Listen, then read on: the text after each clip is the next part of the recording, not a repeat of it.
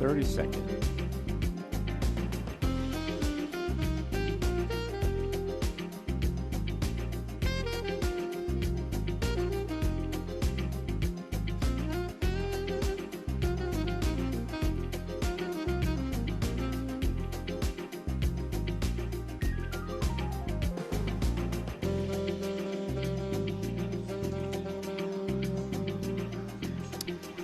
And welcome, everyone, on this Sunday morning from Las Vegas, Nevada, from the South Point Hotel and Casino. It's day number 4, our final day of the 2026 Silver State Indoor Championships. And good morning, everyone, alongside Charlie Swanka.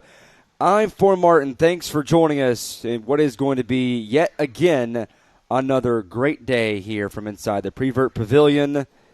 And we got a lot of racing on tap today. Do it all over again today. 24 races coming up. Going to be another spectacular morning. Another fantastic day of bump-up racing. And if you don't know what that is, because I know we're not all super fans, top 2 from each of these lower mains will transfer to the next race and carry on their program, possibly working their way all the way into the A final. We always hope for the double bump, the triple bump. Yesterday we had some very close calls. There were a few drivers that almost worked their way into a double bump situation. We had a couple guys moving from their bump ups into almost the podiums a couple times. So some exciting action in store for us all today. And we're starting things off here with race number 25 of 48 today. It's going to be the Intermediate Nitro Buggy D main. Be 12 minutes in this first one. If you're just joining us, and a refresher from yesterday's winners, in the 40-plus electric buggy was Justin Watson, the winner. Reed Saunders won the Sportsman electric buggy. In the 50-plus electric buggy was Mike Patel. In the intermediate electric buggy, Travis Horn. In the pro electric buggy, Fee was able to get his first win right in the pros. The 40-plus nitro truck was Tyler Brown. In the Sportsman Nitro truck, Dustin Metz. The intermediate Nitro truck was Dylan Peterson. And ending things off in that 45-minute race in the Pro Nitro truck A main, Ryan Mayfield. Race Control updated today's program. It will be a little longer because there's more nitro races than electric races. Yesterday the electric lowers were 8 minutes. Today the nitro lowers will be 12 minutes long, which means we will get some super sweet pit stop action going on today. It's nitro buggies and electric trucks all day long today. There's a final formation being called, vehicles being brought to the grid.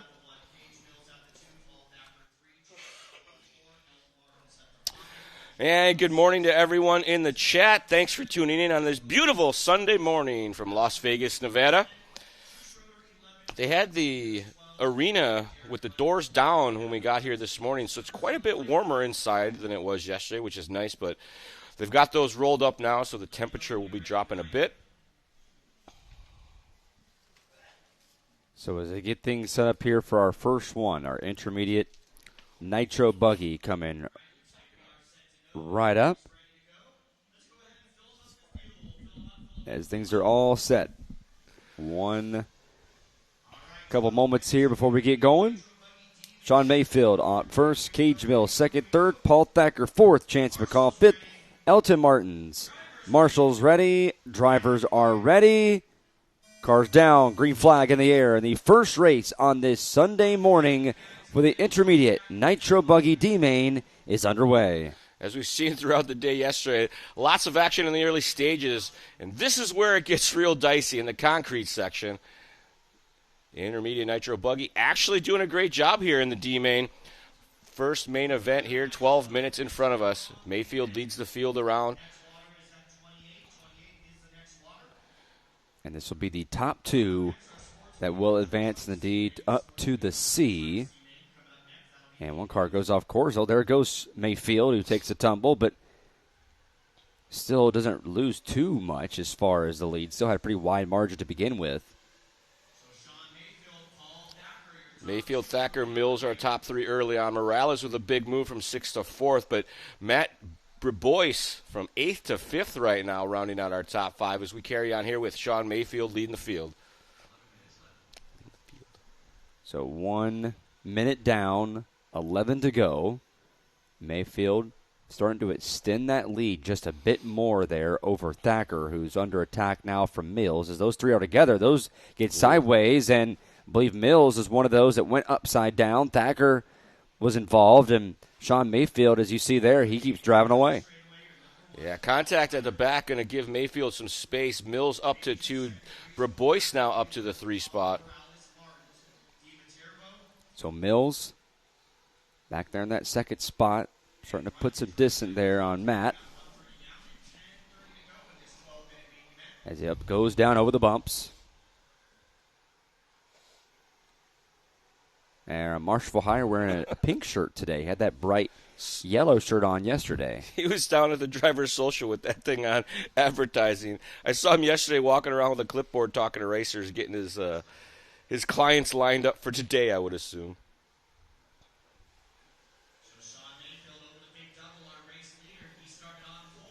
39.5 for Sean that last time by. New hot lap as he starts to gap the field. He's 4.6 seconds to the good right now as he works his way through that backside section. The gentle right-hander jumping down into the rumblers over what I've been calling the speed bump, back up to the top side of the facility. Comes through that very tricky downhill double over the speed roller. They smoothed this section out a little bit last night. They had the Bobcats running. They were up at the top of that turn 1 mountain, I guess you'd say, and it looked pretty precarious to have the loader up there, but you see a lot smoother today. So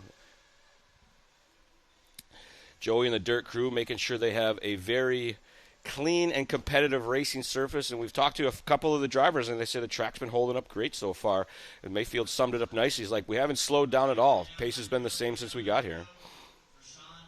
And speaking of Ryan Mayfield there yesterday, what a dominant performance he put in that Pro Nitro truck. Yeah. A-Main there last night, just putting a full clinic on the rest of the field. Uppers, I want to say he had about a 30-second lead. Yeah.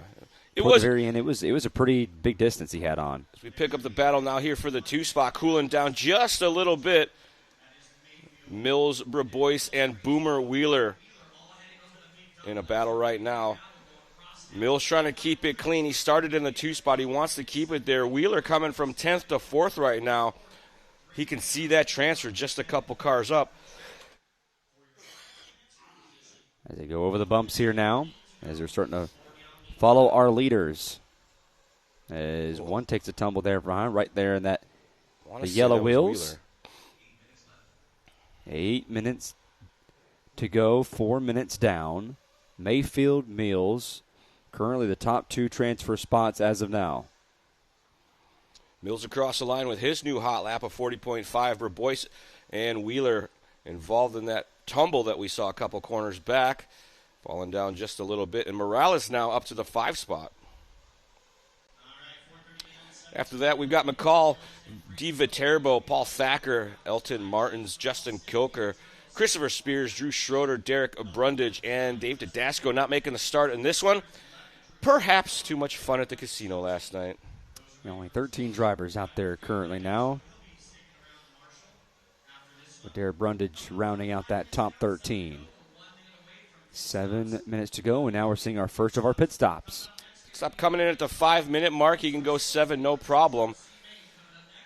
See our pit lane icon on, down and away. Not a fast one, taking their sweet time. Yeah, that was a bit of a slow one right there for Mills. We'll see how much that affects him as he gets back on track, as McCall had a little bit of a faster one at the 7.56. Viterbo now, who's also on pit road. I don't know if I've ever told you guys this, but pit lane timing is maybe the coolest thing that's happened in a long time. I like it. I like it a lot. And it starts right there. They get on pit road. We have a great can that shows it all happening for you all day long. Had some great shots all week.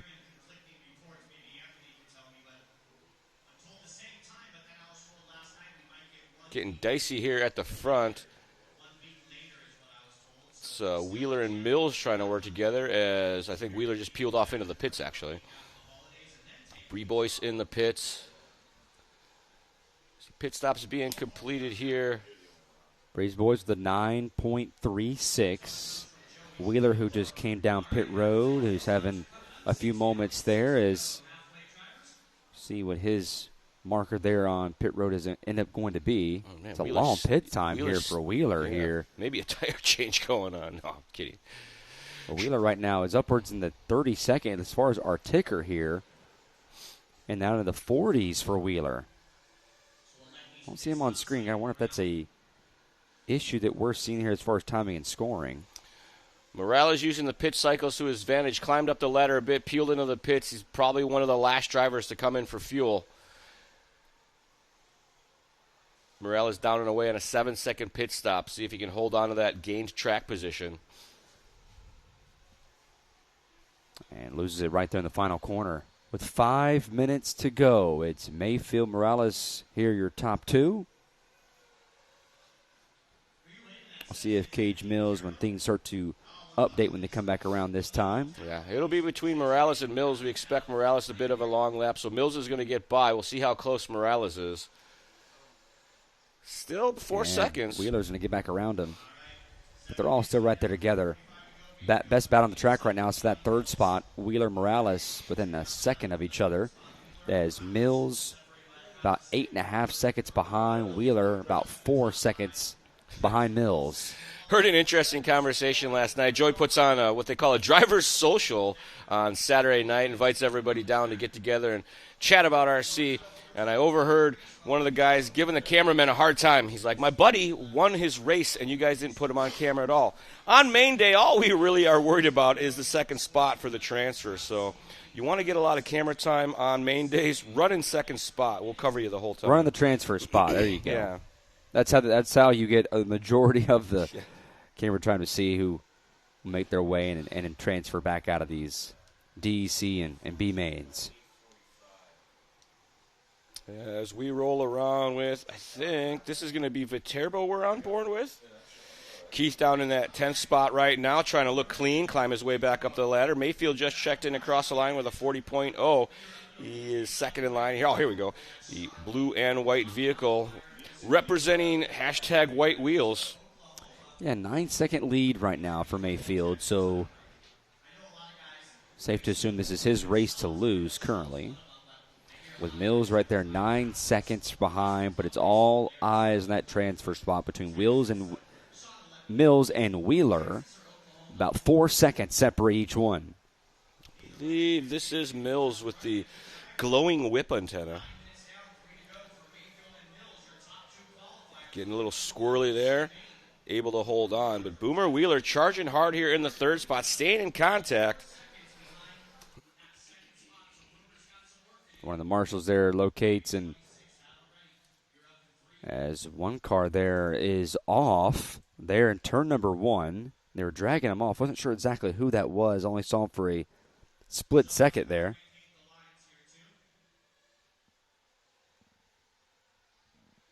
But it's all Mayfield, Wills, Wheeler, Morales, and McCall. That is your top five for now. Wheeler not really closing the gap yet. 4.4 still the difference. Oh, no. Upside down there for Mills. That may be Boomer with him. Oh, sorry. Mills, who's okay there for now. He's okay. Wheeler now just crossed the line. So 4.5 seconds now. Oops, sorry about that. So if he wants to have a shot to move on to the C main, he has to see if Cage Mills makes a mistake at this point, as we're now under 2 minutes to go. Yeah, Mills been a little bit quicker off the run here, bit by bit, kind of eking away up to a 4.6 seconds now. Mills with a 40.1 last time by. His hot lap checks in with a 41.1, so that may give Wheeler a little bit of an advantage to reel him in. He's been in the 40s most of the time. As I say that, Wheeler unfortunately checks in with a 43-second lap time.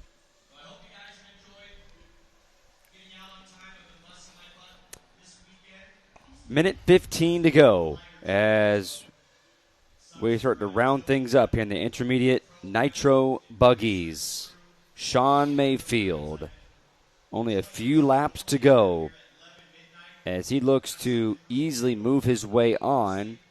Just got to complete these last few laps and keep them clean. But He has done so as far as this race here currently. Oh, bobble for Mills there going up the hill. Not what you need in the closing stages. He still has a 6.5 second advantage now over Wheeler, so try to keep things cool, calm, and collected here for now. Mills looking good, keeping it between the pipes. Gonna probably make it by for one more lap. 20 seconds on the master. Battling there with some lap traffic. Playing it very safe here, going single, single, single. As Mayfield this time will come back around at the checkered flag. Wheeler's going to sneak it across the line, so any problems for Mills here in the final lap could be the gift from the RC gods that Boomer is looking for. He was nearly 2 seconds faster, Wheeler was than Mills. He needs a miracle at this point. Mills looking for some love from Viterbo. Lap traffic getting up in his grill. Mayfield comes across the line. He is going to win. The battle is on Wills and Wheeler. I think that's Wheeler right there, charging hard trying at the to send end. it in. Looks to the inside. I think that's Wheeler, folks. It is. Wheeler gets in on the final corner. Oh, my goodness. Wheeler, that was about 4 seconds faster that last lap. He goes in to advance, and some conversation happening on pit road to see their thoughts on that last corner move for the final transfer. What a start to this Sunday morning as Sean Mayfield advances. Boomer Wheeler on the final corner passes Cage Mills to get the last transfer spot. Wheeler went out on a heater, 39 flat, his best lap, maybe the hot lap of the race as I look down the board. Here it is. So good run there for Boomer Wheeler, keeping his head down. Mills was playing it safe, went a little too safe. Went through the double-double section, got a little sideways, went to the high side. Wheeler ducked to the inside. There was a little contact, but in my opinion, one of them racing deals. Wheeler held on for that 2 spot. Man, from 10th to 2nd, good charge. 10th is Boomer Wheeler, where he started and made his way all the way through the field, passing Mills.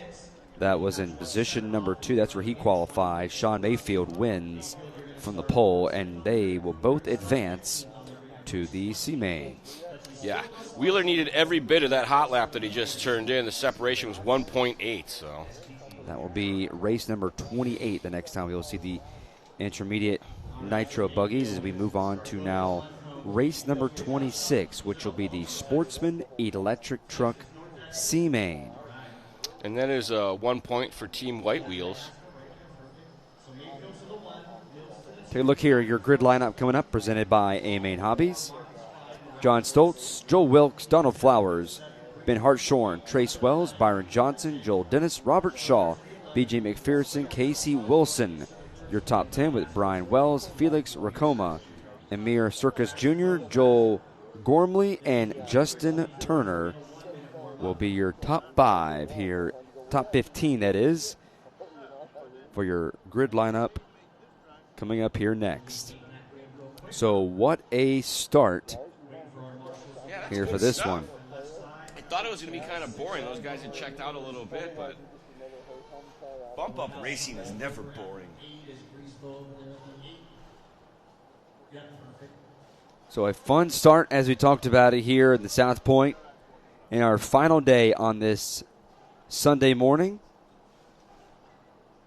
As a Sports Electric Truck C-Main, race number 26 of 48 that we will have today coming right up. Race control taking a small pause to get the starting grid sorted out before they release the hounds. Great shot of our drivers. They're all set up. We had a great crowd for that last race that we had last night for the Pro Nitro trucks. But Ryan Mayfield just put on a clinic in that race. We saw Fee win, have some issues halfway. He was the only one that could really contend with Mayfield. They went back and forth in the first little bit of that race. But it was all Mayfield after Wynn had some issues there. Halfway during that race, only completed I want to say around like 25, 28 laps in that event, and ended up breaking on the back straightaway and ended up having to watch the race from the stands and still able to enjoy it there. And he did get his first win earlier in the day after some of that viral video that went on that last corner, last lap to get his win. Not the way that he wanted to have it. Obviously, we saw him visibly upset regarding that. Had a lot of conversation about that in the YouTube and the Facebook chat, going back and forth, talking about who's at fault, who's not at fault. The keyboard warriors had very strong opinions on that one, that's for sure. Checking in with our Facebook, Danny Trevino, welcome to the show. Jalen Furman, good to have you with us. Jason Schenkel. It's way up there, sorry. Danny Trevino, welcome to the show. Jason Schenkel, Reg Paratrovic, good to have you with us. Jalen Furman checking in as well. Welcome back, everybody. Good to have you with us for another nonstop day of coverage of the 2026 Silver State from the beautiful South Point Hotel and Casino in Las Vegas. Obviously, a lot of good times at the driver's social going on last night here for everybody that was here. We had a lot of people going crazy for the Packers and Bears game that was on last night. I don't think they wanted you to bring that up this morning. Crowd was going crazy in there as they were in here last night. There was a lot of sports ball going on last night. The sports book area was full of people. Every seat was taken. It was standing room only. Jerseys were on. It was quite the experience.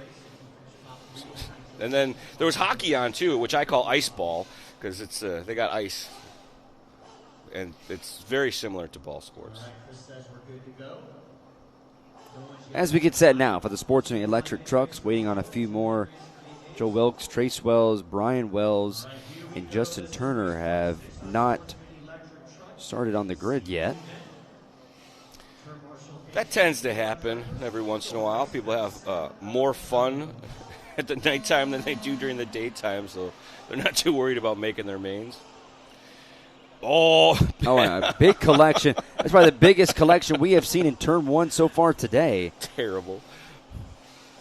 Lead pack gonna get away by a mile. Top three stretching out as there was some contact on Mount Right turn.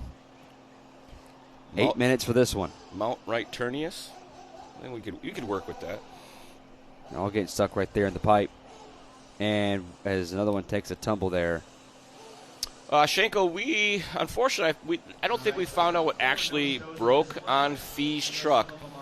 But something happened. It looked like to me it was a driveline problem. I would guess that he lawn darted that pipe. Oh, how about the dancing there? A little dirty dancing back over the top. Had to navigate his way through. Great work by all the drivers to navigate around our marshal over there. Flowers at the front. Wilson to the 2 spot. Emer Karkas Jr. from 13th to 3rd right now. All because of that Turn 1 pileup. The field getting shuffled around hard. Stoltz all the way down to 5. Gromley from 14th to 6th right now. So your leader is yellow wing, white wheels, yellow body. Donald Flowers coming down the double. Sportsman electric truck C main. Going through the doubles there, kind of singling all the way through, playing it nice and safe. Up and over the speed roller.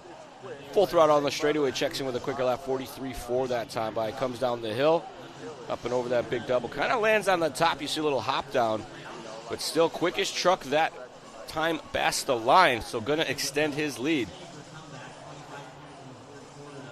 Flowers taking it nice and easy right now. You see he waits till the truck gets squared up before he gets back on the throttle. Comes down through the rumblers, up over my speed bump. Makes that top of the hill right-hander. Very nice on the downside there. A little bit of an overshoot out to the fluff, but able to square up nicely for the double singles. 8-minute final here for Sportsman Electric Truck. Oh! Crashing almost into the marshal's lap right there. Luckily, the cone saved him. 5.5 minutes here to go. As they move on, Donald Flowers, Byron Johnson, currently in your 2 transfer spots. Back on board with Flowers now. Flowers coming down the hill, back up again. Did a 42.3 last time by. They're getting quicker every lap. Big nerves here for our Sportsman division. They're on the world stage that is the Silver State, trying to work their way out of the C main and into the B main. Flowers across the line, bit of a rough one, 44-second lap time. These guys can get down into the low 42s pretty easy. Oh, comes up short right there, goes for a wild ride, back on the wheels.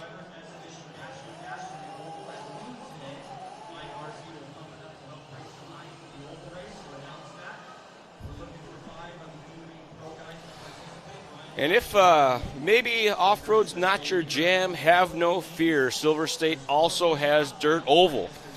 Maybe the opposite of ACL off-road racing. They have a arena just beside the pavilion, and they have that packed full of dirt oval racers.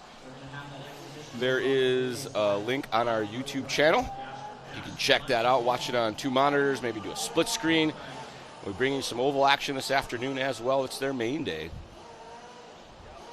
Flowers looking good right now, been clean and easy from the start, continues to maintain this lead. He's got about a 4.5 second lead, and it hovers right around 4.5, maybe 5 seconds, depending on how good or bad his lap is. But Brian Johnson made up about 2 seconds that last time across the stripe. 4 minutes down, 4 minutes to go as we just passed the halfway point. Here in our Sportsman Electric Truck C main. Flowers, Johnson, both currently right now in the transfer spots. See Flowers that just went by, who's leading things over. Johnson, Byron next in Johnson line there, behind, followed up there behind him. And oh, well, Flowers nearly got caught there in the sandbag. That allowed Byron Johnson to catch up just a little bit there, but Johnson really putting some distance now on third place. Flowers and Johnson won't have to battle, but Brian doesn't want to slow down. He's on a decent pace right now, just going to keep hitting his mark, stay in his rhythm. So you're getting closer and closer every corner as Mr. Flowers has been playing it very safe here. As we go back up to the final corners, now Byron Johnson is starting to put a little pressure on the back now of Donald Flowers as those both go right on by. Byron Johnson a time of a 41.9. Flowers 44.3, no. And once again the same thing as last time. Flowers back-to-back laps. He gets stuck right there in the sandbags. Worst third place. Still looks like they were losing some time as Circus Jr. didn't really gain too much. I want to say that might be Circus Jr. next in line there as Flowers slow and steady. Hopefully holds on to at least get second place. Circus with a long road to hoe, started 13, finds himself in third. Has a chip and a chance here for the transfer. Back to our leader now. This is Brian Johnson. Which I don't think he minds that lap car getting stuck right there in front of him. Doesn't have to go around too much. Donald Flowers is now coming by. And a little bit of a slower lap again for Flowers because he had a little bit of a distance. It looked like around 3 seconds just based on what we could see. So after he got caught in the sandbags, Circus Jr. cut into that little margin that he had, and now it's down to a 1.5 seconds. Here's the battle. This is Flowers and Circus. Nose to tail right now. Circus tries to go to the inside, takes him out instead. That was a rough one. He might be slowing down to give it back to him. No, he's not. Flowers just have a bit of a nightmare the last few laps here. Yeah. As he tries to now try and reset. And oh, wow, as one of the marshals threw it right in front of him. That slows Circus Jr. down a little bit. As Donald Flowers comes to the right side, now Flowers flips. I was going to say the RC gods were watching, and they said, Circus, we didn't like that. They gave him a little rough and tumble, gave Flowers the opportunity. They collected each other, and Flowers, unfortunately, went for the worst end of the deal there. A nightmare of the last few laps for Donald Flowers. As he has lost now Circus Jr. as he is driving away. Amir from the back of the pack, now sitting in a transfer with 40 seconds on the master clock. They're coming across the line. Looks like it's going to be white flag waving. Johnson and Circus together right now as Circus has had a lap to forget, check that, Johnson has had a lap to forget as well. Brian take a look back here. Our live RC instant replay as Crash Traffic came through and collected Circus. That RC Karma that we talk about oh so often. Back to our lead battle now. It's Johnson and Circus. Brian Johnson in that dark and pink color car. Oh, that's going to be +1 for Team Yellow Wheels. Johnson across the line, started 6th, going to take the transfer. Emir Circus Jr. started 13th, going to take the transfer. Flowers led the most laps, but didn't lead the laps that counted. Had a rough last few laps that he had there. Saw times of last few times were a 46.1, a 46 flat, a 48.3. Then he rebounded a little bit with a 43.1.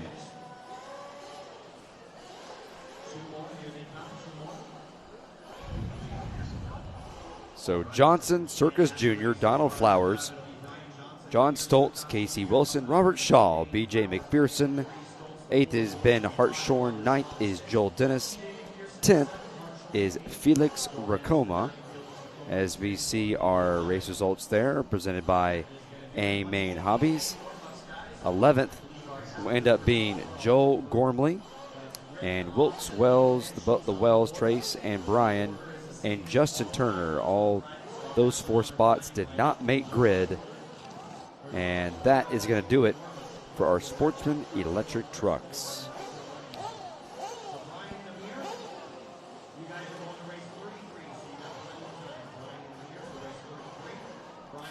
Transfer Racing Sunday at the 2026 Silver State Indoor Championships from the beautiful South Point Hotel and Casino. Mentioned it before, but this place bringing back that old school Vegas vibe. They got free parking, they got affordable beverages at all of the facilities. I think last night our cocktails were like $4 a piece, which is it's a steal in Vegas. Take a look here at our A-Main Hobbies starting lineup for our 40-plus Nitro Buggy. Pepto Garrett, 702 Raceway's former owner-proprietor, going to lead him away with Rott, Friedenreich, O'Hannison, Tridarty Sr., Coker, Calbaugh, Young, Richardson, and Hernandez. As our 10-car field here, this is our first main of 40-plus Nitro Buggy. It'll be a 15-minute affair.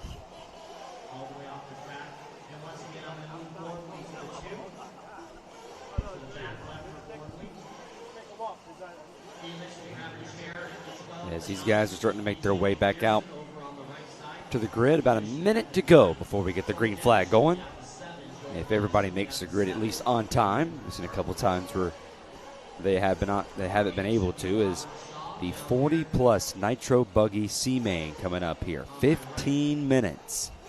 Pepto Garrett on the pole for this one. Chad Rott second. Chris Friedenreich will start third. Shaughnessy fourth. Tridarty Sr. and fifth. Justin Coker in sixth. Seventh, James Calbaugh. 8th, Greg Young. 9th, James Richardson. And 10th, Nick Hernandez, as race number 27 of 48 come next, is waiting and standing by for some of the marshals to get set for our first 40-plus Nitro C-Main. We just saw Byron Johnson and Circus Jr. advance out of the Sports Electric Truck C-Main, and to start the day we saw Sean Mayfield and Boomer Wheeler in the intermediate Nitro Buggy.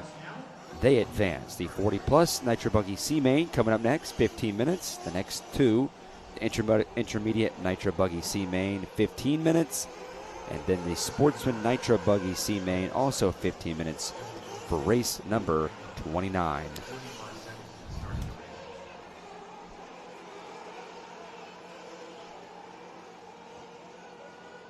"30 seconds before we start to get the green flag. Is take a look right here in the chat one more time. Smiley Hen says, good morning, Charlie and Ford from Texas. Thanks for joining us here this morning.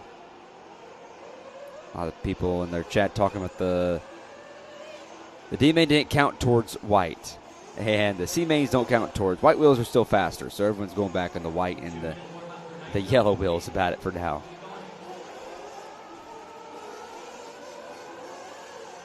So soon the warm-up laps are starting to come to a close.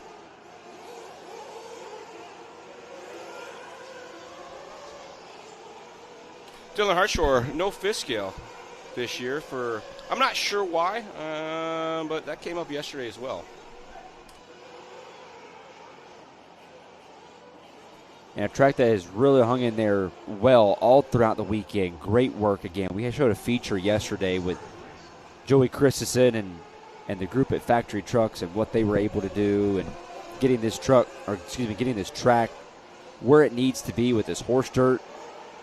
And all the drivers have raved just about the condition, how well it's lasted all week. And that's something that was a little bit of a concern as some of the folks were talking about this weekend. Some in the years past have talked about the track didn't hold on the way it needed to, but this shows the work that this entire team behind the scenes putting this together and making sure it puts on the best racing here for everybody. I think they did a lot of laps with the steamroller on the 2 days of build-up.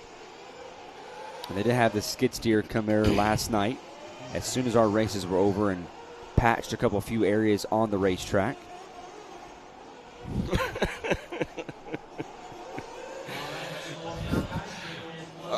Our Faust, that's a good one. Good morning, Mango. Good to have you with us. Thanks for tuning in, everybody. Watkins is back, our official scorekeeper of White Wheels, I think, or our scores. Don Lennox, thanks for tuning in. Jake Pedersen, good to have you with us. I did notice that you called me out on saying your name wrong yesterday. 2 T's makes it a Pedersen, 1 T makes it a Peterson. I learned something.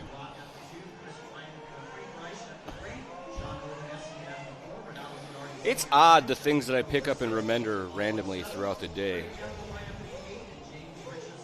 There's Watkins right there. Yellow 1, white 1. So race number 3 about to come up here for the 40-plus Nitro Buggy C-Main. We've already had our intermediate Nitro Buggy that has gone for their D-Main, the Sportsman electric truck. Now the 40-plus Nitro Buggy.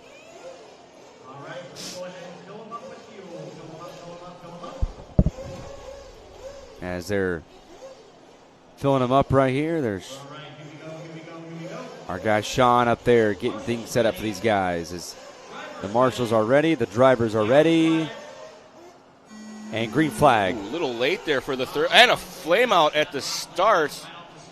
That looks like that was Chad Rock, maybe Friedenreich. When I get to go, I believe that was one of our top 5 contenders that was up there. As they make their way through the concrete portion of the track, some crossovers, some great passing going on along right there. A little shoving, a little bumping, a little banging in the opening lap, but our top 5 going to get well away from the field right now. 10-car field, half of them are half a track down before we even cross the stripe. More contact. It's going to be Pepto Garrett at the front, though. Tradarty Sr. to the 2, Coker to the 3, Friedenreich and Ohanesian. Osanesian. That's what I said. And right there, second place for Tradarty Sr. I believe he got stuck right there in the sandbag. That's going to lose him a couple spots right there in the making. Does that and just nearly cuts off. I want to say that was Chad Rott right there. But in the 40-plus Nitro Buggies.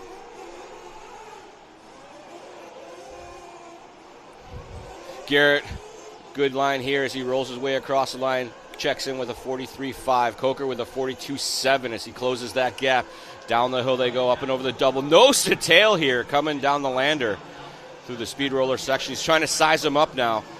Doing that pro line where they jump out to the pipe and kind of berm shot almost off the plastic itself. And it helps him just launch over there. Yeah. Oh, Garrett getting a little wrong though, crossed up. Coker mashes the brakes to avoid the contact. Tries him on the inside. Nearly, yeah. It looks like they tried to avoid each other. Right. They were on a collision course to hitting each other there and just immediately ejected out of that one. The top 3 all right there together. Look at Coker puts on a nice move. And Tradarty Sr. and Garrett collide. Little aggressive there. went to the inside, gave Garrett a bit of the wheel, I'd say. Obviously, I'm a fan of Garrett and a little biased on my side, but Garrett got you maybe that a stuck in racing the pipe deal there a little bit, too, when he got caught. See, Garrett at the bottom of the shot right there, falling way down the ladder, was at the front, now finds himself fifth, but still, 12 and a half minutes of racing action. You never know what can happen or what the RC gods are going to say about all this. Oh, as I say that, Chidardi Jr. runs off the top of the pipe and bashes the topside wall.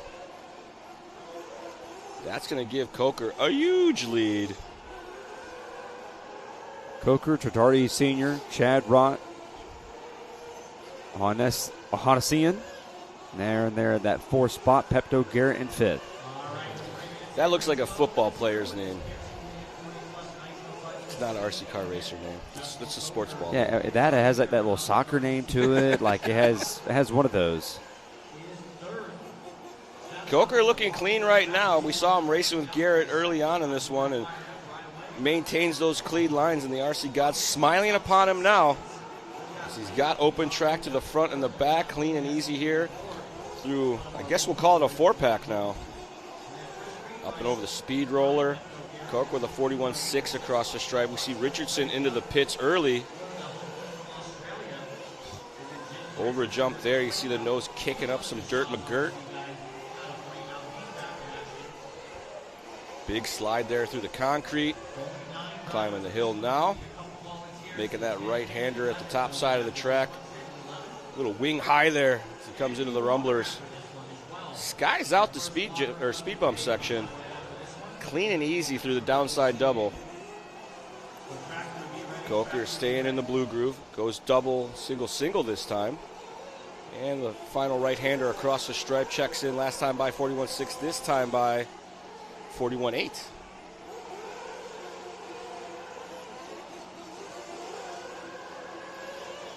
Four and a half minutes down, 10:30 left to go here in our 40-plus Nitro Buggy C-Main as we roll around with Justin Coker, our race leader. We pick and up there. One stuck oh, no. right there on the pipe. That's Chidardi. No, it's not. I lied. A couple of guys getting stuck right there. That's Chidardi. Black wing with the yellow wheels. Renato Chidardi Sr. trying to tippy-toe his way through some traffic, and he's got Chad Rott right with him now. Rott going to the outside. Got somebody rev bombing in the corner over there. Or maybe this is Chidardi and Rott going back and forth. Well, Marshall trying to get him to stop revving up there just a bit. So it looks like Rott had the spot for just a moment. A little bit of contact. Chidardi back by now. Chidardi in the 2-spot. Rott running third. Ohanesian in the 4th spot. I think you got to say it fast. That's the trick. I've been trying to say it too slow. It catches you quick, doesn't it? Ohanesian. It's almost like you're sneezing. Terrible. We come right here to the final corners here. 5.5 minutes down. 9 minutes to go coming up here in this 40-plus Nitro Buggy C-Main. Green flag racing going on here on Live RC. Probably due up for pit stops at about the halfway mark. Expected at 7, maybe 7.5 minutes. Some guys will come in a little early. Some guys will run it a little longer, working for track position and a clean pit lane. We are on board now. That is Chidardi Sr. Working his way through the doubles, getting a little crosstown there. Taking the long way through. Last time by for Chidardi was a 42 flat. This time by his own hot lap, a 41.3.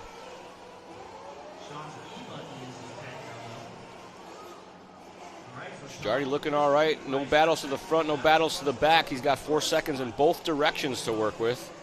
We drop back and pick up. This should be Sean Onesian. Who right now is in that 3rd spot. 4th is Friday Wright. 5th is Pepto Garrett.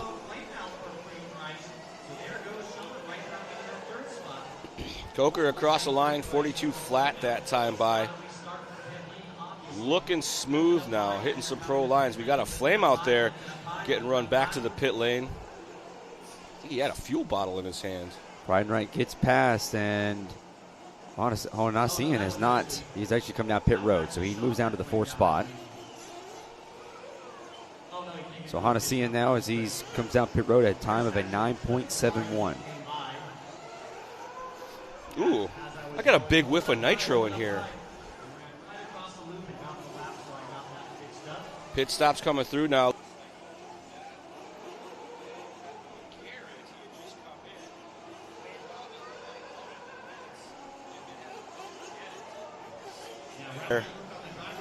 Tough break there for Pepto Garrett, a 20-second pit stop. The flame out and a refire. So Garrett will drop down here just a bit. Honasian now has moved his way to 3rd for the time being. We'll see when he comes back, obviously having that pit stop, but now he officially crosses the line there. Pepto Garrett, as of right now, in 4th. We'll see after that long stop if Kalbach will be able to get around him or not. We'll think Garrett will be able to still hold his position of 4th based on the way the pit time went. Oh, no. One takes a flip there. That's our leader. Coker going for the wild ride. Thought he was coming into the pits. He says, no, not yet. Coker out onto minute number 9 now. So there are a handful of cars that their transponders do not agree with our pit lane timing. So it is possible that he's coming. Looking back down Coker's lap times, he did have a 47-second lap not too long ago. That could have been, that was the crash lap. That was just right now. So Coker's still due into the pits, maybe doing a fuel runtime check, because he is at 9+ minutes now. He's going to come in this time. I can feel it. 5.5 minutes to go. They've already run 9 minutes here. Will not come down pit road this time. Darty Sr. and Coker, the two folks that you are seeing on your screen right now. Coker on the top, Darty second. Take a look back here at our live RC instant replay. As waffle stomping over the top, onto the top. I believe that was Shadarty Sr. and Pepto Garrett getting together. James asked what time they expect race number 48, the Pro Nitro Buggy, to start. Would expect that would be our last race on the evening. 7:30. And you're looking probably around, 7:30. I would probably on the safe side. How about you get here if you can only choose that race, get here at 7 o'clock. You can watch some races beforehand. But 7 o'clock local here at Las Vegas time. Well, we got done yesterday. We were out of here at 7, weren't we? Out of here at 7 o'clock? Yeah.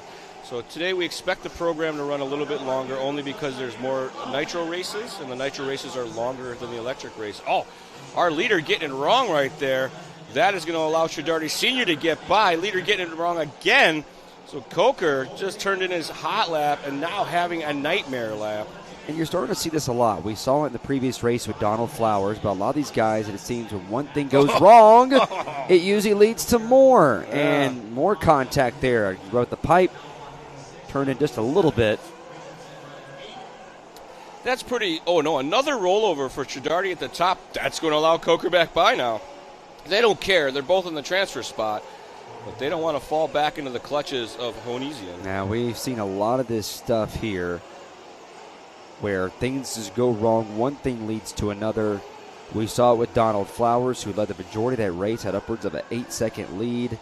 One thing led to another, and where we talked about it, where we had the hobby versus sport convo, and when that comes down to play of the mental side of things, not letting one thing lead to another. We see it in golf a lot, where one bad shot leads to another and leads to a bad hole, which leads to another bad hole, and it all starts breaking down for the domino effect. Yeah, this is a situation where the pit man can be a big help. He'll get in your ear, start telling you, calm down, no more mistake, let's run it clean to the end, take a deep calming breath, stuff like that.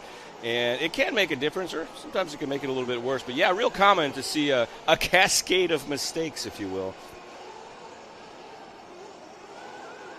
Under 3 minutes to go. Bobble there by our leader. Once again. That was Coker with an unforced error coming down the hill. Tredardi, he goes back around. Well, that Marshall has been pretty busy this race. I think these guys are allergic to the lead, maybe. They want to put on a really good race here in race number 3 on this Sunday. I think what they're trying to do is fall back in the clutches of Sean Onizian, actually. Onizian's been slowly chipping away at these guys, but also not turning super hot laps. More contact. They both get together. They're racing each other really hard, and see right there, O'Shaughnessy there at the very end now, trying to check back in. Still got 2 minutes of what may be mistakes for our leaders right now. Onizian's pitman's probably hollering up at him. They're giving it back to you. Just keep it between the pipes. Another small bobble there, but not that bad. Easy for us to say. If you guys have ever seen me run laps, I'm much worse than this. Coker, Tredardi Sr., your top 2 for now. O'Shaughnessy in 3rd, Garrett 4th, Breidenreich 5th, Cobal 6th, Greg Young in 7th, James Richardson in 8th, Chad Rott with a flame out in there. He has only completed 7 laps. He's down in 9th. And Nick Hernandez, who did not make the grid. So it's Renato and Justin at the front of this one. You see them both here in our shot. 3rd spot, O'Shaughnessy just at the line now. So he's 20-plus seconds behind this battle. These guys have room to make a couple more mistakes. And a lot of times they're not really even trying to race each other. It's one of them run-your-own race situations, race the track, not your competitors. Race yourself in a lot of situations. So you've seen here, these guys both running very close together here.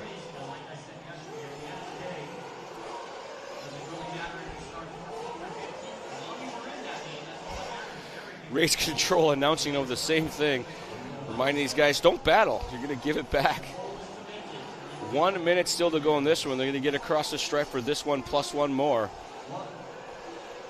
Their race to lose as O'Shaughnessy now is in that 3rd spot. He has not crossed line, just now did. So things are going to have to go incredibly haywire for Tredardi Jr. and Coker to take care of their stuff. As well, haywire is a good word for it because we've seen it go completely haywire several times here in the closing stages. Last lap battles. I want to say that is O'Shaughnessy in there right in front of him, that red machine, as they're about to catch right back up to Tredardi Jr. and Coker. 1-2 for the time being. Just got to take care of their stuff. Our top 3 are scheduled to go 21 laps. O'Shaughnessy has to get across the stripe before time expires. He may not make it as we're at 4, 3, 2, and 1. This will be it. This will be it. Nope. As they come across the line. Did make it. And Tredardi Sr. is going to win. Coker will finish 2nd. O'Shaughnessy was going to finish in that 3rd slot, at least for now, as he is on lap number 20 already. A couple of these guys, they battle, come across the line of the pipe as they made some contact with it. They come across and they will finish their laps. Breidenreich will finish 4th. Pepto Garrett, that is, will finish in position number 5. James Caldwell will finish in 6th. Greg Young, 7th. James Richardson, 8th. Chad Rott, who flamed out for 7 laps, he finished 9th. And 10th will be Nick Hernandez after not starting on the grid. Danny Trevino checking in from the book faces. He said he had to miss this year's event due to managing and operating Arizona's newest RC complex. Currently, we have a dirt oval, a 10-scale off-road outdoor track, and in the makings, an 8-scale and 5th-scale off-road track, as well as a 300-foot asphalt drag strip. Yeah, been a little busy. Trying to bring the gas truck Nats to our track as well due to the recent cancellation at HRCR. So, Danny, thanks for tuning in. Thanks for updating on your status. Punch in the name of your new facility so I can say it online.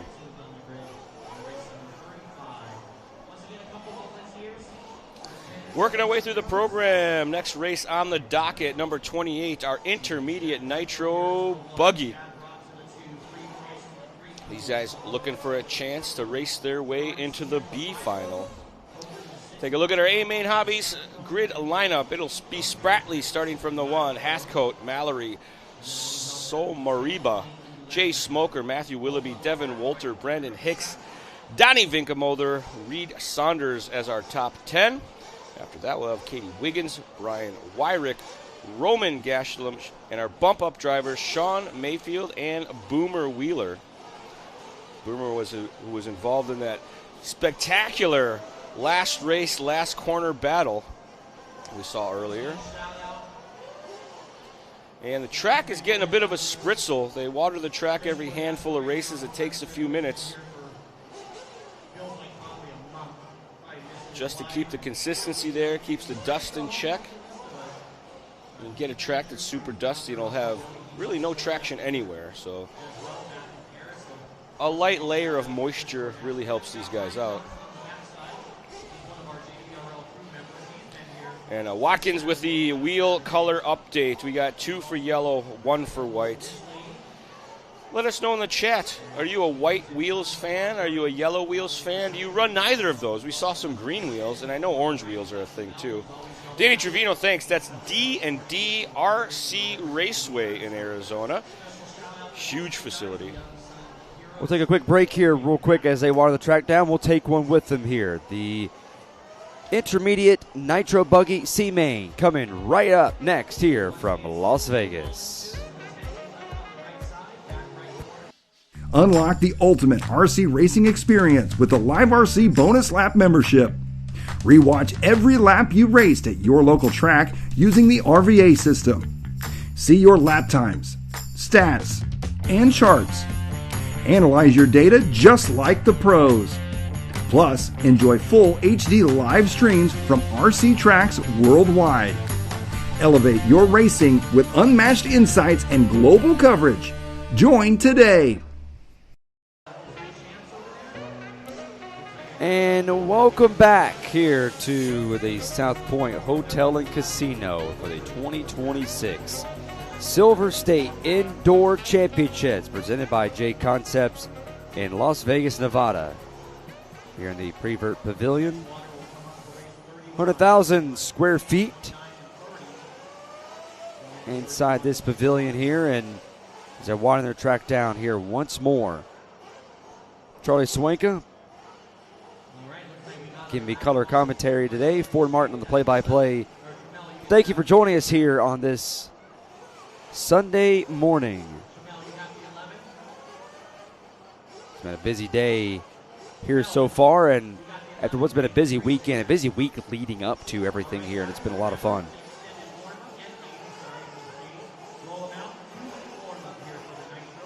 I'm sure you can check out coming up here today, the Oval Series will be having some of their racing going on here later today. You can also check that out on our Live RC YouTube and Facebook page. You can go on over there and check out some of the racing that's going on right behind us, and after Joey Christensen was talking to us about, really want to have that, try to have that festival vibe to this weekend, and they certainly have done that. Been a lot of entries over there on the oval side. You can see it right there in that back corner where it had the dirt sign there. That's where that oval race is going to be at. So great racing back over there. And uphill work has just been treacherous to some people this weekend, but it's been a lot of fun watching it all. So they have the concrete getting a little bit darker. They watered it down just there a little bit. They're going through it and heating that portion of the track up there once more, and they have not reapplied any more dirt. That is right there where the concrete is at.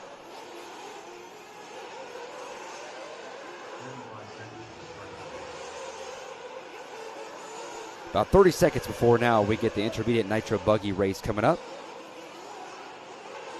in their C-Main. And we already saw the Intermediate Nitro Buggies on track already today with Sean Mayfield and Boomer Wheeler, who made that last lap pass on make that on, it was Cage Mills in the final corner to advance to this C-Main.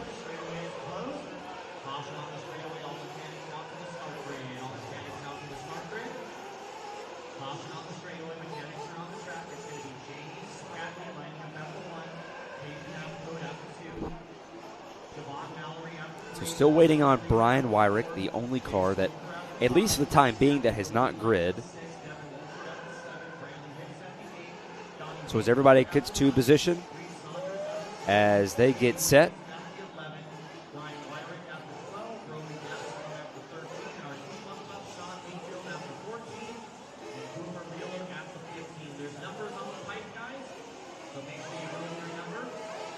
so everyone starts to make their way over to the grid. There's Callie himself right there.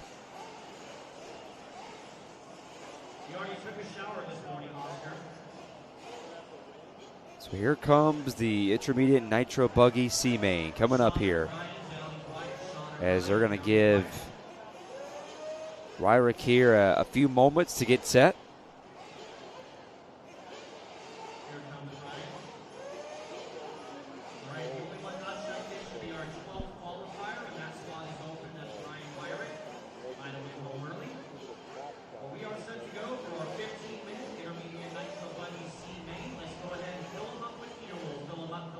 They're going to fill these guys up as much as they can here. So the intermediate nitro buggy, 15 minutes coming right up.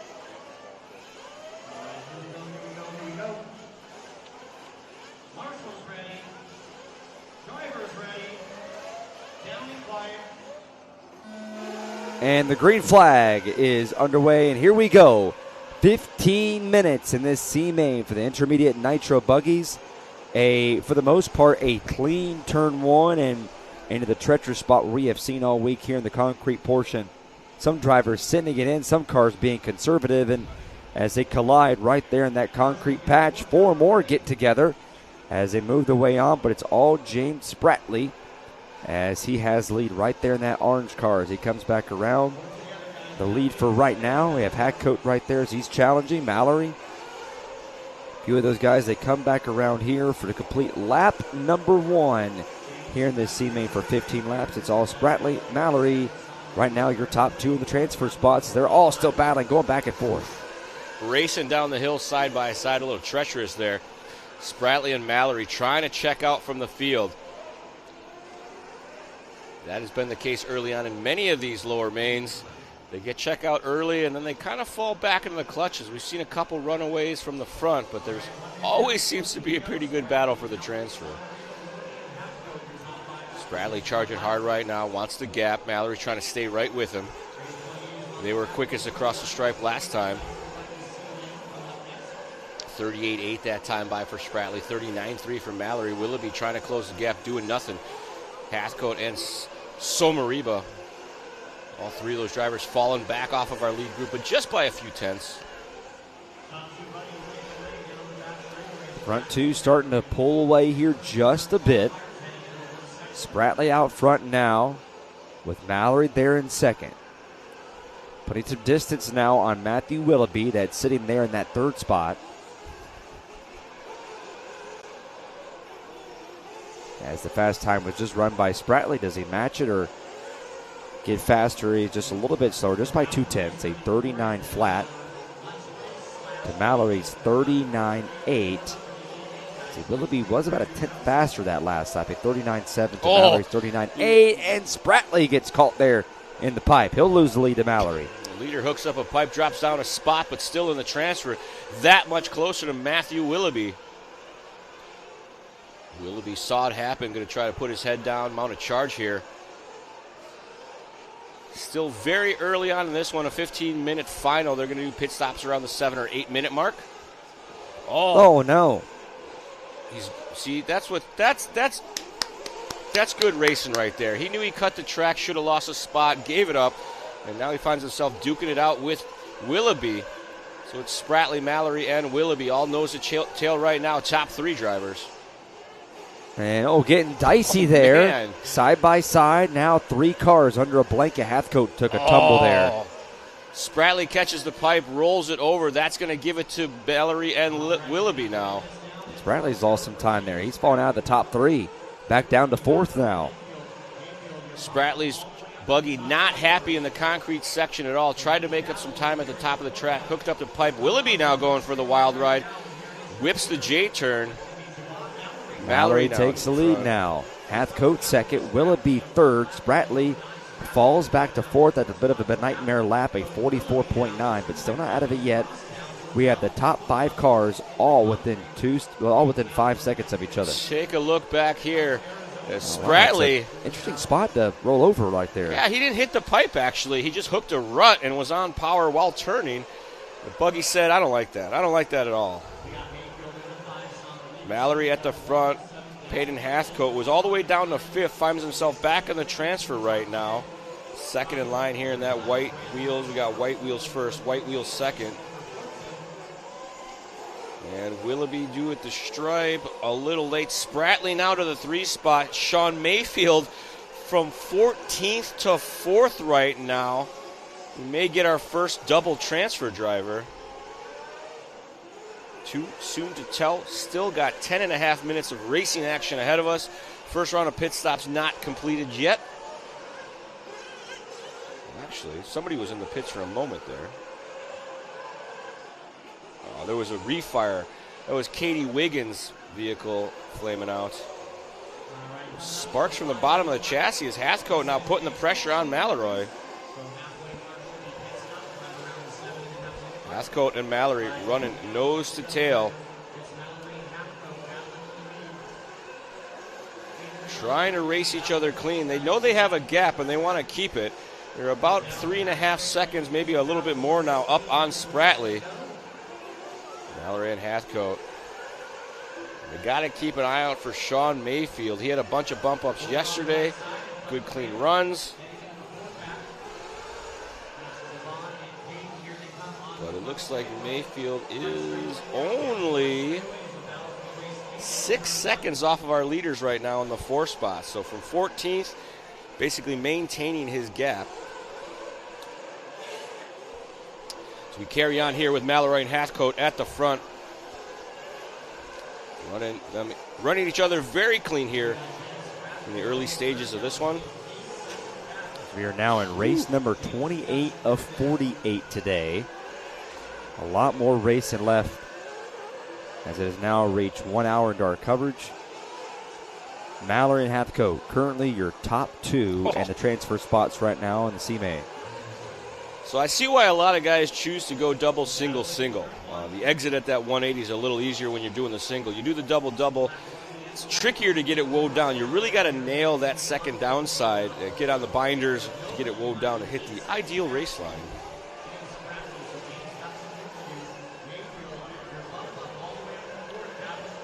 The Hathcote there got a little sideways there, but only just lost a few ticks. Mallory looking pretty comfortable right now, just hitting his marks. Not a lot of wasted movements from the buggy going double, single, single. As you see there, Hathcote charging through the inside double, double. Little overshoot to make Mallory kind of clinch her up a bit there. Well, that's what I said. Words are hard, folks. Mallory still leads the way. Hathcote there in second. They stay 1-2. They currently have the transfer spots with 8 minutes to go.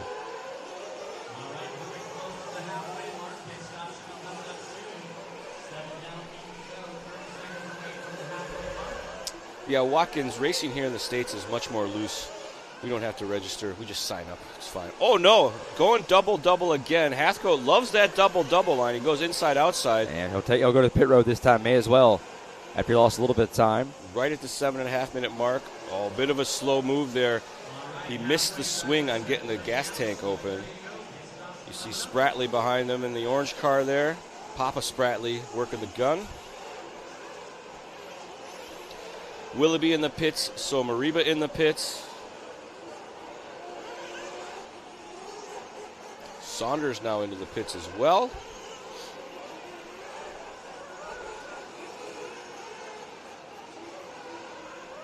Here comes Wiggins into the pits.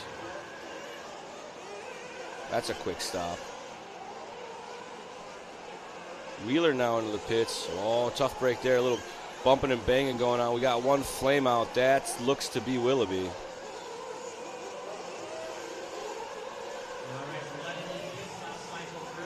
Starter box not cooperating. Reaching down for the glow igniter. Can't find it. There it is. Doesn't want to fire. Here it goes. Going to top off the tank. 6:18 remaining now left. As they look, all the Cali there is seen right there on your screen. Try another starter box. None of these starter boxes are cooperating for him. That's the wizard. Wave your wand at it, bud. As you see it right there, still working on it to see if they can fix that. And just, Man, so they maybe got it going. They finally did. So good work getting that going, but tough luck as a slow pit stop. Meanwhile, we got a four-way battle coming back into the far side of the track between Spratley, Sean Mayfield, and Peyton Hathcote. All contact there. As I want to say it was Hathcote and Spratley. Maybe it was Sean Mayfield. First in line here going to be our newest transfer driver. And was going the wrong way for a portion right there for a moment. There's Spratley getting sideways. Sean Mayfield now to the transfer spot. Back and forth here for the time being. But it's all Mallory. He has pulled away now. 9 seconds is the lead, but it's all the second, third, fourth, and fifth, all within a second of each other. So Sean Mayfield looking for a double transfer here, but still got 5 long minutes of racing ahead of us. He's going to be the white buggy with the black wheels. Hathcote is the white buggy with the white wing. I'm sorry, black wing is what I meant for Mayfield there. Hathcote got the white wing, and Spratley in the all-orange. Here comes Hathcote. Super line through the doubles, tries to take everybody out. Every time he does it. I don't think that's very nice, sir. You should work on that. As they work together here to stay clean. 4.5 minutes to go. Trying to chase down Mayfield. He's trying to get the double transfer. The other driver who transferred this race was Boomer Wheeler, currently residing back in there in the 11th spot. But Mallory and Mayfield, your top two in the transfers as one car goes wide. That was Hathcote going for the wide. Spratley put a wheel on him. They made contact. They drove away side by side. Hathcote wanted it back, made a bobble by himself at the top, found himself off the racing surface. At one point, it was 4 cars going for one spot a few laps ago. Now it's down to 2 for one spot. The transfer, it's Mayfield versus Spratley. Spratley, who had the momentum, was leading this race earlier on, pulls a crossover move. They leap over the top. Here comes Mayfield. He tangles and takes a little bit of a spinorama there, but they keep it going. Spratley takes the point now for the last transfer spot and starting to put on a few distance there now with Mayfield there behind. Good save there by Sean Mayfield. We've seen many drivers come through that concrete patch, get it wrong, and it just gets worse and worse. He was able to just do one hyper donut and maintain his line. He gets back on his marks now. He wants back to that transfer. He had it in his hands for a handful of laps there. Going to keep the pressure on Spratley now as they work their way through the center side double. Bit of a bobble there for Mayfield, pushing a little too hard. Here they come to the concrete. Mallory still out front by 5 seconds. They have cut in that lead a little bit. Slower lap for Mallory. She had a 41. He had a 44 flat. Spratley with a 39.5. Spratley, who currently right now, who just a lap before, just ran the fastest lap of the race with a 38.3. Spratley now comes back around, who's trying to capture the lead and pull away from the second position. And is that smoker, yeah, check that's that wristband that's kind of hanging there on the wing. Makes it easy. Oh, wow. So Spratley put his head down, couple clean laps in a row. Mayfield not clean laps in a row. So Spratley gapping out to 2.5 over Sean Mayfield. Still has 2 minutes left to go, as if we've seen many, many times so far today. Anything could happen here in the closing stages. Spratley trying to hit his marks now. On the binders up over the W goes double, single, single. Makes the left-hander, speed roller section, crosses the stripe to the 39.1 last time. Nice and consistent 39.2.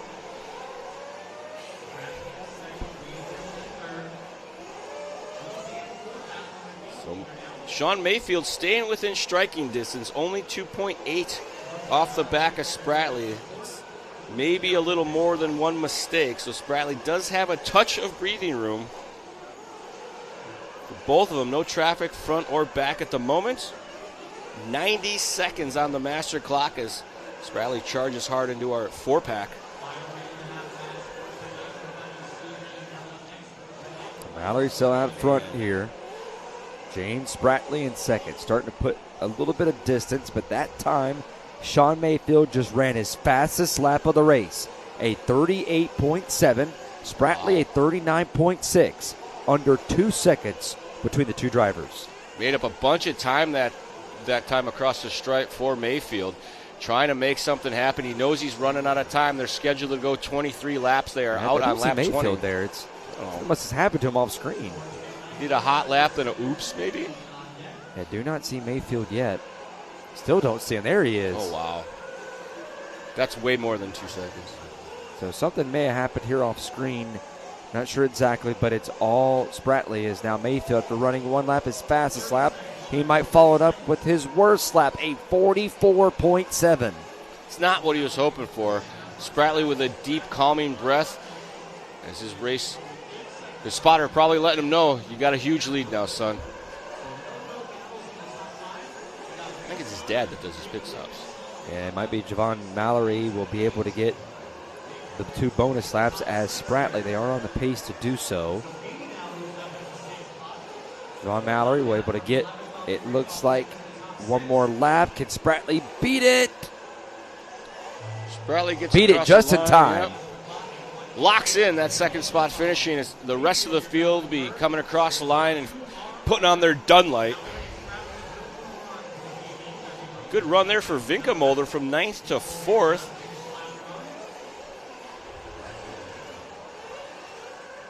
We roll on the outlap now for transfer driver James Spratley. He started on the 1 point.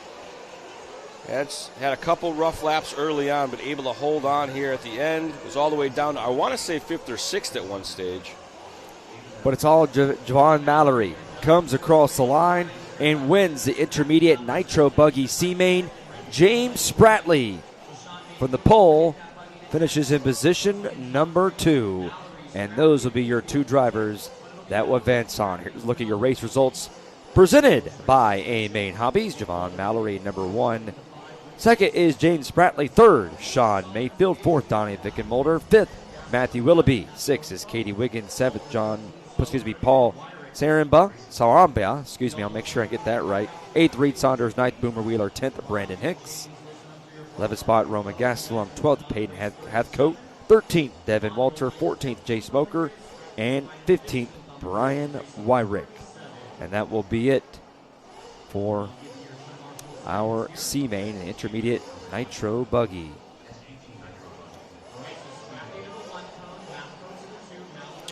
Working our way through the program. Up next will be our Sportsman Nitro Buggy C-Main event. Our A-Mains grid lineup, Mr. Mike Bennett, Matt Morrow, Pepto Garrett, Michael Takami, Donald Flowers, Trace Wells, Jim Lemming, Mason Westergaard, James Richardson, Robert Wells, James Calbaugh, Mike Pavia, Raymond Gonzalez Emer, Sarkarkas Jr., Jeremy Smart, Braden Damazzi, Chris Champlin, and Ethan Northern. 18 cars in this field. That is a full driver's stand. You see, they're packed in there. We got one guy driving from the ramp area even.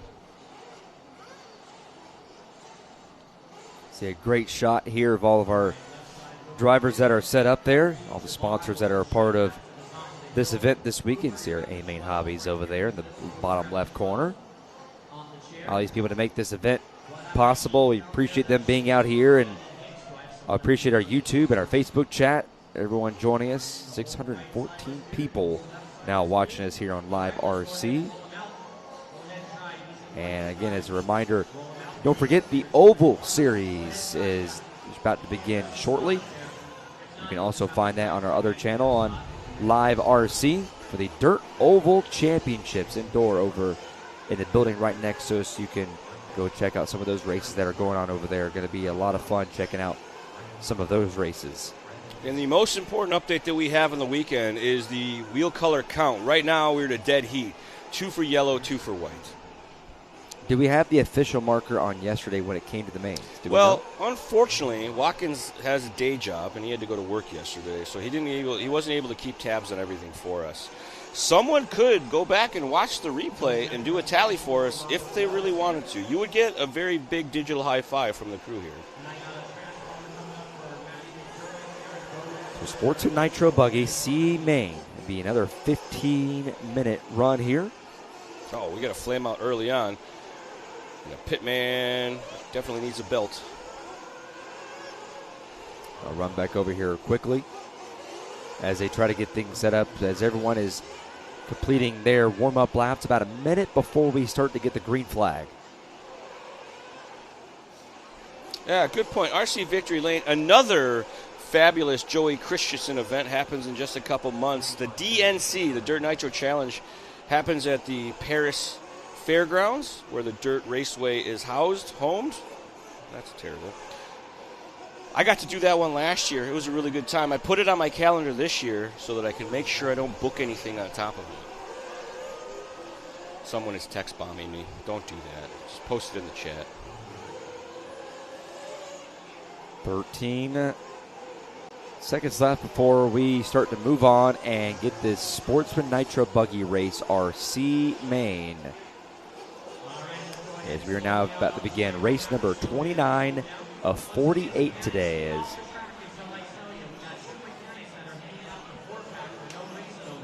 things will go ahead and end up today with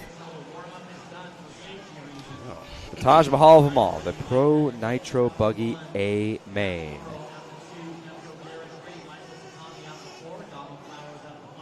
So as they are now starting to make their way out here to their positions.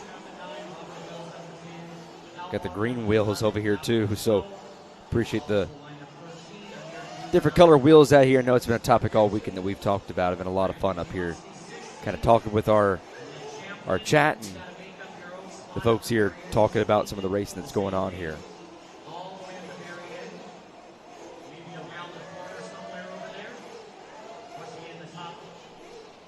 So as our marshals start to take their position, I don't know, Watkins, what do you think? Do you think Green Wheels has a chance here? Do they go and take the win here once more?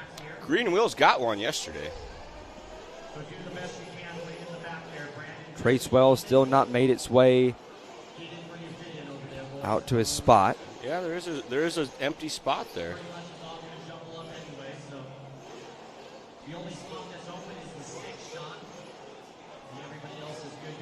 So everyone else is in a good spot. Tracewell's had one car coming in here late. They're going to give it a few more moments here.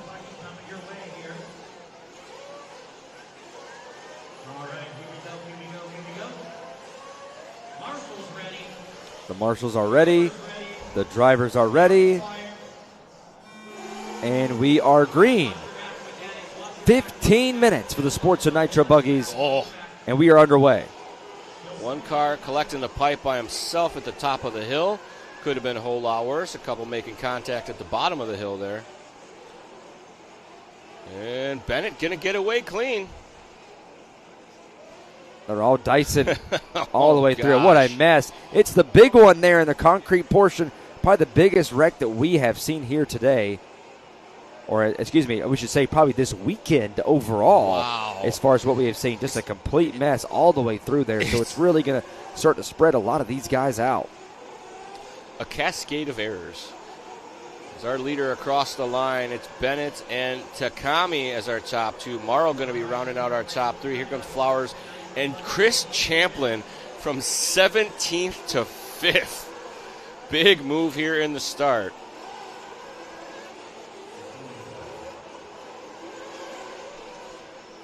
And one flips over back onto the other side of the track. And over the bumps they go. It's Mike Bennett. Takami there in second. Morrow in third. Donald Flowers in fourth. Chris Chaplin in the fifth position. And yes, X-Shark, it looks like some ice as far as how they ran it. They did just water it down the race before this one. So maybe there's still some Water's still on the track. One car caught it at the wrong spot, and just a domino effect of just every other car there falling behind had nowhere to go, and ended up resulting in what has been the biggest melee that we have seen today. The big one out there in the concrete patch that we see over there. It's been all over the place. One goes end over end, and they finally get it going, but it's all Takami here so far in the time being. They're leading in position number 1. The start ramp area seems to be working its way into the race line, or the race line is working its way out to the start ramp. I'm not sure which way that works. Takami across the line, Morrow in the 2 spot, Champlin right with them. Man, from 17th to right into the sandbag, too. Hard crash for our leader. Here goes Morrow, and here comes Champlin now on the back of Takami. 4 cars all right there together, and just as we say that, Champlin got mixed up there just a bit. Takami throwing a wheel in on the inside of Morrow. Morrow says, okay, you can go there for now. I'll wait patiently back here. Takami with a bit more pace here. She's gotten by and gapped out just a touch. A little bit of crash traffic in front of our leaders. Luckily, these things have brakes, was able to avoid the contact as our lead group comes across the line. Get through some lap traffic. 4 cars together here, 3 of them are in our lead group. 4th in line is lap traffic. As it looks like, I believe that is Champlin now getting into the mix. Want to say he got around Morrow. Morrow was in the white on white with the black wing. Slide job there. Oh, he may have elbowed him right there on the straightaway in the back over the bumps and hit on the wall. I believe he was able to continue on there, but just almost gave him the side elbow there, and after making contact midair.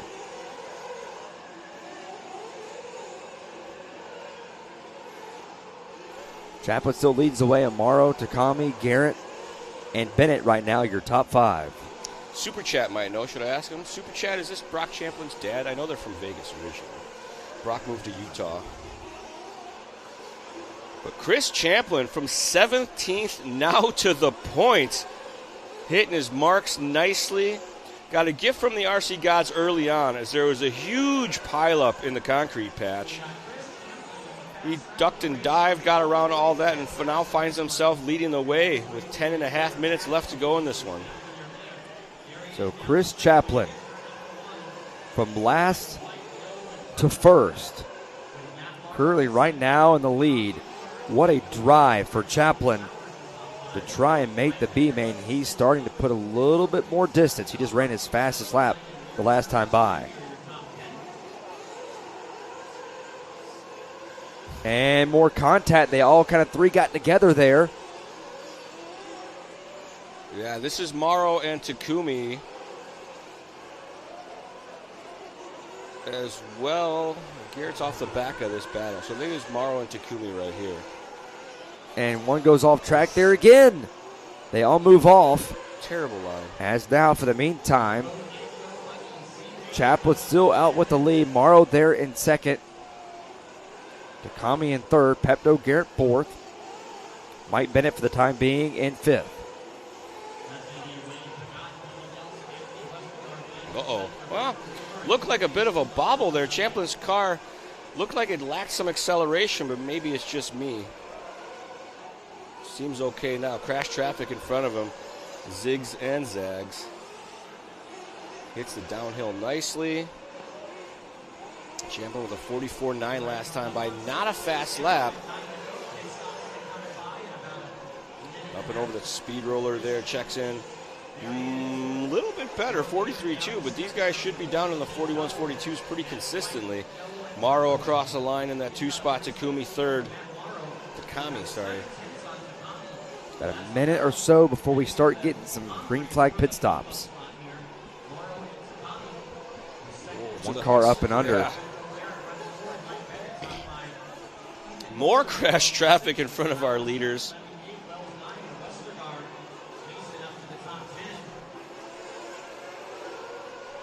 Sawing on the wheel now as Champlin comes down the hill. Goes double, single, single.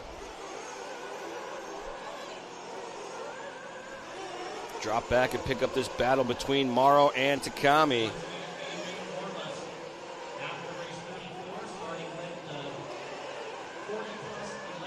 So as we are on race number 29 of 48 today, yes, the A main for the Pro Electric Truck is race number 43. The Pro Nitro Buggy A main is race number 48, the last race on the day. On board with, this is Takami, the green-yellow paint job. He's got a yellow-green wing with Team Yellow wheels. And we are being told from Jeff Guest in our Facebook chat, yes, he is Brock's dad. Oh, thanks, Jeff. And that is Takami coming into the pits. Chris Champlin in the pits, Takami in the pits, Morrow in the pits, Caracas Jr. in the pits. So Champlin, he's created a bloodline of fast RC racers. Both of his sons pretty quick wheelers. And his eldest, Brock Champlin, your most recent two-wheel drive off-road world champion, so very impressive. More pit stops cycling through. Flowers and Pavia in the pits there. Frantic hands action. The pit man get to work.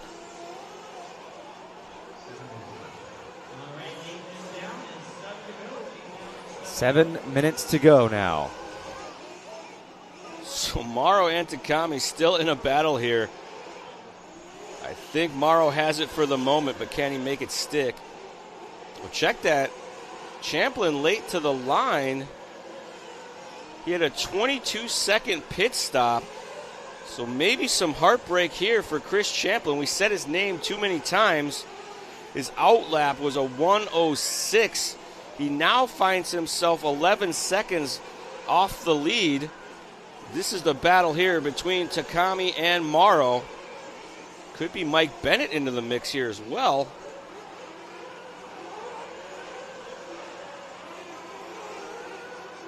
Look here in your bottom right hand corner. There's one stuck right up against the pipe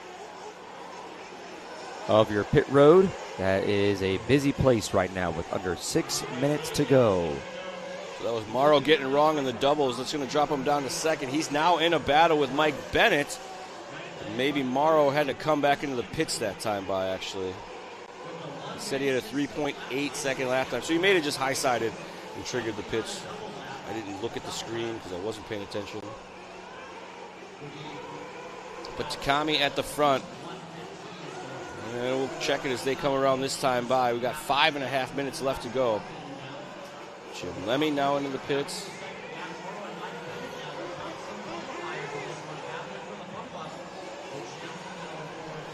Let's cross the line. Takami's still your race leader. Morrow is going to make his way back around. And he will be passed there by Bennett. So Bennett now moves in the transfer with 5 minutes to go as we reach our 10-minute mark. We'll stick on board with our race leader, Michael Takami. He's been in the mix this whole run. Now finds himself with about a 4.5 second lead over the field. A slide job there, able to get it back down onto the racing line. Wiggle of the wing there. High side, squares up. Goes double and singles through our 4-pack. Through the roller, across the stripe. Another mediocre lap, 44.4. Not fast, but not slow. Bennett with a 43.9. Morrow and Champlin after that. They are pretty close together, but they are still 3 or 4 seconds off that transfer battle.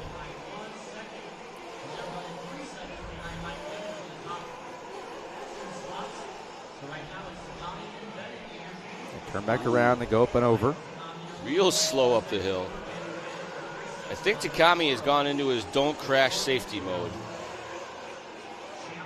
Last couple laps not really pushing the pace very hard, just kind of running around middle of the track, 44s and 43s.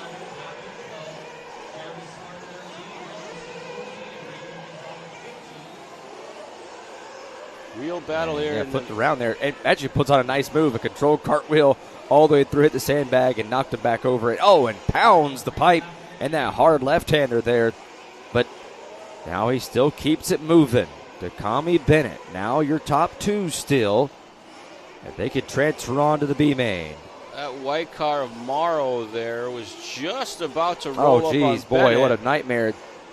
Right there in the slippery portion of the concrete. Kit's a little squirrely and trying to get it back underway. Oh, gosh. Collision midair. Oh, bad to worse. And, oh, boy, our Greenwell's friend gets stuck there just a bit. This might shuffle things up a bit. Bennett's still in 2 spot. Champlin now to the 3. Champlin is only a half a second off the back of Bennett right now. Oh, another flip again. Don't think green wheels was Bennett, was it? Chat knows. That may. They got close there. Looking at the ticker, Lifetime Scoring Engine has this wonderful feature of a status bar that goes across that as you watch racing, you'll pick up what corners mean what distance on that status bar. And I think that perhaps Mike Bennett was the green wheels. We're about to find out. So Takami with the bobble there late to the line. This is going to change things up. Yes, it is a 3-way battle for the top spot. Champlin now to the transfer. Bennett down to 3rd. Takami at the front. And Pepto Garrett into the mix now. These 4 cars all battling for the top spot. Yeah, so Takami there in the first spot. He's got about a second advantage over Champlin. A second and a half. But about 2/10 from behind is Mike Bennett to try and get the last transfer spot. 3 cars going for 2 spots. Which one goes home? 90 seconds to go. Champlin saw him getting sideways, backed it down. He was expecting a wreck from Takami. Cost him a little bit of time, but able to maintain that 2 spot. And you see he has a bit of a gap over 3rd place runner. Now Pepto Garrett to 3. Yeah, Pepto Garrett now has fallen back. He's 4 seconds behind that 2nd spot. Does he have a miracle left in him? As Garrett trying to inch closer to find that last spot. This is Champlin trying to hunt down Takami and stay ahead of Pepto Garrett as we switch back now to Takami getting a little sideways there. Champlin in that purple-yellow paint scheme. Takami in the green and yellow. Both of them representing team #Yellow Wheels. But now under 50 seconds to go. Who moves on? Now with Pepto Garrett, 4 seconds back behind the next driver in Chris Champlin. Man, a lot of action here in the Sportsman Nitro Buggy C main. There's been, I think, 4 different leaders and maybe 5 different drivers in the transfer position so far. But right now, these 2 drivers have it in their grasp. They're trying to make it across the line one more time, but so is Pepto Garrett. He's going to hope these guys collect each other. Think Pepto's going to make it across the line. He's going to get caught at the line unless he pushes real hard. Can he push it hard? I don't think he, let's see, right at the buzzer, he made it just in time. So he's able to complete his lap. Bennett's going to come back around and finish in 4th. So any contact between Takami and Champlin may be the gift that Pepto Garrett needs. He's hoping these guys race each other. He's a couple corners back, so he's going to need more than one mistake. This is the battle for the lead, though, right here currently. Takami and Champlin, the top 2 drivers. Now, he gets wide. Here comes Champlin. They cross each other over. They try to be careful. They bounce and go upside down. Here comes Garrett. Does he have a last final charge? I think he's going to run out of time. Champlin is going to win. Takami, after a quick sweat there just a little bit, he makes it across. He gets the last transfer spot. Pepto Garrett will finish in 3rd. He'll come up a few seconds short. The Holiday 4-pack has been a very treacherous section for the drivers. It's a real short run-up. They're on braking, on power, getting squared up and hit that right has been pretty tricky. So we take a look at our A main hobbies race results. Champlin and Takami with the transfer. And it was Garrett, Bennett, Flowers, Morrow, Wells, Northern, Fleming, Westergaard rounding out the top 10 with Serkis Jr., Richardson, Jeremy Smart, Mike Pavia, Raymond Gonzalez, James Calbaugh, Brendan DeMazzi, and Trace Wells rounding out our 18 buggy Sportsman C final. Whose idea was that? But I guess it did save like 15 minutes on the program, so we'll go ahead and agree with it. Another yellow wheels, so that's 3 for yellow wheels, 2 for white wheels. Pretty good last lap, I would agree. Tyrone Robinson, welcome back. MotorWorldMedia.com. Good to have you with us. X-Shark, thanks for tuning in. Spectra V3i. Look at Tyrone Robinson is on both of the chats. He's doing double duty. He's got multiple screens open. Yeah, we're going to take a look back here with one of our live RC instant replays at that final corner. As you see inside, gets it squared up, goes for the wild ride, and just at the top of the shot there, that's Garrett trying to reel these guys in, but running out of time. A great last lap that we saw there in what has been a fun start to this Sunday here in the last day of our 2026 Silver State Indoor Championships here in Las Vegas as we take a look at our Pro Nitro buggies that are about to come up next now for their C-Main. Wade Piggott, Dylan Nelson, Anthony Westergaard, Daniel Sedler, Boomer Wheeler, and A.J. Schumacher coming up here for our 20-minute C-Main. So this one's going to be fun to watch, but hey, let's take a look at here one more time. We have the Oval Series that's going on currently right now for the 3.5 sprints. They're out there now currently. A lot of fun going on over there. You can go and check that race out on Live RC on our YouTube and Facebook. You can put the double screen on going right now. Pretty easy if you're trying to watch on a laptop. Have one tab open for what's going on over here, and then the other tab going on over here. So great stuff happening here. Or you can just do what we have right now and just kind of have this at least set up for the meantime of the Pro Nitro buggies getting ready for their warm-up laps, and you got some work going on over there, the oval stuff there on the bottom right corner. Great stuff over there, and be sure to check out both here all day long on this Sunday afternoon.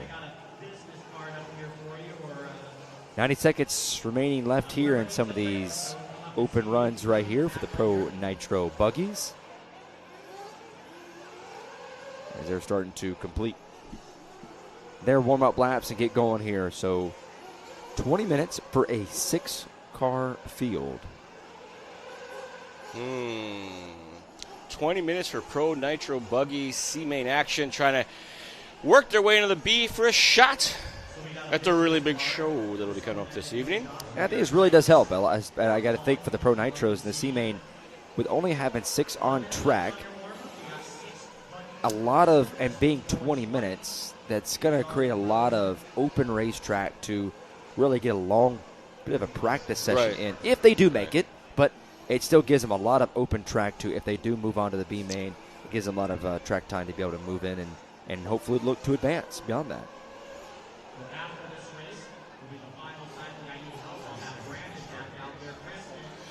It'll be a 6-car sprint.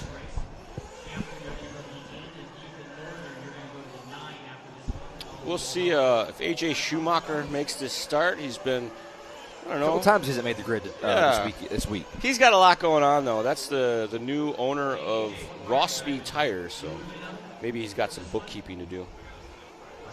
We did have one of the races that ended up resulting in the race just being called short after 2 laps. Yeah. Well, that was a 2-car race yesterday. I think, again, it was the Nitro Truck C-Main, and they just went out for a little grudge match. They figured they'd race till the first guy crashes, and that lasted about 4 laps.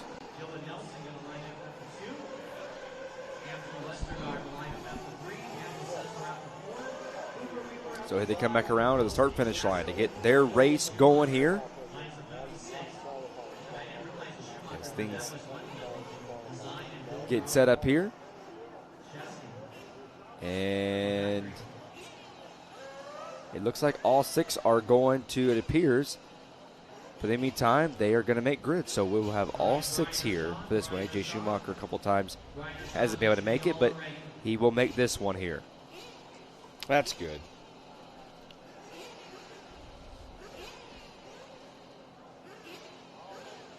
So waiting to get our marshals in position. It appears that they are.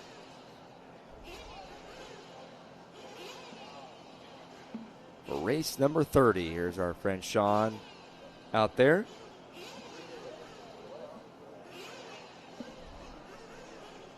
Well,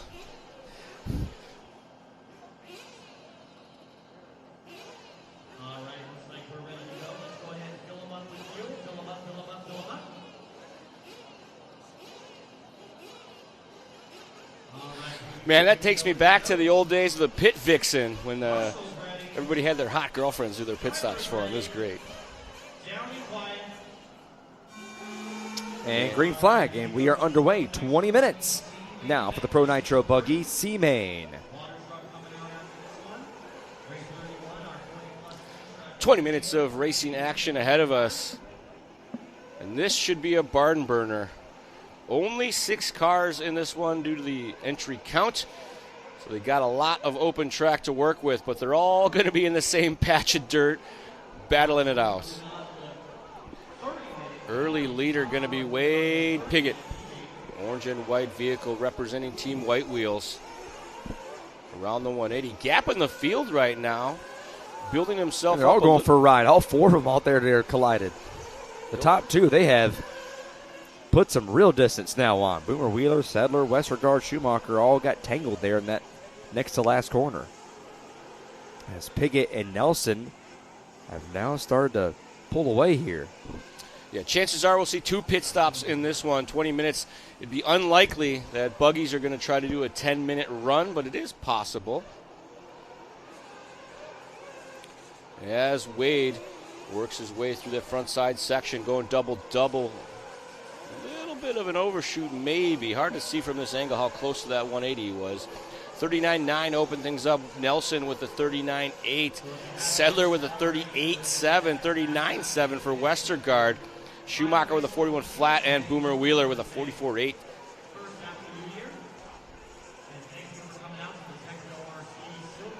Piggott to that top side section, jumps down the hill. The first couple rumbles of the rumble strip have been beaten into submission. They're not even there in the middle anymore.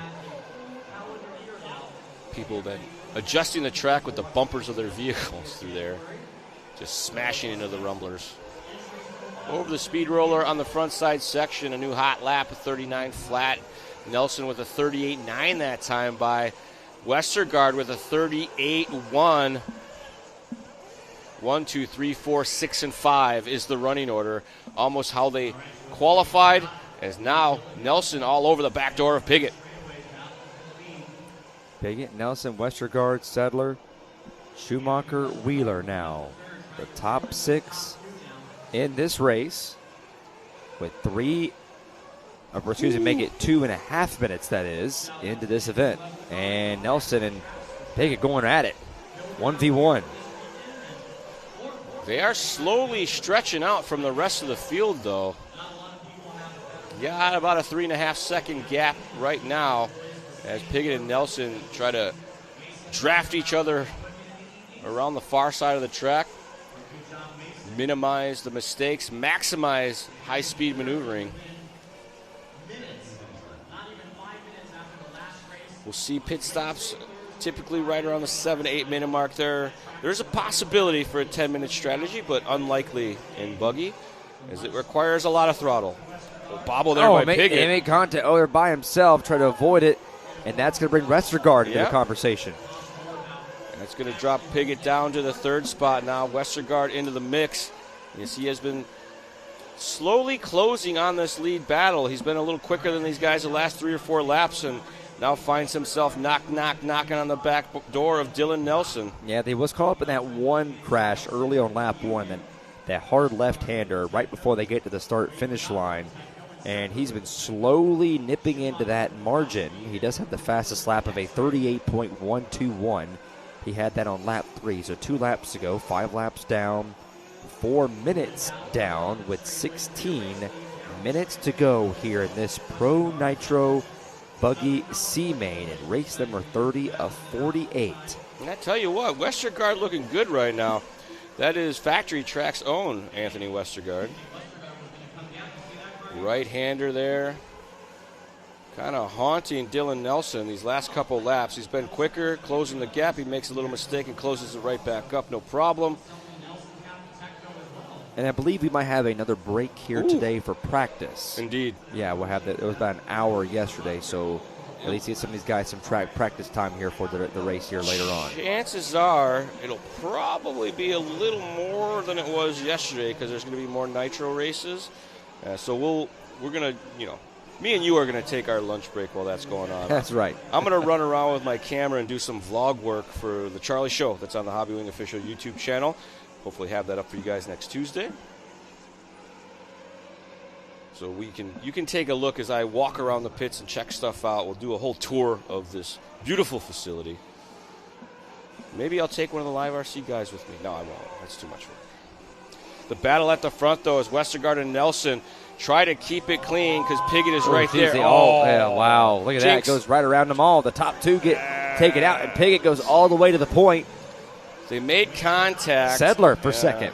Nelson and Westergaard made contact. They did not like how that looked, so they waited and now find themselves third and fourth instead of first and second. It's a gift from the RC gods for Sedler moving up to the 2 spot.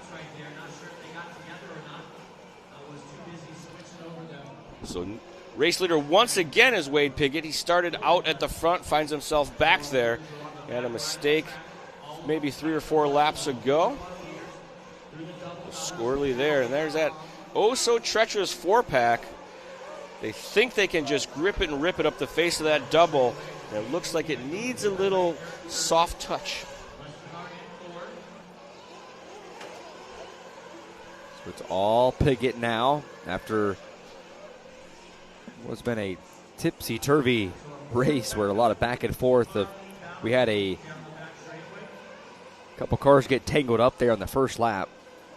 In the left-hander, they all got together, all 4 of them did, and the results in the 2 drivers driving away, and now here they are back all together. It's been a scramble left and right with these guys, the pros out here, where they've kept it riding all the way through, and it's Piggott and Sedler now, your top 2. They had the transfer spots with Dylan Nelson lurking in the shadows. Not too far off the back. I mean, this whole lead group is within 3 seconds, so anything can happen here. And it looks like maybe Schumacher, bit of a rough one there. Drops down the leaderboard as we are due for pit stops this lap, maybe the next lap. We'll see if these guys try to space out the pit lane. A lot of times what they'll do is they'll get to some clean track, put in a heater lap, come into the pits while it's empty. Other times they'll just follow each other in nose to tail and try to pass in the pit lane because that is demoralizing. And here comes our leader, Piggott. And Sedler with him. Here comes Nelson, and here comes Westergaard. The whole field in the pit lane at the same time, down and away. Whose pit man worked the hardest? Looks like it's going to go to Sedler. Well, nearly nipped the left rear there as he was coming across, but it got close. 12 and a half minutes left here in this Pro Nitro Buggy C-Main. I could have swore all 4 of them came in. I don't see 4 in this group, so maybe Nelson stayed out there. He's at the top of the screen. They all 3 get tangled. Hoping for this to happen. That's why he may have waited. We'll see if Nelson drops into the pits. He should be coming in right about now. And he is in the pits, so Nelson may be able to get down and away. Using the lone pit lane to his advantage as our top 3 all collected each other. It worked. Pit lane strategy coming into play here as Nelson. Oh, no, I'm lying. He's still in the pits. It's either that or his pit man threw him down the lane and he didn't register the out. This is one of those moments. We've been to races before where we can see the track from the booth. Sometimes that's nice. Can't see it right now. We're back over here on the other side toward the garage side, so watching here on our monitor. But still, we're relying on our great crew of the Live RC crew. Nelson did it. Some good shots of this. So I think what happened is his pit man hucked him down the ramp, and he didn't cross the out loop. So Nelson using pit lane strategy to his advantage, but there was a bit of karma there as the top 3 all got together at the top of the hill and gave him a couple seconds to work with. One takes a couple spins right there. Something we've seen a lot where they take a lot of multiple call it? 360s there. What do you call it? A spinorama. A spinorama, I like that. yeah. I like that. Battle here at the front. This is Westergaard and Nelson, if I'm not mistaken. Nelson says, you go right ahead, Mr. Westergaard. I'm good in the 2 spot. Westergaard to the front, Nelson to the 2. Pigott still running third right now as he just turned into his hot lap of a 38.4, trying to reel in this lead group. As we approach the halfway mark, 10 minutes and 25 seconds remaining on our master clock as Factory Track's very own Anthony Westergaard leads the way here in our Pro Nitro C main event, trying to race his way into the B final. As we're approaching now halfway in this one, this 20-minute Pro Nitro Buggy C main. Coming up next, the 40-plus electric truck B main, followed by, in race number 32, the Pro Electric Truck B main.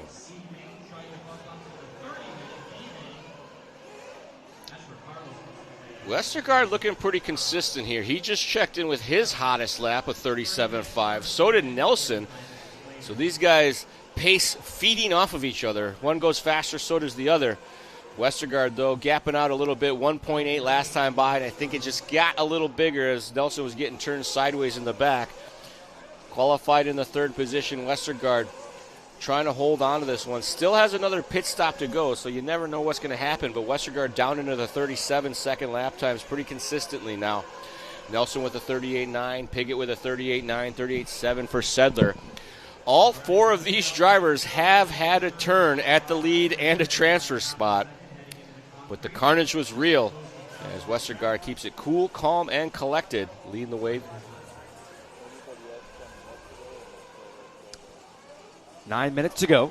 Here left, Westergaard still your race leader. Anthony Westergaard, that is. First, second is Dylan Nelson. Third, Wade Pigott. Fourth, Daniel Sedler. Fifth, Boomer Wheeler. And sixth, A.J. Schumacher. That is 5 laps down, or make it 6 laps down. Has not taken a lap since lap 10. He's had enough fun for the day. He's like, this is why I didn't do those other races. This isn't that much fun. Well, there you go. Tyrone Robinson says after race 34, there will be a main driver practice for roughly an hour. He's scouring the interwebs to provide us information. Tyrone, thank you very much, sir. He's double teaming the chats, too. I appreciate that. Thanks, Ty. I have been announcing for the last couple years, and I haven't been to a live stream or even chimed in on a chat that I wasn't attending, where Tyrone Robinson hasn't been there providing valuable information to the greater RC world at large.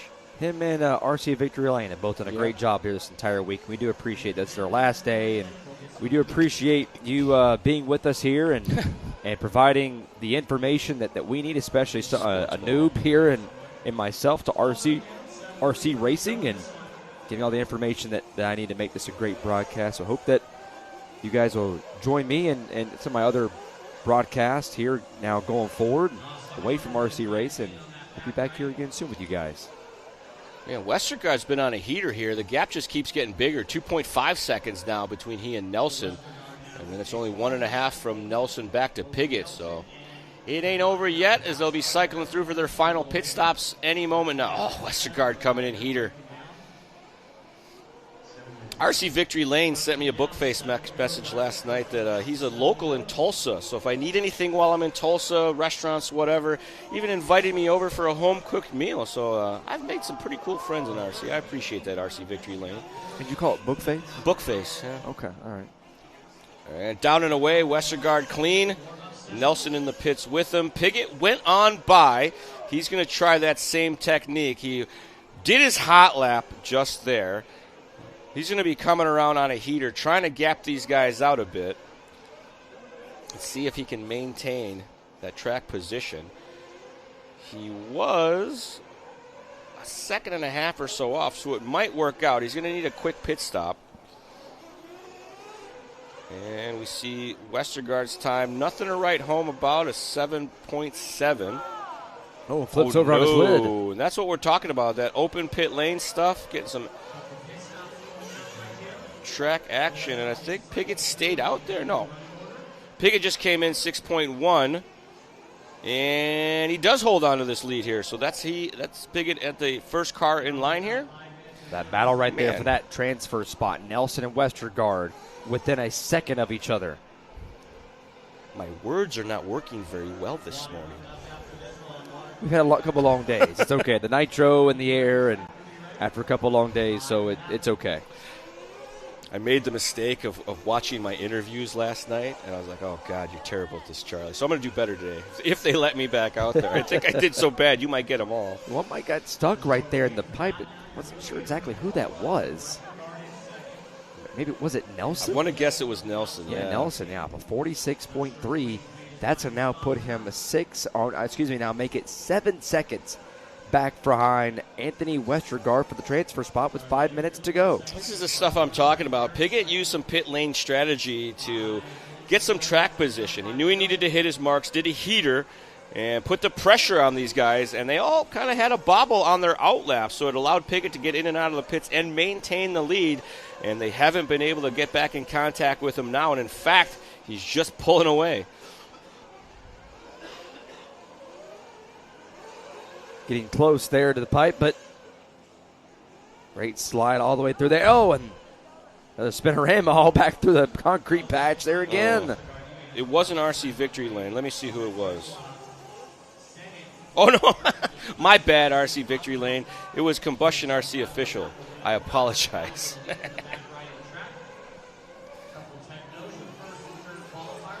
I don't know what's going on half the time in my life. Oh, in contact with the first two. Woo! Both side by side, they trade and swap spots there again. Piggott now the race leader. Westergaard right there in second. Got to be really careful not to allow Dylan Nelson back into this, as he is now losing some momentum now to the leaders, 8 seconds behind. They got a pretty huge lead over Nelson at this stage. He had a couple rough laps in a row. You see a 43, then a 46 there, 2 laps back, and they're not able to get back on his horse very quickly. A 39, then a 38, not what you need. Well, that's going to allow Westergaard and Piggott to kind of go elbows up racing right now.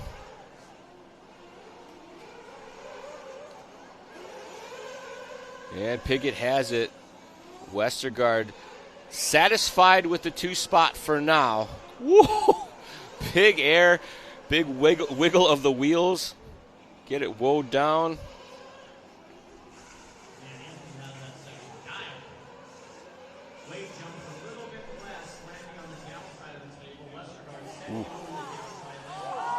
Trying to jump over the top, it looks like. Westergaard wants to win here. Oh, no, it takes a tumble. That's going to be big. Can they get him over in time? Very far away. Oh, no. Oh, no. And Westergaard. Westergaard after taking a tumble, and that is music to Dylan Nelson's ears. He could have just chilled. He could have just followed Piggott around for the last 4 minutes. He went for it, went flying off the track, flame out to boot. Take a look at this one more time. Going yard. And just sent it all the way through, and maybe he landed, just nipped Piggott there, and they got him back on track and didn't go. Yeah, and that's the end for their day. They tossed him down, and it was no longer making engine noises, so they had to run it back to the pit lane. 55-second lap that time for Westergaard. Well, they did get Westergaard back on track because he wasn't going off. They brought him off track for the meantime, and they got him right back on track. We pick up Nelson here, running in the 2 spot. As he got a gift from the RC gods. More accurately, he got a gift from Anthony Westergaard. As Wade Piggott, now your race leader. Nelson currently in the 2nd position as Boomer Wheeler goes back around and caught up there. That's a new take on that line. You're going to turn left to turn right.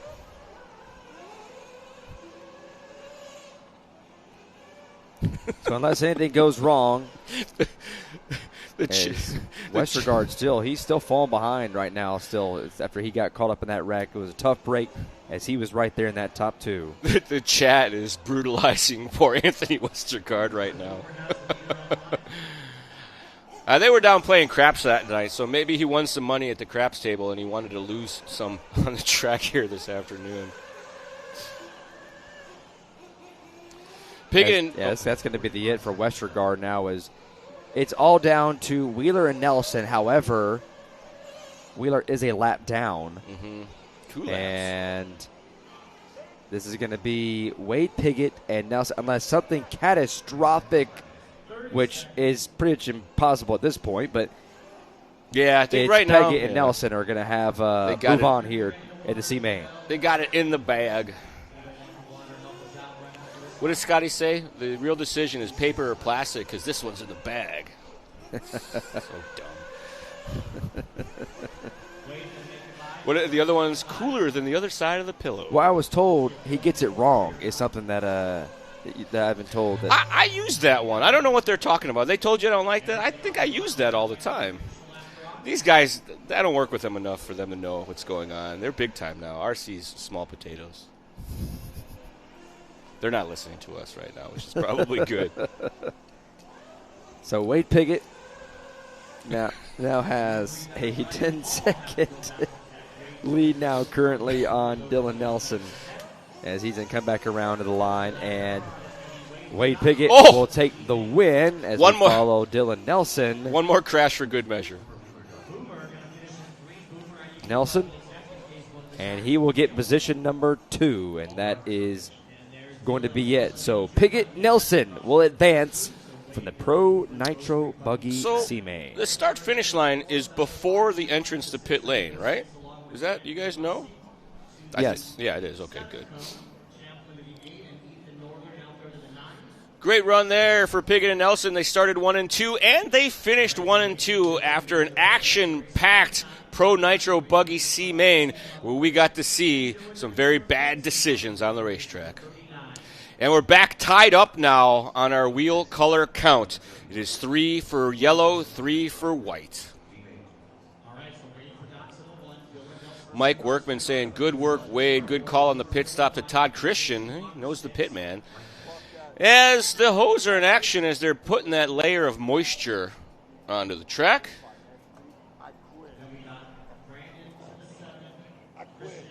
As they're watering things down right here, as they'll do a little bit of a refresh, and it gives everybody a chance from our YouTube chat and our Facebook chat to let us know where you're coming from today.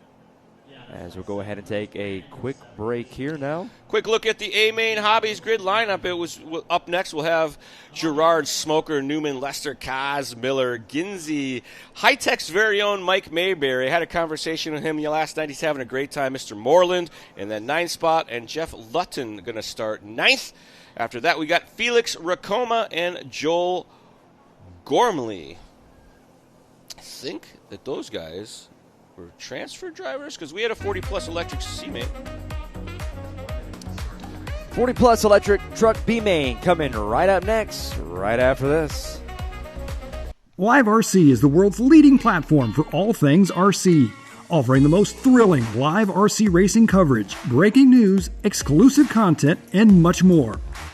LiveRC.com lets you stay ahead with the latest RC news and articles, along with our industry-leading live racing results page that provides up-to-the-minute race results, lap times, stats, graphs, and race lineups. Unlock the full RC experience with our bonus lap membership. Enjoy live video streams from tracks around the globe, bringing the action right to your screen. Dive into our YouTube channel for live broadcasts from the world's biggest RC races, plus highlights and more. Follow us on Facebook for the latest news, announcements, photos, videos, and racing coverage from around the globe. Don't miss a moment of the excitement. Visit liverc.com today and fuel your passion for RC racing.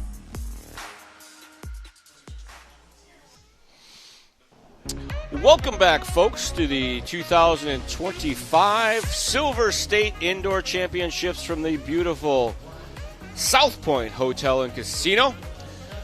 This is Sunday, finals day for our electric trucks and nitro buggies.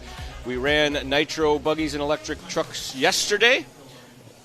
Did I say that right? Nitro trucks and electric buggies were yesterday.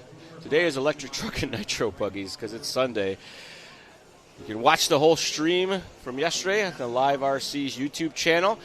You can also check out the clipped out Pro Electric Buggy A final that came down to a last lap final section battle. Did I say 2025? My bad. This is 2026 Silver State Indoor Championships at the beautiful South Point Hotel and Casino.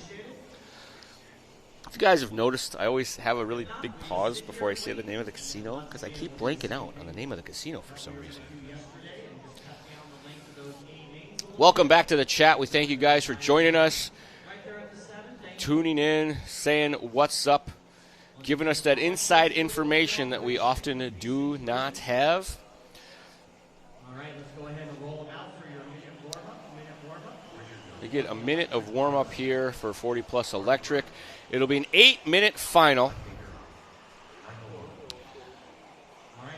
These guys all have a shot to make the really big show that'll be the A main 40 Plus Electric truck that'll be happening this evening. And about 3 races after race 34, there will be a lunch break. Well, they'll be opening up the track for what they call A main practice.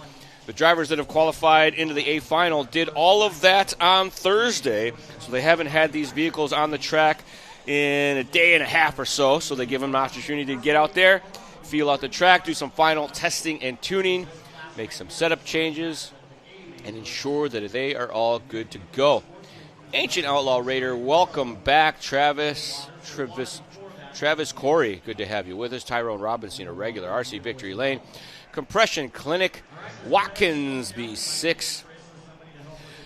The X-Shark, Mick Bassenfoss. That's a good one. TLR Camp 8009. Siempre Devic. Oh, yeah. That's a tough one. I'll just stop. Vinny LaFada, good to have you with us. Gavin Vukina, welcome to the show. Gavin if that's the same Gavin I'm thinking about. Gavin Vecina, a very regular on the 10-scale racing scene. Thanks for tuning in. Jason Schenkel, good to have you with us. Mike Workman, good to have you with us. Thanks for tuning in. MotorWorldMedia.com. Michael Montez, scrolling up here to get all the ones I may have missed. I think that's everybody. Wait, there was one more. Smiley Hens in the chat. Moments away from the start. Grid has been set. This will be our B main in 40 Plus Electric. Race number 31 in your program. And we are off. Drop the flag and away we go.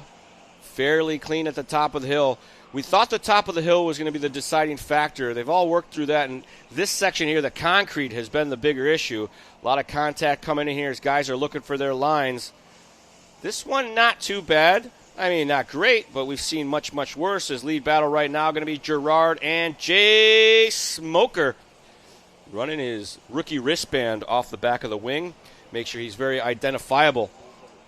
I talked to Smoker yesterday. He was stoked on everything. He's stoked on life. But he let me know, shout out to the Smoker household. All of his homies are gathered around the big screen watching Smoker race every run. I didn't even know that. And we talk about Smoker nonstop because I've known that dude for 15 years or so now. So good to hear that he's got the fans at home cheering him on. He's having a party while he's at the race, and he's not even at his own party. So good stuff there. Smoker now to the lead. Gerard in the 2-spot. Kaz up to third. Newman to fourth. Miller, Moreland, Ginsey, Mayberry, Lester, Lutton, Racoma, and Gormley. The order after lap number 1. So Jay Smoker, Gerard, Kaz, Newman, Miller, as they come back around to finish out their first lap. Smoker there stays at the top. Gerard, Newman right now. Smoker just ran the fastest lap of the race here currently with that 41.5. As the track to be a little bit faster here as a bit of a shortcut right there. That ribbon right there on the back as they just got done watering the racetrack. Did find out that Smoker's looking for a sponsorship for Just for Men Komen beard coloring. He's gray everywhere else except his giant goatee, so I think he's looking for a Just for Men sponsorship on that one. Make sure you guys tell him I said that if you're at his house. Is he up there on the stool up there? Of course he is. Yeah, that's right. It's not a stool. It's a stepladder. Okay. Well, do we know, what's the reason? Is it just something he's done everywhere? The smoker will take every advantage he can get until they tell him he can't do it. And standing on a stool, getting yourself elevated is an advantage. The higher you are in the air, the easier it is to see the cars. So I always say that when I'm standing next to tall people in the driver's seat. I'm like, you should beat me. You can see the cars way better. Some tracks do a rule where you can't get your belt buckle above the band, the arm, the railing. Words are hard. Sorry, guys. Not all of them, though. A-scale racing a little loose in that regard. So battle at the front is Gerard with a couple bobbles here. Is going to let these guys catch up but not get by as Moreland and Newman still struggling to make the pass. And you've seen this a couple times where a lot of these guys where if they have one mistake, it sort of starts to bleed into the other and the following corners and the following laps. And how important is that for just the guys on pit road to communicate that to your driver when one mistake could even possibly lead to other ones? That's when I guess, sports psychology kind of comes into play, how well the pit guy knows the driver. Sometimes they're out here and they got a sudden pit guy, never worked together. Other times they only race with this one pit guy. So it does make a little bit of a difference, keeping in their head, in their ear, making them stay calm. But for the most part, it's on the driver. They know deep, calming breath, one mistake only. And that's one of the hardest things to do is recover from a bobble, because your instant mentality is, I got to go a little faster to make up for that mistake. And typically, it just cascades into more mistakes. As we roll around with second-place runner Mark Gerard, he has a couple-second advantage over third spot right now. You can't even see him coming into the bottom of the shot. That's a huge lead. T. Smoker exiting the top side there. We work into our holiday four-pack. Oh, he's going singles. He's going to the club. He took so many singles. Up the hill he goes, back down now. Goes double to flats. Wagging the tail there around the 180. I had to take a second. I like that. That's your line of the day. I'm out of practice. I haven't done a live stream in a while, and live streams are different than being a track announcer because you get to have way more fun. When was the last broadcast you had before this weekend? 10 months ago, DNC. Yeah. Oh, wow. DNC's in March every year. It's January, so they dragged you along to this? I love this stuff. I've unfortunately had to turn down live RC announcer gigs more than I've been able to accept them, mostly due to timing conflicts. I do a bunch of travel for Hobby Wing. They're traveling event support guy, so I'm on the road a bunch during the year, and there's only so many weekends in the year, and a lot of times we get conflicts. But when I got an open weekend, I will take it. And just like this, we shuffled some stuff around. I was supposed to be leaving today from California to go to Tulsa, Oklahoma for the big RC Chili Bowl that's going on out there. And we shuffled some stuff around, and instead I'll be flying out tonight from Vegas to Georgia, then to Tulsa. It's like a 12-hour travel day. Thanks, Rhodey. But at least we're here. That's right. As they go around here, Smoker, Gerard, Newman, Lester, Moreland. Now currently your top five. So again, on race number 31, it's an 8-minute race, only under 2 minutes to go. I think someone should do an imitation Smoker. Run his paint job and then run the rookie flag off the back and see if you can fool everybody. That'd be great. The wannabe Smoker. Under 2 minutes to go. Smoker, Gerard, Newman, Lester, Moreland, still your top five. So a pretty big gap between Gerard and Newman right now. 4.5 seconds between the two to make that last transfer spot for the B main. Jay Smoker currently right now on his way to doing so. But can Mark Gerard hold on, keep things clean, and not let Jose Newman around?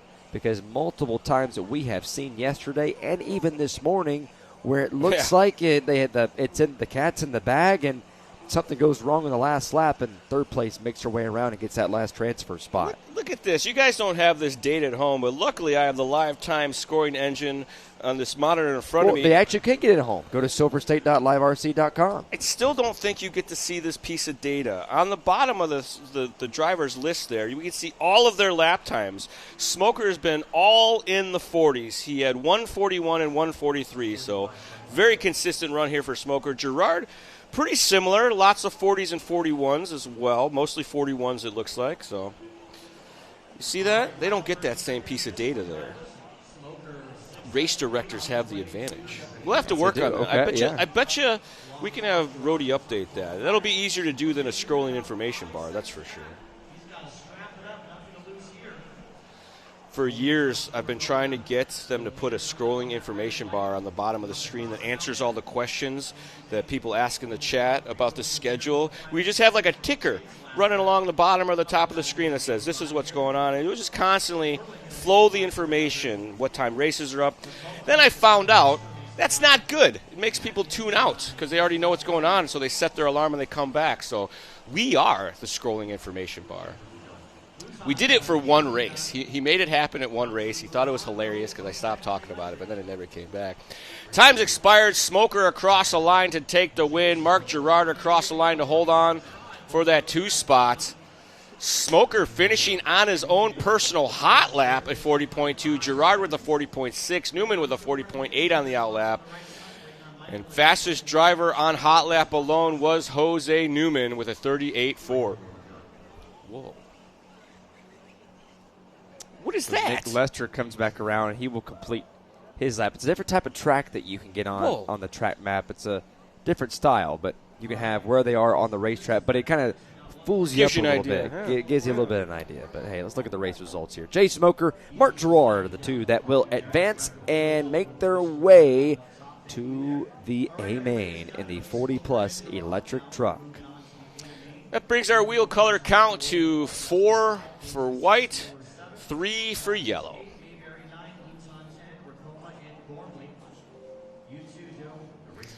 White wheels. This will be race 32, and as we've mentioned probably too many times, after race 34 there will be a main practice break. So myself and Ford will be off air, and we'll let you listen to Jimmy say everything 3 times. Everyone's going to take a break themselves, go grab lunch, some even some dinner. Even some breakfast. Even a little in the middle of the night, take a nap. There you go. An hour nap.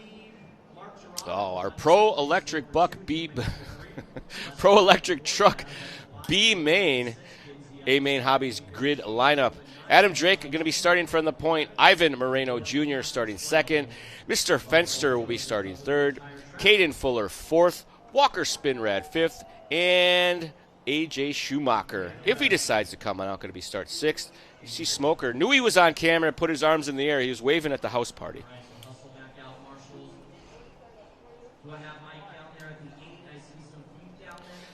Only 6 drivers in this one, and we'll see if all 6 even make it up there because I only see 4 right now. That's Drake, Moreno Jr. I know Fuller's up there, and one more still working their way around to check in.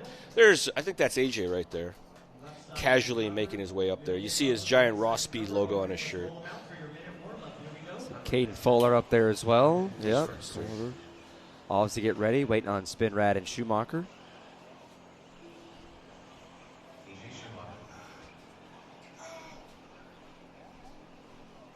And now Schumacher has now officially made his way on track as Walker Spinrad, the only one not on right now for this A-Minute Pro Electric Truck Main. Hold on. I have a very important update for my group chat back home. Okay. I'll be right back, folks. All right, so see, Charlie tends to that here for the meantime. The 8-minute Pro Electric Truck B-Main coming up next as they're going to take a couple laps here to warm things up. Folks been doing a great job keeping this track in great shape all week long. The last day here on Sunday.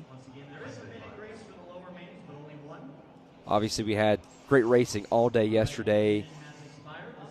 And some of the battles that we saw on track. Some dicey finishes.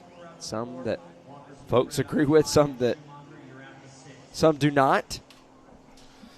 But off to a great start already so far today as they start to get things gridded up.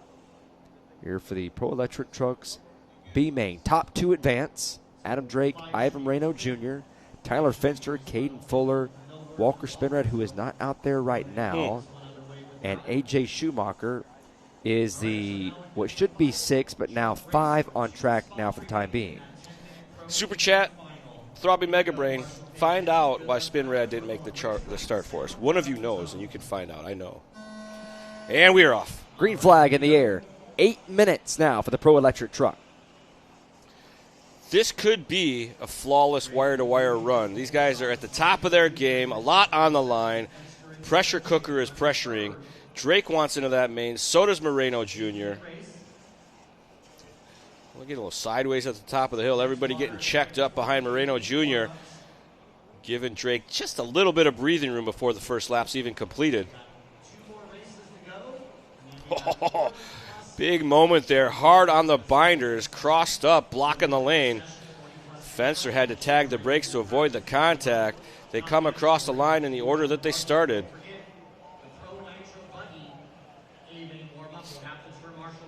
Ancient Outlaw, he did make his Nitro B main as well. You just missed it. You weren't here yet.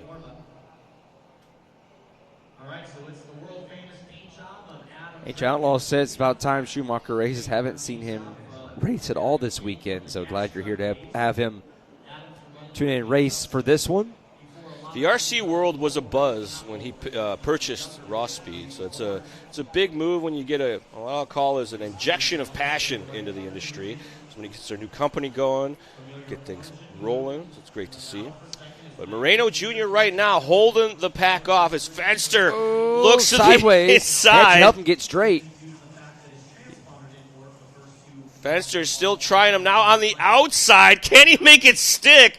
Yo-ho, round the outside, they're still contact. Going at it there. Moreno Jr. not giving up without a fight, and here comes Fuller.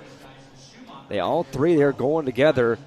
A lot of contact, but they keep it moving. Dives in hard on entry, hard on the brakes all the way through, and then they come out in front. Adam Drake starting to pull away. He's just fine with that.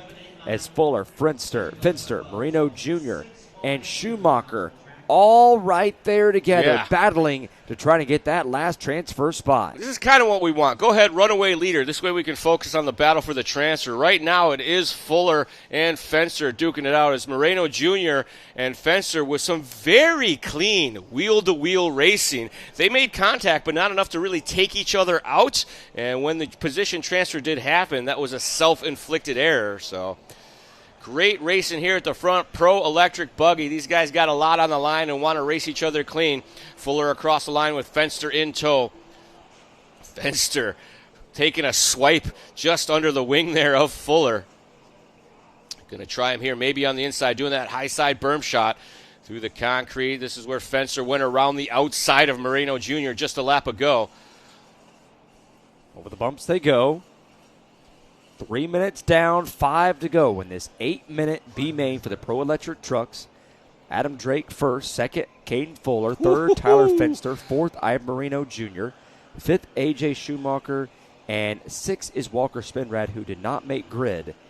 As, yes, elbows out currently right now for everybody is now down to a half a second. See the two drivers right there going for the last transfer spot. They put a lot of momentum on Moreno Jr. and Schumacher, who sort of lead them behind a little bit. They're 2 seconds back. But right there, these two together, Fuller, Fenster, last transfer spot on the line. Fenster gets a little dicey through there. That's going to invite Moreno Jr., who's starting to catch up with these guys here now. Man, been a great display here at the front. Different lines happening. You see some outside lines from Fuller while Fenster does the slow and easy square pants line on the inside. Nothing gained, nothing lost. It all comes down to these small little bobbles where they push a little too hard, and the truck kind of protests the move. It'll hop the rear end, step out sideways, but Fenster and Fuller doing a great job racing each other clean, and here comes Schumacher. I'm sorry, check that, Moreno Jr. Little wiggle of the wheels there gets us to slow down coming down the hill. Up and over they go. Fuller has it. Fenster wants it. He had a taste of it early on. See, that's another great example. Outside to inside line, double-double. Crosstown there as well. And they go up the hill and over. Hard on the brakes in the left hand.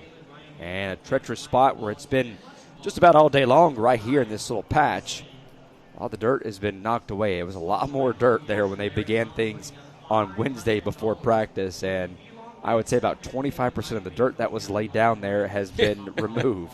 Somebody mentioned that this morning. It looks like the concrete's getting bigger. You're right, it is.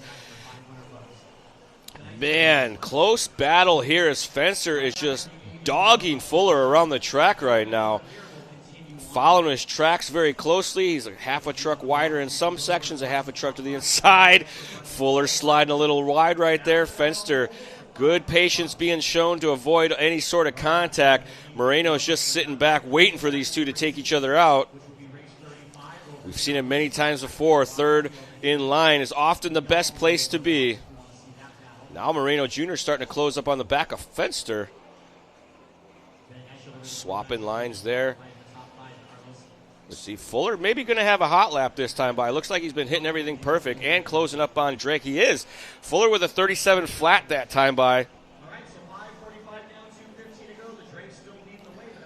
Lead group all together here still. 6 minutes down, 2 minutes left to go. Moreno and Fenster making contact in the back there. So now Adam Drake, Kane Fuller, Tyler Fenster, Ivan Moreno Jr., A.J. Schumacher. Now the 5 drivers on track. Walker Spinrad, as a reminder, did not grid, but 90 seconds to go. Adam Drake, who once had a pretty big lead, now has cut into it there just a bit. A second and a half. Oh, no. Fenster as they make contact there coming back down. Oh, no. He might be done. That's steering damage. He popped the ball cup or broke a link in the steering or maybe hurt the servo because he came up very short at a very high-speed section. So that's going to give it back now to Fuller, but it ain't over yet. That's a tough break because that was 90 seconds to go. Now as we approach 1 minute to go, Fuller has it over Fenster as these two are starting to battle it out as Adam Drake starts to pull away. I screwed that up. It's Fenster and Moreno, my bad. Fenster with a gift from the RC gods as Caden Fuller saws it off on the big double. Something breaking in the steering component. That's going to allow Fenster to the 2 spot, but he's got to deal with Ivan Moreno Jr.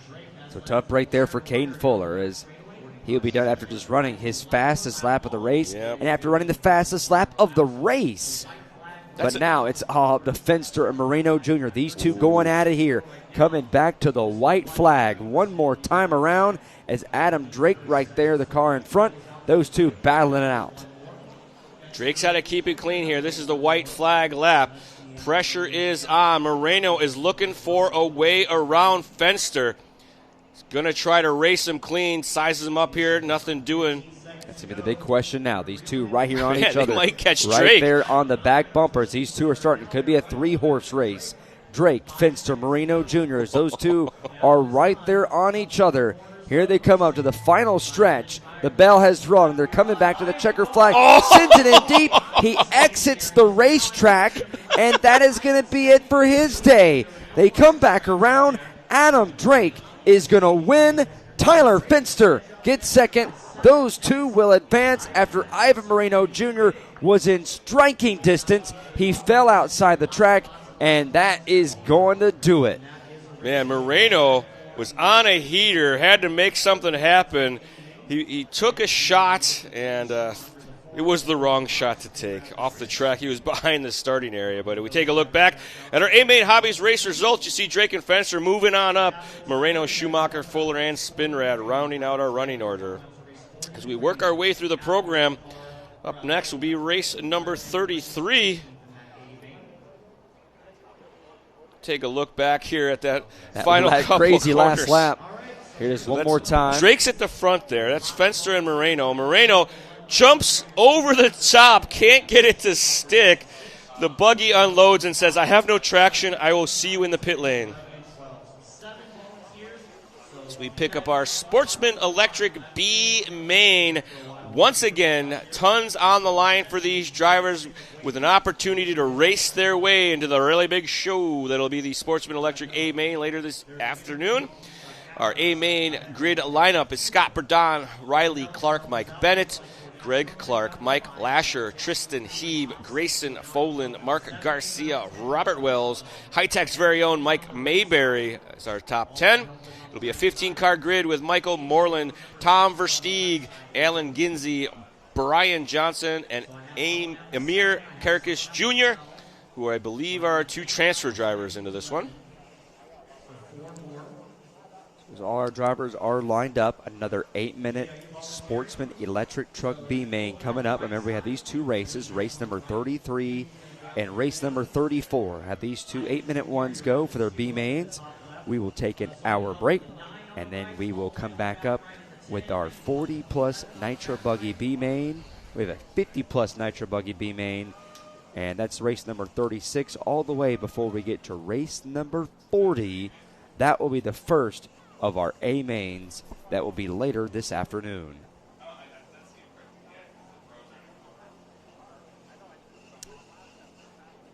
About 2 minutes before we get going here as both our marshals come out.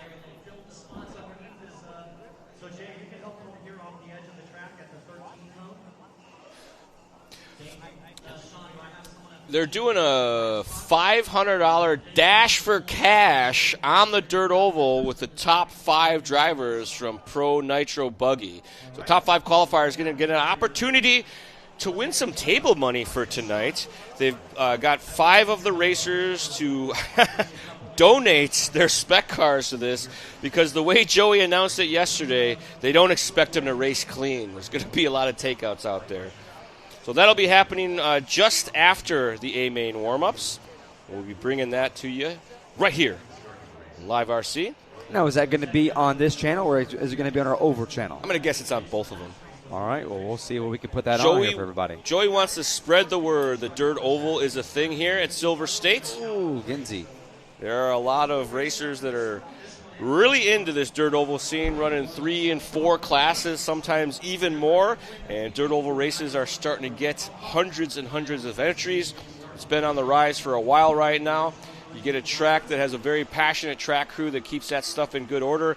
A lot of the indoor off-road tracks are doing oval nights or oval weeks, where they convert either all or part of their off-road facility into a beautiful dirt oval. So it's been great, a resurgence in the good times. I grew up around dirt oval, and when we did it back in the day, it was like pin tires, and we did a silicone slicks for the clay tracks.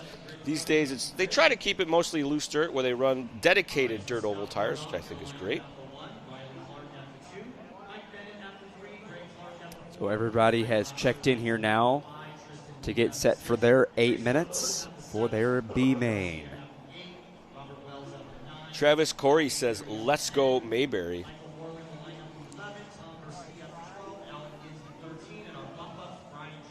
The Packers. The bleachers are getting packed.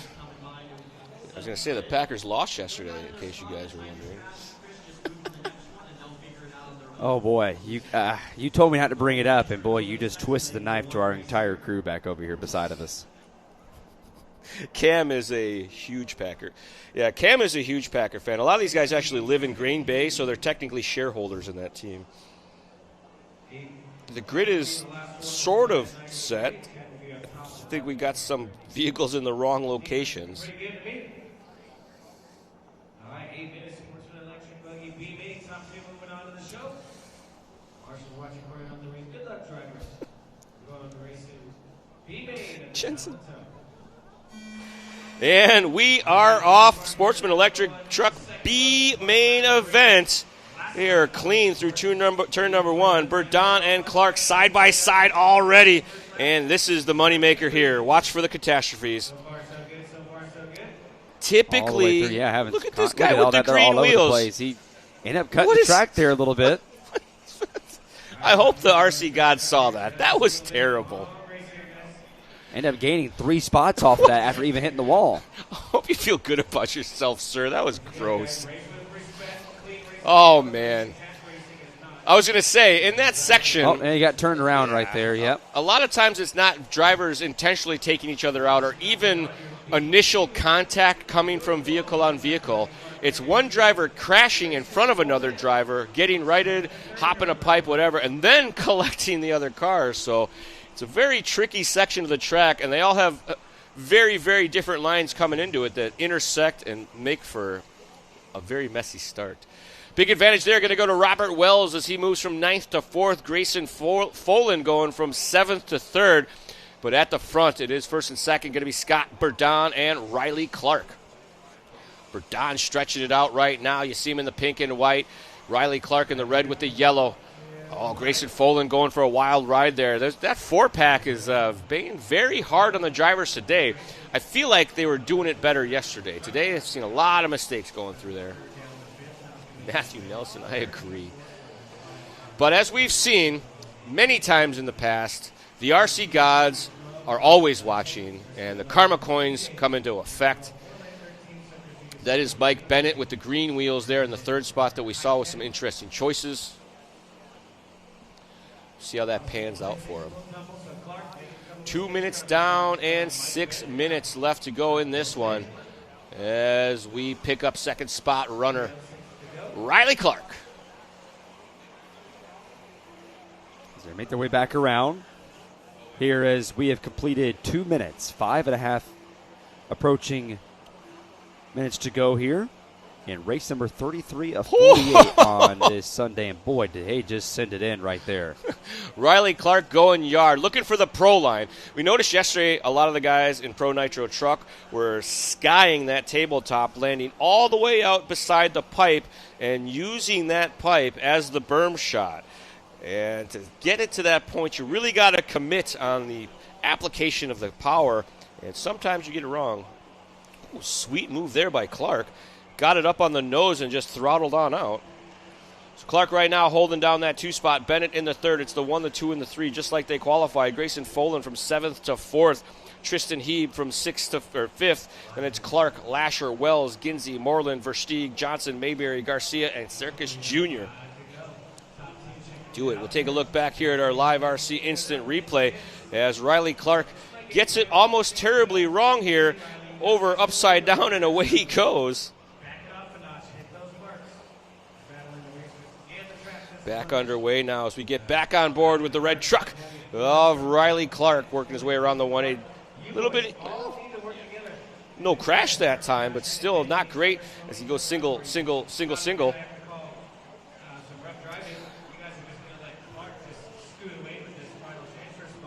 Grayson and Bennett and Clark of the Greg flavoring and Tristan Heeb all collecting each other off camera here as the gap is huge now. They used to be in the shot, now they're not. Burdon and Clark at the front of this one. You see after the donkey flip lap of 44-2. Yeah, 2nd spot. Got a bunch of breathing room. That's what he wants. Our leader across the line. Here comes 2nd spot. Here comes Riley Clark here now. Folan there sitting in that 3rd spot.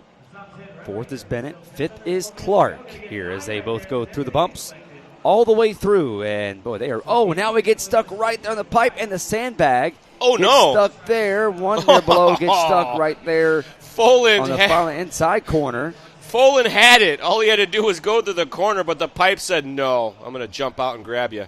One of the marshals we were just seeing go away. He's got hit right there in the shin. That's tough. Folan had just turned in his hot lap, was about to move his way into the transfer, but the pipe said no.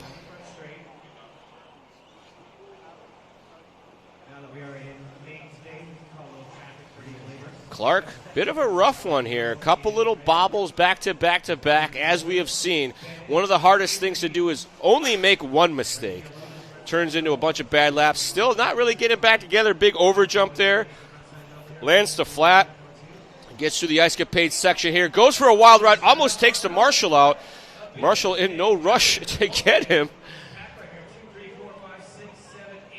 So Clark going to hold on to it for now, but really needs to take a deep, calming breath because Grayson Folan is not going to give him too many more of those. Folan had it for just a moment. The pipe said no.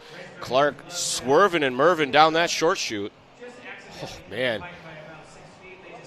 And Clark with another unforced error. Folan now to the 2 spot. As they go there together, Borden, Folan, Clark, Lasher, Heeb, or now make that the Clarks 3rd and 4th. Riley, then Greg. Tristan Heeb in the 5th position. As they go through the concrete patch here.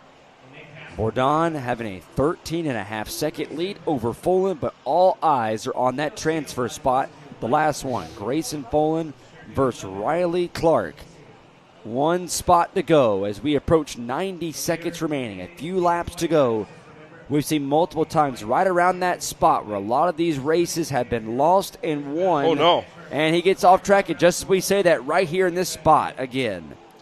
So Folan with a bit of a bobble through the doubles, and as I've alluded to before, sometimes the double-double, not the move, and that was an example. Another bobble there by Clark is going to allow Folan back by. Folan gets into his side, and he rights him. He lets him go, but here comes Greg Clark.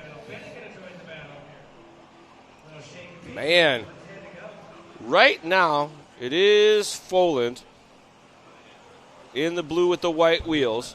Clark is in the multicolor with the yellow wheels. They're going to get 2 more laps. They're scheduled to go 12. They're coming around now to complete lap number 10.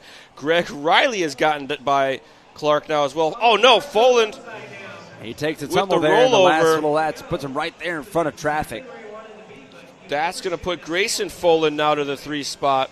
I got my colors mixed up again. Sorry, folks. And they're all beating and banging all the way to get every chance they can get.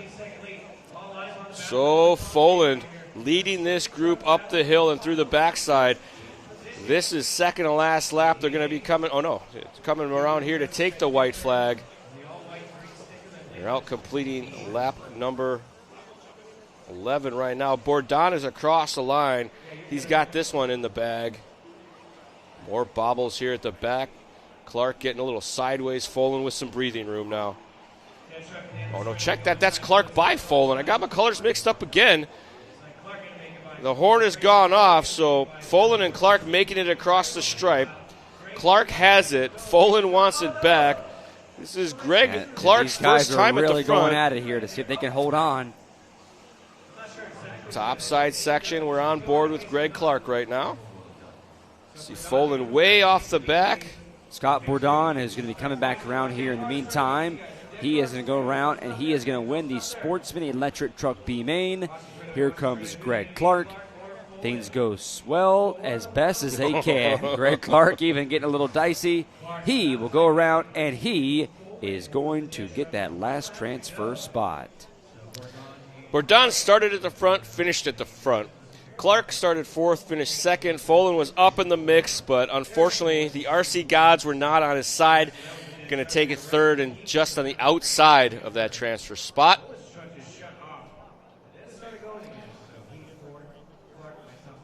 As we take a look here at our A-Main Hobbies race results, you see Bourdon and Clark with the transfer. After that, it was Grayson Folan, Tristan Heeb, Riley Clark, Alan Ginsey, Robert Wells, Mike Lasher, Mike Bennett, Brian Johnson as our top 10. With Mr. Mike Mayberry, Michael Moreland, Mark Garcia, Tom Versteeg, and Emir Kerkis Jr. rounding out our running order. So they'll make their way back out here again for our race number 34 coming up. And Watkins B6 with a check-in on our wheel count. It's white wheels 5, yellow wheels 4. Hashtag white wheels for the win. In case you guys didn't notice, I'm a fan of the white wheels myself. And coming up next, race number 34, our intermediate electric truck B main event. Our next group of drivers getting ready to race their way into the A final. We got Daniel Lewis, Barry Rowe III, Cage Mills, Brandon Hicks, Tony Roney, Woody Garwood, Mike Girard, Bart Sengelman, Nick Lester, and Christopher Spears, rounding out our 10-car A-Main Hobbies starting grid. I guess they're trucks. I like vehicles. I'm going to say vehicles from now on. That's a good way to put it there, yeah. People get mad when you call them by the wrong thing, like, I'm racing a truck. The intermediate electric trucks coming out here next. Race number 34, 48. What would you think if you heard the... Pretend you went back 3 days in time. What would you think if you heard the term truggy? What would you think that would be?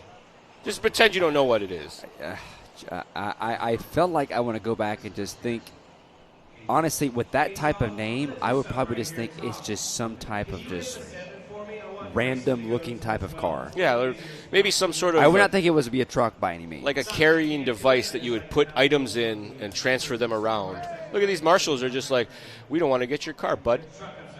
Dude, guy. Yeah, yeah, just looking around. I can see where the guy in the chair wouldn't see it. He's pointing the other direction. He's laughing it off there, yes.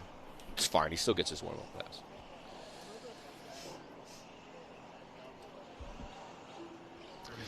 But yeah, for the longest time, this division was dubbed Truggy. And folks that would tuned in, they'd be like, what in the world is a Truggy? It's a buggy that's a truck, is the idea. Yeah, put them together. You had the oval and a road course, you call it a roval. They used to look more like trucks instead of just huge buggies. So I think now they call them trucks to differentiate them a bit more. And in fact, maybe they look more like Truggies than they ever have. Some folks call them trug boats, that super cab forward design with a huge flat deck on the back, especially in the electric division where there's not an engine poking out. It's very tugboat-like. But apparently, it's a handling advantage. These guys, serious business. They weren't just making new part numbers to make you guys buy stuff and spend money. They went out and did testing. This cab forward design with the big open area created aero packages that made the vehicles handle better. They gained traction and efficiency. It says it sounds good when I say it like that. I don't know if any of that's true, but I'm gonna go with it. So here we go, about to get the green flag now for the intermediate electric trucks. Every car on the grid as they are standing by.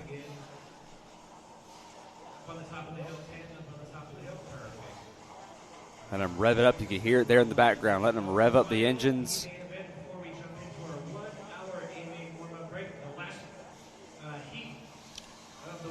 All righty, moments away from the start here. I think they're just finishing up setting the grid. Oh, they're waiting on turn marshals. Now they're officially in now. Green flag in the air. We are underway.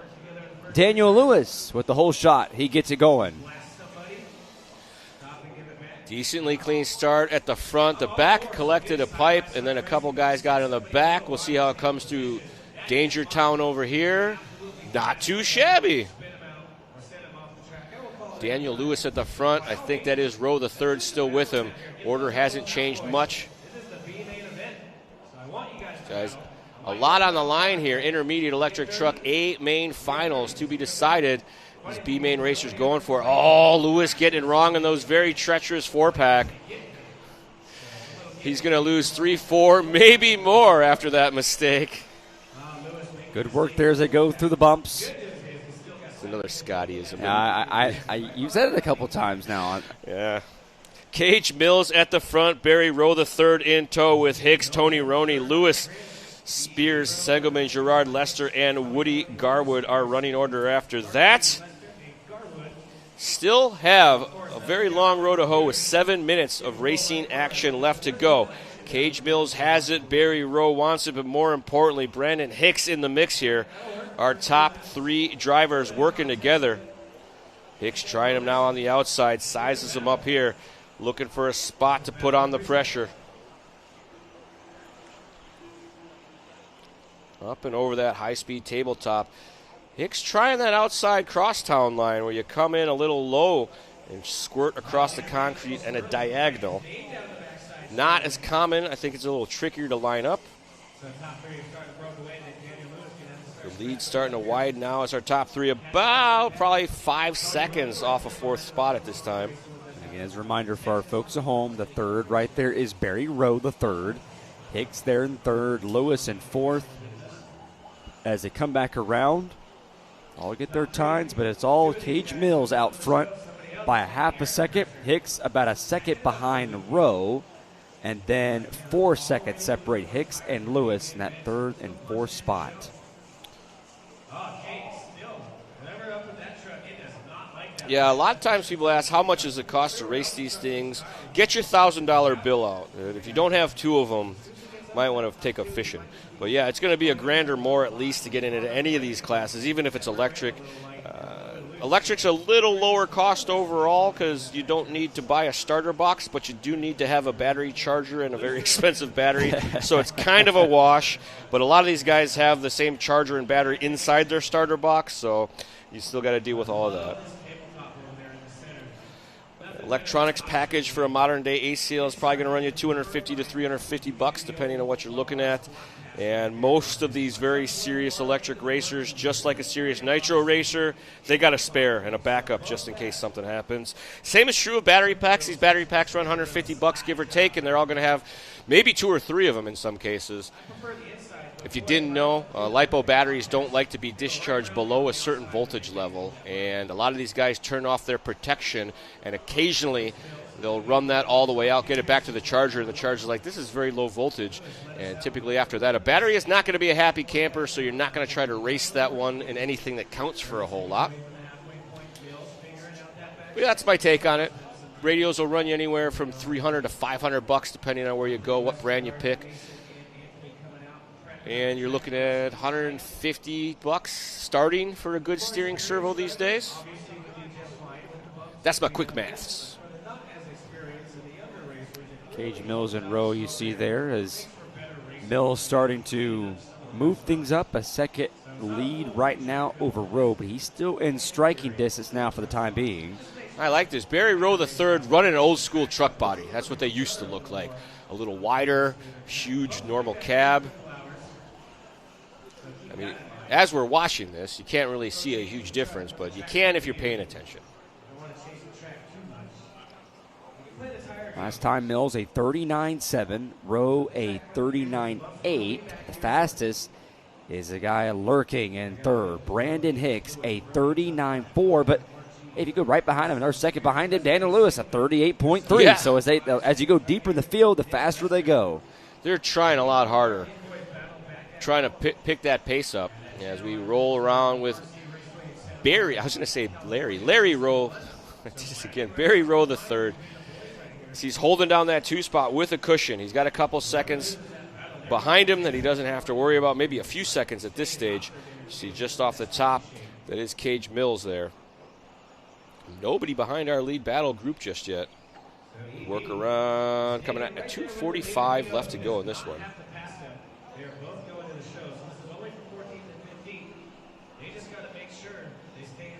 As they go around here, 2.5 minutes to go. Reminder, after this race is over for the intermediate electric trucks, we will have an hour break for practice. So we'll have our race director, DJ, that will be taking over for us. DJ Magic Jimmy.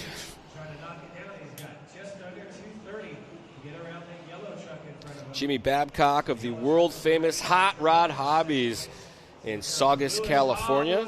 It's right next to Great America, if you're familiar with the SoCal region.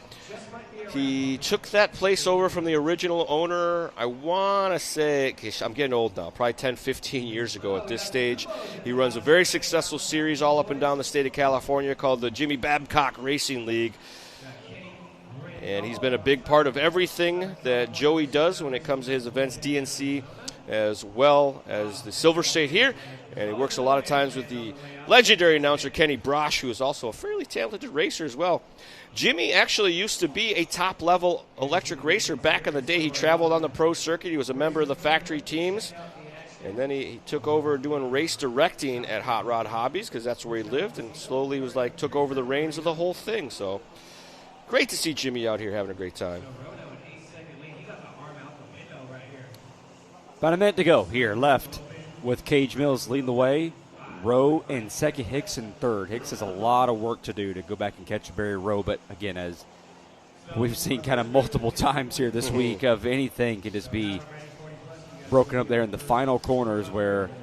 I mean, I lost count. We've seen the transfer change on the last lap, 7 times? I think so, Since yes. yesterday, It's been a lot that we have seen happen here this weekend. Both get right there together.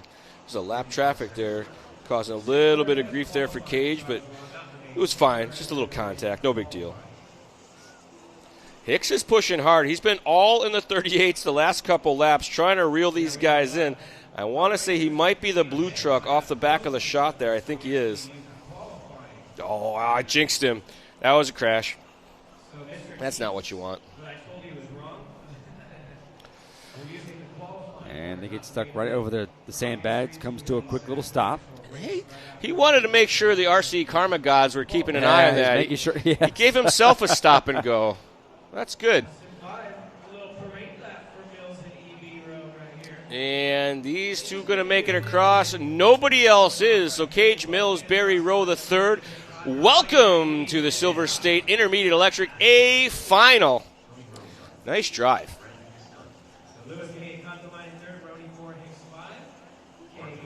So comes in there and drives and all the way. And Mills now with the lead with Rowe there in second.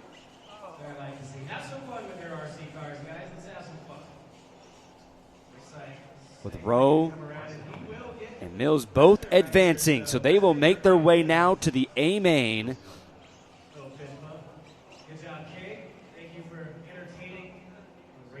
Right into the pits. Right in the pits right afterward. So that is going to do it for the intermediate electric truck B main. Let's take a look real quick at our race results. That's Cage Mills first, Barry Rowe second, Daniel Lewis third, Tony Roney in fourth, Brandon Hicks in fifth, Mark Giroux in sixth, seventh is Woody Garwood, eighth is Bart Singelman, ninth is Christopher Spears, and 10th is Nick Lester.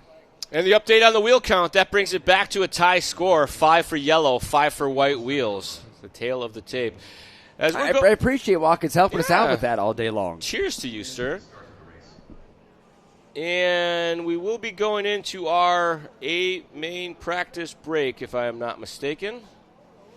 I'm usually wrong more than I'm right, so all right.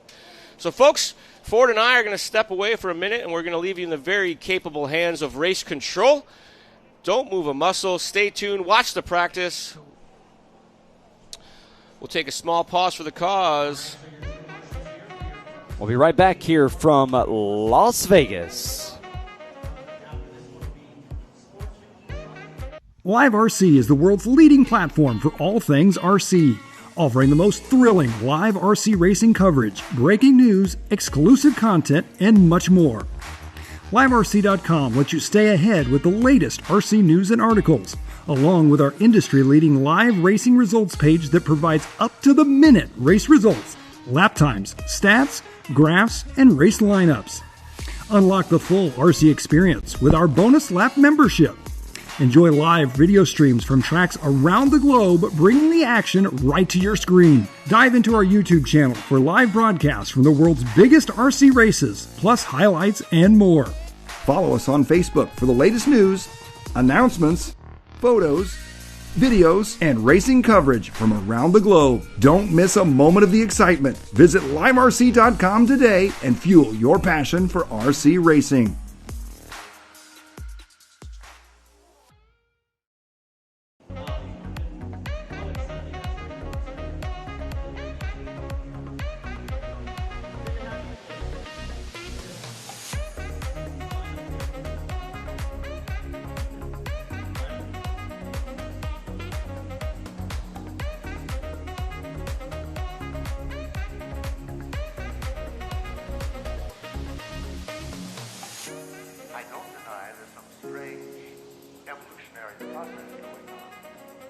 But mankind won't be destroyed. The fact that you and I are working here today is evidence of that.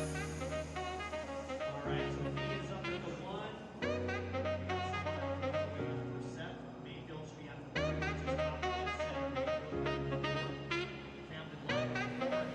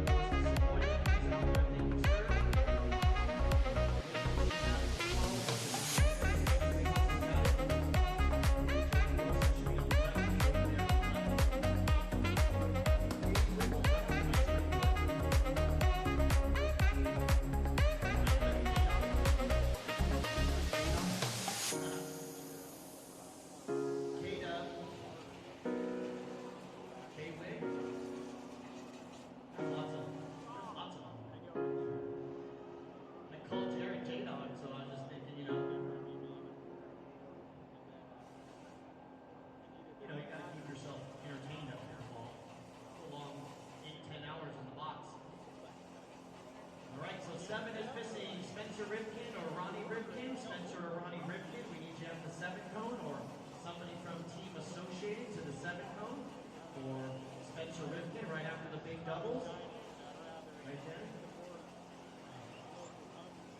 All right. Okay, so let's go ahead and roll them out here. Here we go. Our first practice session. This is 40 plus electric truck. Then we'll run Sportsman electric truck coming up next. Sportsman electric truck start congregating behind the driver's stand.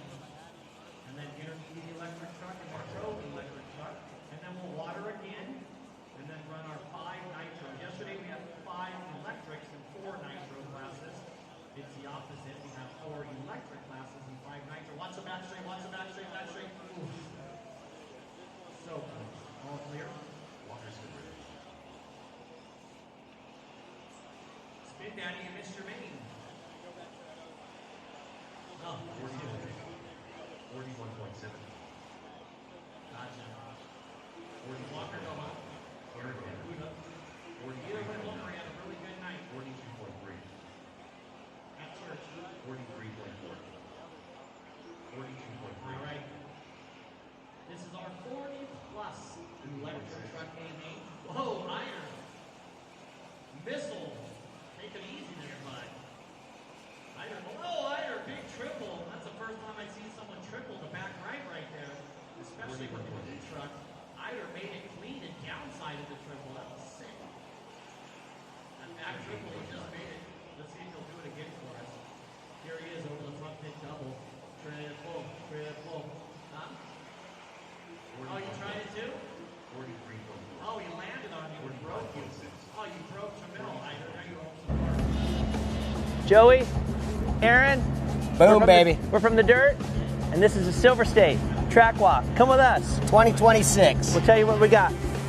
So, basically, we have this huge hill right here, and we thought that we wanted something really dynamic and really like to stand out when you walked in. When we're doing these events, we know that these tracks take massive abuse.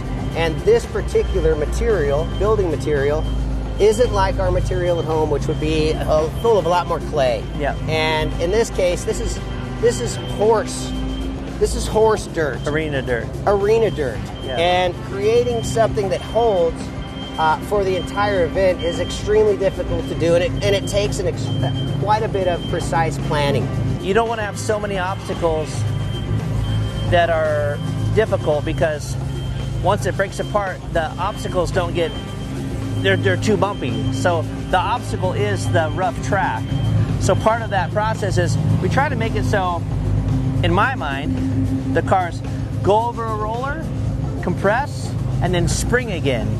Because as long as you can make the jumps, I think the turns and the straights can be rough.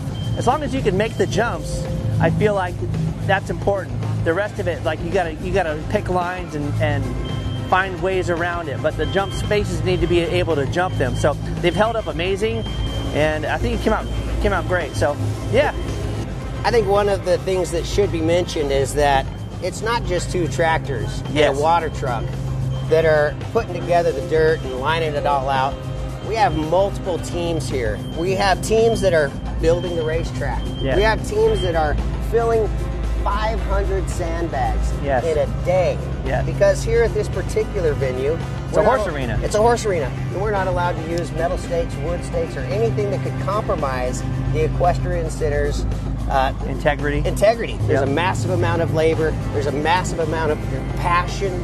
Yep. There's a massive amount of real talent that comes into play that makes an event like this absolutely amazing, and what it is. Thank you all the racers who come to our events and who participate.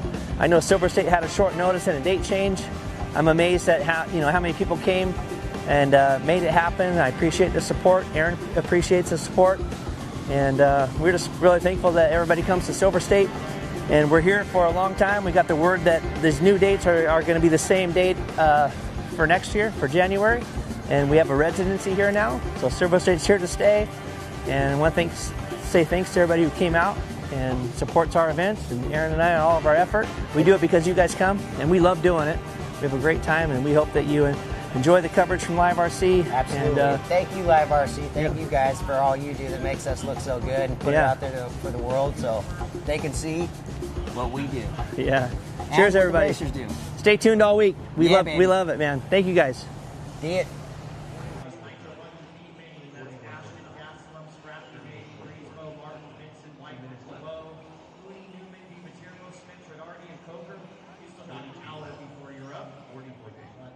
I'll try to give you guys 30-minute warning, 20-minute warning, 15-minute warning. 39.5, 38.8.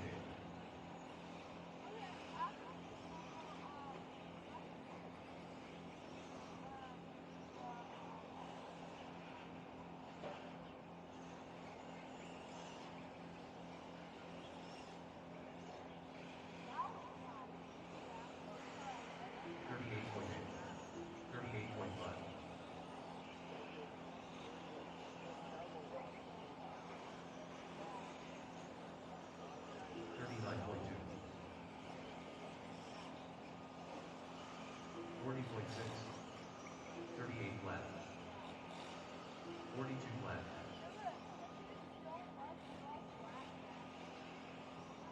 One minute left. All right, final minute here, final minute. Sportsman electric truck should be lined up behind the driver's stand. Your evening warm-up is coming up next. The reason why we So it's been 26 years of track building, and I kind of it sounds kind of funny, but I kind of just forget about the last track. And sometimes I show up and go, it'd be a good idea, and I draw it out, and somebody goes, that's the same track you just built last time. I'm like, no wonder it's a good idea. I just did that whole thing.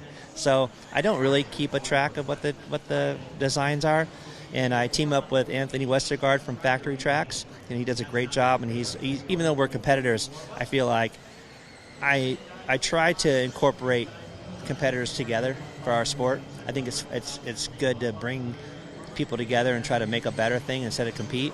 So Anthony and I team up, and he has a different track build style than I do for sure. And so he is kind of like a supercross style track builder, and I'm more of a I don't know what the word for it would be. I've owned a track for a long time, so I got to make sure that they don't break and that they cannot be in the infields, and he does a good job, and the pros love it because he builds a difficult track, and I have to tone it down sometimes. So I think we're a great combination of the two. So I don't have an idea. We get here, and he comes up with crazy ideas. I come up with crazy ideas, and it's brand new every time. Basically, there's no referencing old tracks. We just come up with new stuff every time. So I'm an art guy. I paint. I do sculpture. I do all kinds of things. So the creative process is just start going for it and kind of see what happens. And I like the organic.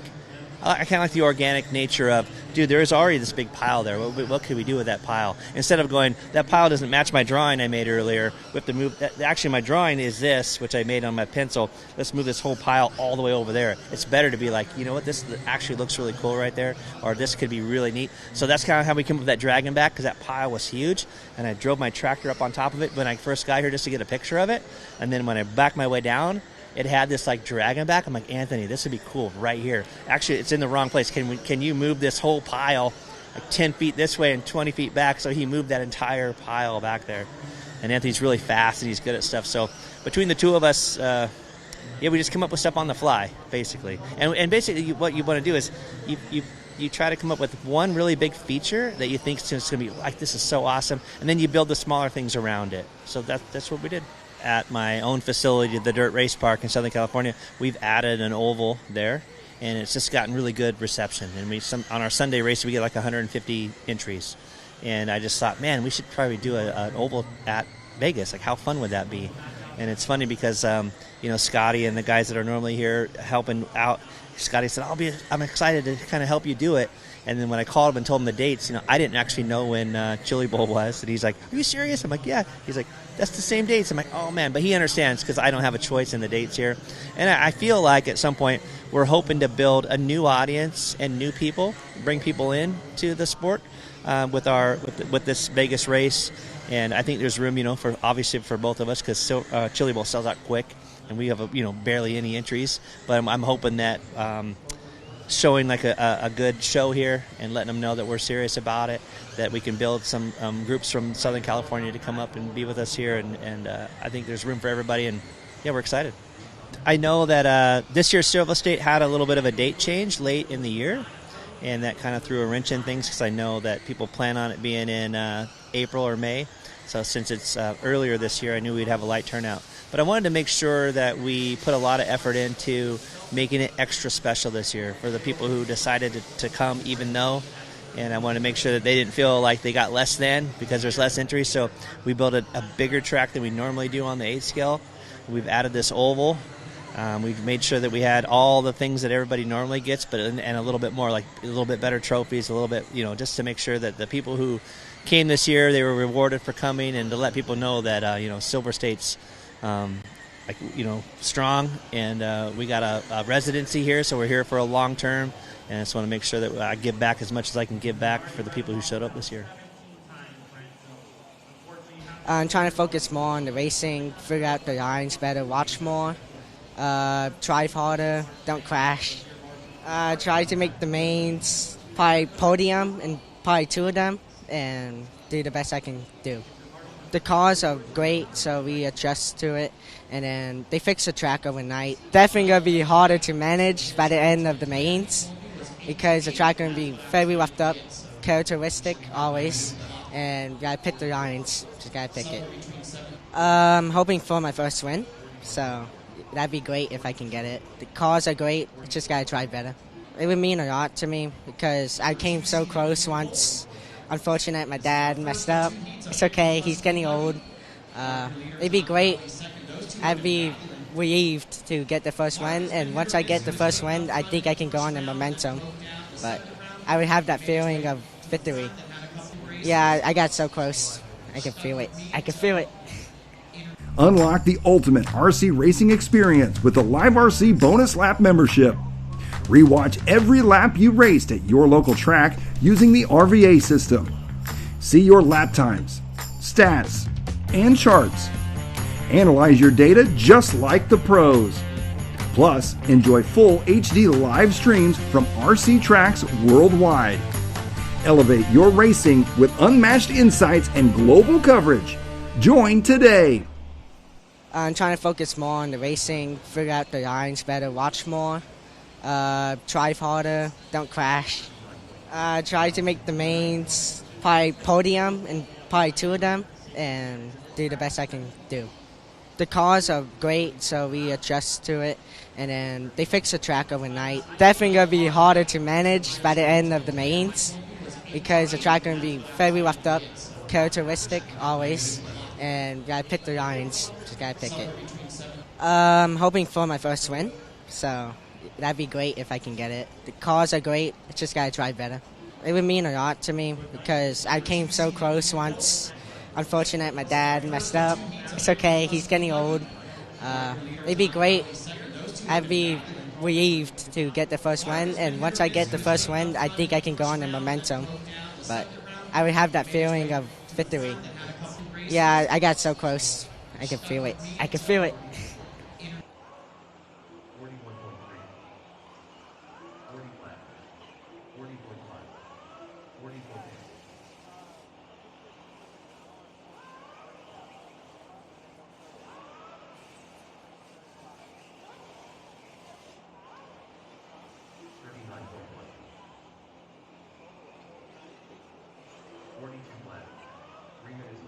All right, 3 minutes coming up next. Intermediate E-Truck A main drivers. You guys are on deck for your. This is a very unique event with a new track every single time we come here.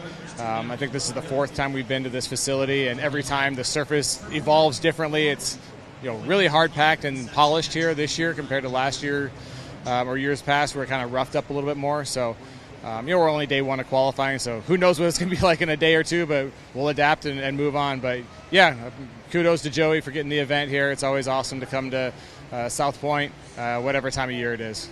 It's very traditional between him and Anthony. They put together a really almost basic layout to start with, and then let the evolution of the track kind of make it a racer's track. So nothing too stupid out there, but over time the whoops will get a little bit more challenging. The double is already challenging. You're starting to see some ruts here at the end of the straightaway that are really affecting that little step up as you come off that. So yeah, it's off-road racing. I love it. You know, it's a World's Year for 8 scale, so we try to focus on whatever the class is for that year. We got Ongaro, we got Carib, we got Spencer, we got B-Rose. You know, we'll have a few other guys in there, but those will be our main heavy hitters coming over for that particular event. You know, there's only 12 spots in the main event. So to allocate a lot of resources for 12 spots when, you know, in the end, the glory goes to the winner. You know, I like our chances with that crew, and you know, we'll have a lot of people there that are just there for the experience and doing the best they can and having fun, and you know, that's a big part of racing those world championships too. Anytime you have it in the U.S., you know, you end up having a really big U.S. team, so we have a big team in general, so I'm sure I'll be super busy for a week there. So this is I'm going into my 22nd year as team manager. And almost every time I would consider it a home track disadvantage. You end up overthinking things and not evolving as the track is you know, presenting to you at that actual event. So yeah, you just try not to overthink it. You know, the big things to me is you know, getting on the driver's stand, understanding the proportions of the track, where the poles are at, especially at Thornhill. And then you're getting a little exposure to how that particular crew builds a track and the jumps and things like that. Once you get those pieces under your belt, everything else kind of falls into line if you you know, can evolve with your program. We're always working on new product, man. It's just what we do, you know, trying to defend our world championships, win more, and produce a product that everybody can drive and enjoy racing around the track and around the world. So I'm excited. We got some new stuff that we're having in the works, and you'll probably see that later this year. Expectations are just to do the best I can. You know, so far so good. 2 days in, and cars are working great. Ran a little bit on the off season, a couple events, but nothing too much. Took a lot of family time off, and yeah, the dates changed, but you know, the majority of the main players are still here, so the competition's good. If you guys didn't make it, just because the time, you know, a little weird trying to get flights and stuff right after New Year's, but I think next year it'll probably be back to normal with the big entry count. So, but yeah, it's great. You know, it's a little cooler in the building. The track's doing the exact same thing it always does, getting rough, dusty. And yeah, having a good time. I mean, I enjoy the low entry count because we're getting done at 7 o'clock instead of 10 o'clock. But yeah, so far so good. Track's fun. Everything flows really well. It hasn't gotten like crazy bumpy yet. Like, we're still running like really fast laps. There's a couple sections that are rough, but you can avoid them for the most part. But typically Sunday or like, you know, main days is when the longer races, the track starts drying out more, the more it's going to deteriorate. So we're still in for it for sure. It's still going to get gnarly out there, and but yeah, the layout's good. Everything works really well. There's a couple sections that are really tricky. It's definitely not easy to not crash. But yeah, looking forward to it like slowing down and getting a little rougher. You know, it takes a little more methodical driving skill out there. So I think I kind of excel at stuff like that as long as my car allows me to do that. So yeah, looking forward to it. And so far it's really fun. And Anthony Westergaard helped Joey put that in. It's a really nice track. If you're driving out there and you don't have like that good connection to your car, you're not going to know where the bumps are, you know what I mean? So, but like last year, my cars weren't the best, kind of had a little bit of a rough Silver State, but they're a lot different this year, and so far they've been really good. Just kind of doing small changes like diff oils and shocks, you know, nothing crazy, but they feel really good. Our tires are working well also, so yeah, I think we're in a good place. Just got to wait out the track and see what it's going to do. I want to win every race I'm at. You know, it's my job. That's what they pay me to do. And you know, I'm here a week away from my family, so at every event, you know. So like when I leave the house, I try to make sure I just put my best foot forward to make sure that time was worth it and worth it for my companies to send me. So yeah, I don't care if it's Silver State, Nitro Challenge, U.S. Open, whatever. I'm putting my 100% in. So yeah, I treat every race the same. But a couple of these races are a little more of a crown jewel event. I like the Silver State. Winning the Silver State's cool because, like I said, typically the track's like really bad for the main event. So if you're the one that can go out there and conquer that thing, then it feels good. You know, as just a personal, you know, personally to me, it's nice to do that. But yeah, like I said, I want to win everything. I want to win this race. I want to win the next race, whatever, and or at least do the best I can. So, but yeah, Silver State's awesome. Nitro Challenge is one of the cool ones too, and Joey always does a good job, and everybody I think likes coming. Live RC is the world's leading platform for all things RC, offering the most thrilling live RC racing coverage, breaking news, exclusive content, and much more. LiveRC.com lets you stay ahead with the latest RC news and articles, along with our industry-leading live racing results page that provides up-to-the-minute race results, lap times, stats, graphs, and race lineups. Unlock the full RC experience with our bonus lap membership.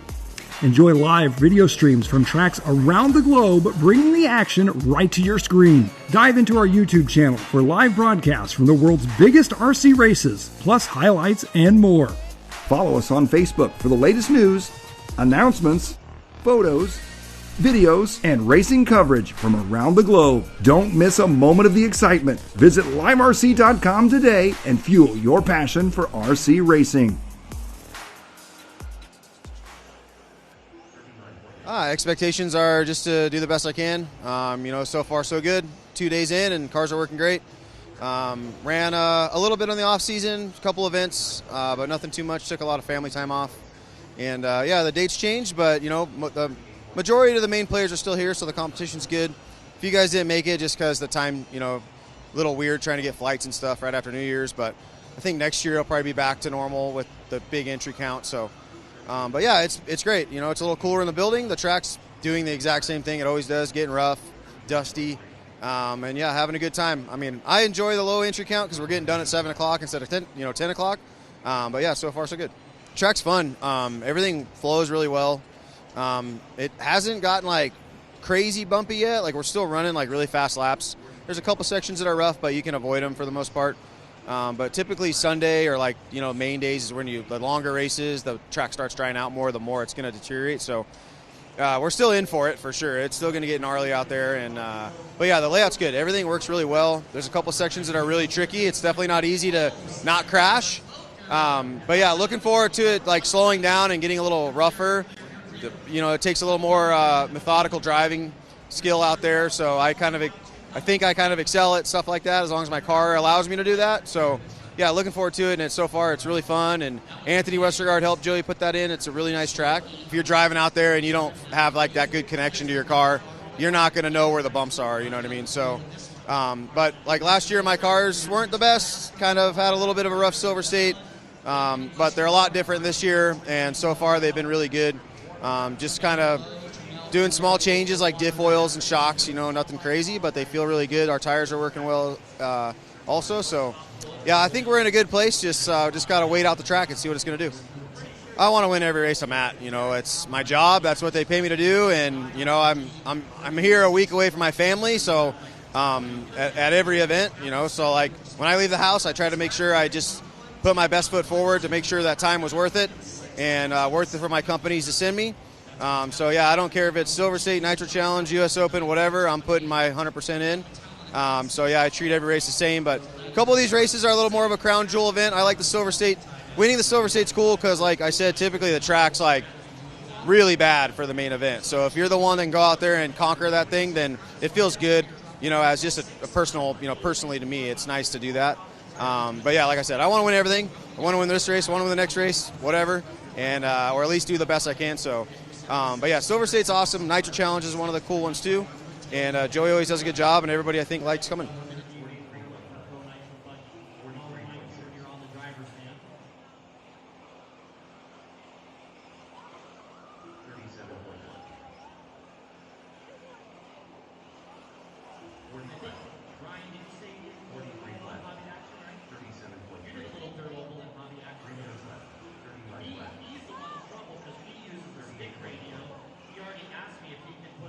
Yeah, the track's it's way more dry this year, so it's kind of hard edge bumps instead of flowy bumps. So it's can't really have the same setup, which is kind of what I'm struggling with right now. Not doing as good, but still top 5 runs, which isn't terrible. So still got to figure some stuff out. I've definitely been looking at my setups from last year. I tried to do that if I did good at the previous year, but at home it's kind of hard to test because you never have the same conditions, But when you go to the track, it's definitely more about just wrenching. You don't really even drive that much. You just want to learn the setups and everything. But, we definitely spend a lot of time at home wrenching and making sure everything's perfect before these races. So, really, I just got to always have the setup dialed in because everyone's getting better every year. So it's getting more about setup and less about driving. I know my driving's same as all these guys. So now I kind of expect to at least be top 3. But I don't know. I kind of have less pressure now since it took me a long time to win a nitro buggy race. So it was just awesome to get the wins. Really, the nitro buggy one is what I was wanting, but to win all 4 was just like insane. We're going to try and do the same this year, but I don't know. You never know what can happen. So it's been 26 years of track building, and I kind of like, it sounds kind of funny, but I kind of just forget about the last track. And sometimes I show up and go, it'd be a good idea, and I draw it out, and somebody goes, that's the same track you just built last time. I'm like, no wonder it's a good idea. I just did that whole thing. So I don't really keep a track of what the designs are. And I team up with Anthony Westergaard from Factory Tracks, and he does a great job. And he's even though we're competitors, I feel like I try to incorporate competitors together for our sport. I think it's good to bring people together and try to make a better thing instead of compete. So Anthony and I team up, and he has a different track build style than I do for sure. And so he is kind of like a supercross style track builder, and I'm more of a I don't know what the word for it would be. I've owned a track for a long time, so I got to make sure that they don't break and that they can not be in the infields, and he does a good job, and the pros love it because he builds a difficult track, and I have to tone it down sometimes. So I think we're a great combination of the two. So I don't have an idea. We get here, and he comes up with crazy ideas. I come up with crazy ideas, and it's brand new every time. Basically, there's no referencing old tracks. We just come up with new stuff every time. So I'm an art guy. I paint, I do sculpture, I do all kinds of things. So the creative process is just start going for it and kind of see what happens. And I like the organic. I kind of like the organic nature of, dude, there is already this big pile there. What could we do with that pile? Instead of going, that pile doesn't match my drawing I made earlier. We have to move. Actually, my drawing is this, which I made on my pencil. Let's move this whole pile all the way over there. It's better to be like, you know what, this actually looks really cool right there, or this could be really neat. So that's kind of how we came up with that dragon back, because that pile was huge, and I drove my tractor up on top of it when I first got here just to get a picture of it. And then when I backed my way down, it had this dragon back. I'm like, Anthony, this would be cool right here. Actually, it's in the wrong place. Can you move this whole pile 10 feet this way and 20 feet back? So he moved that entire pile back there. And Anthony's really fast, and he's good at stuff. So between the two of us, we just come up with stuff on the fly, basically. And basically what you want to do is you try to come up with one really big feature that you think is going to be this is so awesome, and then you build the smaller things around it. So that's what we did. At my own facility, the Dirt Race Park in Southern California, we've added an oval there, and it's just gotten really good reception. And on our Sunday race, we get 150 entries.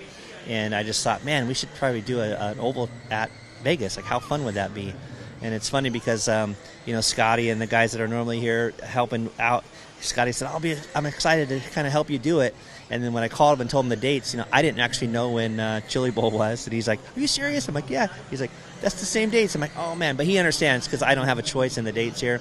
And I feel like at some point we're hoping to build a new audience and new people, bring people in to the sport with this Vegas race. And I think there's room, for both of us, because Chili Bowl sells out quick, and we have barely any entries. But I'm hoping that showing a good show here and letting them know that we're serious about it, that we can build some groups from Southern California to come up and be with us here, and I think there's room for everybody, and we're excited. I know that this year Silver State had a little bit of a date change late in the year, and that kind of threw a wrench in things because I know that people plan on it being in April or May. So since it's earlier this year, I knew we'd have a light turnout. But I wanted to make sure that we put a lot of effort into making it extra special this year for the people who decided to come even though. And I wanted to make sure that they didn't feel like they got less than because there's less entries. So we built a bigger track than we normally do on the 8 scale. We've added this oval. We've made sure that we had all the things that everybody normally gets, and a little bit more, a little bit better trophies, a little bit, just to make sure that the people who came this year, they were rewarded for coming, and to let people know that, Silver State's, strong, and we got a residency here, so we're here for a long term, and I just want to make sure that I give back as much as I can give back for the people who showed up this year. I'm trying to focus more on the racing, figure out the lines better, watch more. Drive harder, don't crash. Try to make the mains, probably podium and probably 2 of them, and do the best I can do. The cars are great, so we adjust to it, and then they fix the track overnight. Definitely going to be harder to manage by the end of the mains because the track going to be very roughed up, characteristic always, and got to pick the lines. Just got to pick it. Hoping for my first win, so that'd be great if I can get it. The cars are great, just got to try better. It would mean a lot to me because I came so close once. Unfortunate, my dad messed up. It's okay, he's getting old. It'd be great. I'd be relieved to get the first win, and once I get the first win, I think I can go on in momentum. But I would have that feeling of victory. Yeah, I got so close. I can feel it. I can feel it. Unlock the ultimate RC racing experience with the Live RC Bonus Lap membership. Rewatch every lap you raced at your local track using the RVA system. See your lap times, stats, and charts. Analyze your data just like the pros. Plus, enjoy full HD live streams from RC tracks worldwide. Elevate your racing with unmatched insights and global coverage. Join today. I'm trying to focus more on the racing, figure out the lines better, watch more, drive harder, don't crash. Try to make the mains, probably podium and probably 2 of them, and do the best I can do.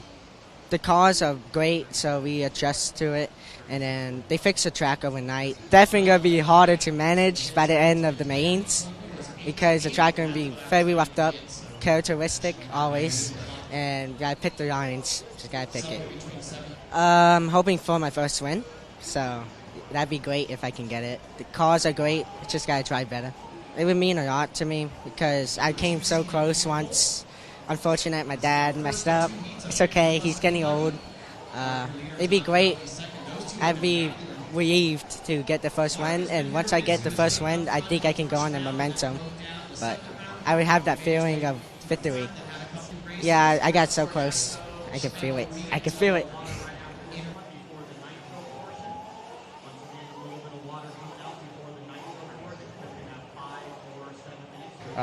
This is a very unique event with a new track every single time we come here.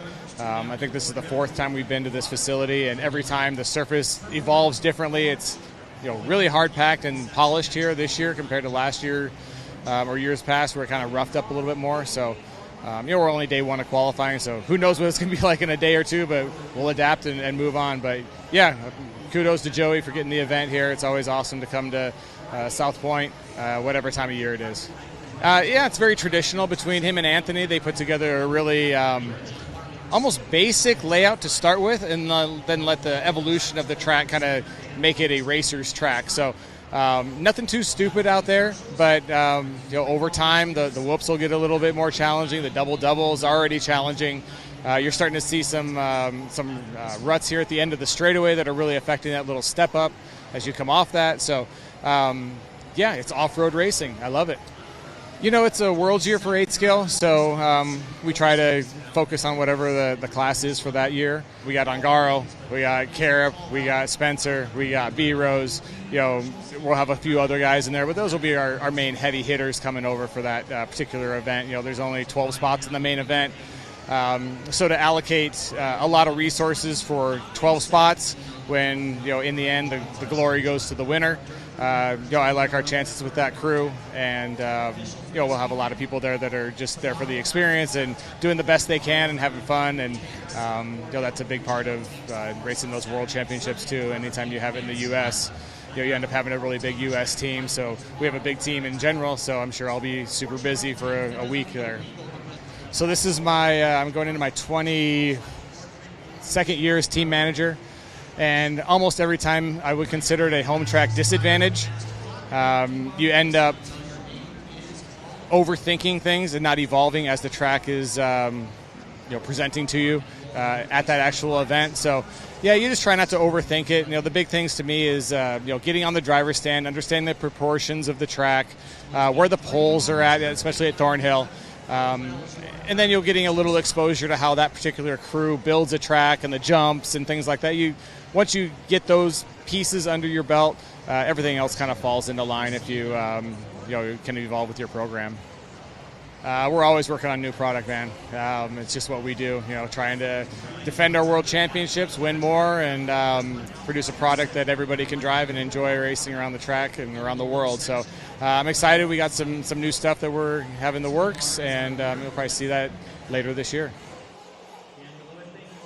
Expectations are just to do the best I can. So far so good. 2 days in, and cars are working great. Ran a little bit on the off season, a couple events, but nothing too much. Took a lot of family time off, and the dates changed, but the majority of the main players are still here, so the competition's good. If you guys didn't make it, just because the time, a little weird trying to get flights and stuff right after New Year's, but I think next year it'll probably be back to normal with the big entry count. So, it's great. It's a little cooler in the building. The track's doing the exact same thing it always does, getting rough, dusty. Having a good time. I enjoy the low entry count because we're getting done at 7 o'clock instead of 10 o'clock. So far so good. Track's fun. Everything flows really well. It hasn't gotten crazy bumpy yet. We're still running really fast laps. There's a couple sections that are rough, but you can avoid them for the most part. But typically Sunday or main days is when the longer races, the track starts drying out more, the more it's going to deteriorate. So we're still in for it for sure. It's still going to get gnarly out there, and the layout's good. Everything works really well. There's a couple sections that are really tricky. It's definitely not easy to not crash. Looking forward to it slowing down and getting a little rougher. It takes a little more methodical driving skill out there. So I think I kind of excel at stuff like that as long as my car allows me to do that. So looking forward to it, and so far it's really fun. And Anthony Westergaard helped Joey put that in. It's a really nice track. If you're driving out there and you don't have that good connection to your car, you're not going to know where the bumps are, you know what I mean? So, but last year my cars weren't the best, kind of had a little bit of a rough Silver State, but they're a lot different this year, and so far they've been really good. Just kind of doing small changes like diff oils and shocks, nothing crazy, but they feel really good. Our tires are working well also, so I think we're in a good place. Just got to wait out the track and see what it's going to do. I want to win every race I'm at. It's my job. That's what they pay me to do, and I'm here a week away from my family, so at every event, So when I leave the house, I try to make sure I just put my best foot forward to make sure that time was worth it and worth it for my companies to send me. I don't care if it's Silver State, Nitro Challenge, U.S. Open, whatever. I'm putting my 100% in. I treat every race the same, but a couple of these races are a little more of a crown jewel event. I like the Silver State. Winning the Silver State's cool because, like I said, typically the track's really bad for the main event. So if you're the one that can go out there and conquer that thing, then it feels good. As just a personal, personally to me, it's nice to do that. Like I said, I want to win everything. I want to win this race. I want to win the next race, whatever, and or at least do the best I can. So, Silver State's awesome. Nitro Challenge is one of the cool ones too, and Joey always does a good job, and everybody I think likes coming. Live RC is the world's leading platform for all things RC, offering the most thrilling live RC racing coverage, breaking news, exclusive content, and much more. LiveRC.com lets you stay ahead with the latest RC news and articles, along with our industry-leading live racing results page that provides up-to-the-minute race results, lap times, stats, graphs, and race lineups. Unlock the full RC experience with our bonus lap membership. Enjoy live video streams from tracks around the globe, bringing the action right to your screen. Dive into our YouTube channel for live broadcasts from the world's biggest RC races, plus highlights and more. Follow us on Facebook for the latest news, announcements, photos, videos, and racing coverage from around the globe. Don't miss a moment of the excitement. Visit liverc.com today and fuel your passion for RC racing. Expectations are just to do the best I can. So far so good. 2 days in, and cars are working great. Ran a little bit on the off season, a couple events, but nothing too much. Took a lot of family time off, and the dates changed, but the majority of the main players are still here, so the competition's good. If you guys didn't make it, just because the time, a little weird trying to get flights and stuff right after New Year's, but I think next year it'll probably be back to normal with the big entry count. So, it's great. It's a little cooler in the building. The track's doing the exact same thing it always does, getting rough, dusty. Having a good time. I enjoy the low entry count because we're getting done at 7 o'clock instead of 10 o'clock. So far so good. Track's fun. Everything flows really well. It hasn't gotten crazy bumpy yet. Like, we're still running like really fast laps. There's a couple sections that are rough, but you can avoid them for the most part. But typically Sunday or like, you know, main days is when the longer races, the track starts drying out more, the more it's going to deteriorate. So we're still in for it for sure. It's still going to get gnarly out there. And but yeah, the layout's good. Everything works really well. There's a couple sections that are really tricky. It's definitely not easy to not crash. But yeah, looking forward to it like slowing down and getting a little rougher. You know, it takes a little more methodical driving skill out there. So I think I kind of excel at stuff like that as long as my car allows me to do that. So, yeah, looking forward to it, and so far it's really fun. And Anthony Westergaard helped Joey put that in. It's a really nice track. If you're driving out there and you don't have like that good connection to your car, you're not going to know where the bumps are, you know what I mean? So, but like last year my cars weren't the best, kind of had a little bit of a rough Silver State, but they're a lot different this year, and so far they've been really good.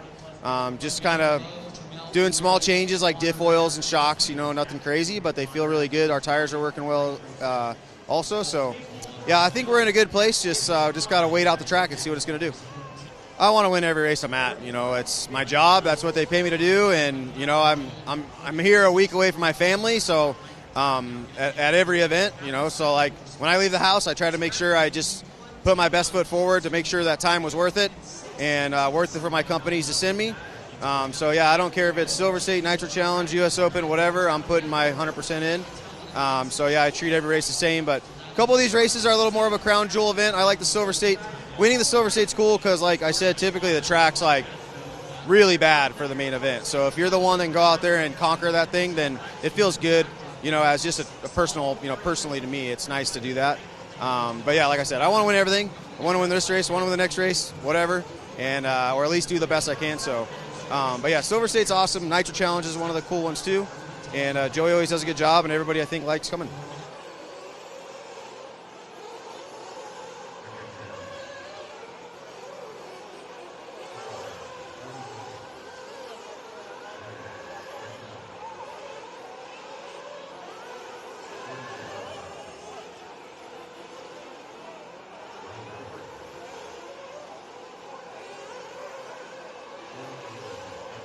Live RC is the world's leading. Yeah, the track's definitely, it's way more dry this year, so it's kind of hard edge bumps instead of like flowy bumps. So it's can't really have the same setup, which is kind of what I'm struggling with right now. Not doing as good, but still top 5 runs, which isn't terrible. So still got to figure some stuff out. I've definitely been looking at my setups from last year. I try to do that if I did good at the previous year. But at home, it's kind of hard to test because you never have the same conditions, you know, but when you go to the track, it's definitely more about just wrenching. You don't really even drive that much. You just want to learn the setups and everything.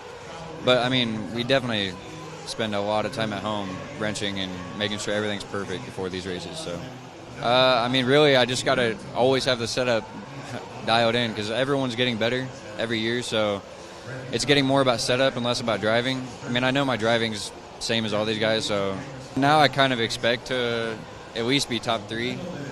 But I don't know, I kind of have less pressure now since it took me a long time to win a nitro buggy race, so it was just awesome to get the wins. Really, the nitro buggy one is what I was wanting, but to win all 4 was just, like, insane.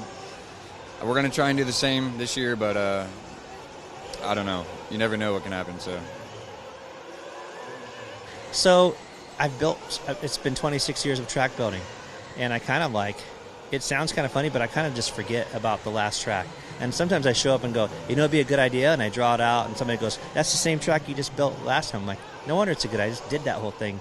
So I don't really keep a track of what the designs are, and I team up with Anthony Westergaard from Factory Tracks, and he does a great job. And he's even though we're competitors, I feel like I try to incorporate competitors together for our sport. I think it's good to bring people together and try to make a better thing instead of compete. So Anthony and I like team up, and he has a different track build style than I do for sure. And so he is kind of like a supercross style track builder, and I'm more of a, like, I don't know what the word for it would be. Like, I've owned a track for a long time, so I got to make sure that they don't break and that they cannot be in the infields, and, like, you know, he does a good job, and the pros love it because he builds a difficult track, and I have to tone it down sometimes. So I think we're a great combination of the two. So I don't have an idea. We get here and he comes up with crazy ideas. I come up with crazy ideas, and it's brand new every time. Basically, there's no referencing old tracks. We just come up with new stuff every time. So I'm an art guy. I paint, I do sculpture, I do all kinds of things. So the creative process is like, it's like just start going for it and kind of see what happens. And I like the organic. I kind of like the organic nature of, dude, there is already this big pile there. What could we do with that pile? Instead of going, that pile doesn't match my drawing I made earlier. We have to move. Actually, my drawing is this, which I made on my pencil. Let's move this whole pile all the way over there. It's better to be like, you know what, this actually looks really cool right there, or this could be really neat. So that's kind of how we came up with that dragon back, because that pile was huge, and I drove my tractor up on top of it when I first got here just to get a picture of it. And then when I backed my way down, it had this like dragon back. I'm like, Anthony, this would be cool right here. Actually, it's in the wrong place. Can you move this whole pile like 10 feet this way and 20 feet back? So he moved that entire pile back there. And Anthony's really fast and he's good at stuff. So between the two of us, we just come up with stuff on the fly, basically. And basically what you want to do is you try to come up with one really big feature that you think is going to be like, this is so awesome. And then you build the smaller things around it. So that's what we did. At my own facility, the Dirt Race Park in Southern California, we've added an oval there, and it's just gotten really good reception. And on our Sunday race, we get like 150 entries. And I just thought, man, we should probably do an oval at Vegas. Like, how fun would that be? And it's funny because, Scotty and the guys that are normally here helping out, Scotty said, I'm excited to kind of help you do it. And then when I called him and told him the dates, I didn't actually know when Chili Bowl was. And he's like, are you serious? I'm like, yeah. He's like, that's the same dates. I'm like, oh, man. But he understands because I don't have a choice in the dates here. And I feel like at some point we're hoping to build a new audience and new people, bring people in to the sport with this Vegas race. And I think there's room, for both of us, because Chili Bowl sells out quick. And we have, barely any entries. But I'm hoping that showing like a good show here and letting them know that we're serious about it, that we can build some groups from Southern California to come up and be with us here. And I think there's room for everybody. And, we're excited. I know that this year's Silver State had a little bit of a date change late in the year. And that kind of threw a wrench in things because I know that people plan on it being in April or May. So since it's earlier this year, I knew we'd have a light turnout. But I wanted to make sure that we put a lot of effort into making it extra special this year for the people who decided to come even though.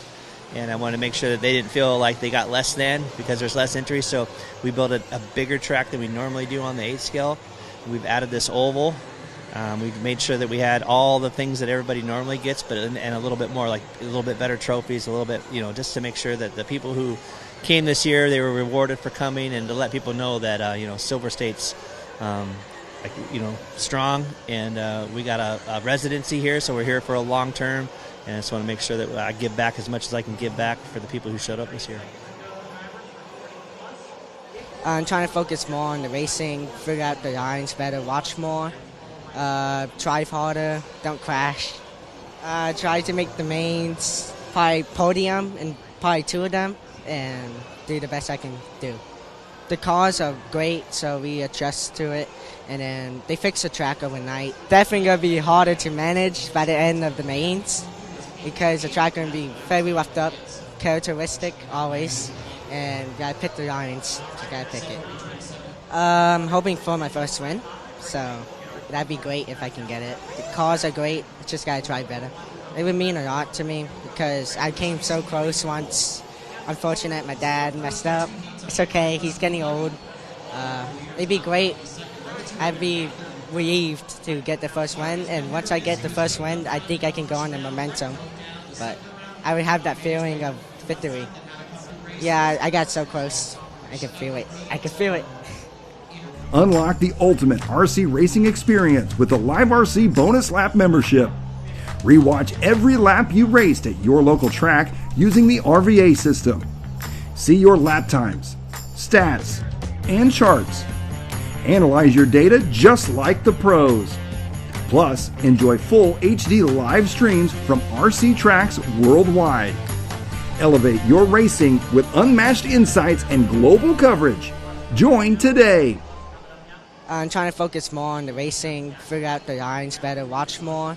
Unlock the ultimate RC racing experience with the Live RC Bonus Lap membership. Rewatch every lap you raced at your local track using the RVA system. See your lap times, stats, and charts. Analyze your data just like the pros. Plus, enjoy full HD live streams from RC tracks worldwide. Elevate your racing with unmatched insights and global coverage. Join today. Drive harder, don't crash. Try to make the mains, probably podium and probably 2 of them, and do the best I can do. The cars are great, so we adjust to it, and then they fix the track overnight. Definitely going to be harder to manage by the end of the mains because the track going to be very roughed up. This is a very unique event with a new track every single time we come here. I think this is the 4th time we've been to this facility, and every time the surface evolves differently. It's really hard packed and polished here this year compared to last year or years past where it kind of roughed up a little bit more. So we're only day 1 of qualifying, so who knows what it's going to be like in a day or two, but we'll adapt and move on. But yeah, kudos to Joey for getting the event here. It's always awesome to come to South Point, whatever time of year it is. It's very traditional between him and Anthony. They put together a really almost basic layout to start with, and then let the evolution of the track kind of make it a racer's track. So nothing too stupid out there, but over time the whoops will get a little bit more challenging. The double is already challenging. You're starting to see some ruts here at the end of the straightaway that are really affecting that little step up as you come off that. So it's off-road racing. I love it. It's a World's Year for 8 scale, so we try to focus on whatever the class is for that year. We got Ongaro, we got Carib, we got Spencer, we got B-Rose. We'll have a few other guys in there, but those will be our main heavy hitters coming over for that particular event. There's only 12 spots in the main event. So to allocate a lot of resources for 12 spots when, in the end, the glory goes to the winner. I like our chances with that crew, and we'll have a lot of people there that are just there for the experience and doing the best they can and having fun, and that's a big part of racing those world championships too. Anytime you have it in the U.S., you end up having a really big U.S. team, so we have a big team in general, so I'm sure I'll be super busy for a week there. So this is I'm going into my 22nd year as team manager. And almost every time I would consider it a home track disadvantage. You end up overthinking things and not evolving as the track is presenting to you at that actual event. So you just try not to overthink it. The big things to me is getting on the driver's stand, understanding the proportions of the track, where the poles are at, especially at Thornhill. And then you're getting a little exposure to how that particular crew builds a track and the jumps and things like that. Once you get those pieces under your belt, everything else kind of falls into line if you can evolve with your program. We're always working on new product, man. It's just what we do, trying to defend our world championships, win more, and produce a product that everybody can drive and enjoy racing around the track and around the world. So I'm excited. We got some new stuff that we're having in the works, and you'll probably see that later this year. Expectations are just to do the best I can. So far so good. 2 days in, and cars are working great. Ran a little bit on the off season, a couple events, but nothing too much. Took a lot of family time off, and the dates changed, but the majority of the main players are still here, so the competition's good. If you guys didn't make it, just because the time, a little weird trying to get flights and stuff right after New Year's, but I think next year I'll probably be back to normal with the big entry count. So. It's great. It's a little cooler in the building. The track's doing the exact same thing it always does, getting rough, dusty, having a good time. I enjoy the low entry count because we're getting done at 7 o'clock instead of 10 o'clock. So far so good. The track's fun. Everything flows really well. It hasn't gotten crazy bumpy yet. We're still running really fast laps. There's a couple sections that are rough, but you can avoid them for the most part. But typically Sunday or main days is when the longer races, the track starts drying out more, the more it's going to deteriorate. So we're still in for it for sure. It's still going to get gnarly out there. The layout's good. Everything works really well. There's a couple sections that are really tricky. It's definitely not easy to not crash. Looking forward to it slowing down and getting a little rougher. It takes a little more methodical driving skill out there. So I think I kind of excel at stuff like that as long as my car allows me to do that. So yeah, looking forward to it. And so far, it's really fun. And Anthony Westergaard helped Joey put that in. It's a really nice track. If you're driving out there and you don't have like that good connection to your car, you're not going to know where the bumps are. You know what I mean? So, but like last year, my cars weren't the best. Kind of had a little bit of a rough Silver State, but they're a lot different this year. And so far, they've been really good. Just kind of doing small changes like diff oils and shocks, nothing crazy, but they feel really good. Our tires are working well also. So, yeah, I think we're in a good place. Just got to wait out the track and see what it's going to do. I want to win every race I'm at. It's my job. That's what they pay me to do. And, I'm here a week away from my family. So at every event, so like when I leave the house, I try to make sure I just put my best foot forward to make sure that time was worth it and worth it for my companies to send me. So, yeah, I don't care if it's Silver State, Nitro Challenge, U.S. Open, whatever. I'm putting my 100% in. So, yeah, I treat every race the same. But a couple of these races are a little more of a crown jewel event. I like the Silver State. Winning the Silver State's cool because, like I said, typically the track's, like, really bad for the main event. So if you're the one that can go out there and conquer that thing, then it feels good, as just a personal, personally to me, it's nice to do that. But, yeah, like I said, I want to win everything. I want to win this race. I want to win the next race, whatever, and or at least do the best I can. So. But yeah, Silver State's awesome. Nitro Challenge is one of the cool ones too. And Joey always does a good job, and everybody I think likes coming.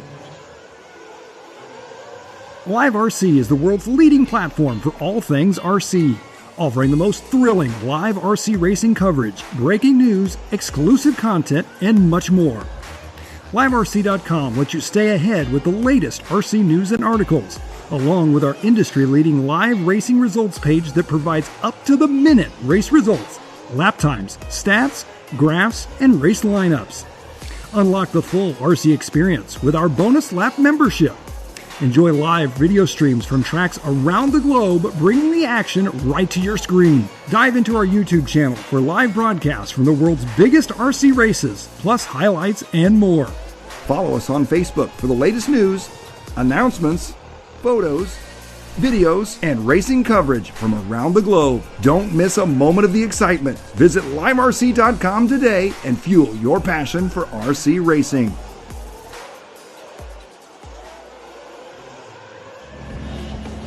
Joey, Aaron, Boom, baby. We're from the dirt, and this is the Silver State Track Walk. Come with us. 2026. We'll tell you what we got.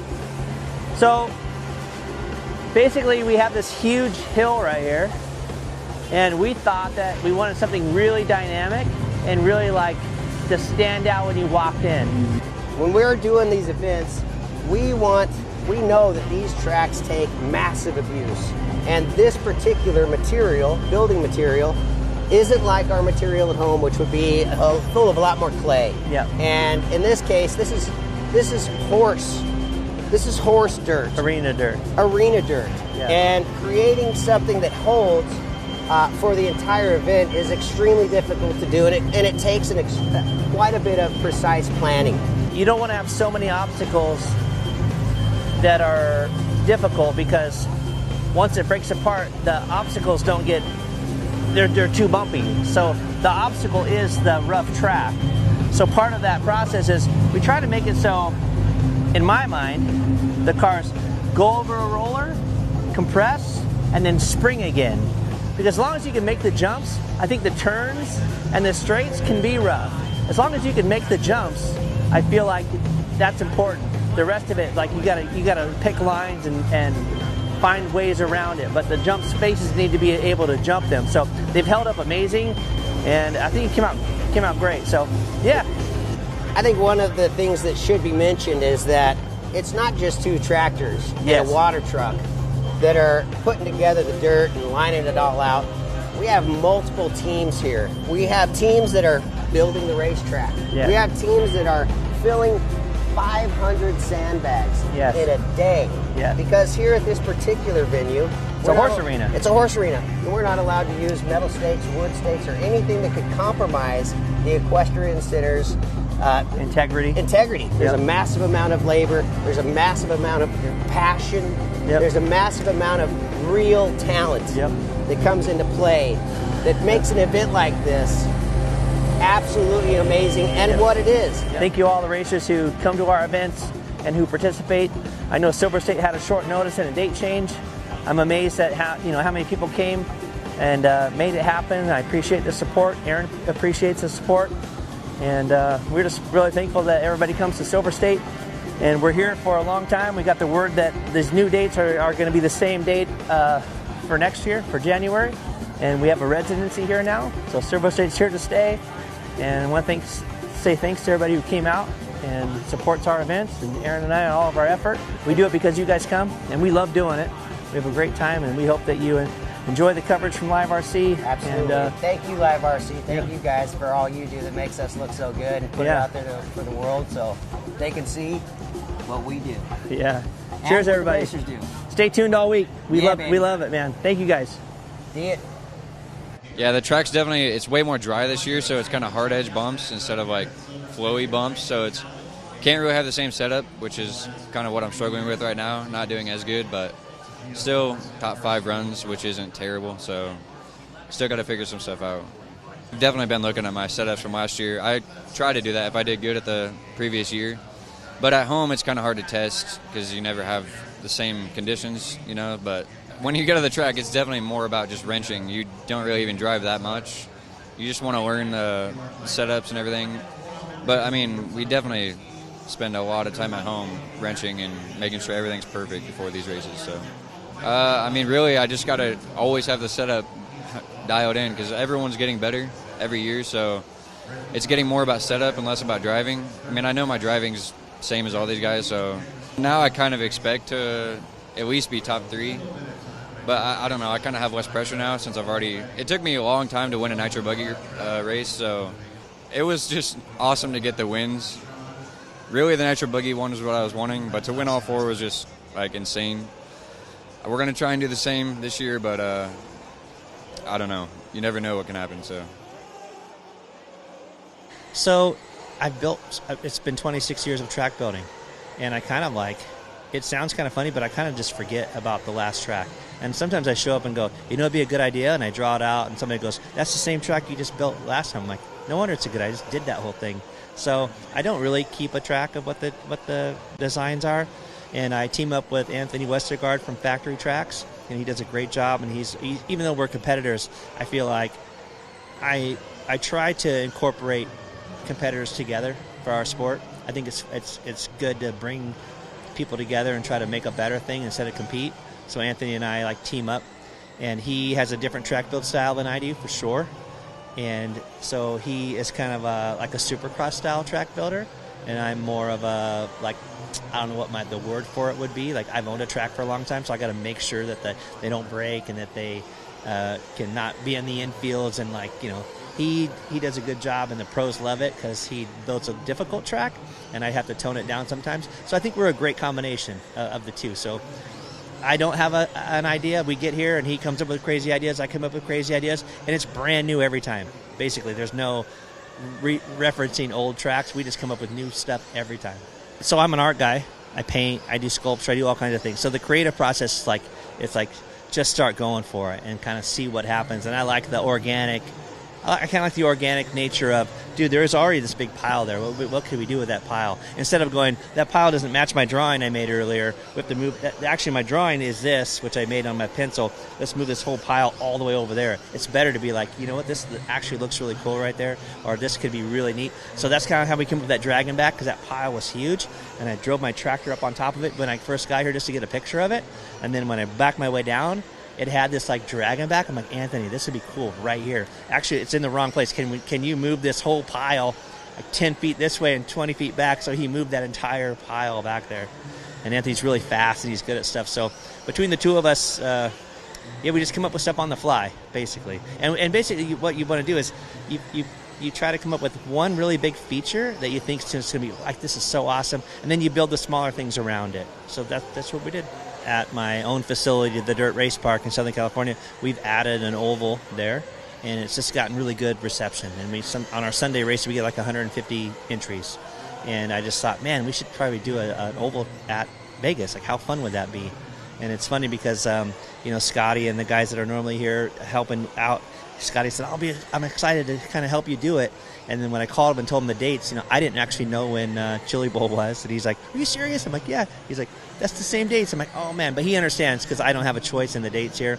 And I feel like at some point we're hoping to build a new audience and new people, bring people in to the sport with this Vegas race. And I think there's room, for obviously for both of us because Chili Bowl sells out quick. And we have, barely any entries. But I'm hoping that showing like a good show here and letting them know that we're serious about it, that we can build some groups from Southern California to come up and be with us here. And I think there's room for everybody. And, yeah, we're excited. I know that this year Silver State had a little bit of a date change late in the year. And that kind of threw a wrench in things because I know that people plan on it being in April or May.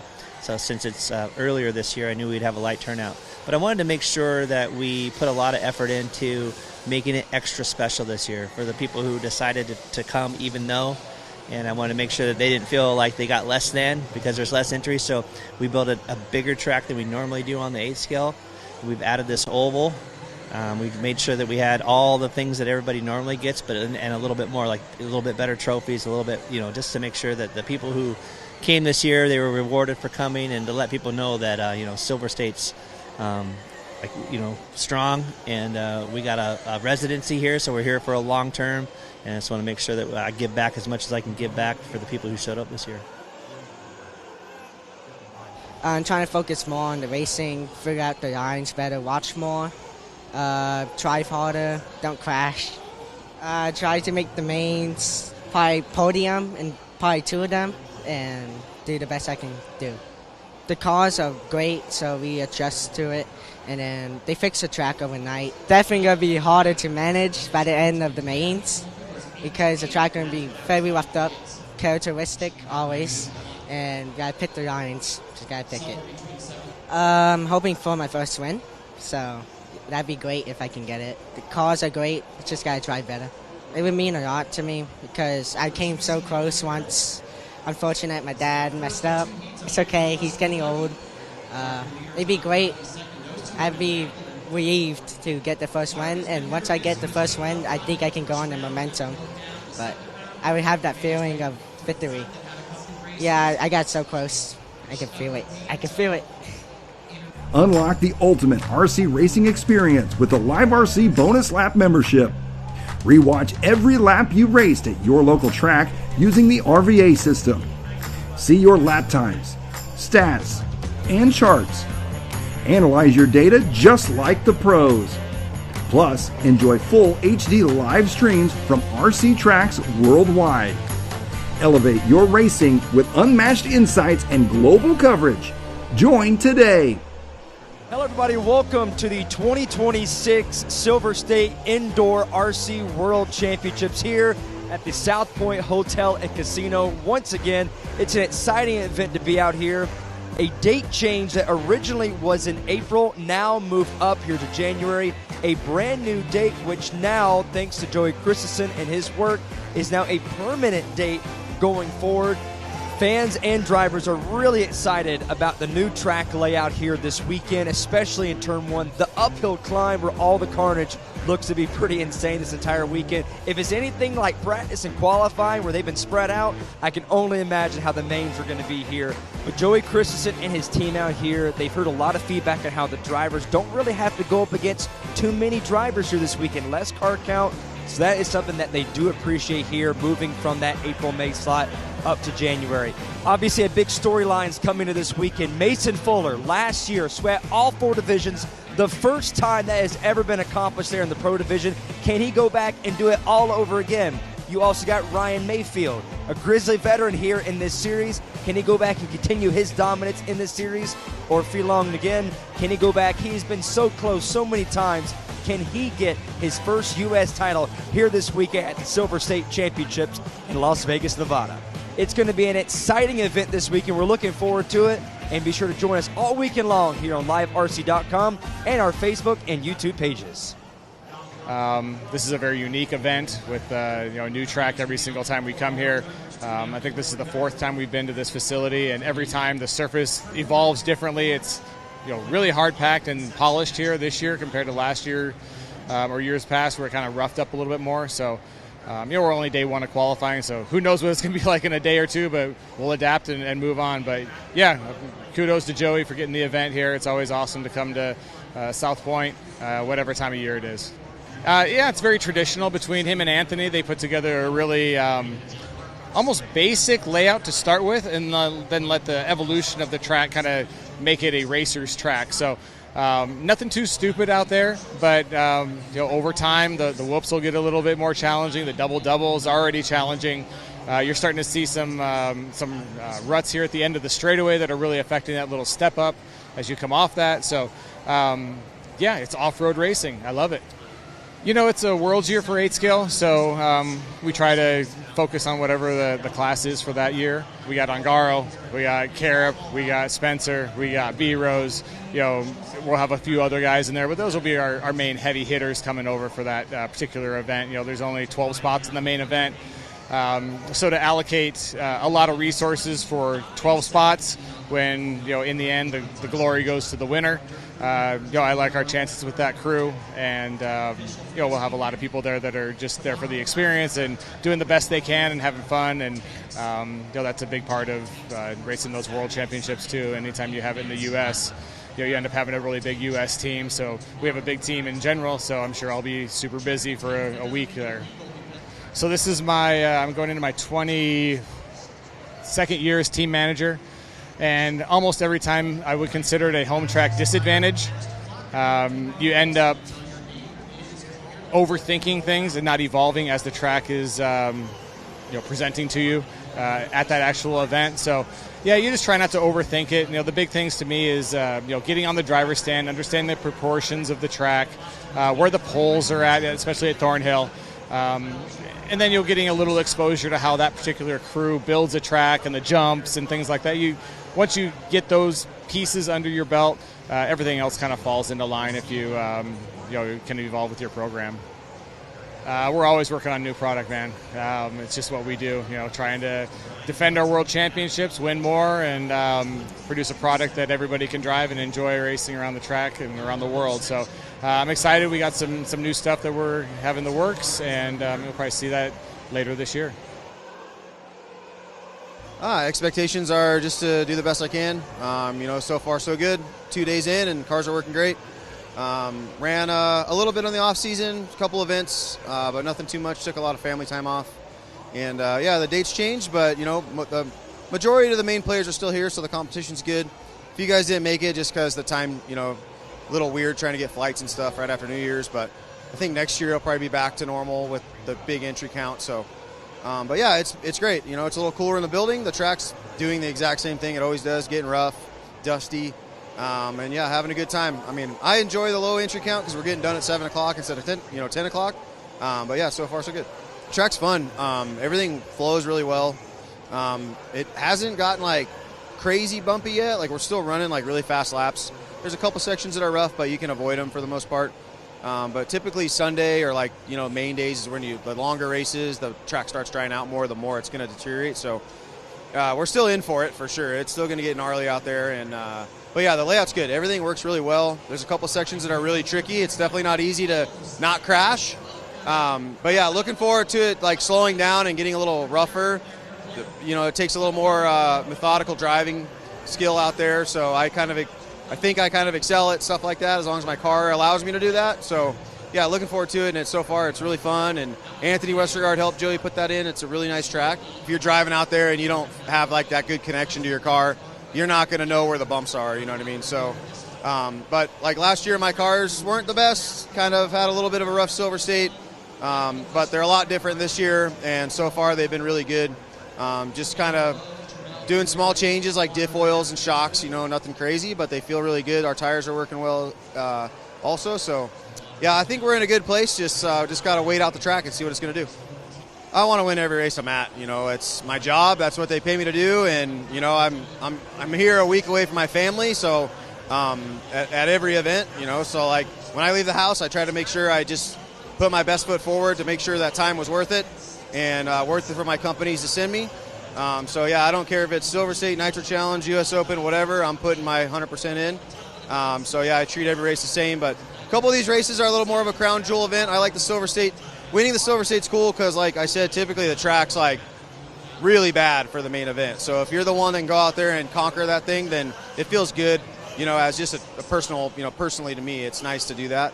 But yeah, like I said, I want to win everything.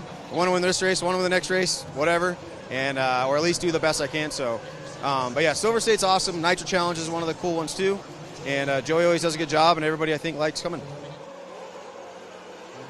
Live RC is the world's leading platform for all things RC, offering the most thrilling live RC racing coverage, breaking news, exclusive content, and much more.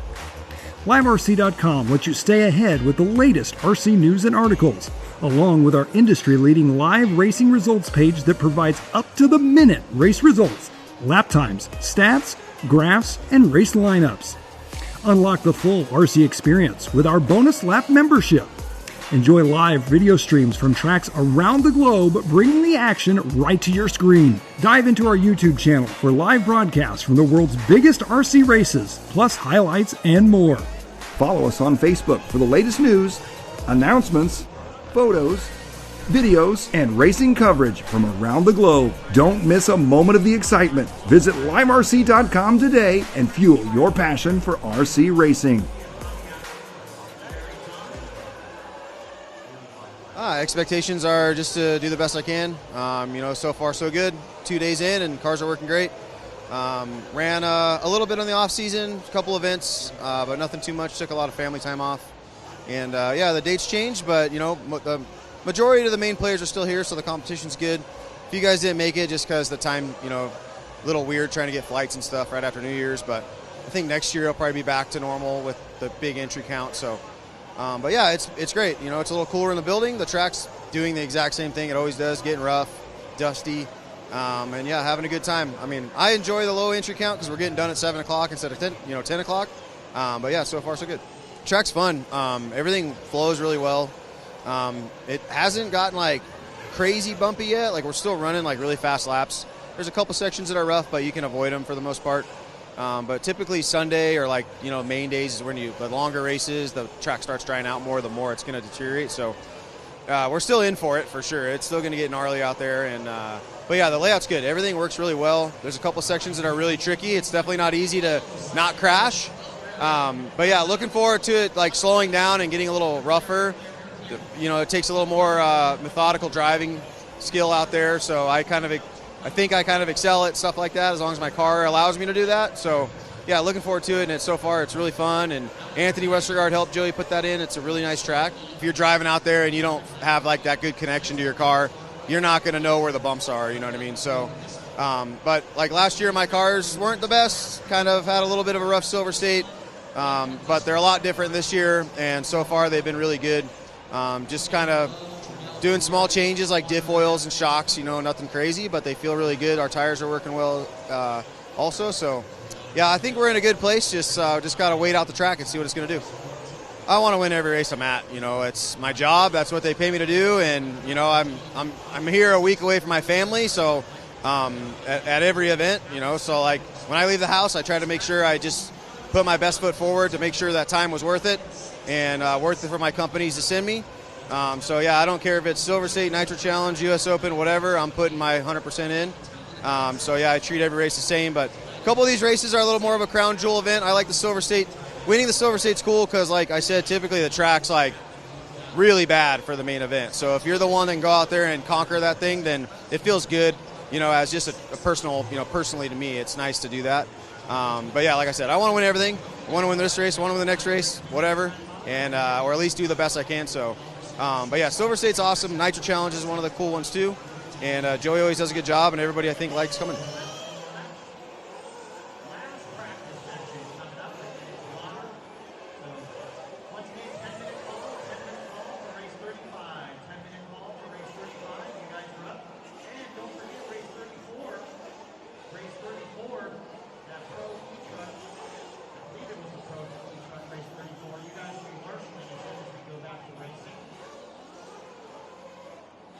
Yeah, the track's definitely, it's way more dry this year, so it's kind of hard edge bumps instead of flowy bumps. So it's can't really have the same setup, which is kind of what I'm struggling with right now. Not doing as good, but still top 5 runs, which isn't terrible. So still got to figure some stuff out.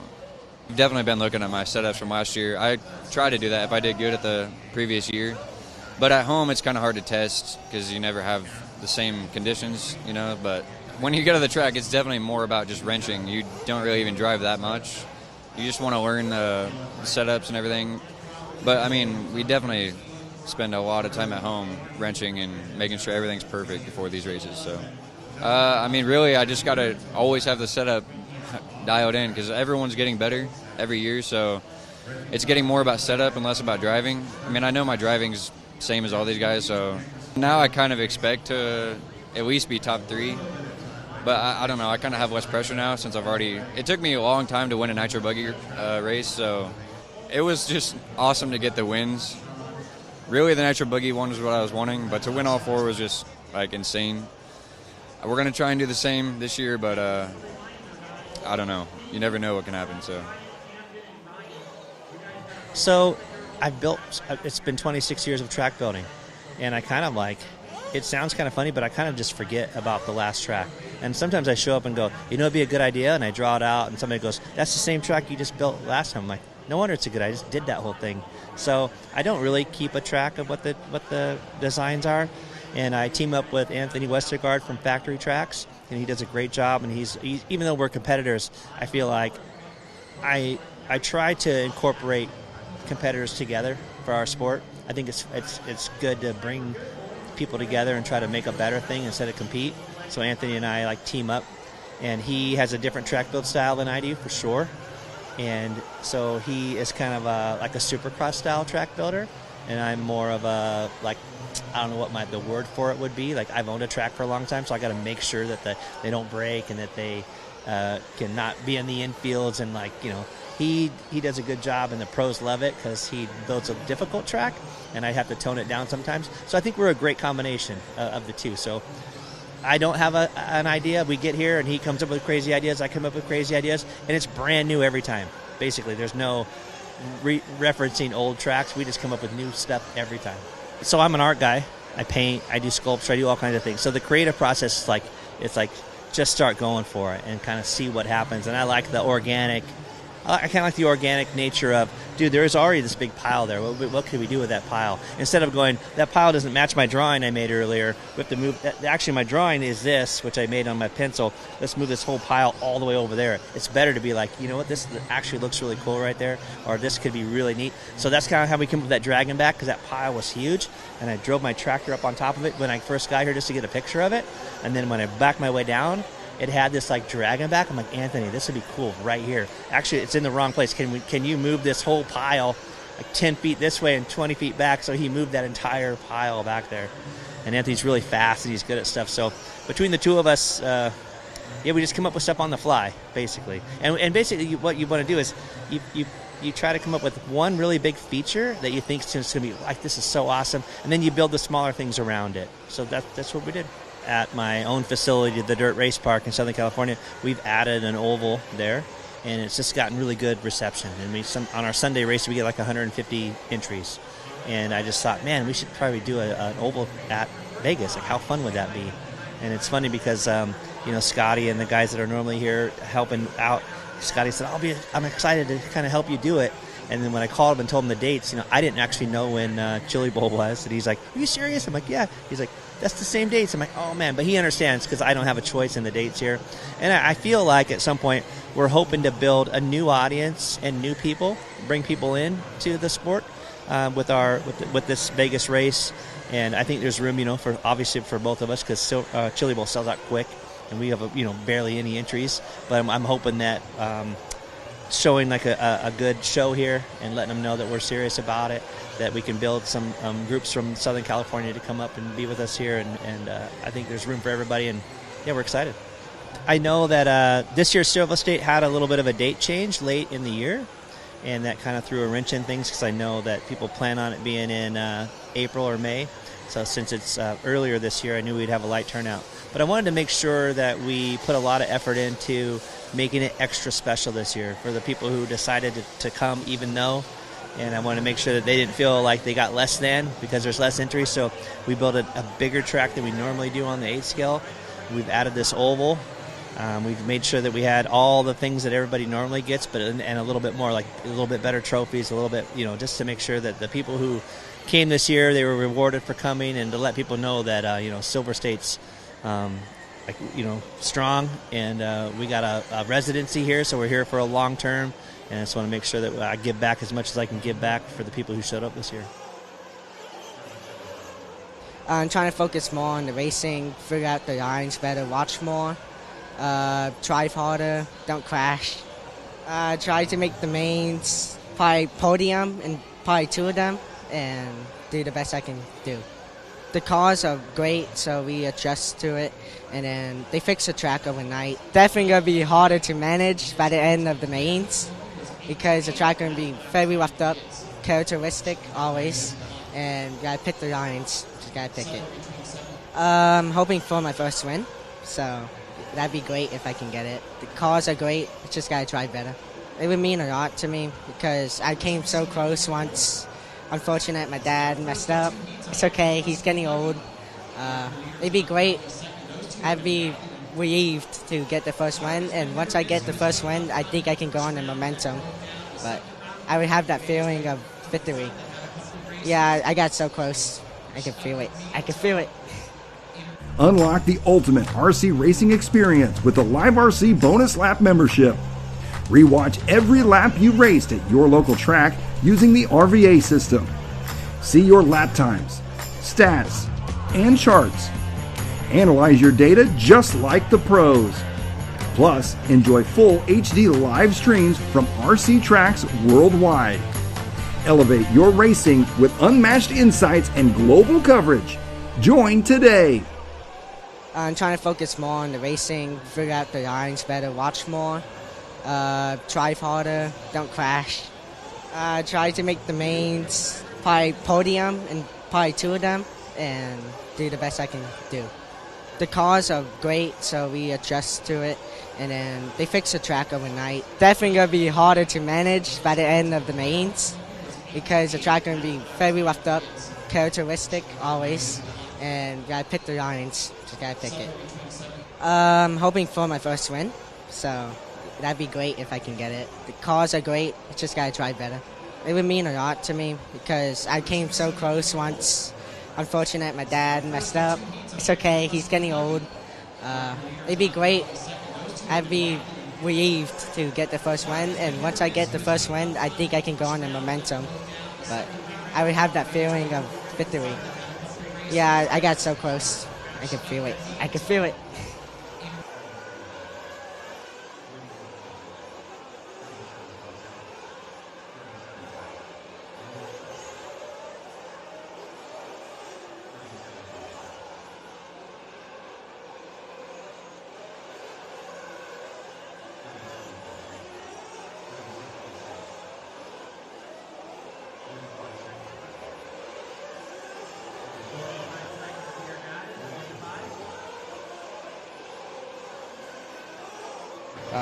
This is a very unique event with a new track every single time we come here.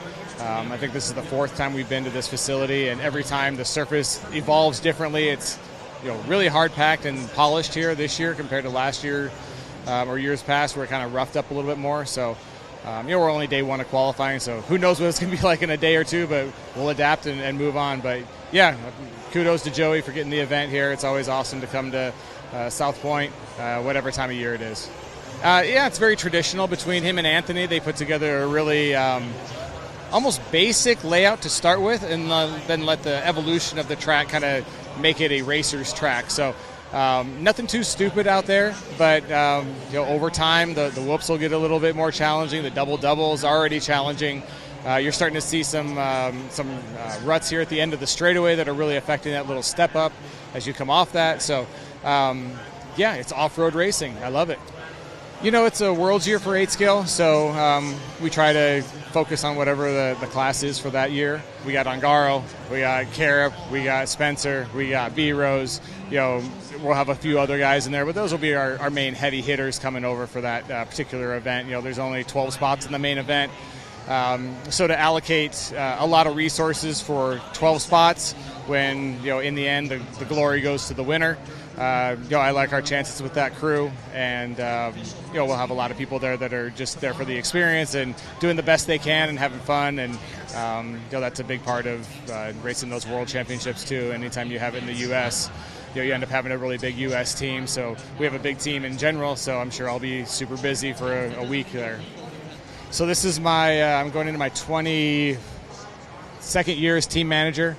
And almost every time I would consider it a home track disadvantage.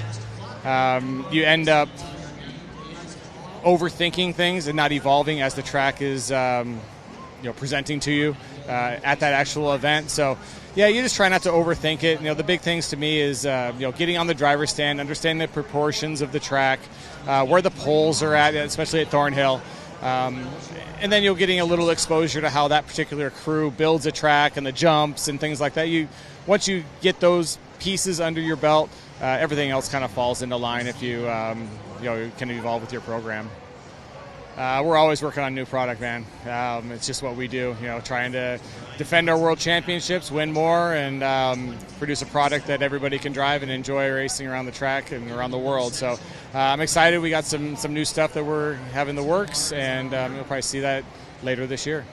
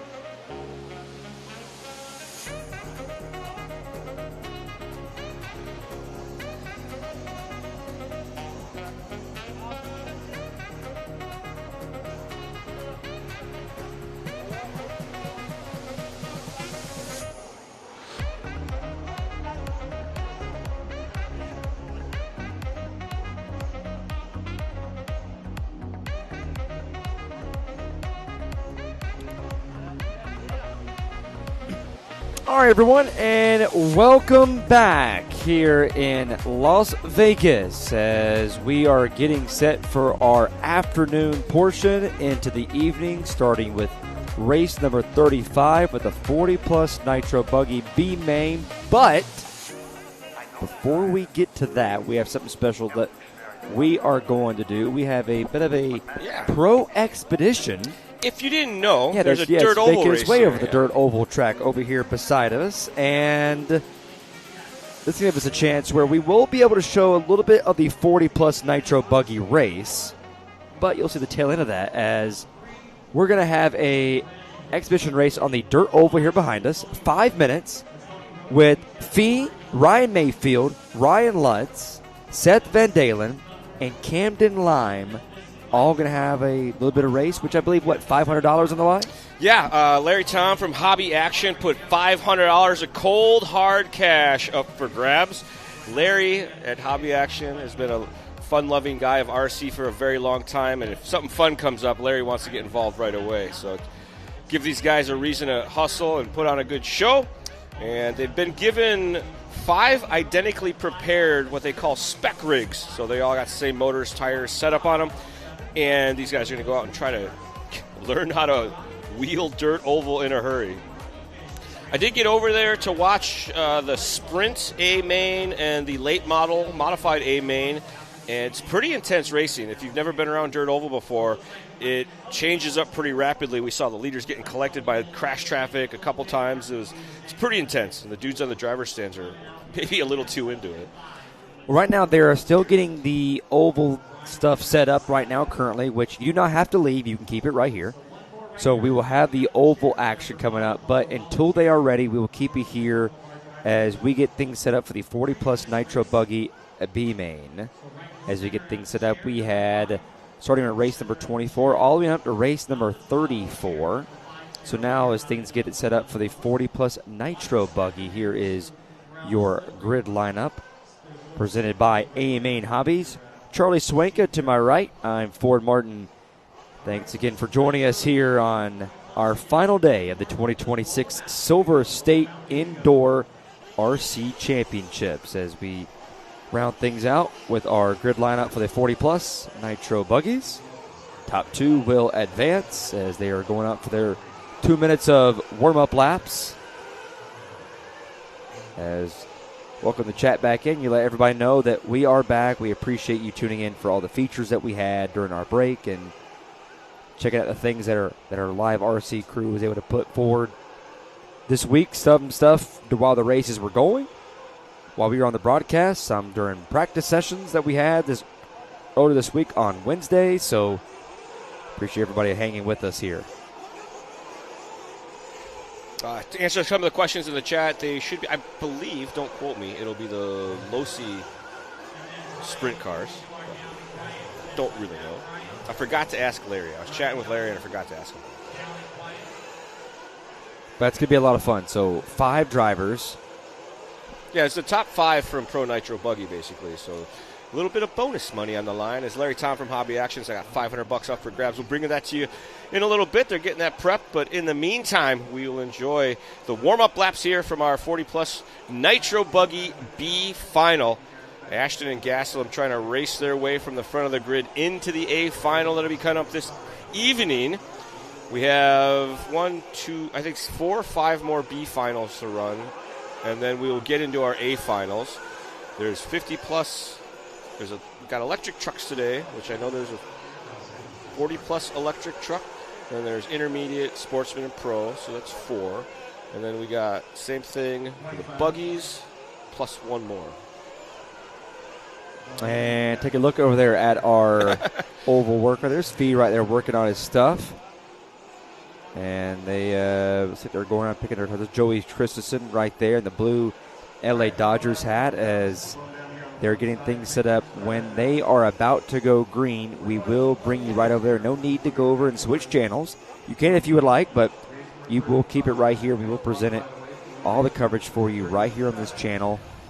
Maybe even have a bit of a double box that we'll have with the 40-plus Nitro Buggy and the Oval at the same time. But until they are ready, we will cover this 20-minute Nitro Buggy B-Main.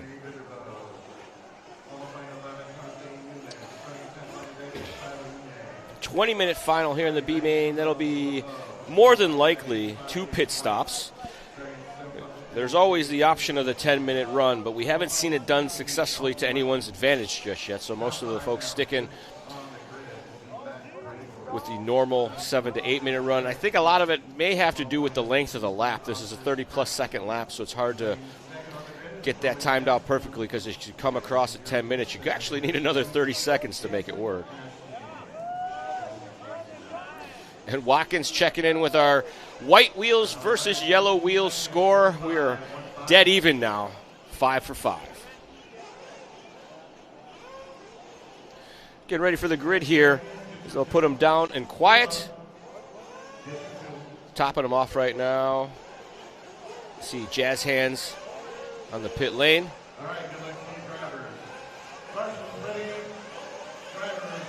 Drivers are standing by, getting ready to go. All set, and we are green.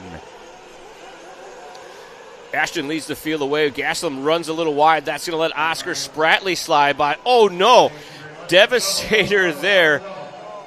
Middle of the pack over that large double, but I think our lead pack did get away. You see Ashton at the top of the hill. And Gaslam has gotten back by Spratley now. Hearing that the oval is about to get started here momentarily, so we will flip over here for the meantime. We will come back, and you will be able to see the end of the 40-plus Nitro Buggy, so we'll bring it over to here. This won't take long. They're going to destroy each other, I think. It's 5 minutes here, and do we have audio of Joey here? Joey's saying stuff and things. 40-plus Nitro Buggy in the bottom right.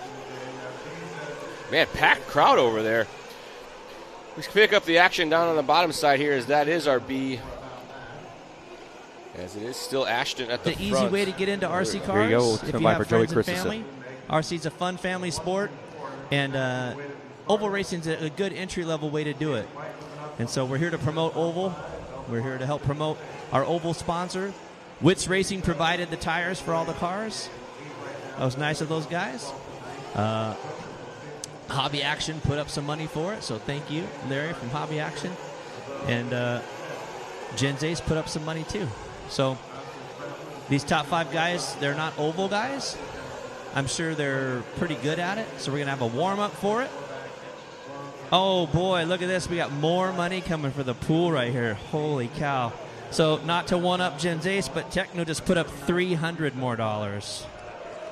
So there's $1,000 on the line over here. Holy cow. Yeah. That would be hilarious, yeah. No turn marshals would be crazy, but I don't think we're going to do no turn marshals. We need to flip them over a little bit. But I do appreciate the guys. So we're putting a receiver in for Phelong Wynn's car. He does a stick radio, so we're changing the receiver so he could run his stick radio. That's how he knows how to drive it. So we're doing that real quick. And let me know when they get him ready over there. $1,000, that's a lot. Yeah, and so we're going, yeah, that's pretty good. And the fun part is, off-road racing is crazy over there. And for 45 minutes, those guys battled last night. And down to the wire, there was some crazy driving going on, and those guys get into it with each other. And, you know, Rubbin's racing, but it got crazy over there. And so the dust settled. Everybody's happy with how it went. But those same guys that got into it last night are going to be out here racing on sprint cars for $1,000. So, oh, there's more? Holy cow. This is from Hot Rock Hobbies in Kingman, Arizona. This young man right here just donated. Hot Rock Hobbies, Kingman, Arizona, just dated $200 more.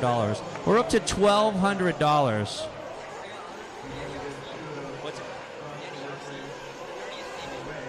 This is $100 from Yeti RC for the dirtiest takeout. So whoever has the dirtiest takeout, this $100 from Yeti RC goes towards the dirtiest takeout. So Yeti RC, Hot Rock, Yeti RC, Techno, Gen Race, Gen Z's, Hobby Action. This is getting crazy.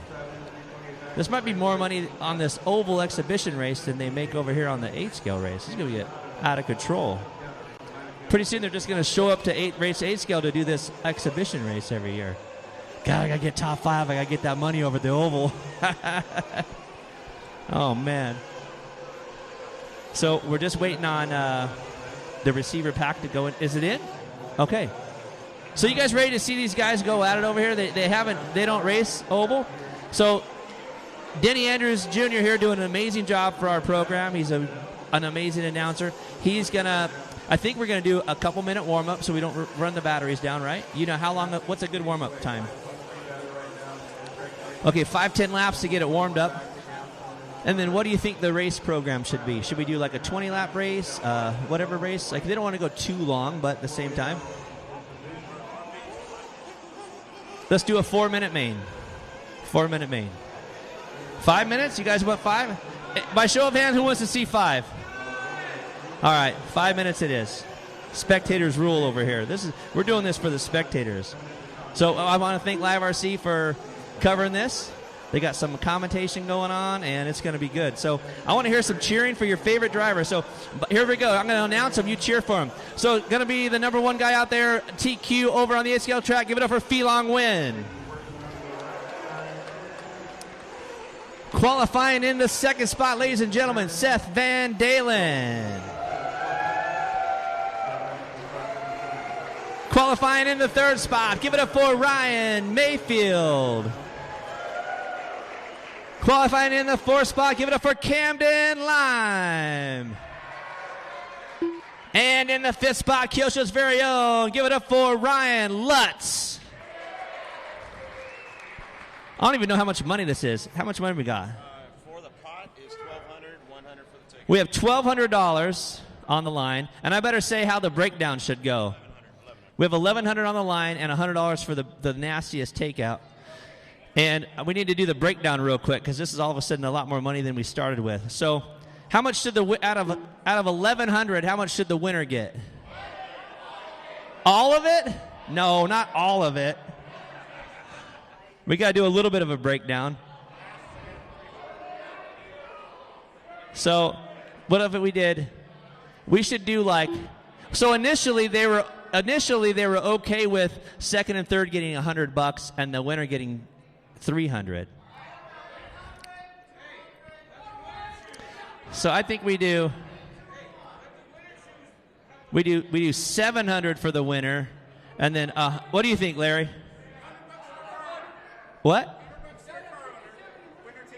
Oh, $100 to the car owner, and winner take all. What do you guys think about that?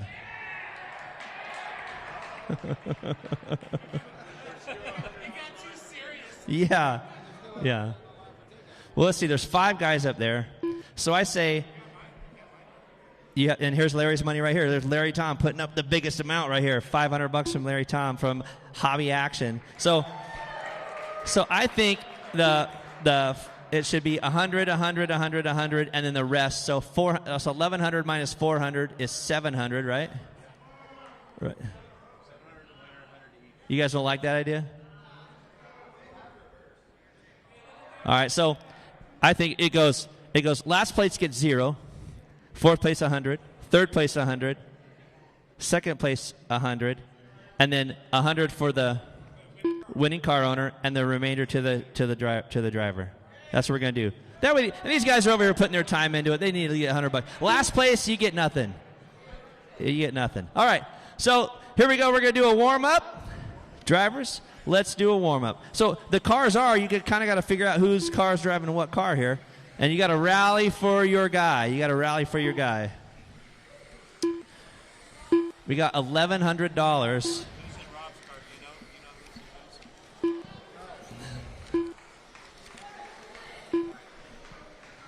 I'm going to just have them. Oh, wow. We already have Pittman doing some adjustments. Very nice.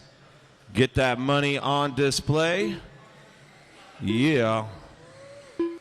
Turn marshals in the infield. Be on the point. Be ready for it. All right. So this is what we're going to do. We're going to have all of you guys go ahead and stop in turns 3 and 4. I'm going to get all your transponders in the right car. So everyone stop in turn 3 and 4, the left side of the track. Right there where the first car is. Let's have Phelan go past the line, come down to turn 1. I just got to get all your transponders in the right ones. Perfect. Stay there on the back straightaway. All right, Ryan Mayfield, go ahead.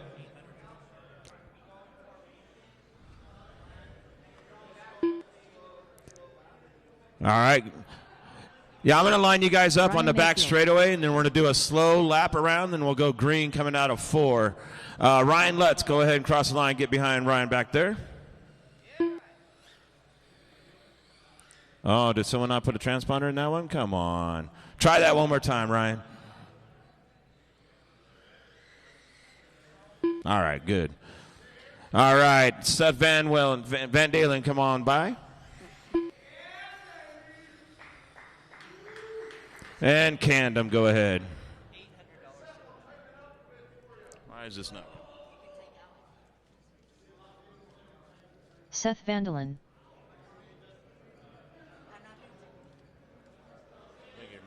Ryan Lutz. All right, Camden, go ahead. Go across the line, Camden. Camden, go ahead, cross the line. Oh, okay. No worries. That was Camden? All right.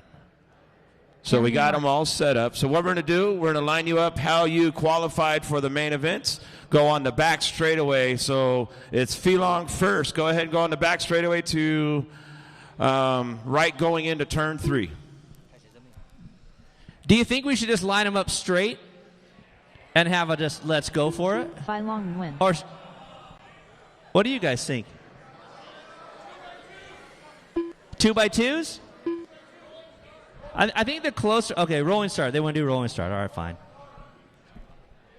All right, so you guys are in your lineup, how you qualified for the race, right? You're looking good like that. We're going to do a one slow parade lap, and then right around where you're at now, we're going to go green next time by. Your start-finish line.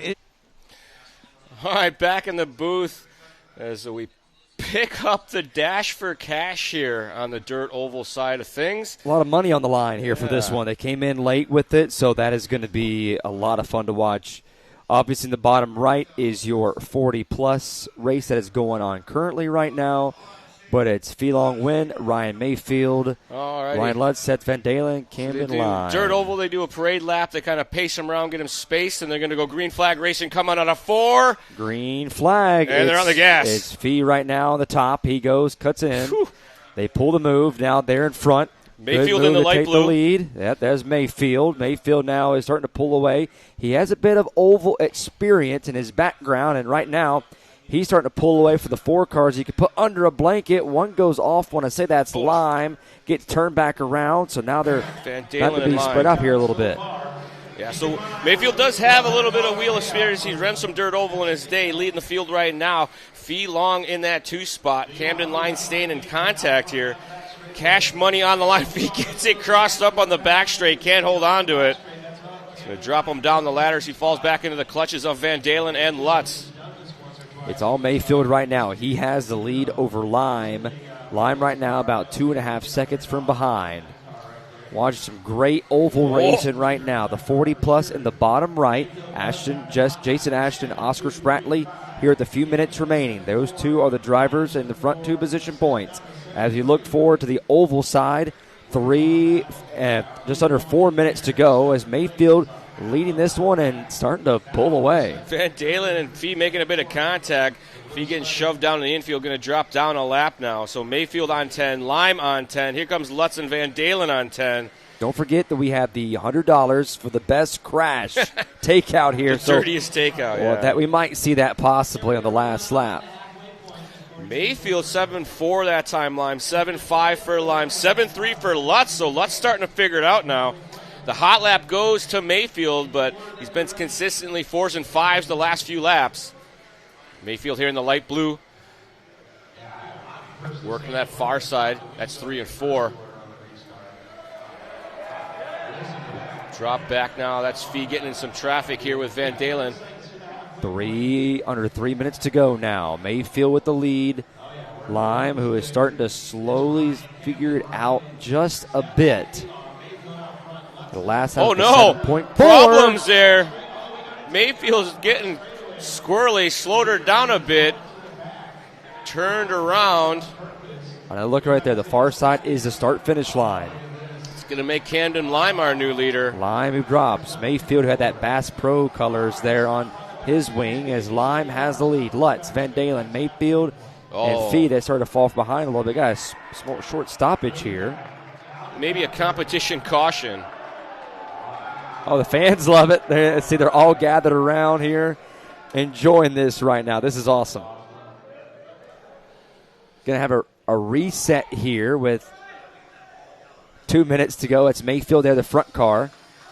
And green flag, and we are back underway. The bottom left, you can see them on their driver's stand now. As they get ready to go and hit the green flag again.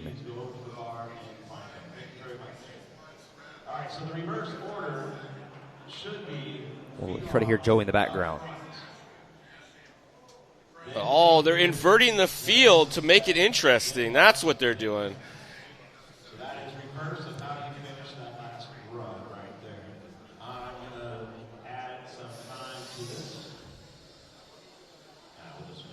Interesting.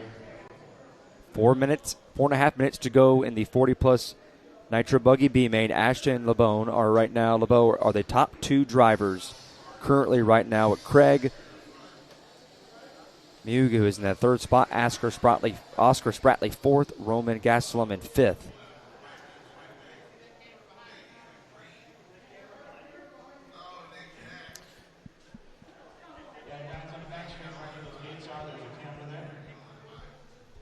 So it looks like maybe they let them know that they were going to invert the field.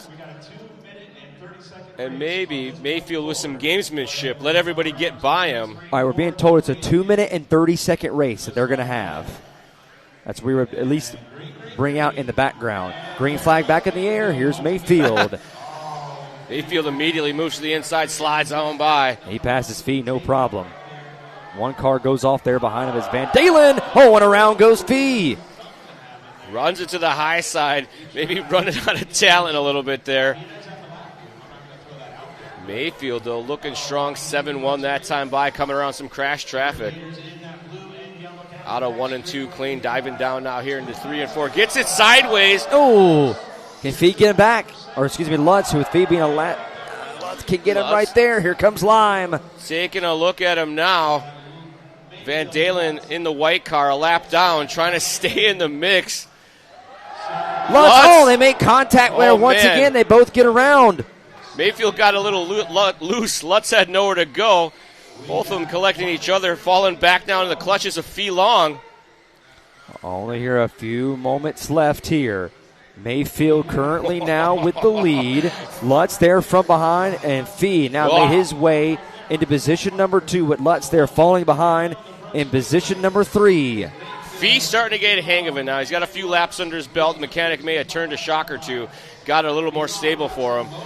Taking a look to the inside. Can't make it stick. Touches the barrier. As we talked about it, Mayfield has a little bit of oval experience on these guys. As Fee starting to pick things up a little bit. One goes off course. Wasn't sure if that was a major takeout or not. He finally gets back at Ryden. One falls back behind to get out of the way. Down the back straightaway they go. Down to 3 and to 4.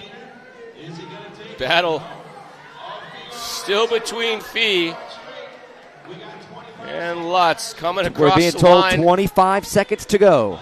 Fee now with the advantage over Lutz. Lutz wants it back. Oh, gets sideways. Oh, sideways there. and around. Oh.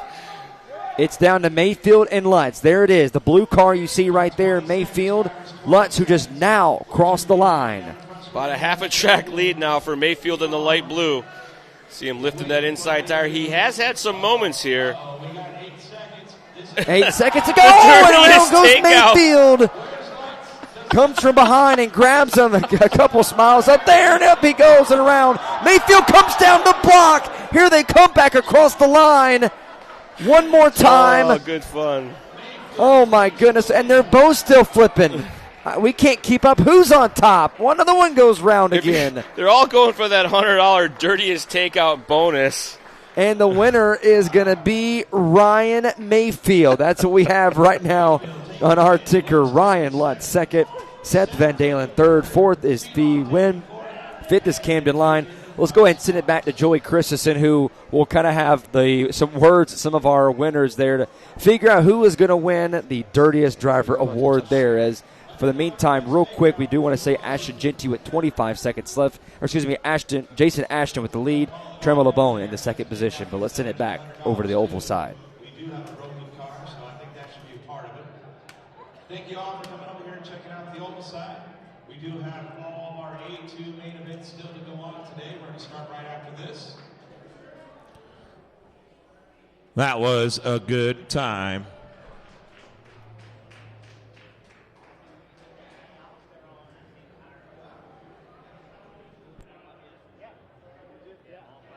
Up next, race number 19.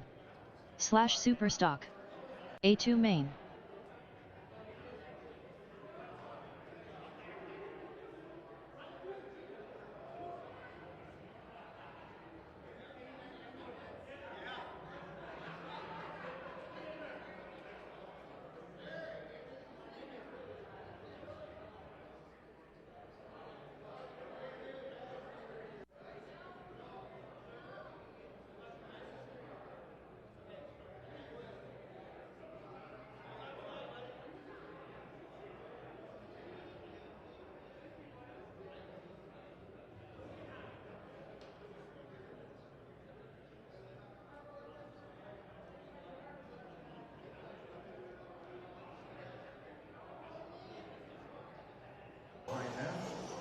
All right, well, thanks, everybody, for joining us. And that was a lot of fun here. So the 40-plus Nitro Buggies is going to be completed. The winner is Jason Ashton with Tremont Lebeau.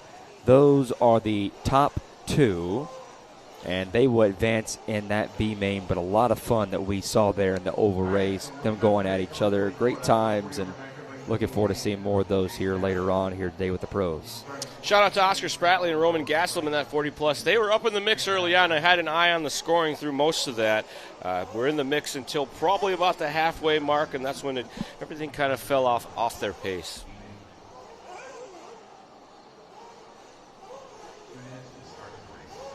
Make sure we've got marshals in place, Ashton on the point. We get back underway, our 50-plus Nitro Buggy A-Main Hobbies grid lineup. John Callis, Jay Smoker, Dean Sexton, Kenny Brush, Mike Christian, Tim Lime, Renato Tridardi Sr., Brian Wright, James Richardson, Brad Church. After that, it will be Dave Didasco, Donald Flowers, Chris Champlin, Mike Pavia, and Mr. Keith Henry, as well as Lance Anaga, rounding out our 16-truck starting grid. 50-plus Nitro Buggy. That's the age. You see Jay Smoker atop his stepladder. He is still looking for that Just for Men hair dye sponsor, in case you're wondering. They're having a house party at his house as they cheer him on from his living room. They got multiple monitors going. They're probably not even watching the sports ball. They're just watching Jay. I was over on the Dirt Oval side, and John Caley's is running the Dirt Oval program as well. And I know Tim Lime is also. I had a few words with Mr. Lime last night down at the Driver's Social. They're having a great time out here. And it's great to see him running again. I didn't even know that he raced. I knew he was in RC years ago, but a lot of times, like many of the racing families, once the kid gets serious, the dad kind of takes a step back and becomes the full-time mechanic.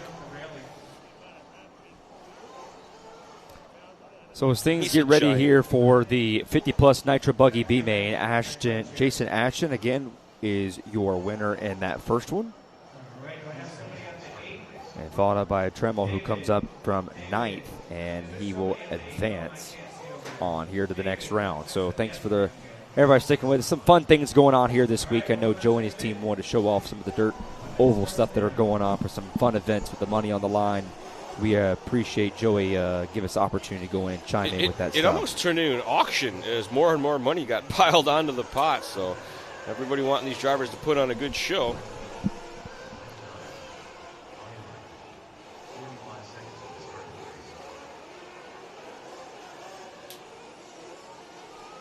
So take a look at a replay. We'll show you the start of that 40-plus oval race here one more time. We'll instant replay. Take a look at the here. off-road stuff, or excuse me, the off-road dirt right here in that opening lap. So you keep on watching. Look at that, right in the middle, contact mid-air. It looked like somebody was shooting him out of the sky with a sniper rifle. A big collision that we see there, and one that just they're shut off here, and just it felt like it wanted to go to the pipe right there. I think there's an RC car magnet in that pipe. We see a lot of people coming through that section and hooking up that particular corner pretty rough.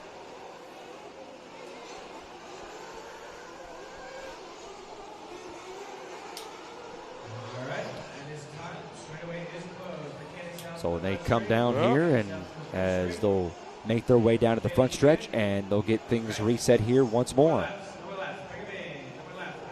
The Real Bullet says, we need this up on Twitch and Kick. I don't know what Kick is, but I know what Twitch is. It's one of those, it's very similar to Twitch, just basically a little rival company. See a lot of big content creators on that page. More places to keep in touch with your internet friends. Yeah.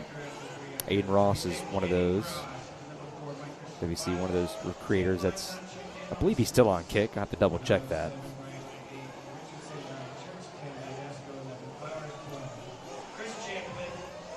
And calling them to the grid now. They get a moment or so here to get everybody queued up. Looks like one driver's pitman is missing. Oh, there he is.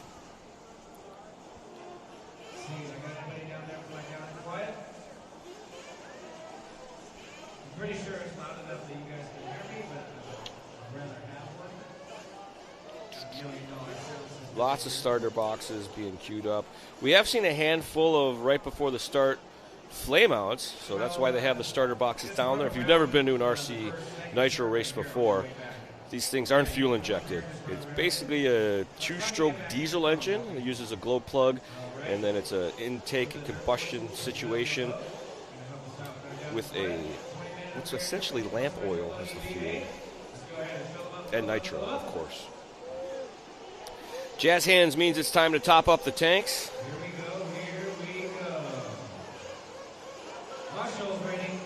Call the marshals to the toes. They'll call the down and quiet.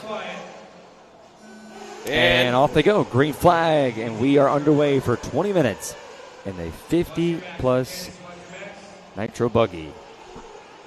It's the first race in a while where it got dicey at the top of the hill. They've been doing a pretty good job through Mount Turnwinius.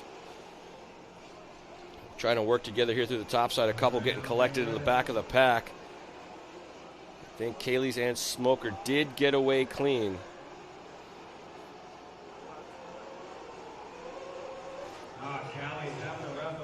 Smoker with the rookie stripe hanging off the back. Rookie for life. Making his way around the 180. Running a little rich there. First time I've seen a wisp of smoke through that section. Smoker across the line. His longtime racing buddy Dean Sexton into the 2 spot. Brian Wright, Kenny Brosh, the 3 and the 4. Then it is Chris Champlin, father of a world champion. Renato Tridardi Sr. running 6 right now. James Richardson, Donald Flowers, Brad Church, Didasco, Mike Christian, Callies from the 1 to the 12. Not the start he was looking for. Pavia running 13th. Henry in that 14th spot, and Anaga rounding out the running order with Lime bringing up the rear. They both make some collision right there, run each other still over, but they continue to move on. Jay Smoker, Sexton, Brian Wright, Kenny Brosh, Chris Chaplin right now. After 1 lap has been completed, they come around to complete lap number 2. Smoker still out front for the time being as they drift around to the right-handers and come back.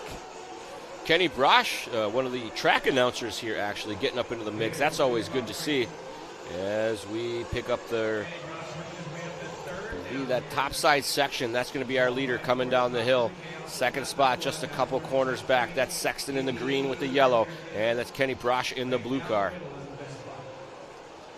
Smoker hard on the binders here, making the right-hander. 20-minute final, and it looks like someone stole his rookie stripe. He's not going to be happy about that at all.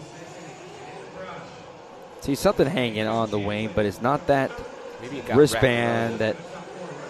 I mean, one of the collisions maybe got stuck on one of the pipes, but either way, he's got to go find that wristband wherever it might be and attach it to the rear wing on that car. I'm sure he's got backups. I'm sure somebody around here has got an extra one around. Sexton getting crossed up there in the concrete section. That's going to allow Brosh to close that gap a little bit. He did get a little sideways. The race announcer did call his stop and go good. Race control keeping an eye on that guy, apparently. Back around, here's Jay Smoker. Final corner. And he pulled off a time of a 43 flat. Currently right now, the fastest time being on lap 2 by John Callies. Or now make that Tornado Sr., who just ran the fastest lap with a 40.993. That transfer spot that we need to watch out for. Dean Sexton and Kenny Brosh separated by under a second, and then a second more back is Chaplin Tridardi Sr. So make that 4 cars all right there under a blanket. As we follow Jay Smoker for the time being. And you see those cars there behind you. Holiday 4-pack getting worse. Seems like it's been a lot harder on the guys today. Maybe it's just that the buggies have a harder time, and we've seen a lot more buggy racing today than we did yesterday. Smoker checks in with a new hot lap, 41.5. Brosh now up to the 2 spot, and it looks like problems for Sexton has him down to 5. That's going to allow Tridardi up 1, and Chris Champlin from the 13th to the 4th spot right now. Well, we did see Trinaldi Sr., Brosh, Chaplin, and Sexton that were all right there together. They were all within about a second of each other. So a lot of these cars still racing each other quickly and not much room for error. Right now, lead gap between first and second looks to be about 5.5 seconds, but behind Brosh, Chidardi and Champlin pushing very hard on his wing. Leader coming through some traffic now, very close racing.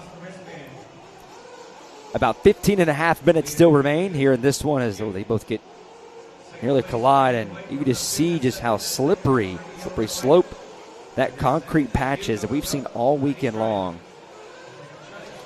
Today it seems slicker than it's been. It seems like there's been a lot more action down there, but it could be today, Sunday. Oh, no. Smoker's vehicle. This goes wide. Breaking down. Oh, no. So Jay Smoker's vehicle, it looks like, is not running. They're going to go out there and run and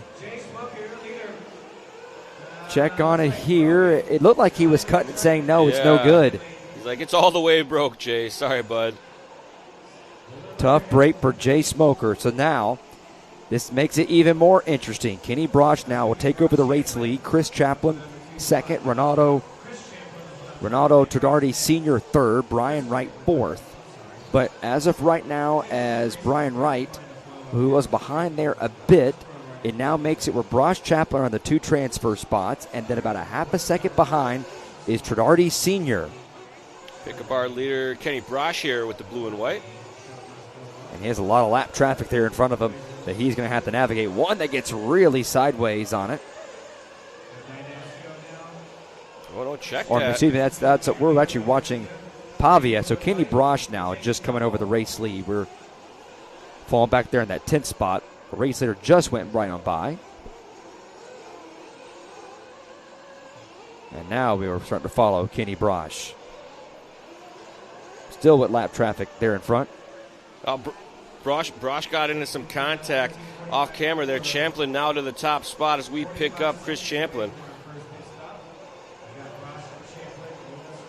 Champlin, I think in the, must have been the electric truck, he's had a good run as well. Working his way across the line now. Going to move him to the top spot officially. Kenny Brosh late to the line allows Chidardi to now move into the 2 spot. Brosh right behind him there. 5 seconds off the back of our leader Champlin, though, so tough luck there for Brosh. Had it at the front, now finds himself in a battle with Chidardi, and as we pick it up here. Our battle for third here as pit stops start to come down as Brian Wright coming down pit road and in that 4 spot. Chaplin, Chidardi Sr., Kenny Brosh now your top 3. As you follow these guys as they're all right there together, just multiple cars where anything can go wrong, and you can be like that. You can end up on the other side of the racetrack. But 2 cars make contact as they were all 3 coming to pit road. Everybody into the pits together. Champlin, Chidardi, Brosh, Wright, Richardson, Pavia, Christian, all into the pit lane. They all got there together, just making contact as they were all trying to make their way down into pit road. We haven't seen that very often. Usually they space it out a little bit, but it was a traffic jam. Looks like Kenny's the only one that stayed out. Everybody else seemed to be into the pit that time by. And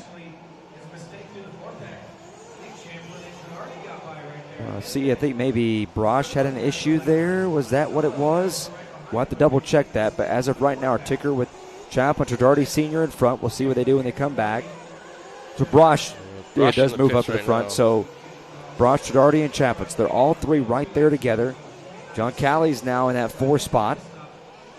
But they're all 3 just right there pretty much together. Brosh, who lost a lot of that lead that he had there.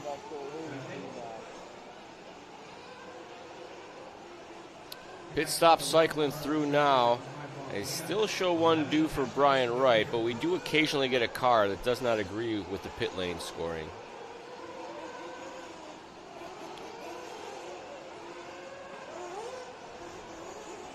And I believe this will be Chidardi. Yeah. Chidardi with the yellow sides, the black wing, and the yellow wheels working his way through that center section. Leading the way right now, started 7th on the grid, and as we cycle through pit stop round number 1, finds himself at the front of this one. Kenny Brosh has worked his way into the 2 spot just ahead of Chris Champlin. Brosh with the white and blue vehicle there, climbing the hill, making that right-hander. Berm slap there. Look at Kenny Brosh now here in our second position. Oh, no. Oh, and just slaps the pipe, but keeps it moving. Suddenly lost rear traction going up the hill, made a hard right, sawing on the wheel to keep it under him. Still seems right there the way the car's operating, just a bit flustered there, but he keeps moving. That's just fine. On the front straightaway they go. Another look right here is their concrete patch, and as they move right back to Brosh. Sometimes the tempo is the thing. These vehicles will bottom out a little too hard and unloads the tires, and it just does whatever it wants to do at that stage, and that's a condition of maybe driving just a little too hard. Brosh does have a mirror full of Champlin as they work their way through the center section of the track, back down the rumbles, coming up on some lappers. Not those kind of And lappers. one slaps the wall right there. Now to get on by, no problem. Hard on the right hand. Nice swish. Oh, wow. Almost got in and collected. As they were going hard on that right-hander, just had to put on the brake just in time as had a chance of taking out Kenny Brosh there. Oh, lap traffic giving Chris Champlin all kinds of room. Jumped out of the way. Trigali Sr. right now has a 4.5-second lead. Kenny Brosh a 2.4-second lead for the time being. There for that last transfer spot. Oh, wow, had to race there. One of our marshals had to race out of the way and almost collected Kenny Brosh, but that's going to allow Champlin. Yeah, that was Tredardi. Oh, Tredardi was the one that got over, yes. New leader going to be Brosh, Champlin to the 2 spot. Tredardi now down to 3rd. Oh, there, and gets right together, goes over the sandbag. They both are stuck Double under the bobbles. pipes. Nobody wants to transfer. Champlin and Tredardi now, the battle for the transfer. Working their way down the straightaway, climbing the hill, dropping down now. Champlin pushing hard. Tredardi, oh, big overjump there. He's in the sandbags. And we didn't see a marshal that got out there as quick as he would have liked. He does get moving, though. They did go up and find him, but still, that's a tough break, losing a lot of valuable time. Tredardi with a lap to forget as he had a wreck and then 2 more wrecks after that. Lost himself the position all the way out of the transfer, and now has his work cut out for him to get back into this mix. Chris Champlin, father of Brock Champlin, your reigning 2-wheel drive champion of the world in our 10-scale electric division. Clearly a fast driver. RC cars running their blood. Oh, Brosh getting marshaled right there. Champlin now going to close that gap. But still right now, Brosh being the racer. We have a couple of them stuck Oh, right no. here. That's Brosh. Contact One of them. And between Champlin and Brosh allows Tredardi to get back into the mix. so these 3 are all running there together. I tell you what, you'd mentioned about no one wanting to transfer right now. That's the way it's sort of looking with 7.5 minutes to go now. You see just off the back there, Tredardi got a little squirrely, went out, hooked the pipe, and touched the wall. So cool the battle off just a little bit. But as we've seen, we've still got more pit stops coming up here. Brosh is across the line. You see a very rough lap, 50.1. Champlin on a 46. Tredardi on a 43.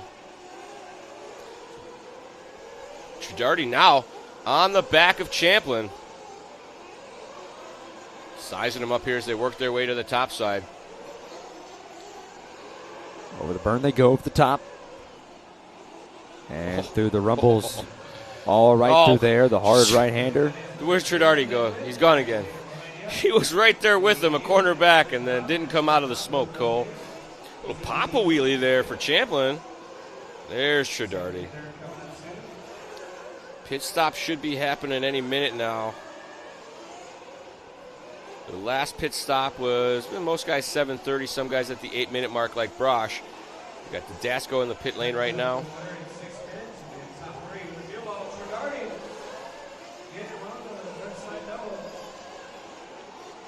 As we ride around with Chris Champlin.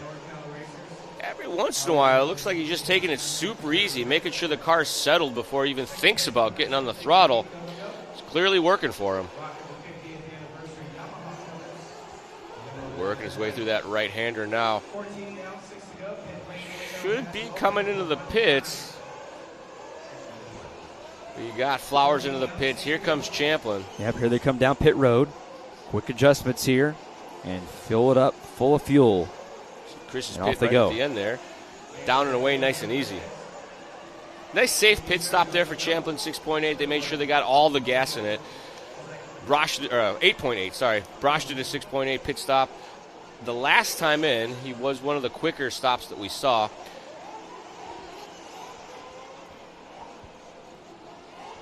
It's Kenny Brosh, race announcer to the stars, leading the way right now. But we're riding on board with Mr. Chris Champlin, our second spot runner, holding on to the transfer at the moment. Taking it nice and easy out there. Ooh, as I say that. Sideways. Yeah. All the way through there. That actually, Tradardi Sr. got by on the pit stop as they cycle through. Now Champlin should be just by him, and that car next in line behind him, that is Tradardi. Pit stop. Final pit stop in the books for everyone except Brosh. So Brosh will have a huge lead right now that'll cut down by a couple seconds as he cycles in for his final. Over the bumps they go. 4.5 minutes to go now. Kenny Brosh, your race leader as we go through our leaderboard. Renato Trenardi, senior, second. Third, Chris Chaplin.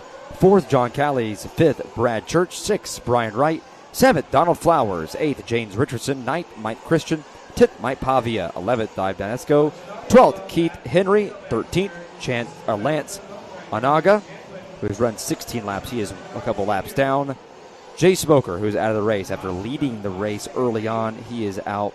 15th is Dean Sexton, and 16th Lime as he rounds things out in our 16-car B-Main. Top of the hill, Tradardi was closing the gap, had a rough couple corners. Champlin built himself up a cushion, got turned sideways on his own, and now the battle is back on between Tradardi and Champlin. Tradardi to the inside, takes it away. All the way through the jumps, they go. See Champlin waiting to get on the power there. There's a big bump right in the center of that downhill section. Kenny in and out of the pits now, so this is first, second, and third all together. Oh, wow. They both got tangled together. He got stuck on the back of the wing and then ends up flipping on his lid. Brosh was coming out of the pit lane from his final stop of the race, dropped in line behind these guys. Tradardi and Champlin made contact. It looked like Tradardi got into the back of Champlin, but Tradardi somehow, his car spun out and said, just a little bump and run there. Kenny gives it back. So it's Champlin and Brosh now our top two. Tradardi just a couple blinks behind. He has been in and out of this race repeatedly, trying to find some consistency here in our 50-plus Nitro Buggy B main event. Turned, no! As he got right over there going to the jump, got turned over off the exit of turn number 1 and couldn't get the exit and the launch that he needed. And now we'll lose some more time for him. See that battle for the 2 spot. Oh, Champlin gets it wrong, hits the pipe, but so does Tradardi. Oh, they're saying we're being, the race director looks like from his vantage point, saying a broken shock on his machine. Yeah. Tough break. DeMarshall was running up, making the signal as well. And I'd imagine that car said, enough is enough. Something must break. Very hard on the front end. As we approach 2 minutes remaining now, as we see the leaders coming back to the start-finish line, it all starts out with our race leader being Kenny Brosh. He leads the way for the time being after that contact that we saw back over there, but it's Chris Chaplin in position number 2. John Callies now is going to come back around and get into position number 3. He is 10 seconds back between him and Chris Chaplin. That is the margin. So Chris Chaplin, his transfer spot to lose. John Callies needs a lot of things to go his way to be able to advance to the 50-plus A-main. When Champlin's on his own, pretty consistent. It's when he gets around some pressure that we started to see some odd things start to happen. I think some of it has to do that he's kind of weight on the car a little bit. It looks like he can't really drive this guy real aggressively, so he's kind of holding back a bit. See, Brosh and Champlin, nose to tail. These 2 cars in the center of this group. It's the blue car and the one right behind him, and you see Champlin's buggy very loose on the way up the hill. It's lap traffic, working with Champlin there, race control, giving him a little bit of help. Thank you. Good job, guys. Way to listen to your race director. I'm not used to that. This is nice. Our race director, people are Trying to listen to him here now, but hey, look at our race leaders. Kenny Braj coming back around. Should be the white flag this time by as a couple cars flipping there in front of him. He continues to move on, no problem. Kenny Braj, the race leader.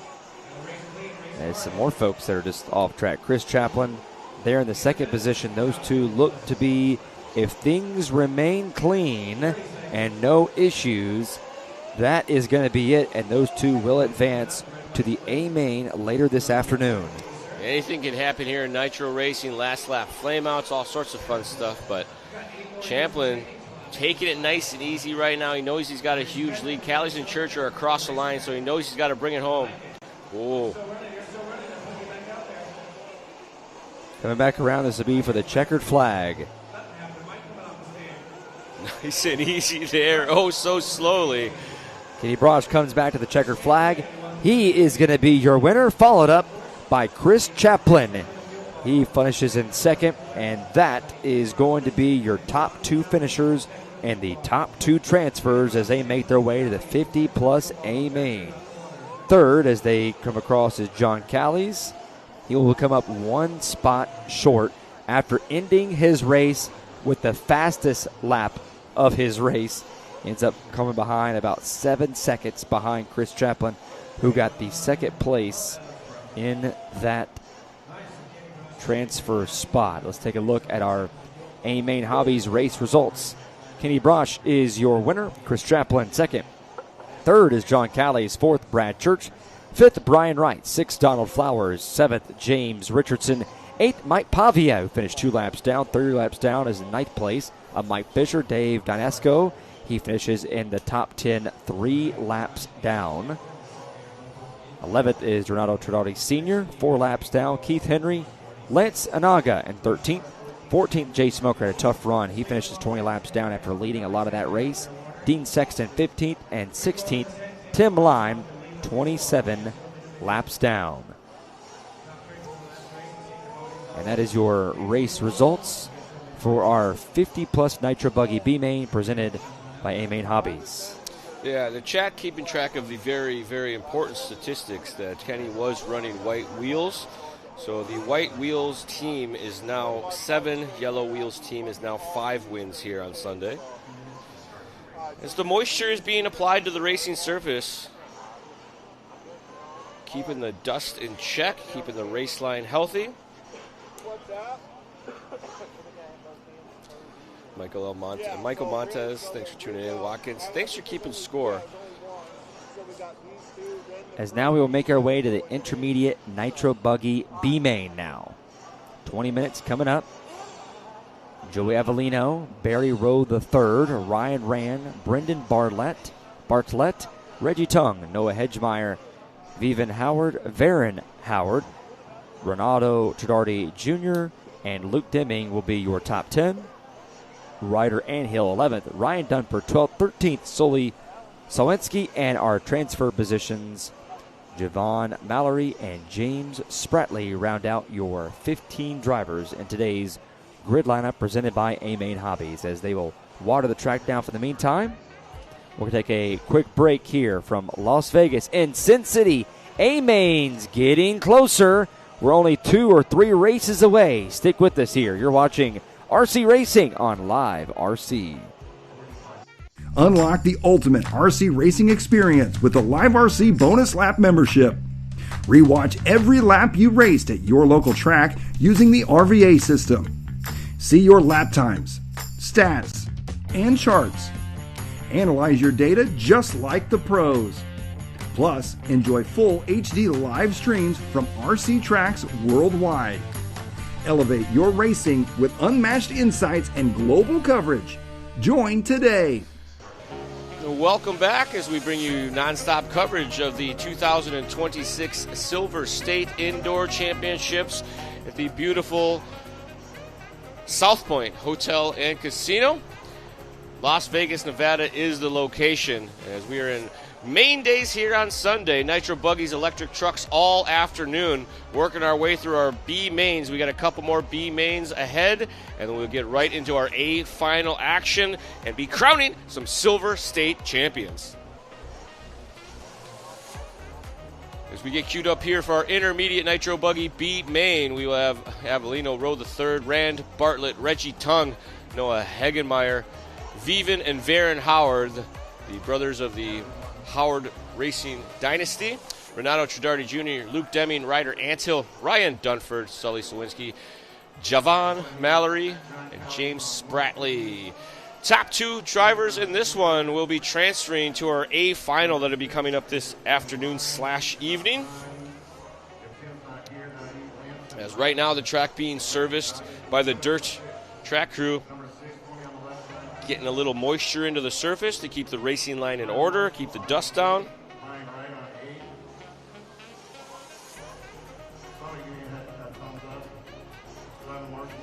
So a shot of our drivers there as they get set here for this next one, this B main intermediate nitro buggy.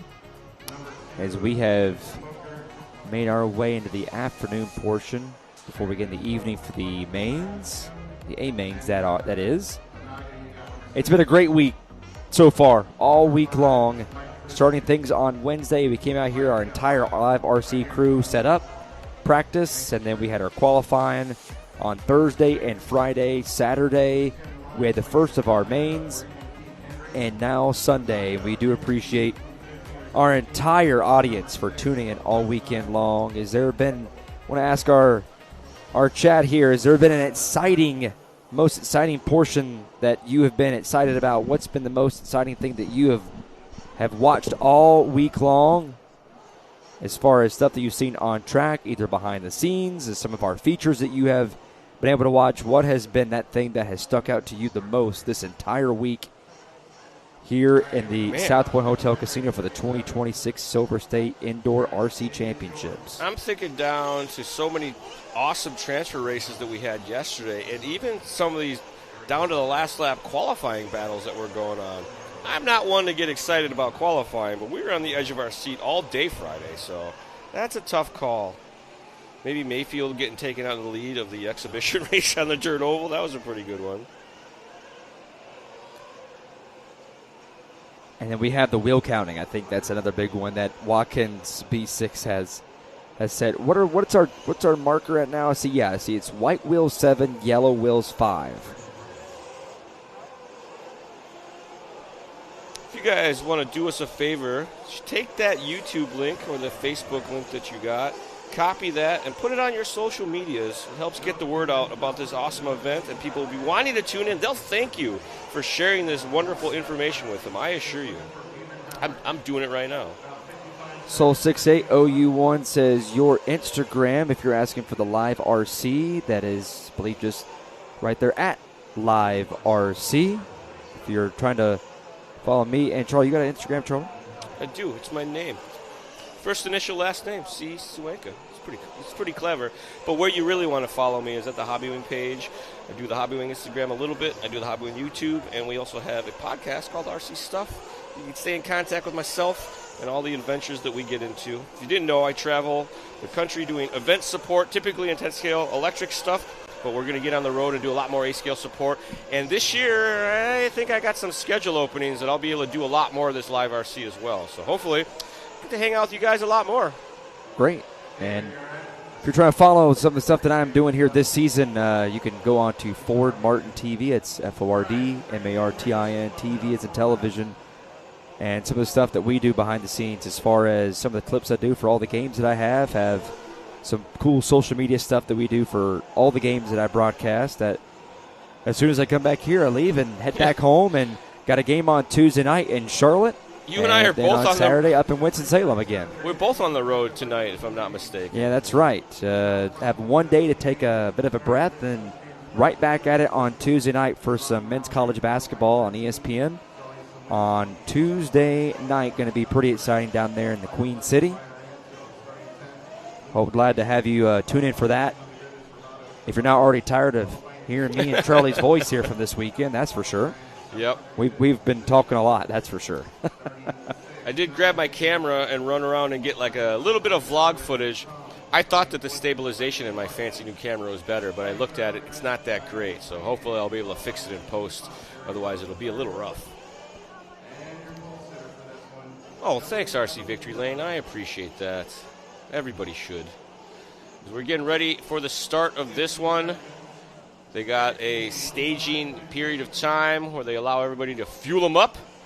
And you'll see a gentleman standing right there on the top of the pit lane. He'll raise his arms in the air. He'll start doing jazz hands. That means everybody should top up the fuel tanks. Then he'll put one arm up, two arms up, both arms down. That's the down and quiet signal. Everyone's all set up here as we get ready to go. They launch it down, and off we go. Green flag in the air. The intermediate nitro buggy B main. We are underway. Smart driving here at the top of the hill. A couple drivers being very patient. This is where it gets very action-packed. A lot of crossing lines intersect. Wow. Intermediate nitro buggy, cleanest start we've seen so far today. Basically the whole field getting through there kind of unscathed. Your race leader should be Avellino. He got away clean, has been there. Barry rolled the third in the 2 spot.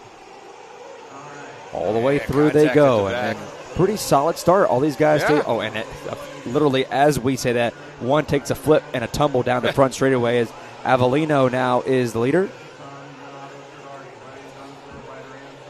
Battle for the 2 spot is the yellow and the pink there at the bottom of your shot. You see the field freight train in behind them. They work their way through what I call the center section of the track, down the rumbles, up over that speed bump obstacle. Right-hander at the top. Oh, a little side-by-side action there. You see him turn down for wheels. Hanging that left-hander. It's Rowe the third and Ryan Rand.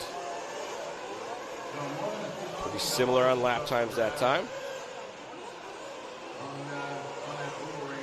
Minute and a half in now. Smooth for the most part here currently. I think B-main action nitro buggy's pretty serious. Intermediate's kind of like that. Most of us are sponsored class, working our way through, so they're trying to put on a good show that they're smart drivers that can drive clean. Race strategy here is kind of bide your time. Nothing matters till we get to the final couple minutes. Just want to stay in contact with the leaders the whole run. Avellino, though, starting to run away with this one. Lead now up to 3 seconds for Avellino. See Avellino way at the top of your shot there. This is still that battle for the 2 spot. Rowe in the yellow with the white and black wing. Ryan Rand in the multicolor with the yellow wheels and pink wing. As now Tridardi Jr. getting into the mix here. Tridardi third in line, jumps over the top, can't make it stick. Well, more contact there behind him. All right, so battle heated up for just a moment there, cools back down now. Barry Rowe the third liked all of that because it gave him a little bit more breathing room. He's up to a 1.2 now over Rand. Not any closer to Avellino, not too concerned with that just yet. Second spot's all that really matters here in our B mains. Why, you ask? Because the top 2 will be earning the 14th and 15th starting positions in the grid of our A finals. We see some big moves from these bump-up drivers just yesterday and today. Just a bit. Yeah, little kiss of the pipe. Just harmless there for now. There is a bit of a speed bump forming there at the bottom of the speed roller just before timing and scoring loop. Interesting to see how that shapes up. And there's more buggies on the track than trucks. The buggies are a little harder on the surface. Smaller wheels, a little less ride height. Got to push them a little bit harder, so they will beat it up a bit more. I don't know, chat, is that true? I may have made that up.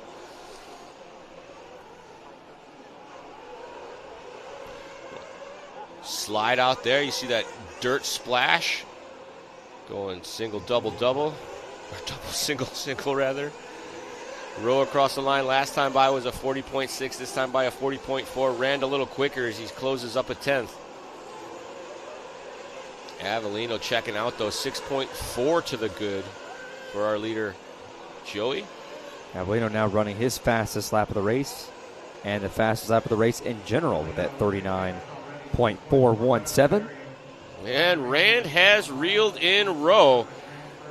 Got his number tight in the drag. He's brought him in now, trying to scoop him up in his net.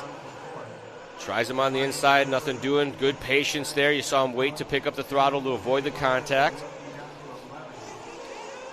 Coming through that speed bump there. A little bit of a hole forming just to the inside. Rowe now trying to put his head down. Geez, I was on his front wheels, just handstanding right there just a bit.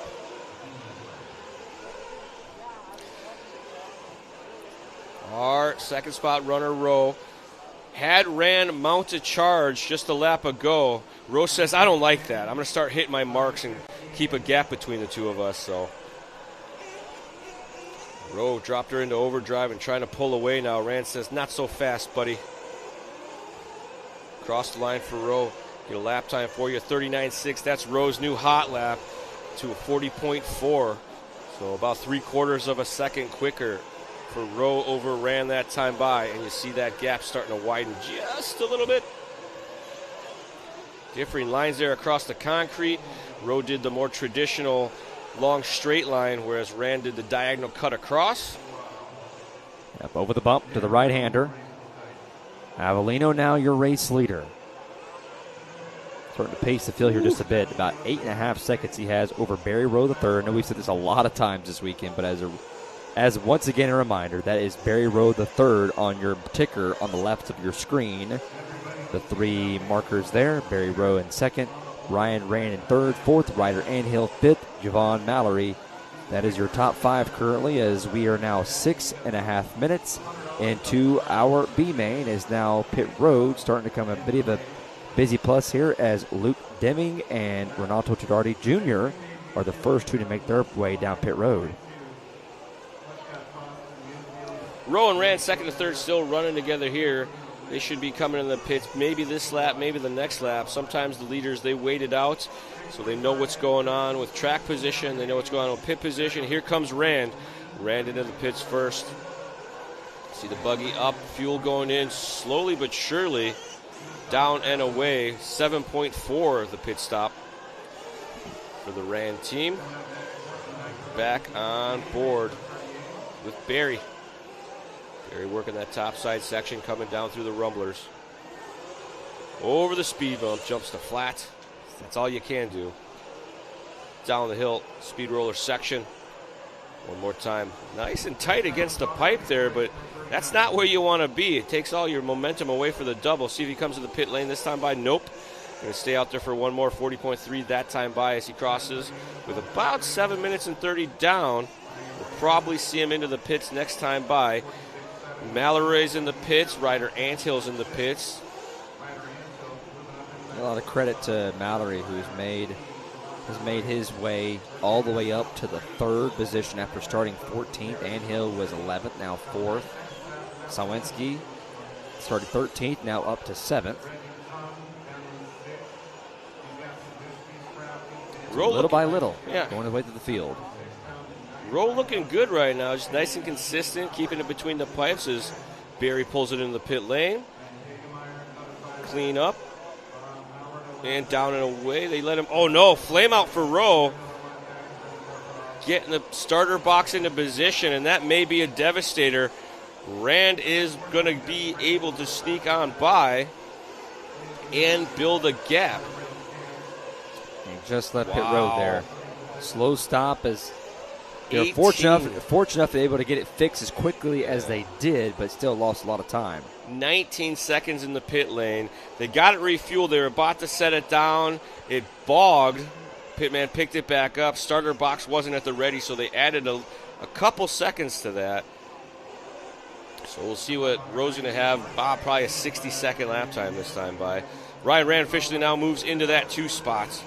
That should allow Mallory by to the 3 spot. Mallory's only 4 seconds off the back of Rand, so still got a chance here. And Javon Mallory, one of our bump-up drivers, that would be amazing to see from the C main to the B main into the A main. I don't like to cheer for people, but I always cheer for the bump-up drivers. It makes for a good story. So much more track time, too. sometimes you'll see these bump-up drivers, they've done so many transfers, they're not ready for it. Receiver packs will die, battery packs in the radio will die. Yeah, that's right. Even the glow igniters need service. So Mallory needs a lot of work here with Mallory in that third spot. See, 4.2 last time by, this time quicker, 3.4 now. So Javon Mallory, you see him there at the back of the shot. The blue with the black wing should be our third place runner now. And it looks like Barry Rowe the third back underway, but you see that a minute and 10-second lap time. Ooh, and this gets pretty dicey all the way through there as they make their way back around here for completing lap number 15. Avellino extended his lead some more. Ryan Rand, background cutting that lead a little bit there by about a second, makes it about 5.3. That is the margin between number 1 and 2. But Mallory about 4.2 seconds behind for that last transfer spot. Mallory had a less than stellar lap in the 41s. Gave back all that time he gained on the previous lap. But hats off to Rand, keeping the pressure on, because he's 40.2 is making it no easy task. And as we say that, goes over the speed bump, lands on the pipe, tries to throttle his way through, goes for the wild ride. Not as bad as it could have been, stayed on his wheels. Getting his timing off just a little bit here.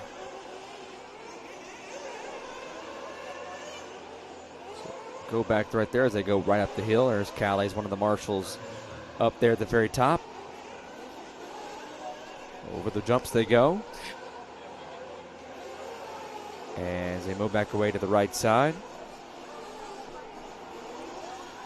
So we take a look here as we got Rand and Mallory coming through the same section together, actually. You can see Mallory has been getting closer. This last time by made up more than a second and some change, actually. So Mallory looking very good right now. Over the speed roller for our race leader, Rand checks in. Ooh, hot lap for Rand, 39 that time by, but Mallory was still quicker. Another half second coming back to Mallory. Slowly but surely, cue the Jaws music as Javon Mallory slowly hunting down Ryan Rand. They still got a lot of race time left, 8 minutes to go, which means we got another pit stop cycling through. And as we've seen once already, transfer driver been pulled out of the transfer because as they did their pit stop, motor flamed out. As they say, that's not good.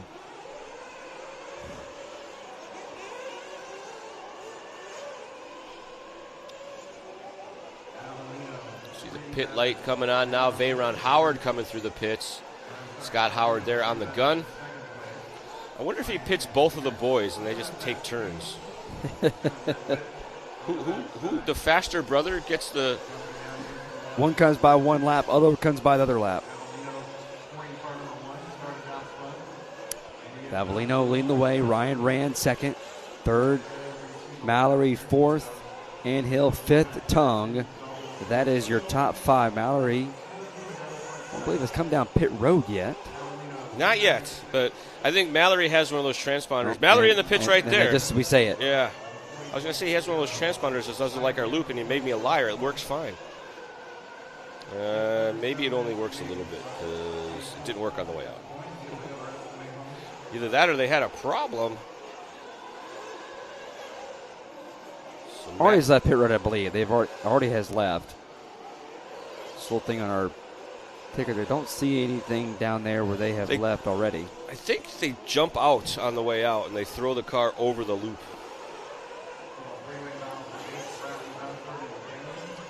We'll get it cycled through here as Avellino's still on the track, yet to pit. He's been checked out, gone in this one as Ryder Anthill now moves into the 2 spot. Ryan Rand down to 3rd. Mallory back underway in that 4th spot. Ryan Rand just dropped into the pit lane there, so he's going to lose 1 spot to Mallory. Ryder Anthill pit stop has been completed. He's in the 2 spot. Avellino has a pretty huge lead. He might be able to pit and keep the lead.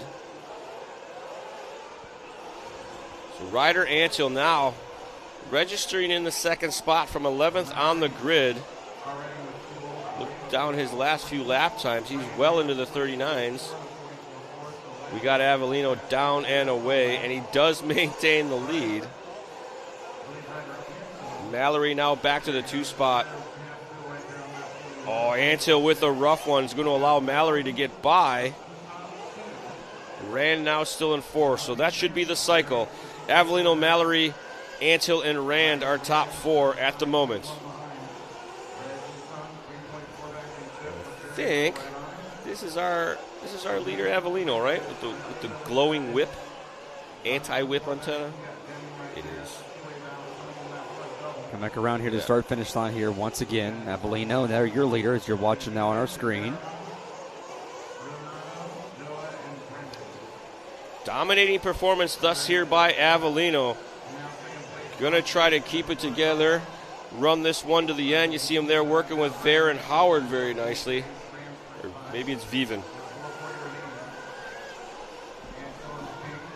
Mallory now from the transfer, looking to go from the C main through the B main and into the A main, but he is going to have to deal with Ryder Anthill as they are in a battle right now. 2 seconds separating those drivers. 4 minutes and 20 seconds remaining in this one. Come back around here with Anthill in position 2, Mallory in 3rd. About a second separates Anthill got those by him. 2 there as a bad lap for Mallory. A 43.6 to Anthill's 40.3. This should be them. The pink car is Anthill. The darker colored vehicle with the black colored wing is going to be Mallory. They are nose to tail. Oh, Mallory taking a look, letting him know he's there, using the chrome horn.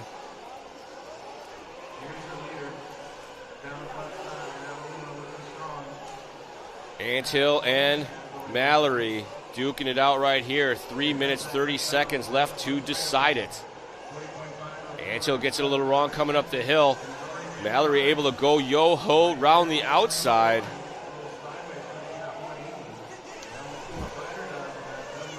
Ryder trying to hit his marks now.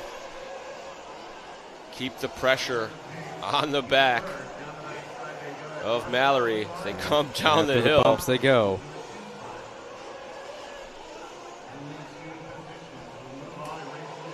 Move the way back around here. Avellino leading things for now. Anthill not far behind, but sticking with them.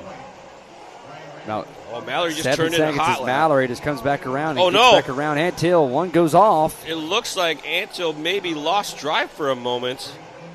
He was right with him, and now he's not. Top of the hill, maybe hooked up a pipe. That's going to give Mallory a little bit of breathing room.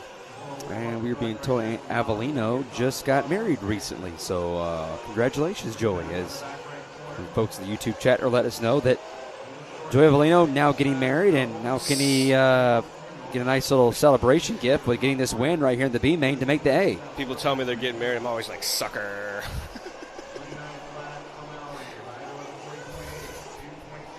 It's wrong. Yeah, it is wrong. That is wrong. I used to be married.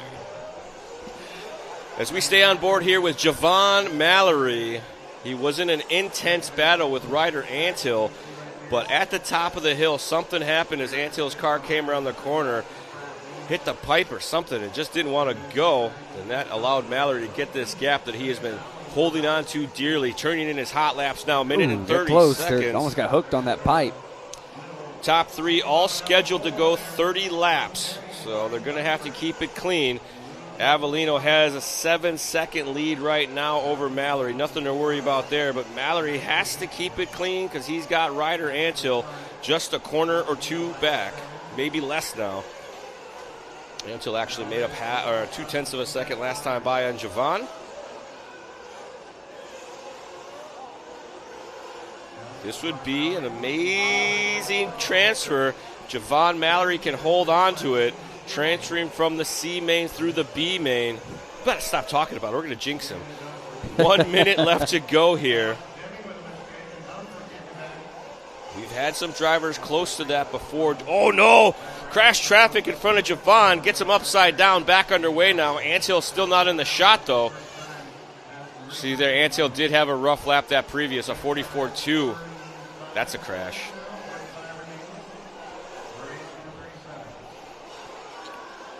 Here in race number 37 of 48. Coming up next at the conclusion of this 20-minute main, we will have another 20-minute main coming up, the Sportsman Nitro Buggy.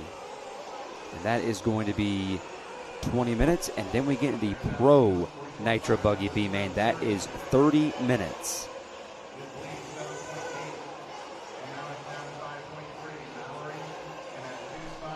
Coming back around here, Avellino, the race leader, followed up by Mallory in second. The bell has sounded as they come back around here to the start-finish line for the final time. So Mallory has to keep it clean. Ryder did make it across the line, and Ryder is on a charge right now. Just turned in his hot lap.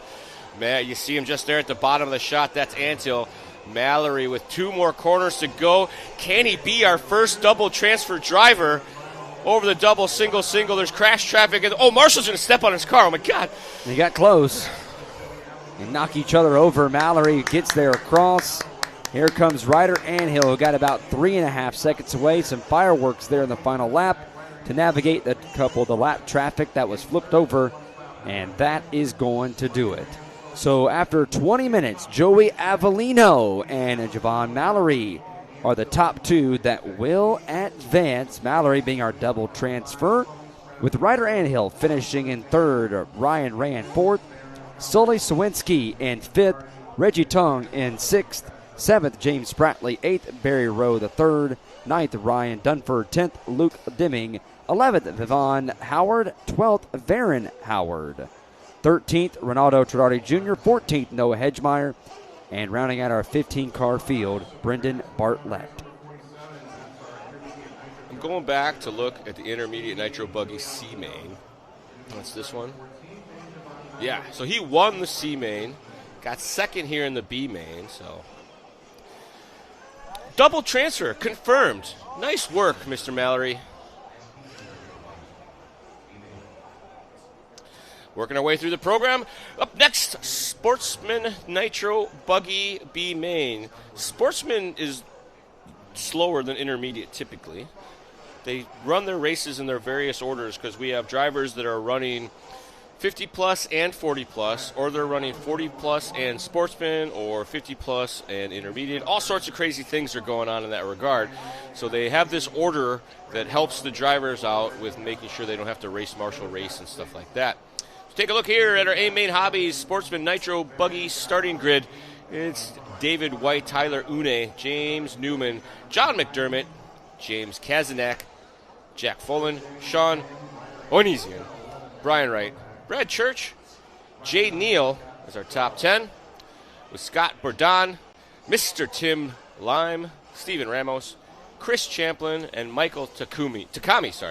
Champlin and Takami are transfer drivers, and they had an interesting run. I remember going back or watching the C main, and it was very rough. Lots of guys being allergic to the transfer position, if I remember correctly.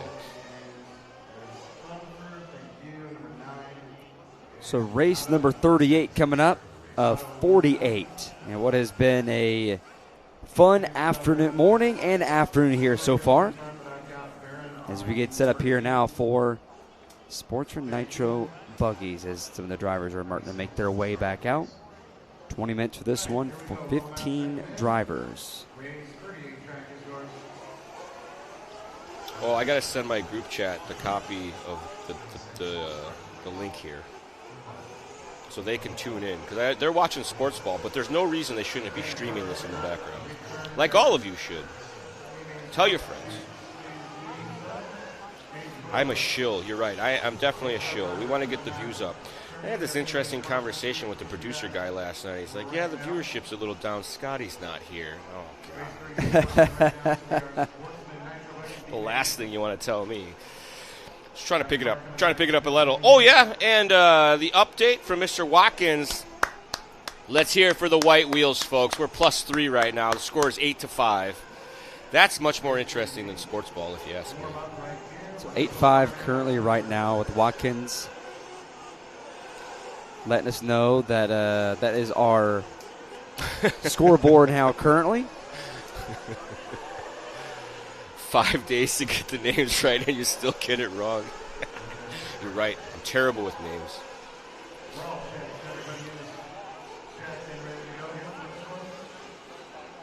Out in their warm-up session now. They get a couple minutes to get the engines up to temperature, get a feel for their vehicles. Some of them do make a lot of changes in between races, or some of them make a few changes, so it's nice that they get to run the car around the track, make sure it feels right. But most importantly, they have to get the engines up to race temperature. As much as they rev them up in the pits before the start of the race, it's not under load, so it doesn't heat the motor up the right way, I guess.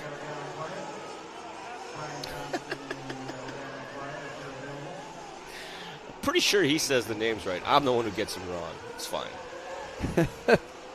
We're kind of going through it here all together here. We're making it happen. See, here's the thing: this is my first time with RC. You should be the guy that knows these people's names. Oh no!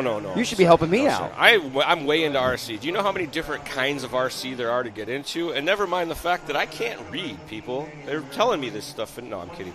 I can read. But I've always been bad with names. I've been a track announcer, PA guy since I think my first race I ever ran. I was 19 or 20 years old when I first moved to Southern California. And I'm 46 now. I turned 47 this year, so 20 plus years, or 25 plus years, and I still have a very, very hard time pronouncing names. Never mind when you guys actually correct me, and I still get it wrong after that. So you guys can continue to correct me. I'll try. I'll keep trying to say the name, but no promises. I still got to disagree with Shannon. She's telling me I'm saying Nevada wrong. Nevada? Nevada? I think it's Nevada. I that's just more my accent coming out. I don't care. I feel like I'm saying the yeah. That's the beautiful part about America. We all speak the same language significantly differently. I apologize, Shay. I know you've been on my case about that all weekend long, and I think it's the same way when I have people say I grew up in a town of Concord, North Carolina, and people say Concord. Concord, yep. I grew up in Illinois, and when I moved to California, people would always ask me, what's that accent from? I'm like, what accent? Yeah, we're getting ready for the down and quiet. And we are off. Green flag, and we are underway here in the Sportsman Nitro Buggy. Pretty clean through Turn Mountain Wunius. Or Mount Turn Wunius. That's what I was going with. This is the spot where it gets all kinds of bad. And these guys doing a pretty decent job, actually. The guys who got crossed up had enough space to not worry about it, so David White going to lead them around. There was a bobble, I think Newman or McDermott got it wrong coming down the hill, so they might have lost a couple spots, but the rest of the field going to be pretty close to the same. We're about to find out. And yes, Shay, I know you're giving me a hard time. It's okay. It's completely all right. I know as far as the RC community, I fully expected coming here and the folks that are passionate about this series and this everything there is RC racing that there will be a bit growing pains the first time calling this compared to the basketball and football side and hockey and everything over to this. And I actually had a conversation with someone yesterday talking about how the similarities, I think, of calling obviously NASCAR the most clearest one, but a lot of stuff with I see in hockey.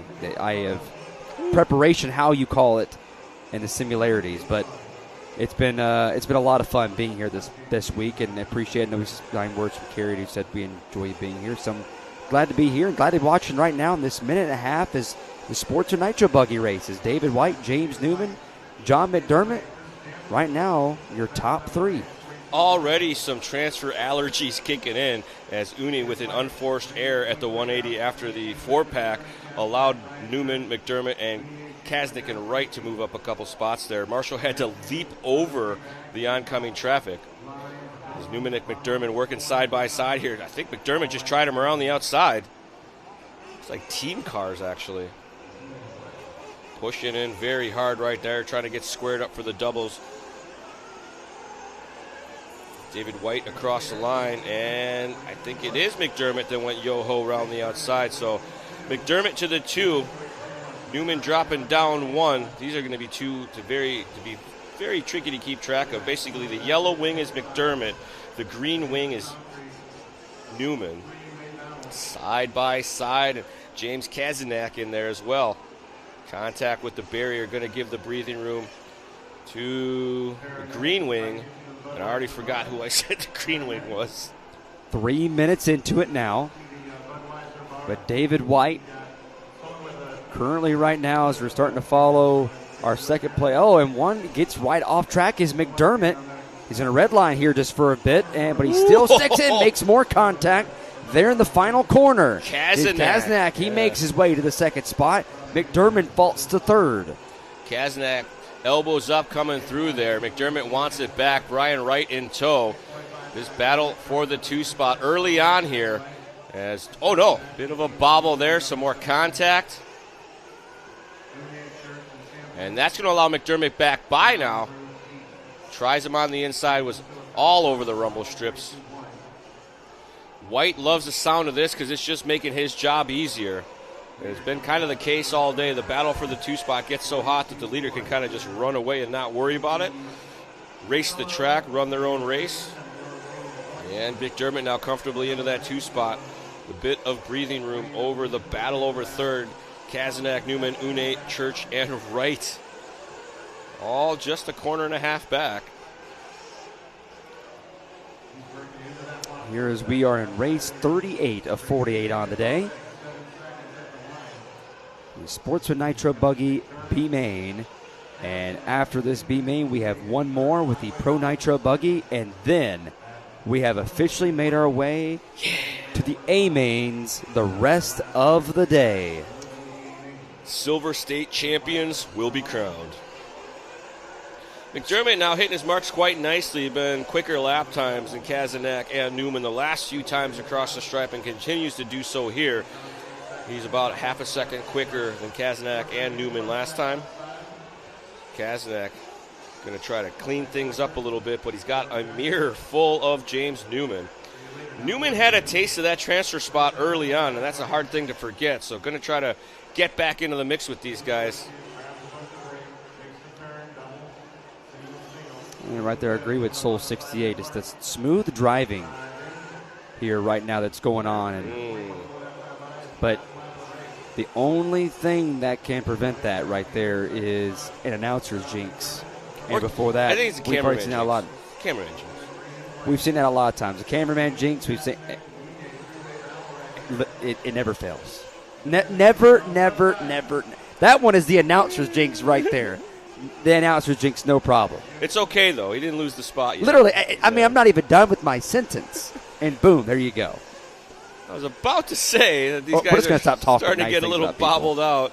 But McDermott, actually Newman, Kazanak had a really rough lap. They had fallen off the back. They were right in the mix with McDermott.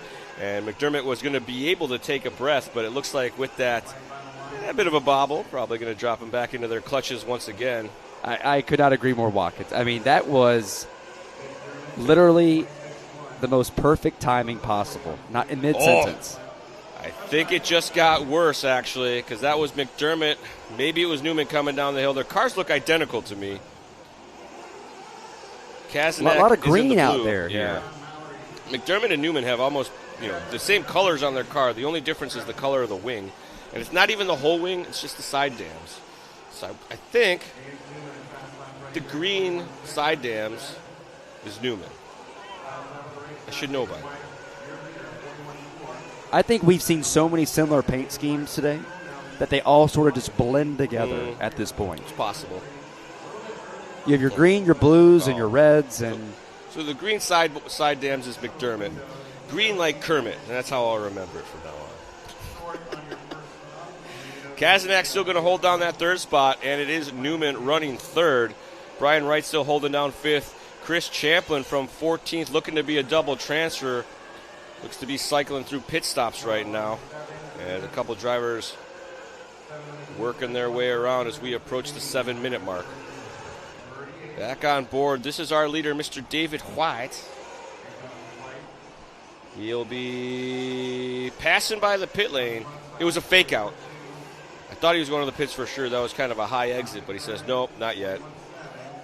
White's been pretty consistent. We'll look back down his lap times here. Well, as I say that, I see a 44, a 47, and a 42. So David White, maybe a bit of a rough one. He is plus 3.6 on McDermott last time they came across the stripe. Their first set of pit stops starting to cycle through. You see Newman through. Champlin was in the pits. Takami was in the pits. Bourdon was in the pits very early at 4:44. And here comes our leader, David White. White into the pits. Nice shot here at the end. Little miscue there by the pit man. Down and away. Takes a look at the gun, make sure all the gas went in. He's going over to update the driver. Hollers at, we're good to go. And they're running back down there. See him a little off screen. We saw there on pit road. They were running all the way down toward the turn 1 entrance. Usually that means somebody had a flame out.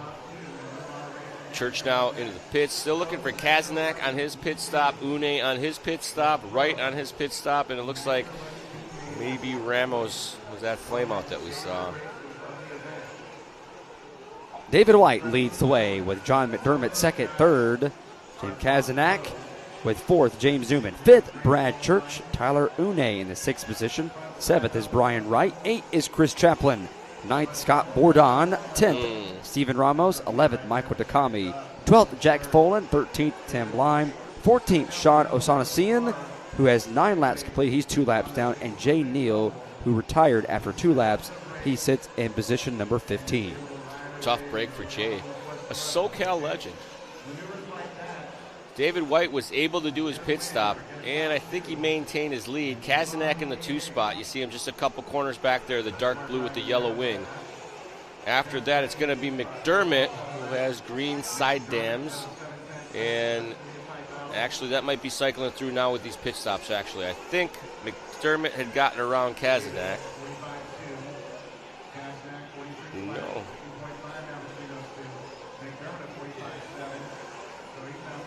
It was a different car with green side dams. Ha! Ha!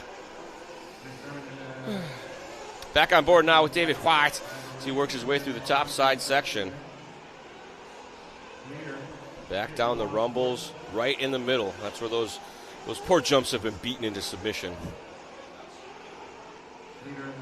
Over the jumps they go. Halfway in this event. 10 minutes down. 10 minutes to go. In our next to last B main on the day. Don't forget, coming right up next, we'll have our 30-minute Pro Nitro Buggy event come up, and then we're going to have some A mains coming right up afterwards. Going to be a lot of fun. And have you worked on your? You said you were going to work on your interview. I thought you did a great job yesterday. So have you? Did you practice in the mirror this morning, last night? Like what happened? I'm just trying not to think about it. It'll be fine. I overthought it yesterday. So today, I know what I want to say and how to do it. So I'm just going to do it this time. It'll be fine. The problem was I forgot what class I was talking to, and I forgot their names. So other than that, it wasn't too bad. So did you say congratulations, partner, on your win? I didn't even say anything on the win. It was such a hard. Just talking about your race, pretty much. right? So how'd it go for you? And I just left it at that. I felt bad. Kazanak, Newman, and McDermott, second, third, and fourth right now, and starting to close up on the back of Mr. White. This is first, second, third, fourth, and I believe fifth, all running nose to tail right now. Leader at the top of the hill. You'll see a couple cars blinking to the back of the shot. Kazanak with McDermott. They were getting around that crash traffic. They were going to be after that vehicle. So Kazanak in the blue vehicle just off the back, and that's McDermott, or Newman and McDermott right with him.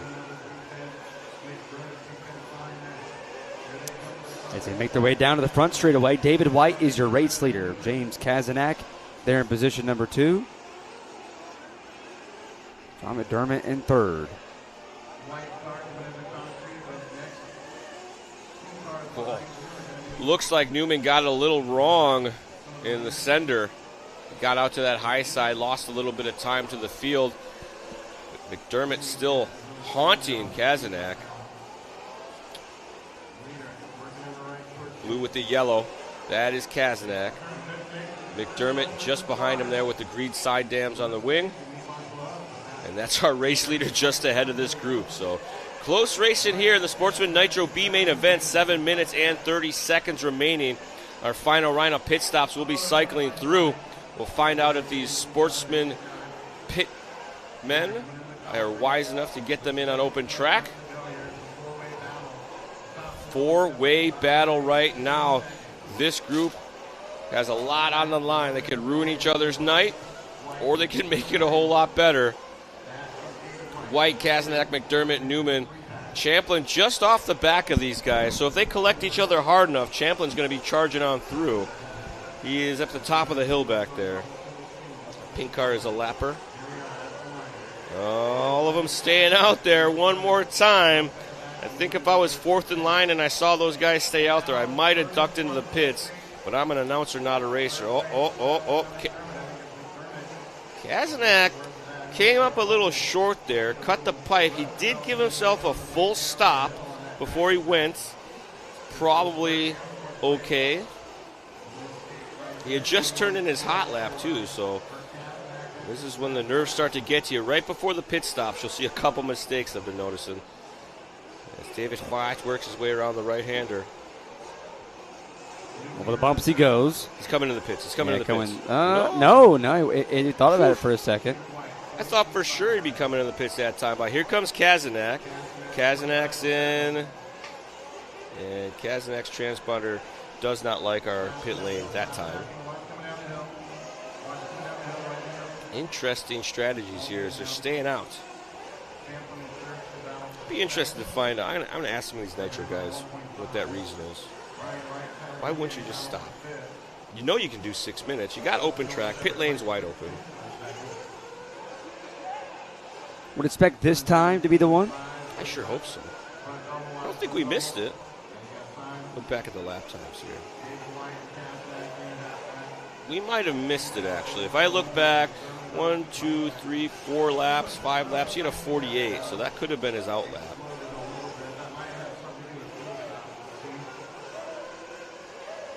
We got Newman and McDermott in the pits together. Brian Wright in with them as well. 6.5 on the out for Newman in the 2 spot. 7.3 the out for McDermott. David White still at the lead. Got a bigger gap now. But Newman and McDermott, that's the battle. I think he's coming to the pits this time. If he doesn't come in the pits this time, that means we missed it. Oh, here he comes. He finally comes down pit road. So David White stretched himself out to a huge lead by going the extra laps, and James Newman McDermott still not across the line. He's out of pit lane already. Maybe that's the strategy. Now, I gotta wonder, what will be the strategy behind it? Pit road has been open the last 2 times through. There's been no traffic. What will be the reason they're trying to stretch it as long as they did right there? No idea. Unfortunately, I think it's just they stick to a program and they do it, and there's no reason to come in earlier or later. It could be a little bit of the track position. If the driver's feeling the flow, he's got a good rhythm, he's doing good lap times, the pit man will let him stay out there. He's like, all right, you're in the flow, we're not going to bring you in. He sees a bit of a rough lap, then he'll say, all right, bring it in, let's do it now. So there is a little bit of gamesmanship there, but specifically, I think it's very driver-specific. It's a very professional answer. You're welcome. That was a very politically correct answer. No. Oh, no. Problems there for Kazanak. Oh, he gets it going. It's back. It sputtered. And no. There. It could be throttle linkage. It could be throttle servo. Oh, he's just put him on their side of the that's not. Well, I think he tried to throw him back out there. That was the wrong side of the track, though. I think he may have got. Was that him that just moved? I couldn't tell. Don't see the car. If a camera could. Well, something like maybe that. Could pan to the bottom there to see if. Don't see a car. So he got back on track. Okay, so he did get back on track. I don't think it's going to last, though. When they start doing stuff like that, that's something. But they did put him on the other side. Yeah, which was. Yeah, there he is right there. Oh, geez. Well, there is that car right there, though. He was on one side, moved to the other.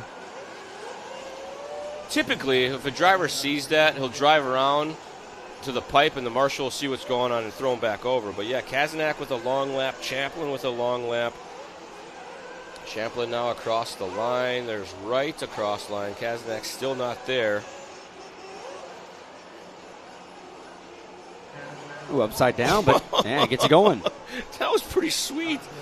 Landed upside down on the wing and then did a backflip to get back on the wheels. And it sounds like Kazanak's woes are not over. So we get an update from race control that it's still happening.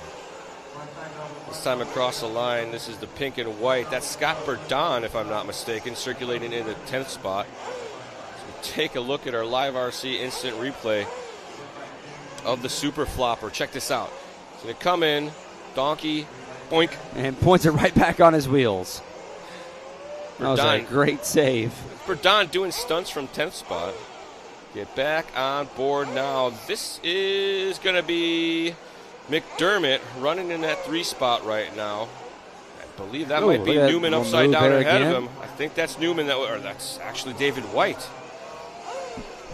So I want to say McDermott had the green sidewalls because McDermott rhymes with Kermit, and Kermit's green. Battle. Very bash wheels there as they're right on top of each other. So that was David White with the Devastator, has been leading this whole race, just got himself upside down for some reason, and that allowed James Newman to get by for the top spot. It is that green car at the bottom of your shot. That pink car is a lapper. So McDermott and Newman now to the front. David White, something happened, and we saw the marshal having to get his car, so I don't know if he got it wrong. Maybe he did that, because that is not the line. And his right side's going the opposite direction, and contact again. McDermott using his wing as the blocking device, waving the back end of that buggy all directions, keeping David White at bay. Hats off to David White. Look at that. Good, clean driving there. He keeps tapping the brakes to minimize the contact. Tries him on the inside. Can't make it stick. And he tried to make that crossover work. Got a little crossed up after that. Going to fall back a little bit now. Newman, McDermott, we got 30 seconds on the master clock. They're going to make it by for this one, plus one more. Leader at the top, second spot in the middle. There's our former leader, David White, had led 18 and a half minutes of this race, found himself upside down in the downhill double, way far from the marshals, and now clawing his way back to get in contention with these guys. One more lap to make it happen. McDermott just needs to hit his marks. The bell will sound. James Newman, John McDermott, who has a 2.7 advantage over David White. Chris Chaplin comes back around to the line. He will answer to the bell. That'll be his checkered flag, so it comes down to McDermott versus White. Off the bottom, I could see White getting a wild ride there. I think that's going to cool that battle down as he's not even coming up the hill yet. McDermott here with the yellow wheels and the green wing coming through some lap bursts. And they're coming across checkers and wreckers now. James Newman and John McDermott just has to roll it across the line. Welcome to the A-Main. Man, tough break there. David White actually went off track there just for a little bit. He saved it, and last lap of a 45.5. So that's going to do it as we take a look at our A-Main Hobbies race results. James Newman, John McDermott, your top two finishers, as they will advance to the A-Main. David White, third. Chris Chaplin, Brian Wright, Tyler Une, Stephen Ramos, Brad Church, Scott Bordon, and Michael Takami are going to be your top 10. Tim Line, that is. James Kazanak, Sean O'Shaughnessy, Jack Folan, and Jay Neal. 26 laps down. Only completed 2 laps in our 20-minute Sportsman Nitro Buggy B-Main. Watkins says he missed the wheel color. Well, it's on the internet. You can scroll back a little bit and see it. I'm pretty sure it was yellow, though. You know, I'm going to look it up myself. Ford has his playing over there on his internet, so he's going to scroll back and check it out. We're going to. I got way too much going on. We're going to let our group here figure it all out. I'm going to click this thing back to live. I'll hit play, go back to live, and then I'll do one of these. So all of our friends are starting to come back in here and now join us. And I see you figured out how to do the side-by-side right here. Yes. Yeah. The new. So you updated your computer last night. No, it updated itself. Perfect. I put it on auto update. Okay, so it updated. So now you had the feature where it's side by side. Now it's great. It was yellow wheels, guys. I checked. Thanks, RC Victory Lane. He confirms. I always forget these guys are 20 seconds behind us when we say it in here versus what we read. Correct. There's a bit of a time delay there. So yellow wheels for Newman. Take a look right now. Coming up, our Pro Nitro buggy.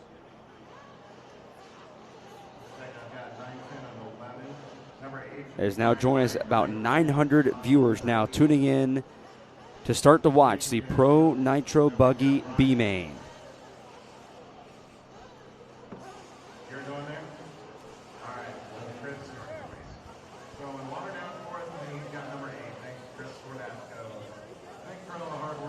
They're applying moisture to the track right now.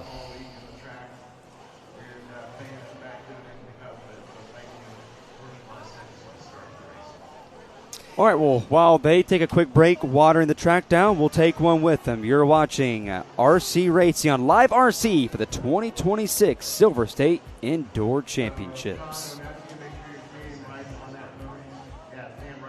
Live RC is the world's leading platform for all things RC, offering the most thrilling live RC racing coverage, breaking news, exclusive content, and much more.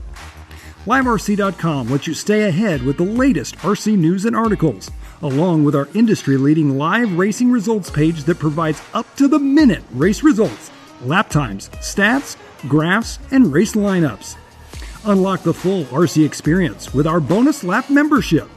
Enjoy live video streams from tracks around the globe, bringing the action right to your screen. Dive into our YouTube channel for live broadcasts from the world's biggest RC races, plus highlights and more. Follow us on Facebook for the latest news, announcements, photos, videos, and racing coverage from around the globe. Don't miss a moment of the excitement. Visit liverc.com today and fuel your passion for RC racing.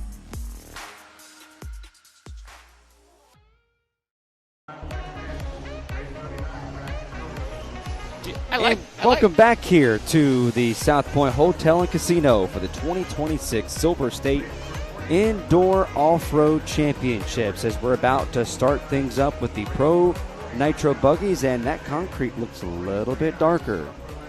I think they get the edges of it a little bit, and maybe the contrast of the dirt changes. But I'm almost positive they don't spray the concrete, or they try not to at least. Almost positive. I've been wrong more than I've been right, but it is growing.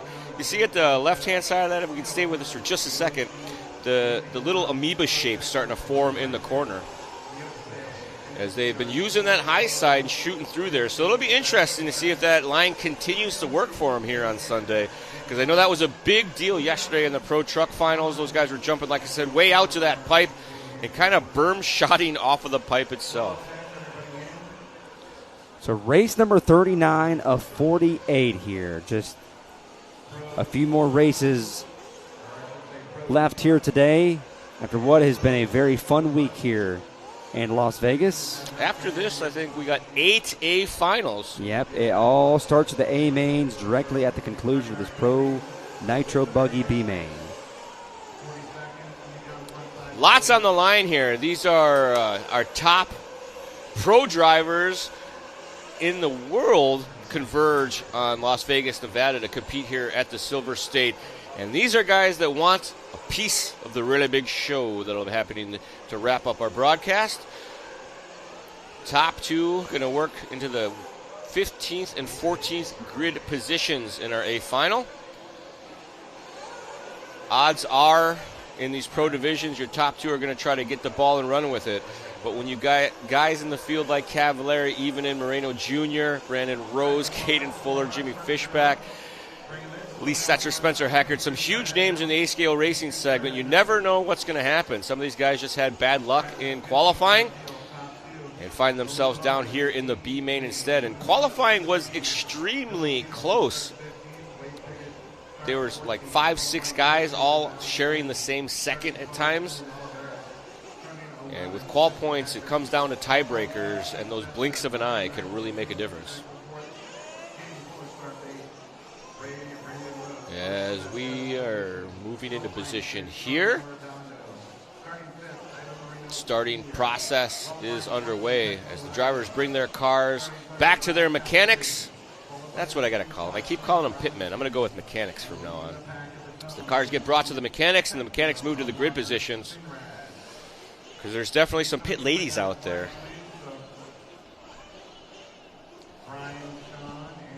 So the Pro Nitro Buggy is about to start up here as everyone's starting to get into position.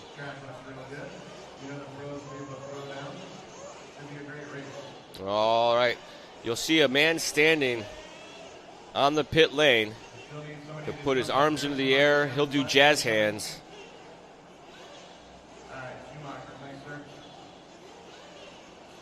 And when the jazz hands start, the mechanics will reach down, fill up the tanks. There it is, jazz hands. And the starting process is a down and quiet. The mechanic sets the car down, and moments after that, there's a tone. We got Tilke trying to hold the field here. One of his drivers maybe having a flame out down the row there. I think they got it back underway.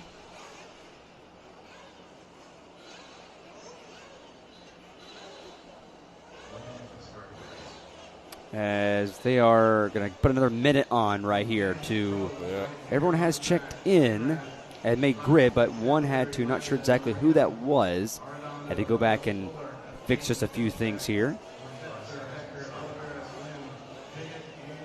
Could have been a flame out. So it was toward the back. You see someone running back toward the far side, and see there's a car. They're just making their way back here. So should get going here momentarily as we're now at 1K viewers tuning in now on YouTube to watch this Pro Nitro Buggy, the last B main on the afternoon before we get into the A's. Man, these guys just rev bombing those motors, keeping the temperatures right. They can't let the fuel build up too much because it'll, I guess, bog out is the word. I don't know. That sounds lame, but that's what happens. You get a rich bog. Marshals are in their positions. Drivers are in their positions, and now it's being questioned. Everyone in the right positions? Everyone's checking around? Yeah, race control making sure the grid's set correctly. And there is some. Uh-oh. So put him right back out, so this will delay things just a little bit more. That was Rivkin running down there. He might be going over to tend to maybe Oliveras' car. See Saxton down there. I think he's on the gun for Rose. Yeah, see some attending to one car there in the back. Is that I think that's Oliveras. Maybe that's why Spencer Rivkin is helping out. I think that was Rivkin. Yeah, it is Oliveras. Says the fourth car from the rear. Everyone's in position, and we are underway. Green flag racing, 30 minutes for the Pro Nitro Buggy B main. Looks like they got him away. Clean here for the most part, for right now. Great work by everyone all the way through.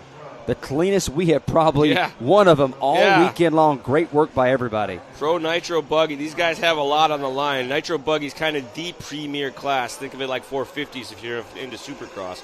This is where these guys want to do the best. Truck's great and all, but they ain't nothing better than a buggy lane. I'm going to keep an eye on the back of the pack here because I want to know what happened to Oliveras. Oliveras has moved already up to the 8th position already. So from 12th to 8th, he's our biggest jumper as of right now. Don't forget about Spencer Heckert. He's moved up from 11th to 7th. The biggest drop back is Brandon Rose, who started things in 7th. He's moved back to 15th. Marino Jr. 5th to now 11th. Walker Spinrad leads the field around as Jermaine Robinson and Ryan Cavallari are in tow. Top three drivers working together. They work their way around to complete lap number 2. Spinrad with a 39 flat, 39.2 for Robinson. Everybody in the 39s, and they start to get quicker as Paco with a 38. Freight Train Foreman, top 4 running in qualifying order. After that, it's a bit of a shuffle. Walker Spinrad is your leader. Jermaine Robinson second. Those are the top 2 drivers now. as the top two will advance to the Pro Nitro Buggy A-Main. Cavallari keeping the pressure on these guys, not going to let them get away, going double-double nicely. They all stay within the same second right now. Top three within 1.9, actually. Hard with a hard left-hander. Oh. The buggy's not doing... Oh, and a collision right there where the concrete patch is at. The Spinrad over the single. And the hard rider back over as he starts to extend that lead just a little bit more, but Robinson is not letting them get away at the same time. Jermaine staying in contact as both of them start to lead away from Cavallari right now. It's not by much. We're just talking tenths of a second one way or the other, but at this pace it turns into a couple feet. Spencer Heckert, who started 11th, he's now up to the 6th position, moving his way up now. And again, that big dropper, Ivan Moreno Jr., started 5th. He has dropped to the rear after that bad lap time. He had a 50.5. He is back in the 15th spot. He was one of those that got collected there right by that concrete patch that we saw there just a few moments ago. But it's Spinrad Robinson, the two transfer spots now at the top of the board. It's like Robinson had a bobble there. Cavallari now to the 2 spot. Or it was Spinrad, rather. I'm sorry. And look at the wrong name when I read it. So Robinson now to the top spot. You see that bright pink wing leading the way. Trademark colors of Ryan Cavallari just off the bottom there, as he's got to deal with Walker Spinrad, our BQ qualifier.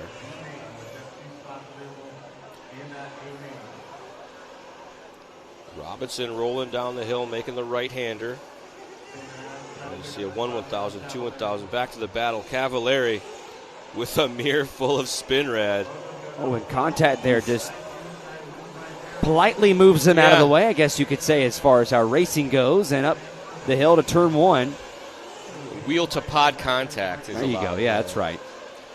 Side pod doesn't count as a door, so it's allowed to jam a wheel in there, I guess. Here's Spinrad and Cavallari right there for the transfer spot, 2 and 3. And don't forget about Spencer Heckert.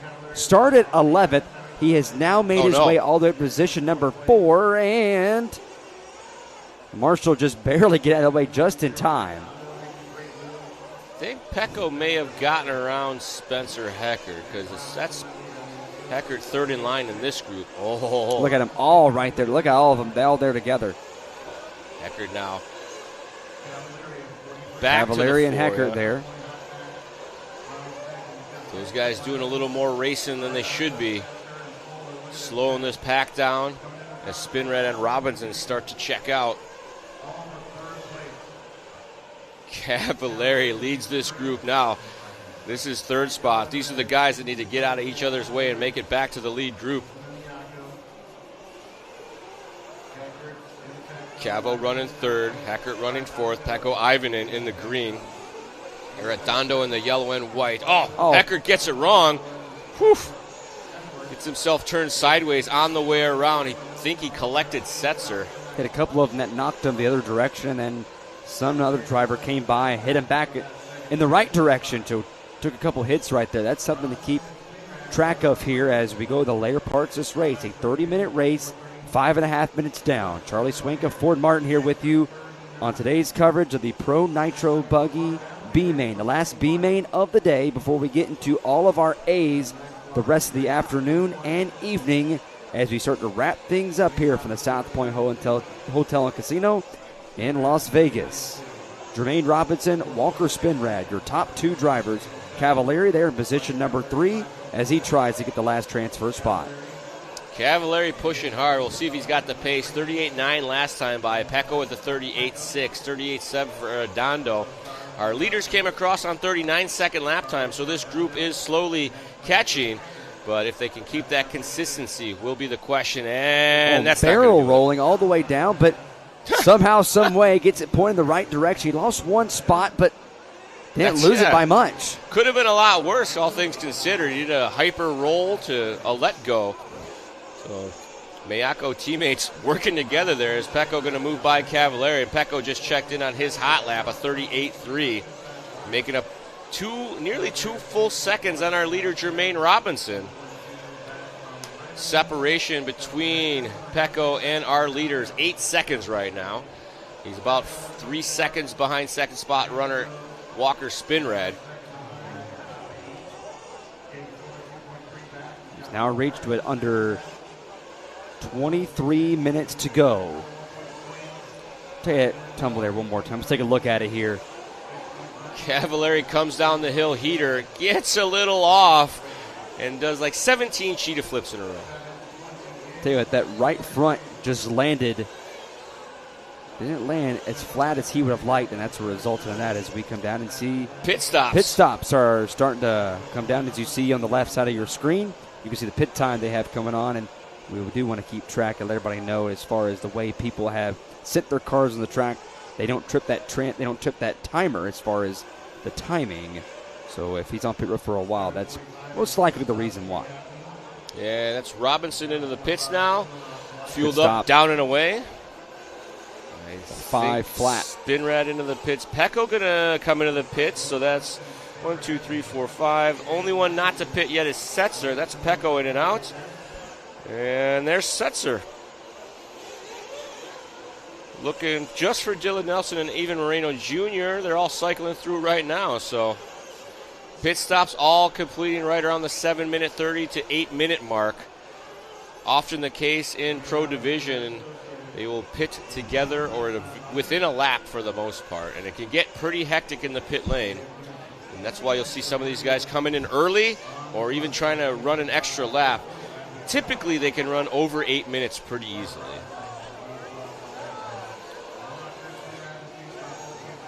Pecco in the green, coming down the hill, running in the third spot right now. He's got about 4 seconds to get back to Spinrad as our pit stops cycle through. Pecco does own the hot lap. He did a 37.7. Oh, gets on the bicycle there. Tries to use the power to get it righted. Doesn't have the Cavallari luck. Now he falls back behind. That's gonna be, I think he's with Setzer now? No, it wasn't that far back. He falls back into the clutches of Hecker. We'll find out here in just a moment. Hecker now to the 3 spot. Make their way all the way through. Robinson now still your race leader. A 5-second advantage over Walker Spinrad. Spencer Heckert now about 6 seconds there behind right now in Spinrad for that second and final transfer position. One car on its lid there again. That was probably going to be Piggott if I had to guess. We're back on board now with Jermaine Robinson, your race leader here. Our Pro Nitro Truck B main. He's taken the lead from, I think it was like lap 4, maybe lap 5. Hasn't looked back since. Been hitting his marks, running clean. We look back his last few laps, 39, 38, 43 was his pit lap. A 38, a 38, a 40, a 39, 38, 38. So very clean run here for Robinson so far. But we're barely past the 10-minute mark of this 30-minute A final. 4 pit stops on the docket. And again, as a reminder, we see this a few times today. They're in the 9th position. That's Jimmy Fishback, the 4th. They're in that 9th position for the IV that you see. Jimmy Fishback, the 4th. I think that's actually his name. It's IV. I mean, I was right. We call him Fishback IV. It's 3 pit stops, my bad, as we jump on board with Walker Spinrad running in the 2 spot. Spinrad representing the Techno Army, but an associate of Jermaine Robinson leads the way. Spinrad looking smooth and easy. Did a 39.8 last time across the line. Hitting his marks. He's about 8 seconds off the back of Robinson right now, so no reason to push the pace. He does only have a 1.7 second lead over Heckert, so that's not somebody you want to let catch you. I bumped into Heckert last night at the driver's social. I thought he was 19 or 20. Turns out he's 23. I was way off. So now as we are just over 11 minutes into our race here, under 18 and a half minutes to go now in the Pro Nitro Buggy B mains. Jermaine getting a little dicey there a couple corners back, but sometimes that's the nature of the beast when you're running A-scale. You got to let it hang out a bit. Robinson last time by 38.8. This time across the stripe goes about the same, 38.9. No time gain, no time lost. Spinrad on a 38.8 last time by. 38.5 that time by for Spinrad. Heckert losing some ground with a 39.5. Spinrad now, last lap, as you talked about, a 38.5. Robinson, that 38.9. Fast lap right now in this race, led there by Pecco. He's in the 10th position after starting 4th. He ran it on his 11th lap of a 37.7. So some of the big gainers and losers right now. Spencer Heckert, after starting toward the rear back in the 11th spot, he is currently positioned in 3rd. Dylan Nelson, who started 15th, he's moved his way up to 8th. Some of the losers that we're starting to see here now. Ivan Moreno Jr., after starting 5th, he is back down in the 15th position. Ooh, that's a rough one. -10. Still on board here with Walker Spinrad. White wheels, white wing, pink body. Coming down the hill. You see the entry there of the rumble strips maybe getting a little rough as more and more buggies and trucks jump into that same spot as they've beaten the track all the way into submission, and then worse, the track is now fighting back. Speed bump there. You see the wing pop up in the air for no good reason at all. Spinrad looking smooth right now. Heckert trying to reel him in. Look back here. It's kind of been a back and forth battle between Spinrad and Heckert. For whatever Heckert gains, Spinrad takes it away a lap or two later. See, the restrator gets really all jacked up here in the background, just as far as letting some of the marshals trying know. to wake up the marshal, yeah. We've seen a couple times there'll be a wreck right in front of a marshal, and he didn't see it. Marshaling's hard. Spinrad now. You see Heckert just in his rear view now, so Heckert has closed that gap up, making his presence felt. The blue, white, orange car second in line here. Kissing the pipe right there. Minutes left. Heckert applying the pressure. Last several laps has been a few tenths quicker. Cue the Jaws music. Oh, big bobble there by Spinrad. Unforced error coming through the rumbles allows Heckert through. Heckert going to try to take the ball and run with it now. He's had the pace. Hopefully it can maintain. A lot of times it's easier to chase a driver down than it is to lead away from him. Start looking in your rearview mirror, whereas before you were looking ahead the whole time or not even worried about what was behind you. Heckert with a 38.6. Spinrad on that bit of a wreck lap, 40.5. The difference, 2 seconds and a position. 15 minutes to go as we have now reached the halfway point in our race. Brandon Rose, who's just now come down pit road for his second stop on the afternoon. Ovaleris, who's done the same thing, he's now come down pit road. So the driver's starting to come down this time. Here they are. Anthony Westergaard on the pit stop here for Wade Piggott. Up, down, and away. Clean stop there. Piggott with a 5.9 in and out of there. 5.0. Oh, no, check that. Spencer Heckert came in at the 15-minute mark. He had a 5.9 pit stop. Lee Setzer came in at the 15-minute mark. 3.5 second pit stop for Setzer. Arredondo did a 5.6 at the 15:20 mark. As we're back on board with Spinrad.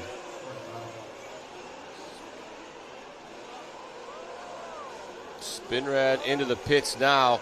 15 minutes 48 seconds down and away to 5.8. Your leader Jermaine Robertson's Walker Spinrad in the 2 spot. He's going to be dealing with Spencer Heckert and Lee Setzer. As we got just Cavallari still to pit, as well as Pecco. There's Cavallari into the pits. As we drop back with Heckert. Heckert and Spinrad duking it out right here.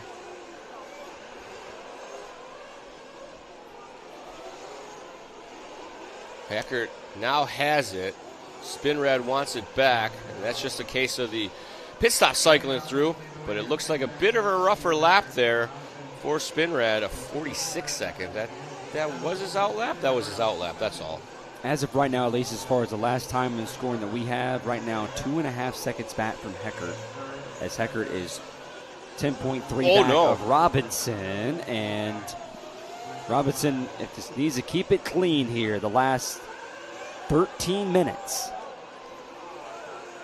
Tough one there for Heckert. Went for the wild ride coming down the hill, and you see Spinrad just off the back of the shot now after that, so. Oh, we got report from race. Oh, no! Heckert getting it wrong coming down the hill. That's the worst place to crash. Spinrad going to get by. That's Setzer that gets by as well. One of the worst places you could take a bit of a tumble there. And that's a heater section there. There's race cars coming in hot. Marshall's not going to risk life and limb for your upside-down car. So Spinrad now back to the transfer spot as a couple rough laps in a row for Heckert. He had a tumble coming down the rumblers. He had a rough one coming down the hill before the big double. Has another bobble there through the 4-pack. And that's going to allow Spinrad and Setzer to start to gap him just a little bit. Jermaine Robinson loves the sound of that, and that just means his lead grows up to 13.1 seconds now. His lead is a grower, not a shower.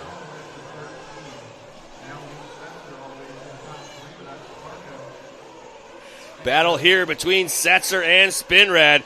Setzer representing the Sparko Army, trying to put a wheel to the inside of Spinrad. Takes a look there, nothing doing yet. Spinrad says, hey, too close, I go now. Robinson here leading the way. Spinrad there in second. A 14-second advantage that Robinson has on Spinrad here for the moment. But Setzer in striking distance on Spinrad to get that final transfer spot and make the A. Setzer putting on some moves now, sizes him up to the inside, tries him around the outside. Knocks him right in the rear over the single and to the hard right-hander. Here they come. You see him on screen, battling for the last transfer spot. He got that right rear, just tapped it. Not too much damage, and Setzer lost a little bit right there on entry and washed out there just a bit. They go up the hill. I bet you there's a bump out there at the end of those doubles, and his front end hooked that up and pushed to the outside instead of the inside. Well, the track is held together pretty well. It's something that if you're just joining us here for the first time this weekend, a lot of reports of the drivers the entire week, and we even heard it in our interview with Ryan Mayfield after his win last night. Takes a tumble, lands right back on his feet.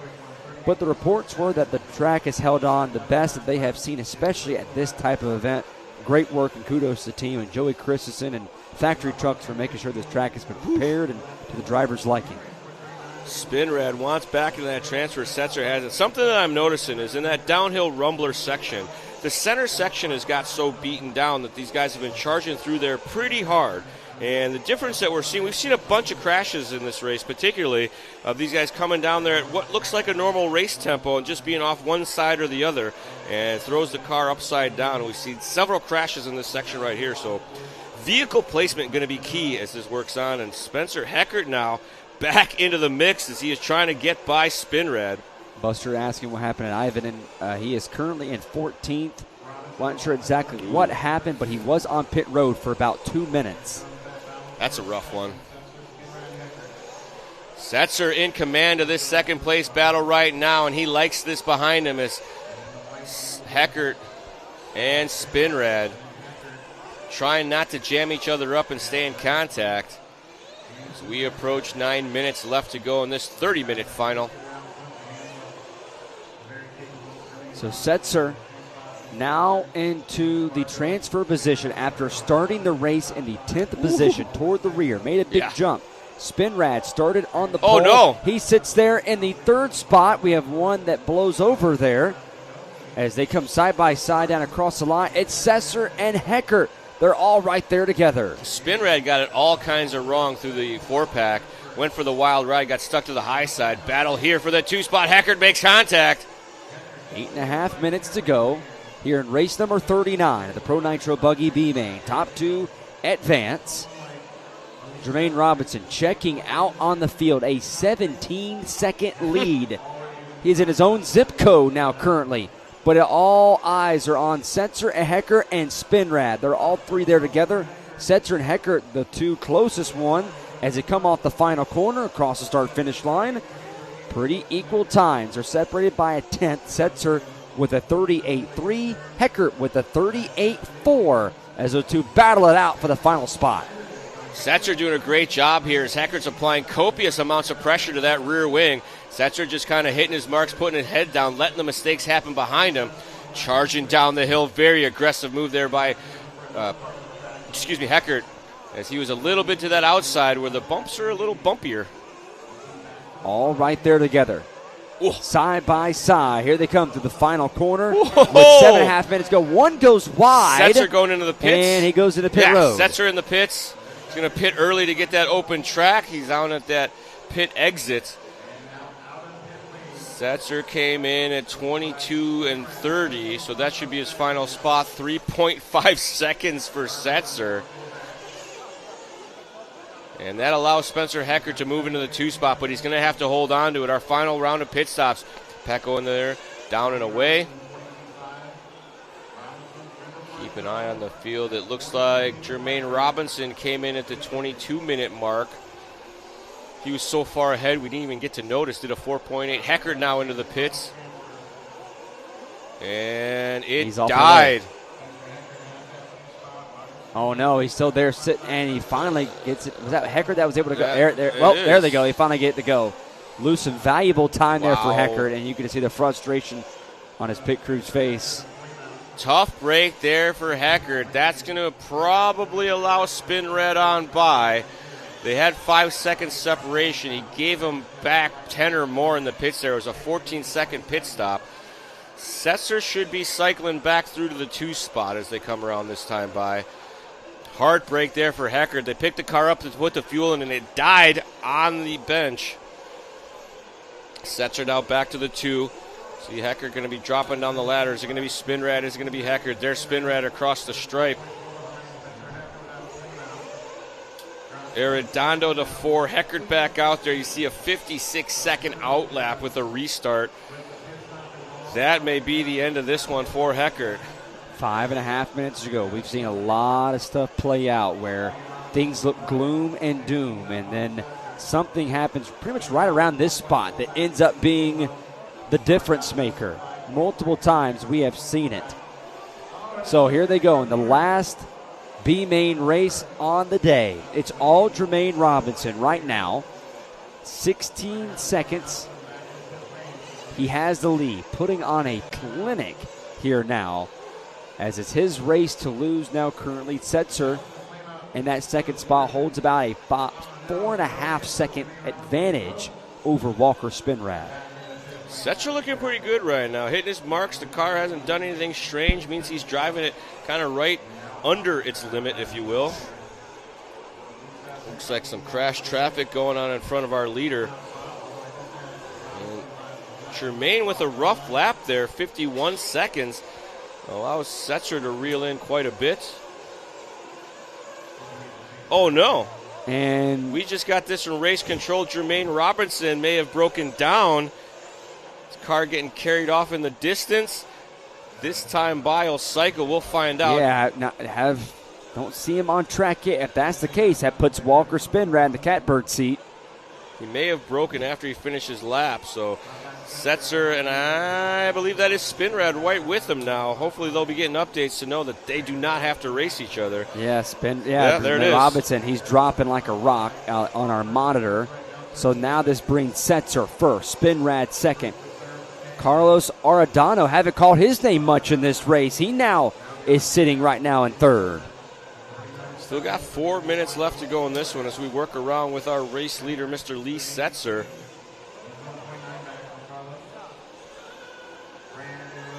So tough break for Jermaine Robinson, who has absolutely dominated this race. We just talked about it, how anything can go wrong with about 5 minutes left, and a minute later, Jermaine Robinson breaks down, and now Lee Setzer takes over the lead, a 5.5 second advantage over Walker Spinrad, who has a 5 second advantage of his own on Carlos Arredondo for the final transfer spot.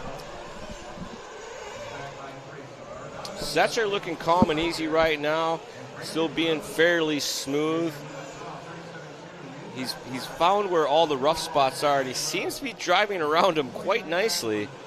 And just look at the haze right here in our camera. It's a little bit easier when they're right here in front of you, but just this long Pro Nitro buggy race, and you just see just what it can do inside this building. And you give it about a couple minutes after this race, it'll all be gone thanks to the good ventilation we have here at the South Point Hotel and Casino.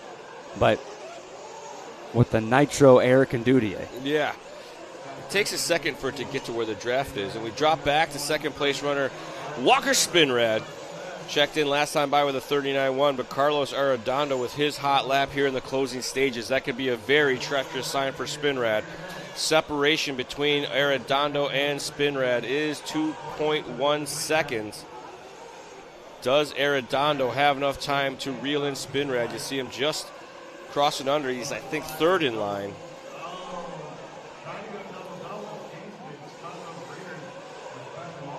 As Spinrad works his way through the 4-pack. Gets it wrong on the exit.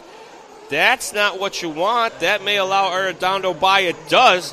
So Arredondo just ahead of Spinrad here. The yellow and blue going to be our new second spot runner. Arredondo with a power wheelie down the hill.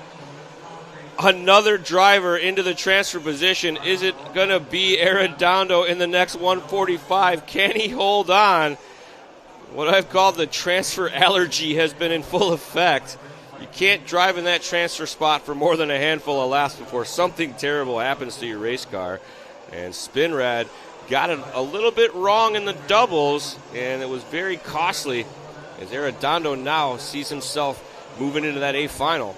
Lee Setzer right now currently leading. And from what we are told here, 2 minutes away now from his first appearance in the A at Silver State. Yeah, Lee's been working hard in A-scale for a while. Got with Sparko partway through last year. One of the mid-season driver changes, and still working very hard. So good to see Lee out here having a good run. Hopefully it holds truth for him. It's still got 50 seconds left to go in this one. Arredondo jumped into this transfer spot pretty late in the game, so hopefully his allergies don't kick in and he can hold on to this. Arredondo pushing hard here. Car looks nice and smooth. Coming up on some lap traffic. Sideways all the way through there. Nice slide and save. Carlos Arredondo in the Techno.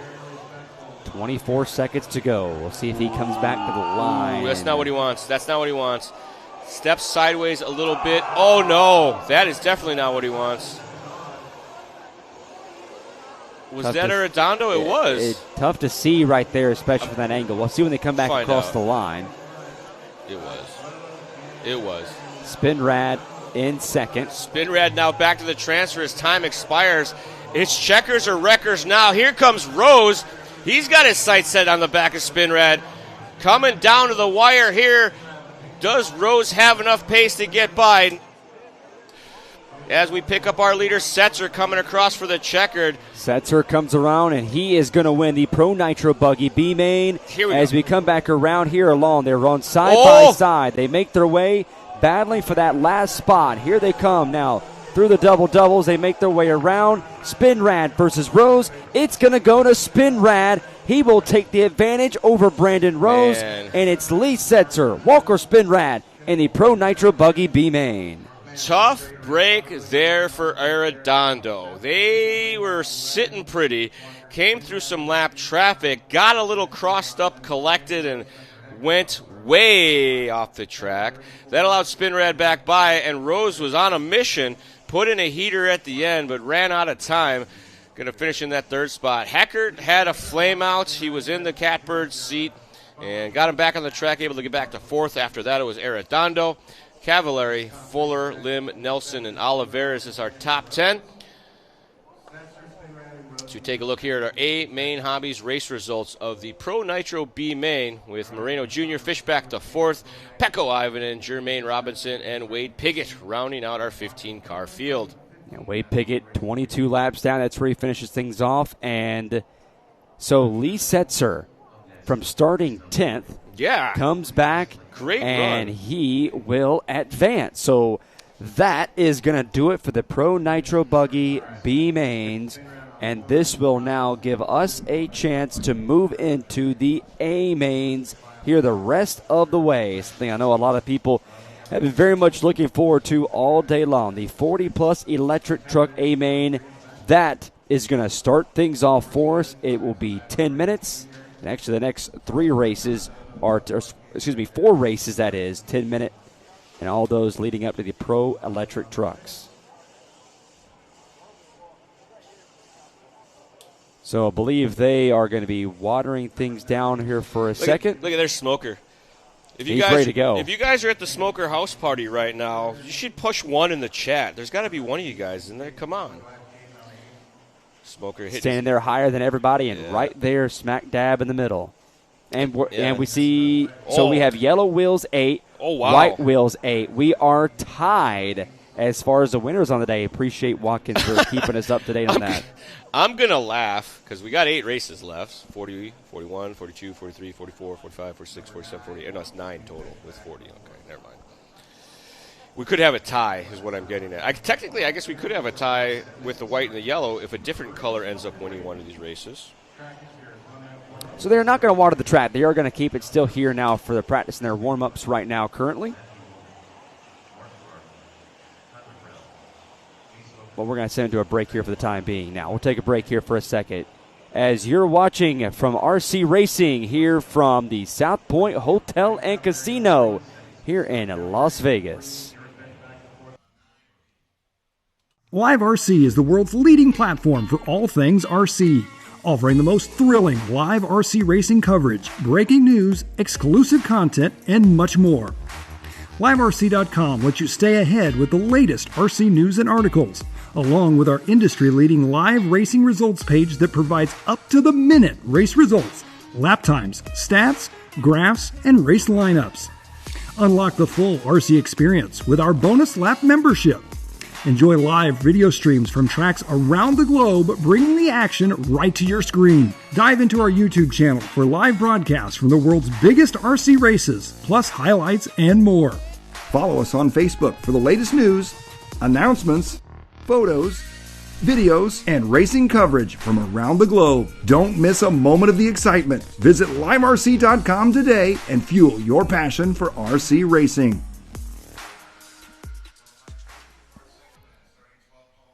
Live RC is the world's leading.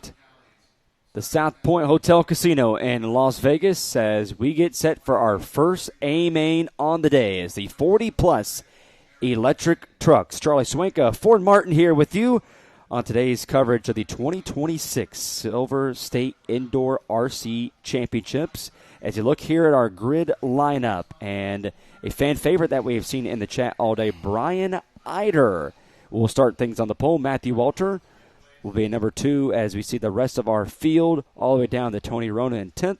With 11th, John Callies, Paul Thacker, Bart Singelman, Jay Smoker, and Mark Giroux is your top 15 as everyone is all set in their positions. I believe the marshals are all set as well as we get set. 10 minutes coming up for the 40-plus electric trucks. Green flag, and we are underway here. Brian, the Iron Man Eider, leads him away.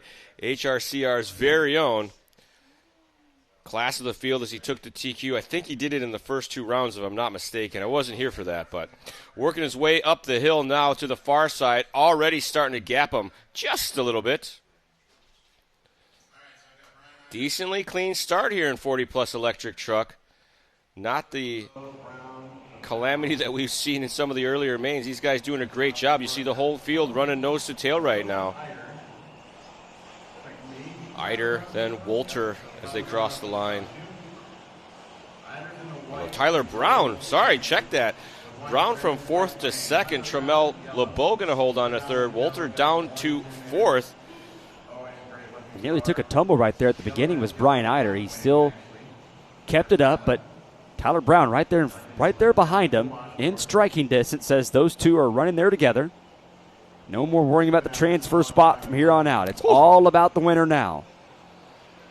Eider, lots of steering input there. Counter steering, mash on the brakes. You see a little wiggle on the way out. Twitching those front tires to get every bit of traction he can. See the top side little wiggle there. Eider with a 38 flat. Brown with a 38.3. You see almost 4/10 to the good now for Eider. Little sparks there coming down the hill.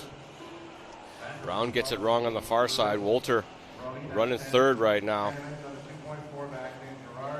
Down the hill. Nice and easy. Tries to get it back on the ground as quick as possible. With Eider leading things here now. Brown second, Walter third, LeBeau fourth. Patel in that fifth position. Biggest climber here so far, Paul Thacker. Started 12th. He's moved his way up to the 8th position. Eider throwing some sparks on the launches here. Here and there you see a little wisp of spark. Pushing hard, using all of the suspension travel. Down the speed roller. The truck's handling that rough section quite a bit better than the buggies have been. We haven't seen trucks on the track for a while, and they have no problem with the rumblers. Eider with a 38.5 last time by. Brown with a 39.2. Eider's lead continues to increase. Continues to grow. That would have been better. Looking at Walter right now in that third position. Started second, has moved back to that third slot. One of the biggest droppers so far, not much, but it's Eric Hanman, who started in 7th. He's moved down to 10th.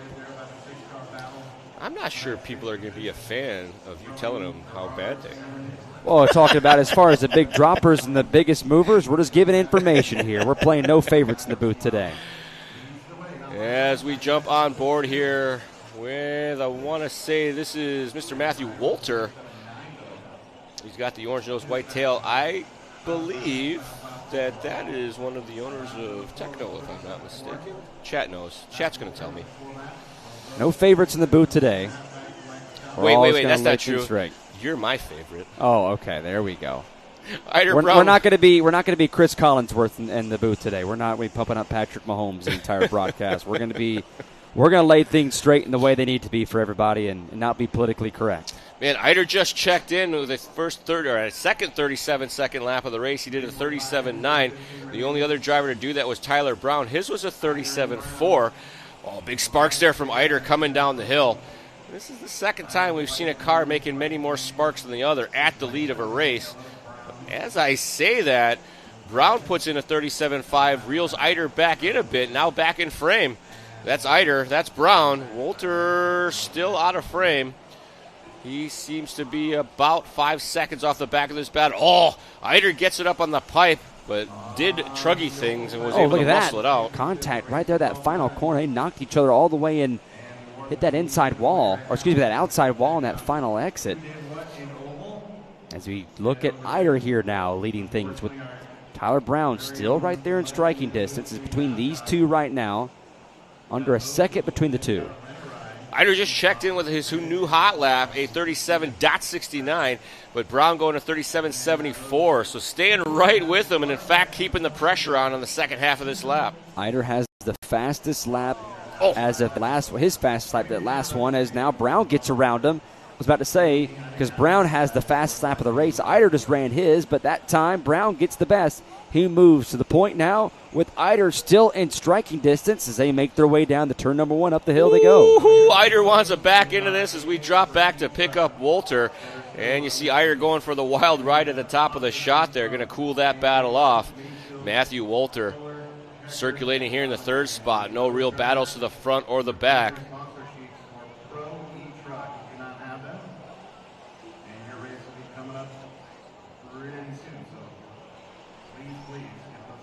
They work their way through that backside section. As we pick up that battle again between Brown and Eider. And it goes back to Eider now. They get side by side. And Eider going to take back the lead of 38.9 to Tyler Brown's 40.7. Eider went for a wild ride. Brown went for a wild ride as well. Both of them having mediocre laps. But Eider now back to the point. Brian, as they call him, Iron Man Eider. Why? Because he runs the Ivan Stewart paint job, and he's a big Ivan Stewart fan based off the inside of his pit trailer, or his hobby shop trailer, rather. 38.9 last time by. Brown trying to stay in contact as our leader working with some lap traffic here. That is Eric Hanneman doing a great job working with our leaders. Eider back to hitting his marks, 38.3 that time by. He got down in the 37s for a bit, and that's when the mistakes started to happen. So backing it down to a more reasonable pace, cooling things down a bit, a little bit more consistent. 3 minutes to go here. Oh. Can Eider hold on? Brown is the yellow-pink truck right there, running in the third spot. I guess it's orange. See him going double-double there, trying to make up some ground on Eider. Eider with a 39.2, Brown with a 39 flat.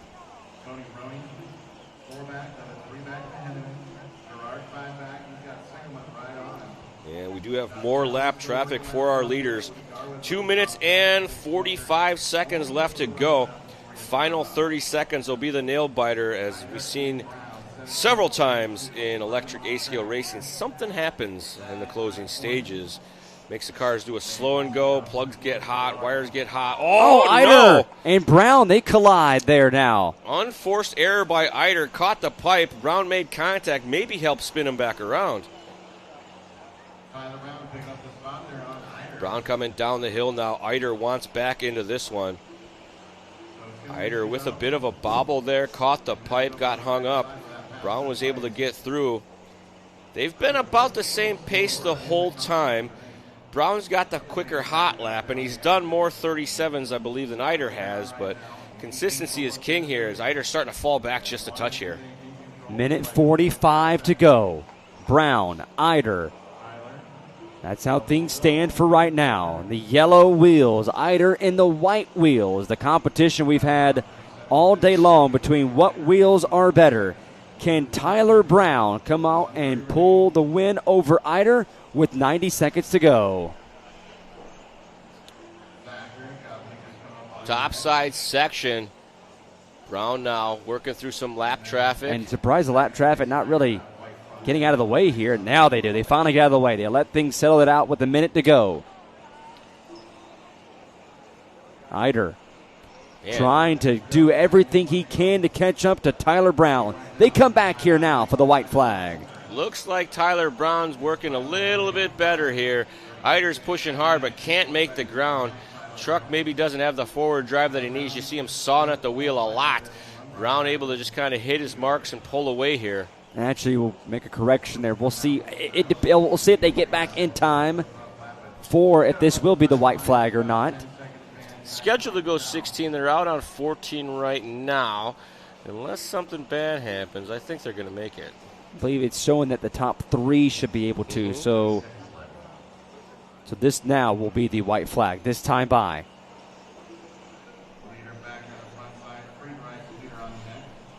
As they come back around here, Eider, does he have a chance to catch back up here?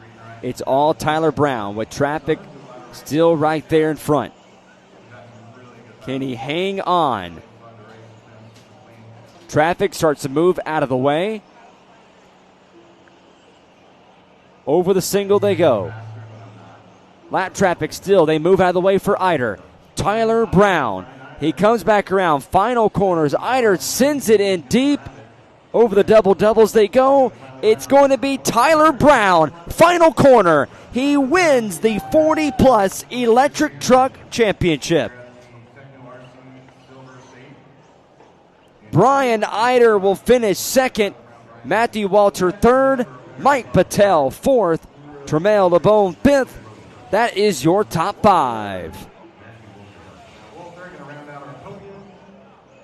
So Walter will round out the podium. Tyler Brown is the winner. He holds off Brian Eider there in the final laps after where it was Eider holding things out, and that gives another win for the yellow wheels over white. 9-8 your score on that one so far.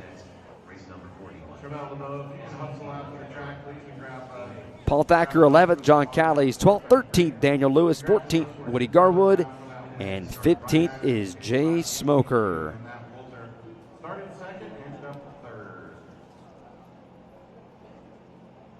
So what a race.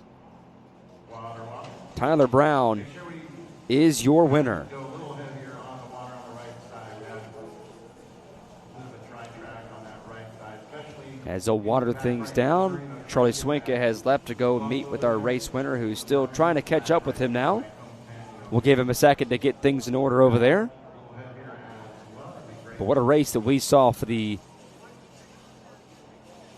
40 plus. Now we're on to the Sportsman Electric Truck A main, which will be race number 41 of 48 on the day. And I believe Charlie Swinka is with our race winner. Mike Patel, you got number 5, 6 is Wade Garwood. 2026 40-plus electric truck winner here at the Silver State, Tyler Brown. Tyler Brown, great run there. How many times were you in and out of the lead of that one? Felt like at least 5 times with Brian, but I felt like we were running a pretty good pace. You know, we were dipping into 37s like solidly. But it was a fun race, clean race. Every pass we put on each other was good, clean. It's always fun racing with him. And, I mean, he's kind of the E-truck master, so it's kind of cool to beat him. And it's a borrowed truck for me. It's Walker Spinrad's truck, so I never run electric anything, so it's kind of cool to get an extra class in. Great drive, sir. Takes a big team to make something like this happen. Who do you want to thank? Yeah, all my sponsors, Techno RC, ProMotion RC, J&T Bearing Co., Leadfinger, A-Main Hobbies, Blend Racing Fuel, everyone that helps me out, Walker for letting me use this truck, and my wife, kids, just the whole support system.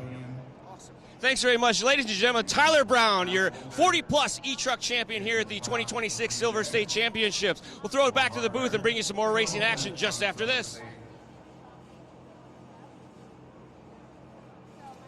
All right, thanks, Charlie. Appreciate that. What a race that we saw in our first A main on the day. So wins the 40-plus division in that one. And take a look here one more time, as got some raffle graphics coming up right here, as you can go and use this link with Joey Christensen. You can be involved in the Silver State raffle, even right from your couch. The draw will be right before the Pro Nitro Buggy A main here this evening. So be sure to get in on all that and be a part of the action here for that. And we'll leave it up on the screen here just for a little bit longer so you can have time to scan that there for a second.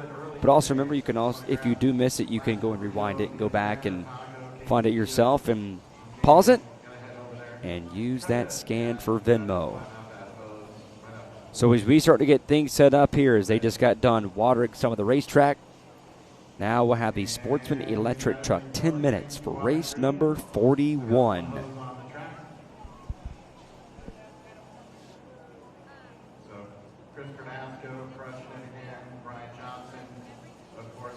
All right, so real quick, they water things out. We'll take a water break of ourselves here. Race number 41, the Sportsman Electric Trucks, coming right up after this. Unlock the ultimate RC racing experience with the Live RC Bonus Lap membership. Rewatch every lap you raced at your local track using the RVA system. See your lap times, stats, and charts. Analyze your data just like the pros. Plus, enjoy full HD live streams from RC tracks worldwide. Elevate your racing with unmatched insights and global coverage. Join today. Unlock the ultimate. And back here in Las Vegas, as we get these Sportsman Electric Trucks that are coming up next here for their A main. Reed Saunders will be on the pole for this one with Chevelle Keats, as she'll be lining up right behind him with Matt Lasher. Ivan Moreno Sr. will start fourth. Fifth will be Steven Ramos. Sixth, James Newman. 7, Martin Solinski. 8th, Kyle Kazarian. 9th, Jared McPherson. 10th, Richard Miller. 11th, Richard Monick. 12th, Jeremy McPherson. And 13th, Joe Campbell. That is the 13 drivers that automatically qualified for that race. And the 2 drivers that are able to jump in there were Scott Burdon and Greg Clark, the 2 drivers that advanced to the A main. bumping up racing is the best. We have a couple more e-truck races yet to go. Intermediate and then pro, and it's going to be all nitro racing action after that. 30-minute finals followed by a 45-minute grand finale for our pro nitro buggy division.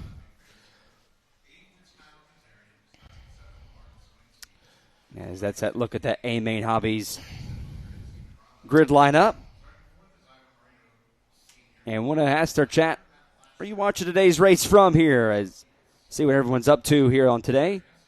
Where are you watching the race from? How are you watching it? How are you spending your Sunday? You got on the TV, the tablet. You watching it from the beach? Where are you checking in from? As people are coming in now to start watch the A-Mains as the Sportsman electric trucks are coming up next. Reed Saunders won the Sportsman electric buggy division yesterday, if I'm not mistaken. Chevelle Keats in the mix here as well. That's the race control, the battle of the youngsters. I think Reed was, I don't even know if he's 10 yet. But Chevelle, probably 14, maybe 13 years old type of thing. So great to see the kids out here at the front of the field. And we are off and rolling. Green flag racing as Reed Saunders leads the field around. Chevelle Keats in the 2 spot. Matt Lasher still holding third right now, but it is very early on. Move there by Ivan Moreno, slides to the inside. And they're in the Ice Capade section. You see turning sideways, pretty clean so far. A little contact at the back. As they're all sliding right there in that concrete portion. Bourdon was trying to get through, but got collected. At the front, it is going to be Reed Saunders. He's got the red on the front, blue on the back. Chevelle's got the blue on the front and the pink in the back. It's another yellow wheels versus white wheels situation. Saunders across the line, Keats and Lasher 1, 2, and 3 just as they qualified. Moreno in the 4, Ramos 5, Kazarian 8, Newman 6, McPherson up to 8th. Jared McPherson 9th still. Joe Campbell 13th to 10th. Sawinski, Miller, Monch, Bourdon, and Clark are running order after lap number 1. Saunders up the hill, gapping out just a little bit. Feeling the flow right now, putting his head down. Knows he needs to get a gap and keep it. Goes double, single, single. Little swerve there. Able to keep it under control. Checks in for a hot lap of a 40.2. Up and over that center side double down the hill. Shoots through the long tabletop into the concrete section. Contact at the back. Looks like a couple miscues between Keats and Lasher. That's what Saunders likes. It's going to open up that gap a little bit more. 2 minutes down here. 8 minutes to go. So take a look here at Reed Saunders now. That had a win of his own. Yeah, he did yesterday. Saunders through that right-hander comes across the stripe 41-2. Not a super hot lap, but still quicker than second and third as Chevelle, Lasher, Kazarian, Newman, and Moreno are all duking it out just a couple corners back. You see just the bottom of the shot there. That's Chevelle Keats. Saunders, who won the Sportsman electric buggy yesterday, trying to double dip and get the Sportsman electric truck as he leads away a 2.5 second gap now on second place Chevelle Keats. Reed looking strong right now, driving smart, not really pushing the issue, just hitting his marks. He's staying pretty clear of all the pipes, not running any risky lines that he doesn't need to. Truck looks good coming down the hill as we pick up that battle for the 3 spot. Chevelle Keats, James Newman. Keats with a little bit of breathing room now as Newman had a little miscue coming up the hill. Gentle right-hander. Chevelle's been racing for, I want to say 3 or 4 years now. Still doesn't have a driver's license, so got some experience. Her and her dad travel all over Southern California doing all forms of racing. They even get into rock crawling a little bit. I think Dad's more into the rock crawling, but nonetheless, Keats right now with Newman knocking on the back wing. Trying to find a way around. Pushes a little hard there. You see he's showing the bottom of the chassis. Gets up on the bicycle, but able to save it. Keats with a little power wheelie down the hill there. James trying that option line through the inside on the concrete. I'm seeing a couple different lines through there, primarily two majors. One to the, you run wide in the corner before, shoot straight across, or you run it tight and do a diagonal across the concrete. Chevelle, a little over jump there, pretty slow through the speed roller. That's going to allow Newman to move up on the inside, can't make it happen. Keats keeping it cool. Not really making mistakes, just running her own race and letting Newman race around. That's now Lasher showing in the 3 spot right now. It's possible maybe a scoring problem because we see a long lap there. So sometimes the transponders that are in the vehicles don't work right, but race control keeps on top of that, and they are able to adjust that with their live time scoring engine. As back on board now with Saunders. Red and blue with the yellow wheels and the white wing. What a combo. Left-hander there. And again, looking very smooth. No unnecessary inputs. Hitting his marks, driving nice and clean. Staying middle of the track where he needs to. He's not driving too close to the pipes. Very consistent lap times as we go down here. A 40.9, a 40.5, a 40.2, a 40.6, a 41.2, and a 40.2 with a 40.3. So Saunders is on a mission right now in the zone as we approach the halfway mark. 5 minutes and 15 seconds down, 4:45 left to go. The battle between Lasher and Keats continues. Race control corrected the scoring. We thought it was Newman. It's actually Lasher. So Lasher now trying to race with Keats. Nothing really changing here.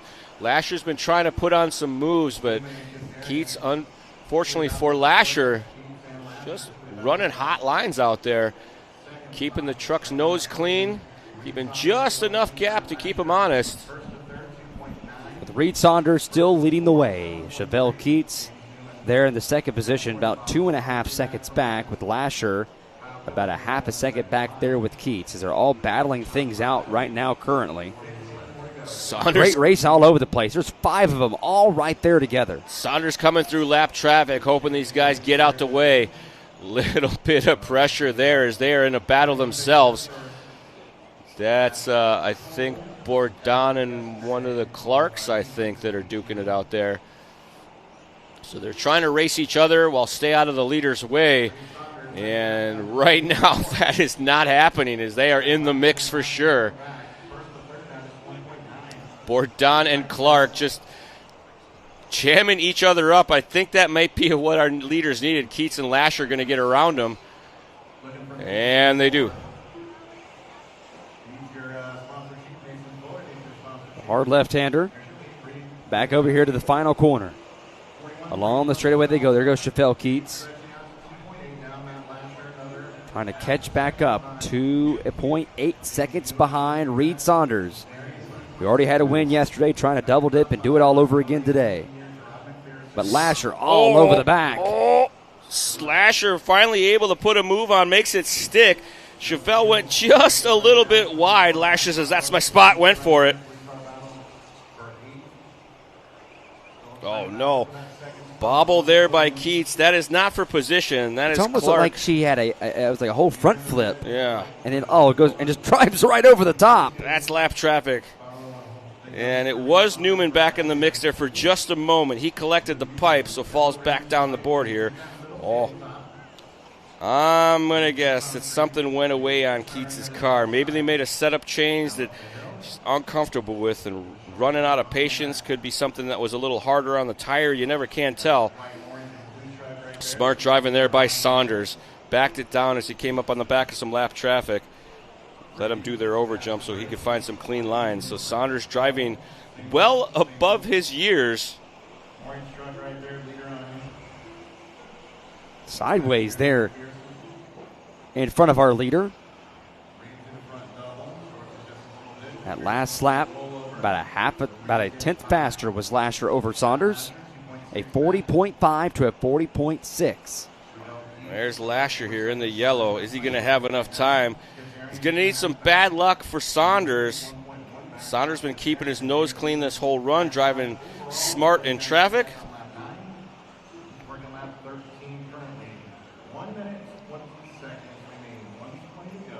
down the hill. They got about a minute 15 on the master clock. They're scheduled to go 15.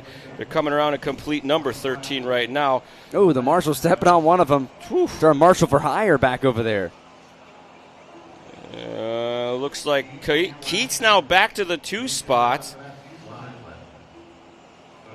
See, just at the bottom of the screen there, the blue and pink there battling with the blue, the multicolor yellow. We didn't catch it, but it looked like Lasher had a bit of a bad lap, a 46-second lap. Keats had a 40-second lap. So Lasher there in the yellow. I gotta think that some of this lap traffic was part of it. Here with now under 30 seconds to go. Reed Saunders, who had a win yesterday, with some lap traffic there in front. Not sure if that hit Chevelle or not. We saw her just barely just went by on our screen. In the distance, it looks like she's okay. But it's all Reed Saunders. 5 seconds there. We're going to come back around. I believe this time will be for the checkered flag. One car in front. Some damage. Reed Saunders comes back across the line.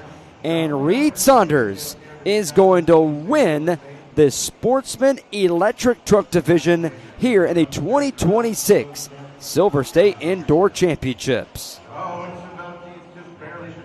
And Keats there at the buzzer. Wow, look at that.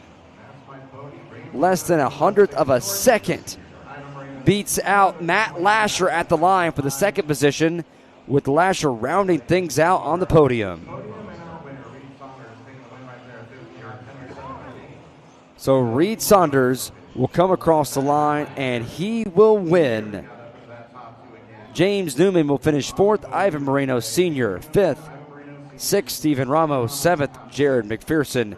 8th, Joel Campbell. 9th, Martin Swiansky. 10th, Richard Miller. 11th, Jeremy McPherson. 12th, Scott Bourdon. 13th, Greg Clark. 14th, Richard Monick.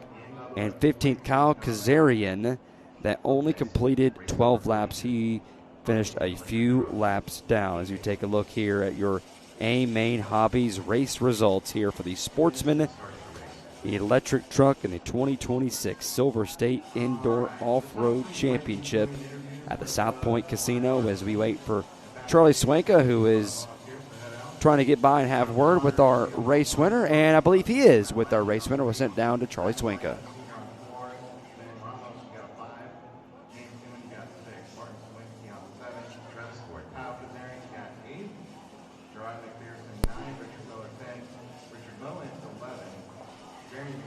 Going through your head as you take home win number 2 here this weekend? Just breathing and my family helping me, and my dad just talking to me on the headset and helping me get through this. Any nerves for you on that one? Did you feel nervous towards the end? Yes, and if you do, then just breathe, take big deep breaths, and you'll be good.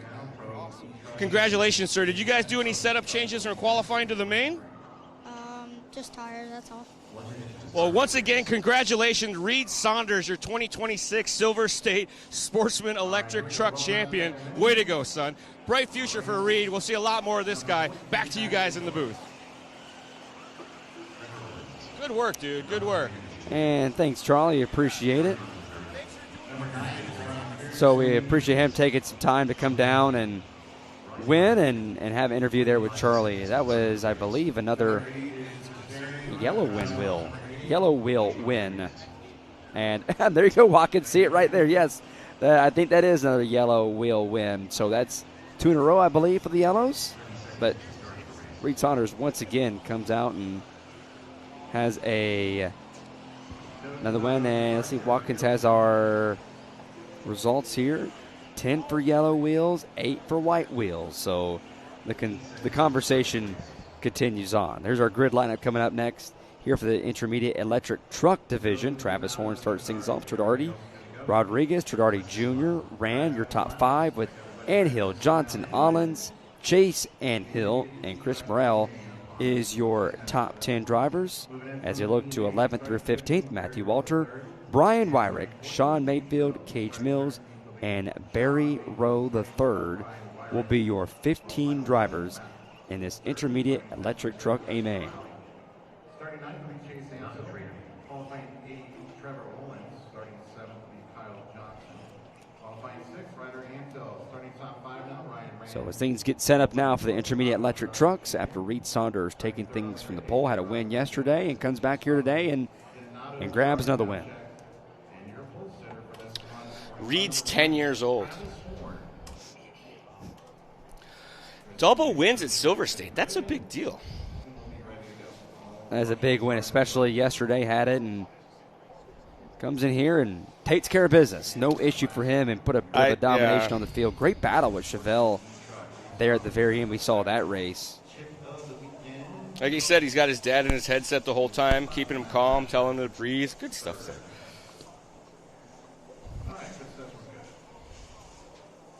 So as things get set up now with Travis Horn going to be leading the way in a 10-minute race. All right, about to get underway here. Green flags waving. Travis Horn leads the field around. Clean start through turn number 1 for our top 4 or 5. Coming now to the very treacherous super table and the concrete. So far, so good. One guy collecting a pipe all on his own. Gets shoved out of the way. Clean start here. Intermediate electric truck. A final 2026 Silver State. Travis Horn leads the way. Donato Tridardi in the 2 spot. A.J. Rodriguez running in that 3 spot. As we pick up the tail end of the field,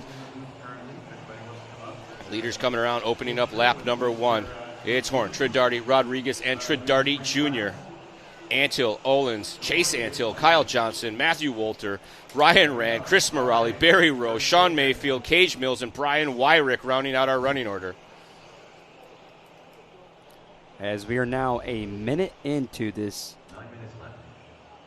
10-minute race for this A main. 2 A mains down. A few more here to go as we are now on race 42 of 48. Here at 3:45 p.m. local time here in Las Vegas. Things look to be shaping up and ending right around that 7:30 range. So would expect if you're trying to come in for the big show tonight, the Pro Nitro Buggy, a few people have been asking about it here in the chat here recently. That race would probably start, I would say you want to be here around 6:30, 6:45. And that is Las Vegas time, that is. The only downside to Reed Saunders' win is he did give Yellow Wheels the lead. A 10-8 lead. A big lead, I guess you'd say. Travis Horn leading the way right now. He has that all-yellow truck right there. Yellow Wheels. Gapping out the field a little bit as Donato Tridardi trying to stay in contact. Going to be hard to do. Horton's doing 37s. Nobody else has even done a 38. As I say that, of course, Antill and Johnson both check in with a 38. Horn, though, a 37-2 last time by. They figured something out overnight. Down the hill he goes, charging hard. Little whip at the top to slow it down and get it back on the ground as soon as possible. Kind of an overjump coming down the downhill double, but when you got a lead like this, it's fine. Goes double-double, taps the brakes, makes the left. Little hot there over the roller, but still a 37.7, so you can't really complain. He's starting to gap the field as he's circulating at tenths of a second faster than everyone else. 4.1 already the lead here with only 4 laps in the books. They're scheduled to go 16 with 7 minutes remaining. Tridardi and Rodriguez are second and third, and there's a look at them right there on our screen. A 38.6 and a 39 flat. We already have one driver already come down pit road. Chase Anhill has already made a visit, has said check out some things there. So, but that is probably definitely gonna put him behind the 8 ball there immediately off the bat. Drop back and pick up the battle between Tridardi and Rodriguez. Ghosting each other around the track, a 39.7 to a 38.9. An advantage goes to Rodriguez. Tries him on the inside, power wheelie up the hill and down. And Travis Horn driving away right now, Yeah. 6 seconds away. He is just fine with Tridardi and Rodriguez battling it out. That's just fine with him as he now starts to drive away.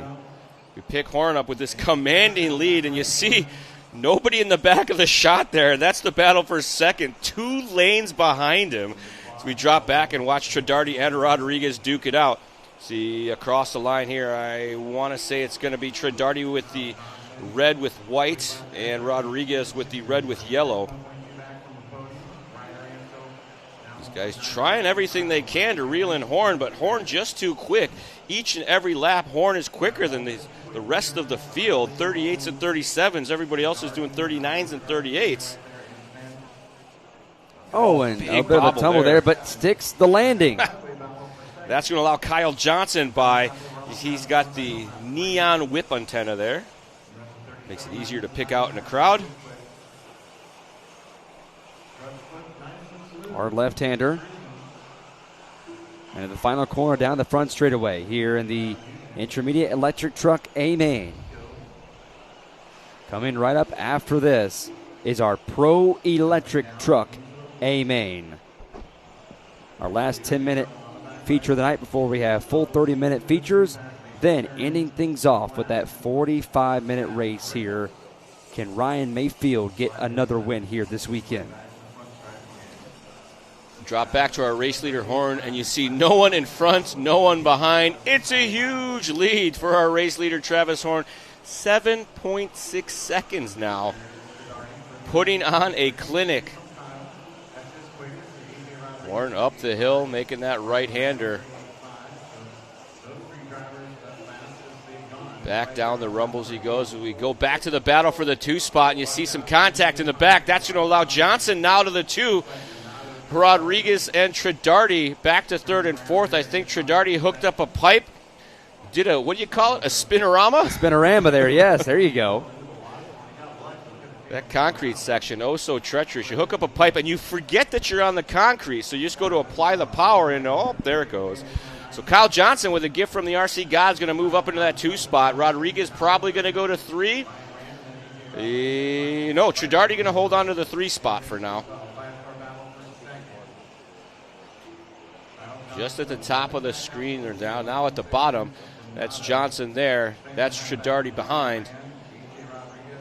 After that, it's Rand, Rodriguez, Antil, Tradardi Jr., Wolter, Morali, Olms, Brian Wyrick, Sean Mayfield, Cage Mills, and it looks like Barry Rowe and Chase Antil off the track after only a handful of laps. Still got 3 minutes and 30 seconds left to go in this one. Even with a huge lead like this, when it comes to radio control car racing, anything can happen. We've seen many of these electric mains end early for some of these drivers on the final lap. Donato Trinardi back to the 2 spot as problems for Johnson. Johnson had a 44-second lap time. We didn't see what happened, but Tradardi now back to the 2. Ran from 5th to 3rd, and he's got Ryder Antil in tow. And that is Rand there with the multicolor pink, blue, yellows paint scheme. Tradardi just in front. As we're just under now 3 minutes to go. Travis Horn, his race to lose. Complete domination. 14 seconds is the advantage now. Up and over they go. Rand running that more traditional high line into the concrete section. It's longer through the concrete, but it's a straighter shot. Oh, check swing there. He thought he was going to catch the pipe. He probably was. Turned away. Travis Horn, another 37-second lap time across the stripe. But we are on board with Tradardi and Rand. They're duking it out for the step 2 and 3 on our podium. Down the hill goes Tradardi, looking smooth. He gaps out just a little bit on Rand here.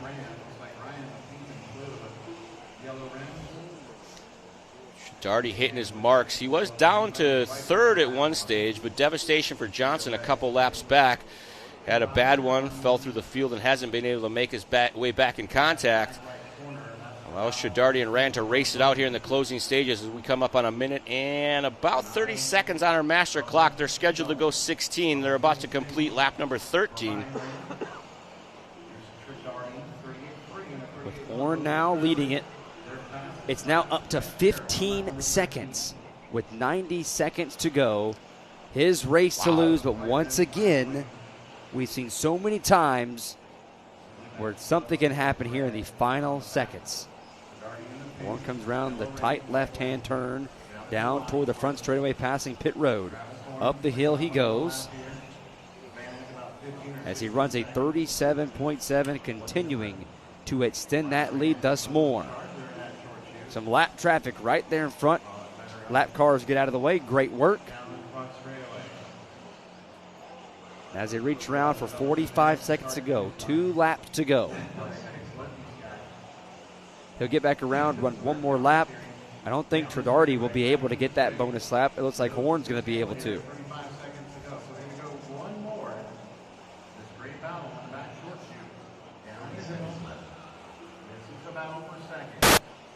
Over the single. And here they go. Been navigating lap traffic here. Check 1, 2, check. As Ryan Rand and his boat's right there in that third spot with Tradardi, as those two are battling out for the second position.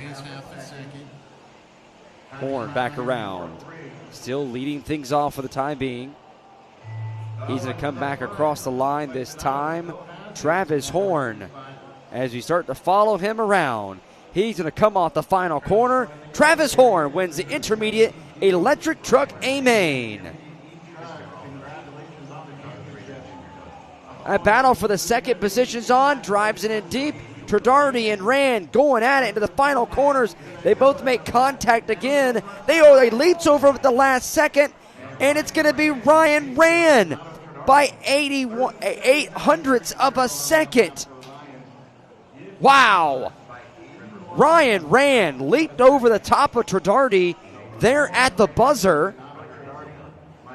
And what a battle in the final corners to round out the podium. Another win for the Yellow Wheels as they take it down, but it's all Travis Horn. Takes the win over Ryan Rand, Tradardi, Trevor Ollins, Rodriguez, Anhill, Johnson. Walter is 8th, Wyrick in 9th, and 10th, Chris Morale with 11th.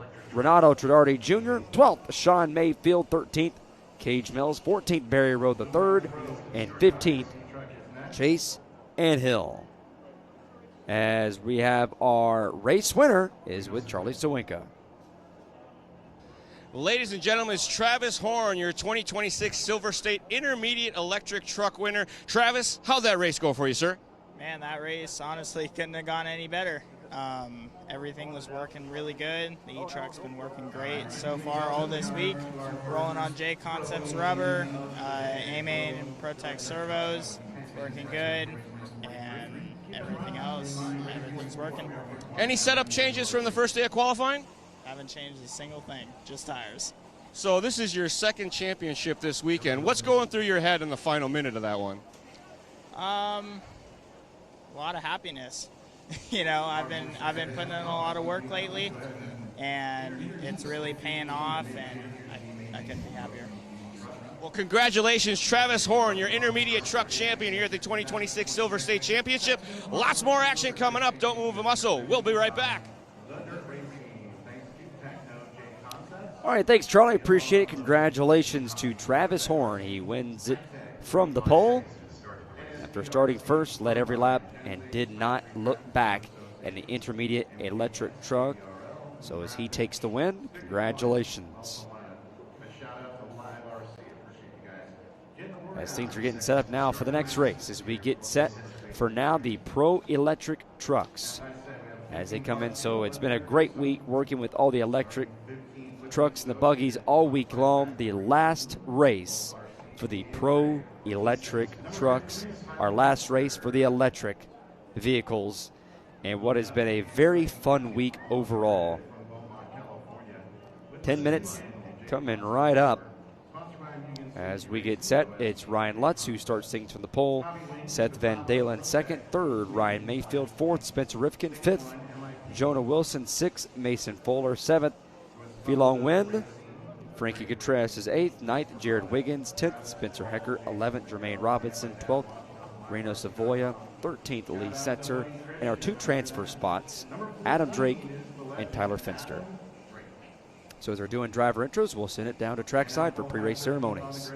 Duster with the Sparco and J Concepts, sponsored by Sparco, Power Hobby, J Concepts, MKS Servos, Protec RC, A-Main Hobbies, Quixote, SS Hobbies, Setzer RC Art, VRP, Stick at One Racing, Draken, VP Racing Fuels, Mallory Performance. Special thank you to John, Jonah, Javon, and the entire Sparco team for all the support, along with my fiance Hannah and everyone who supports me.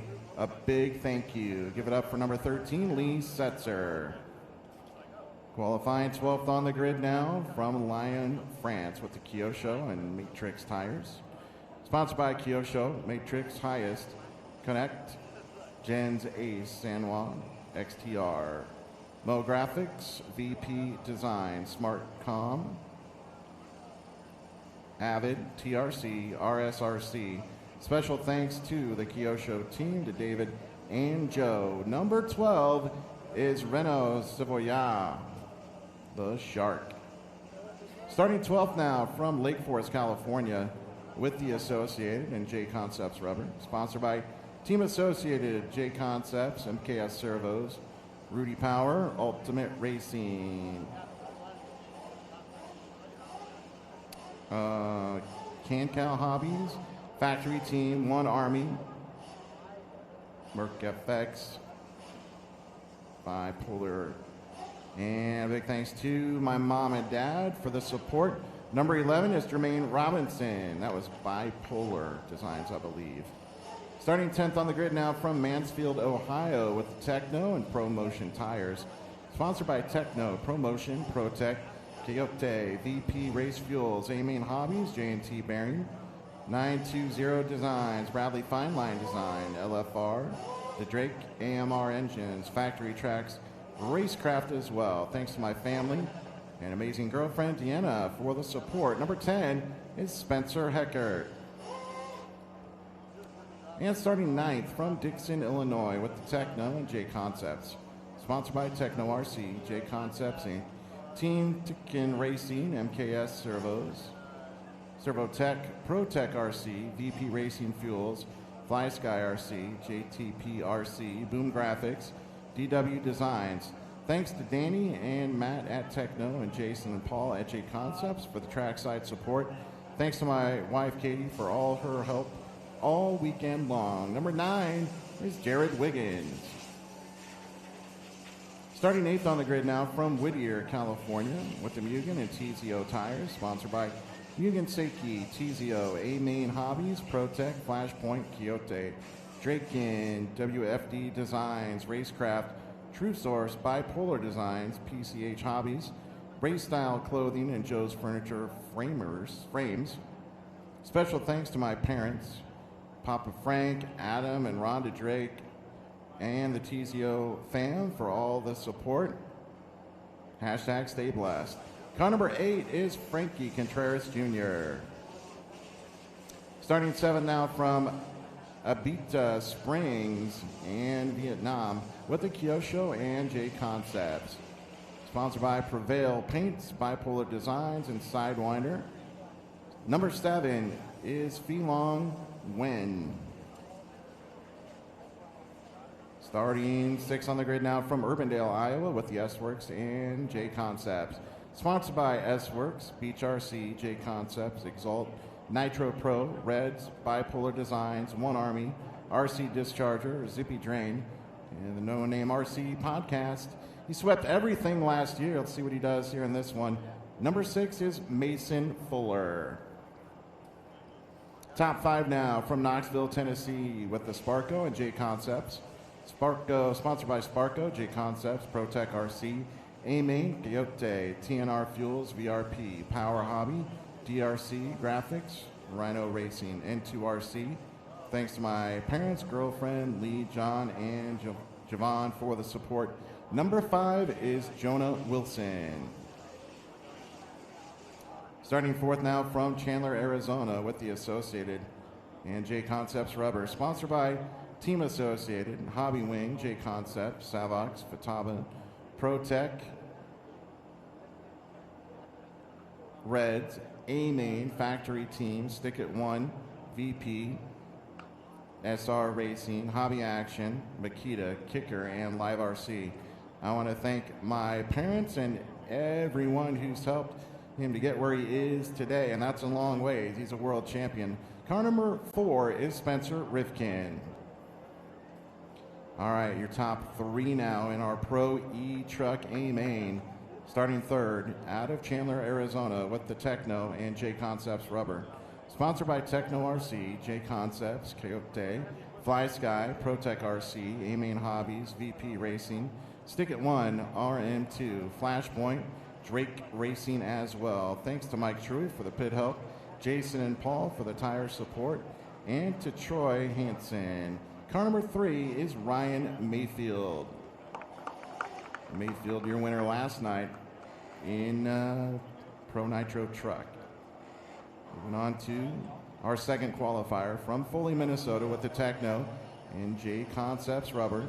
Sponsored by Techno, J Concepts, Ultimate Racing, VP Fuels, Exalt, Sendit RC, Boom Graphics, Busy Bodies, Beach RC, and Top Tier Roofing. Car number 2 is Seth Van Dalen. And your pole sitter from Medina, Ohio with the Kyosho and Raw Speed Tires. Sponsored by Kyosho, Alpha Plus, Raw Speed, Futaba, Tikin, Protec RC, VP Fuels, and A-Main Hobbies. Boom Graphics, Prevail Paints, and Lutz RC. Give it up for your pole sitter, car number 1, Ryan Lutz. Ryan Mayfield. All right, very Jermaine good. Robinson. You guys can roll them Tyler out, check Penske. them in when you're ready. Ryan Lutz. Jared Wiggins. Adam Drake. Mason Fuller. Spencer Ripken. Spencer Heckard. Frankie Contreras Jr. All right, and welcome back here as we get things set now for the Pro Electric Truck A-Main. So this is going to be a lot of fun here, Charlie. Yeah, these guys get a minute warm-up, and then it's 10 minutes of knockdown, drag-out, Pro Electric Truck racing. And if it's anything like the Pro Electric Buggy Main, there should be some fireworks. Ryan Lutz going to start from the pole, representing Kyosho, Seth Van Dalen, and Ryan Mayfield representing the Techno Army. Spencer Rivkin for We Are AE. Jonah Wilson in the Sparko. Fuller in the S-Works. Fee Long in the Kyosho. Frankie in the Mugen. Jared in the Techno. Spencer Heckard in the Techno. Then it's the Associated of Jermaine Robinson. Reno Savoya in the Kyosho. The Sparko of Lee Setzer, the Mugen of Adam Drake, and Tyler Fenster in the Associated. Drake and Fenster had to work it in the hard way from the B main. They're calling him to the grid now. Moments away from the start of our Pro Electric Truck A main. I got this question for the chat. Who do you think is going to be the biggest mover in this one, going to advance the most positions? Let us know. Leave us a comment. We would love to hear your opinion. As grid being set now, being very careful, make sure nobody has the advantage. 10 minutes, Pro Electric Truck coming up here.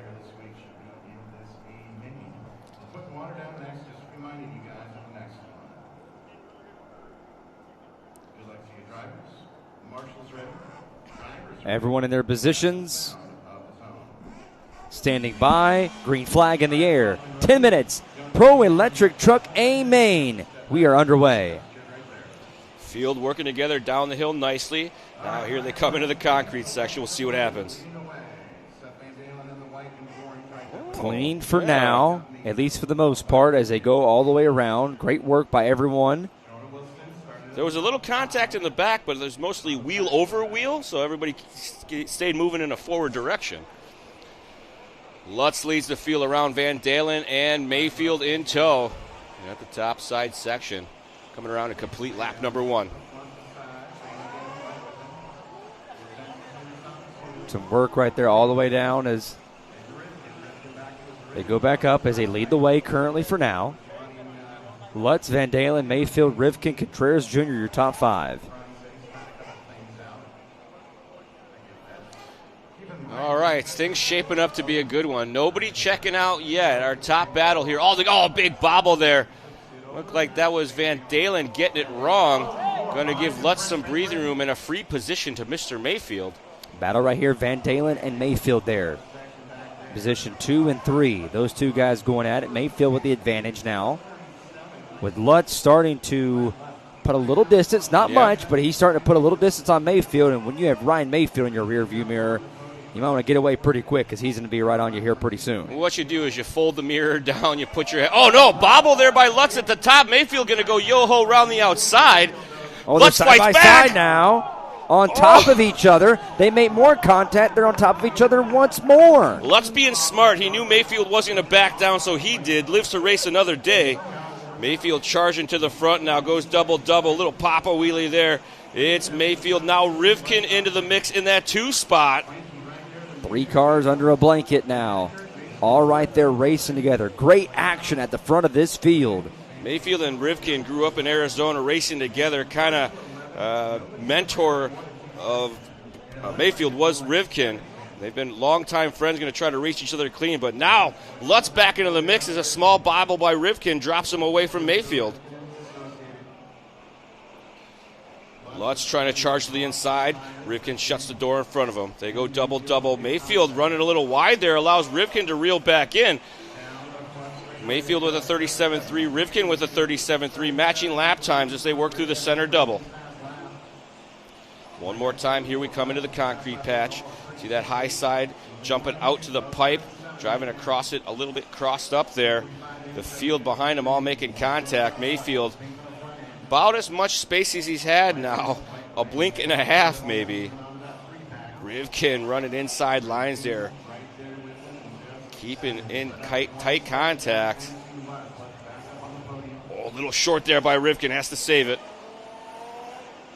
Mayfield, Rivkin, right now your top 2. Lutz in 3rd. 4th, Contreras Jr. 5th, Jared Wiggins. That's your top 5 for now as everyone is tuning in now. 1,400 people on YouTube watching some of the best duke it out right now. Everyone in the stands have moved their way from the garage, and they're all watching it here. Mayfield Lutz there putting big pressure on the back of Rivkin. That first half of the lap, I believe Lutz's truck may be a little better on that side because Rivkin now with a little bit of breathing room back to his favor. Oh, Mayfield runs a little wide through those doubles. His timing a little bit off over there. Rivkin kisses that pipe. Lutz right on the back door now. It's Mayfield, Rivkin, and Lutz the top 3. And here comes Frankie Contreras Jr. dropping into the mix. Contreras Jr. get up there to contend. Mayfield now, as we're starting to get inched closer to the halfway point in this one. Mayfield leading the way. Rivkin, Lutz, Contreras Jr. all under a blanket there as they're all contending for the top spot. Contreras is going to be Rivkin's best friend right now as he's putting the pressure on Lutz, making him drive defensively. That allows Rivkin to put his head down and make up a little time on Mayfield. Mayfield as he leads this one for the time being. Rivkin there in position number 2. Those two guys starting to put a little more distance on it. They both ran a top time right there. Similar times between Rivkin and Mayfield. Mayfield with a 37.1. Rivkin with a 36.9. Spencer Rivkin keeping the pressure on Mayfield here. Big move to the far side, trying to make up some track space. Lutz got clear of Contreras now, able to put his head down and focus on Rivkin. Top 3 drivers as we approach the halfway mark. We are 5 minutes down, 5 minutes left to go. This race scheduled to go 17 laps. I mean, you want to talk about skill. This close, racing next to each other, one mistake is going to cost you your race based on how well these guys are running. Yeah. They're pros for a reason. Ryan Mayfield already has 1 win already today. He currently leading the way over Rivkin. Lutz there still in striking distance. Contreras Jr. looks like maybe he bobbled there back behind him a little bit. It's 3 cars all duking it out for the win. Rivkin, big power slide there. Mayfield gapping away just a tiny bit now. It's getting an accordion effect for sure. It's plus a 10th here, take a 10th back the other way. That time across the stripe, Lutz has been fastest of our top group with a 36.4. Of these 3 drivers, Lutz does have the hottest of the hot laps. Coming up the hill, Lutz putting the pressure on the back of Rivkin. Rivkin going to have to take his focus off of Mayfield, drive defensively here. Runs to that high side, gets a shot, a little bit of an overjump there, but luckily truck don't care. Mayfield at 36.7 last time across the stripe, this time a 36.5. New hot lap for Mayfield. 36.9 for Rivkin that time, 37.1 for Lutz. Mayfield still over in the concrete patch, starting to add to the lead just nip by nip now. See what that does for Rivkin. Does he start to push it now? With only 3.5 minutes to go, Mayfield, smooth as he can be, cool as a cucumber now. In front of this field, Mayfield, Rivkin, Lutz, Wiggins, Contreras Jr., Fuller, Wilson, Wynn, Heckert, Van Dalen, your top 10. Matching lap times there, no ground gain, no ground loss between our leaders. Lutz falling off just a little bit. Spencer pushing hard, but can't push too hard. Last 3 minutes of our A final. Big bobble there by Mayfield going up the hill.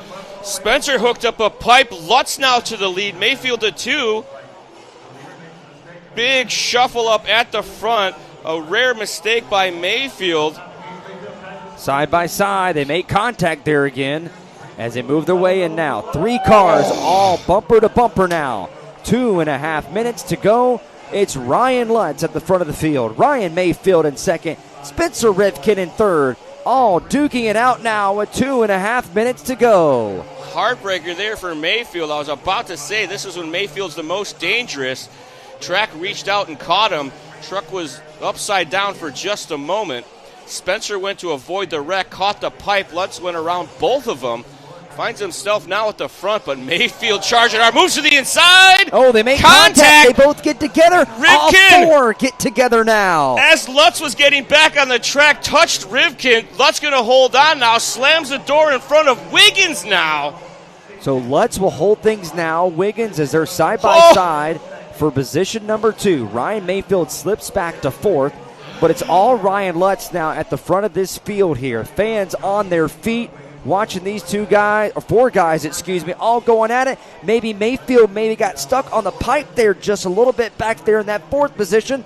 The rest of the field starting to catch back up with these guys. They're all duking it out. Spencer and Rivkin duking it out. Oh, big contact. Second and third get together. Spencer and Wiggins wasting a little too close. Cost them both as they let Mayfield slide by in that 2 spot. Rivkin's got to be frustrated. The door was open. He tried to take it more than once, and contact has him still running in that 3rd spot. Ryan Lutz now at the front of this field. Mayfield, a couple guys back there behind. I think that was Mason Fuller that got involved back there. Ryan Lutz starting to extend his lead a 2.5 seconds.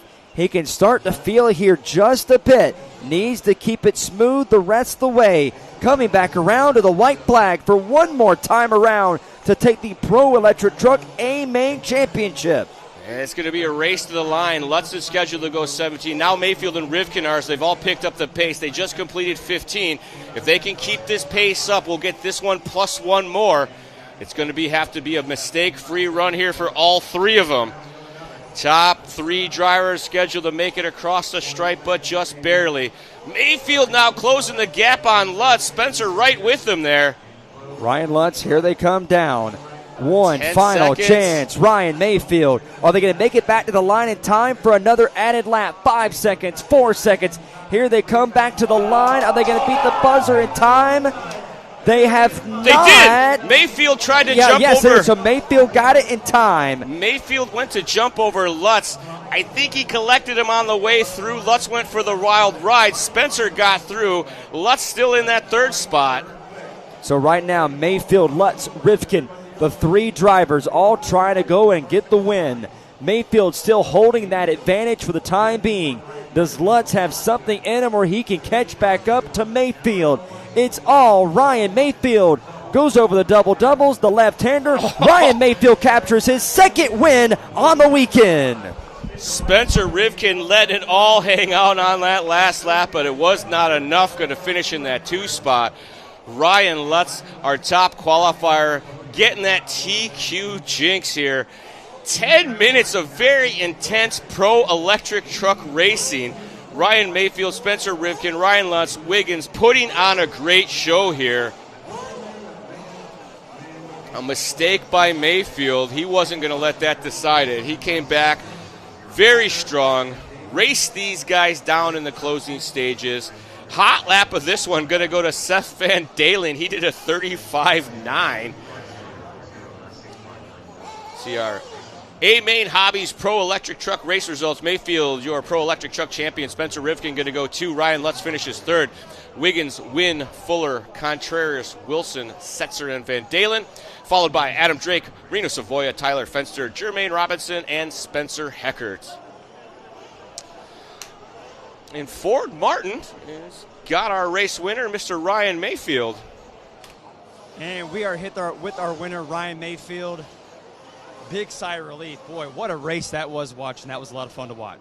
Yeah, I got kind of lucky with a couple mistakes there at the beginning. Got around guys that made mistakes, got in the lead, and then my truck just was getting better as the run goes on. I pulled a decent little gap on Spencer and Ryan, and then caught a rut over there on the left side and had a mistake, and then the battle was on. It was just like chaos there for a minute, and Kenny was saying that we're coming to the finish line to maybe be done, so I'm like, all right, well, I'm going to just send it in on this turn right here and see what happens. So, I landed right in front of him and kind of landed on the front of his truck and went, and, I don't know, he gave me a fist bump, so I think we're good. Coyote Electronics, Techno RC, the truck was awesome. I sat over there and wrenched on it for a while. It wasn't the greatest in the warm-up, so I put a bunch of parts on it. J Concepts tires, Blue Falcons again. That was a fun race. Lutz and Spencer, we had a great battle the whole time. Then Wiggins got up in there, and luckily there's a couple tumbles and a couple things that could have went the opposite direction for me, but it panned out, and I got the W. One more race left. Can you get it done and make it 3 wins on the weekend? We're going to try. The buggy was pretty good in the warm-up. Hopefully it'll stay that way for the main, and just go out there and try to have a good, fun battle. All right, thank you for joining us. Congratulations. Thank you. All right, so Ryan Mayfield takes the win in the championship. He now makes it 2 wins on the weekend, going for number 3 later on. We'll send it back to Charlie in the booth. So I think we're good. I got a fist bump in the end, so I think we're good. I like that. Lutz out there trying to get this one behind him.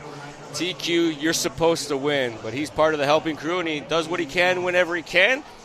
And as much RC Karma coins as that man has earned, the RC gods did not allow him to cash in any on that one. Who knows? Maybe they're saving it for the Nitro main. Man, great battle there. And as Ryan alluded to there, they weren't entirely sure they were going to make it across for that last lap, so they were sending it. And at timing and scoring, only Lutz was going to get the bonus lap as they came around for the final. Mayfield and Spencer put in heater laps. Their pace quickened. They had to run it clean to have that last lap battle, and they sure did. Lutz is 3 for 3 on the podium so far, yeah.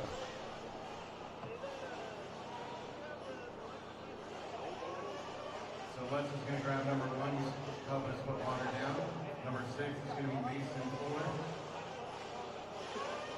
Number 2 set. Number 3. As we get ready for our 40-plus Nitro Buggy A final. The first of our Buggy finals on the day. 30 minutes of racing action ahead of us.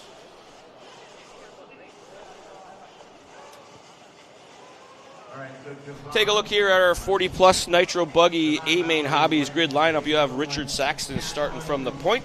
Tyler Brown, Greg Degani, Anthony Howarth, Reggie Tung, Justin Watson, Brian Eider, Mike Patel, Gene Hickerson, Brent Tilke is our top 10 with Donnie Vinkemolder, Ryan Dunford, Paul Somariba, Jason Ashton, and Tremel LeBeau are 2 bump-up drivers. As warm-ups of the engine have begun, they're applying moisture to the race surface.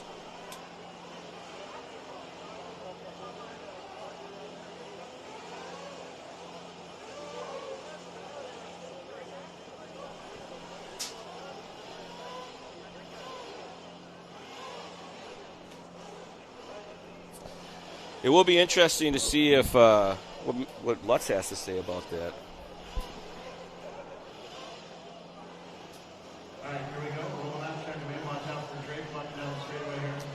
All right, track is open. 40-plus nitro buggy taking to the track. They get a 3-minute warm-up altogether.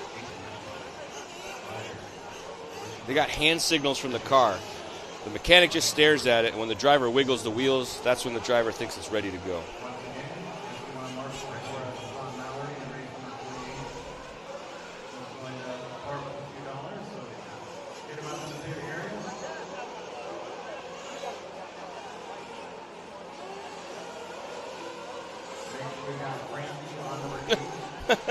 It's going too fast. I'm looking at the thing. Well, guys, they're working on it. They read all of that more than I do, so as much as I could say, you're not asking me any questions, but my opinion, I want to see the replay too, so I'm hoping they make that happen. And, Mayfield with another checkbox for white wheels. So we're getting closer. It's 11-9 now.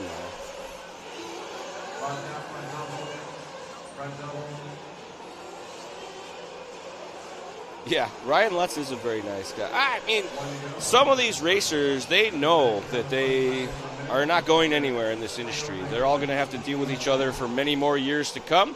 So they try to keep it as, cordial as possible.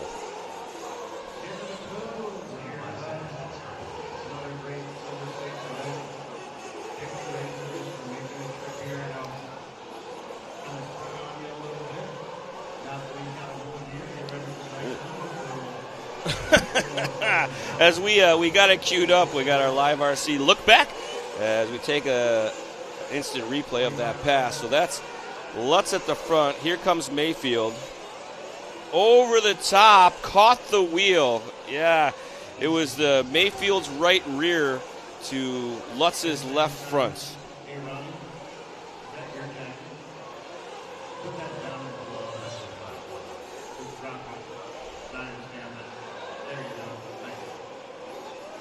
Davey, I'm not tall. They don't let me do that stuff. I have my limits. We got one boo in the chat.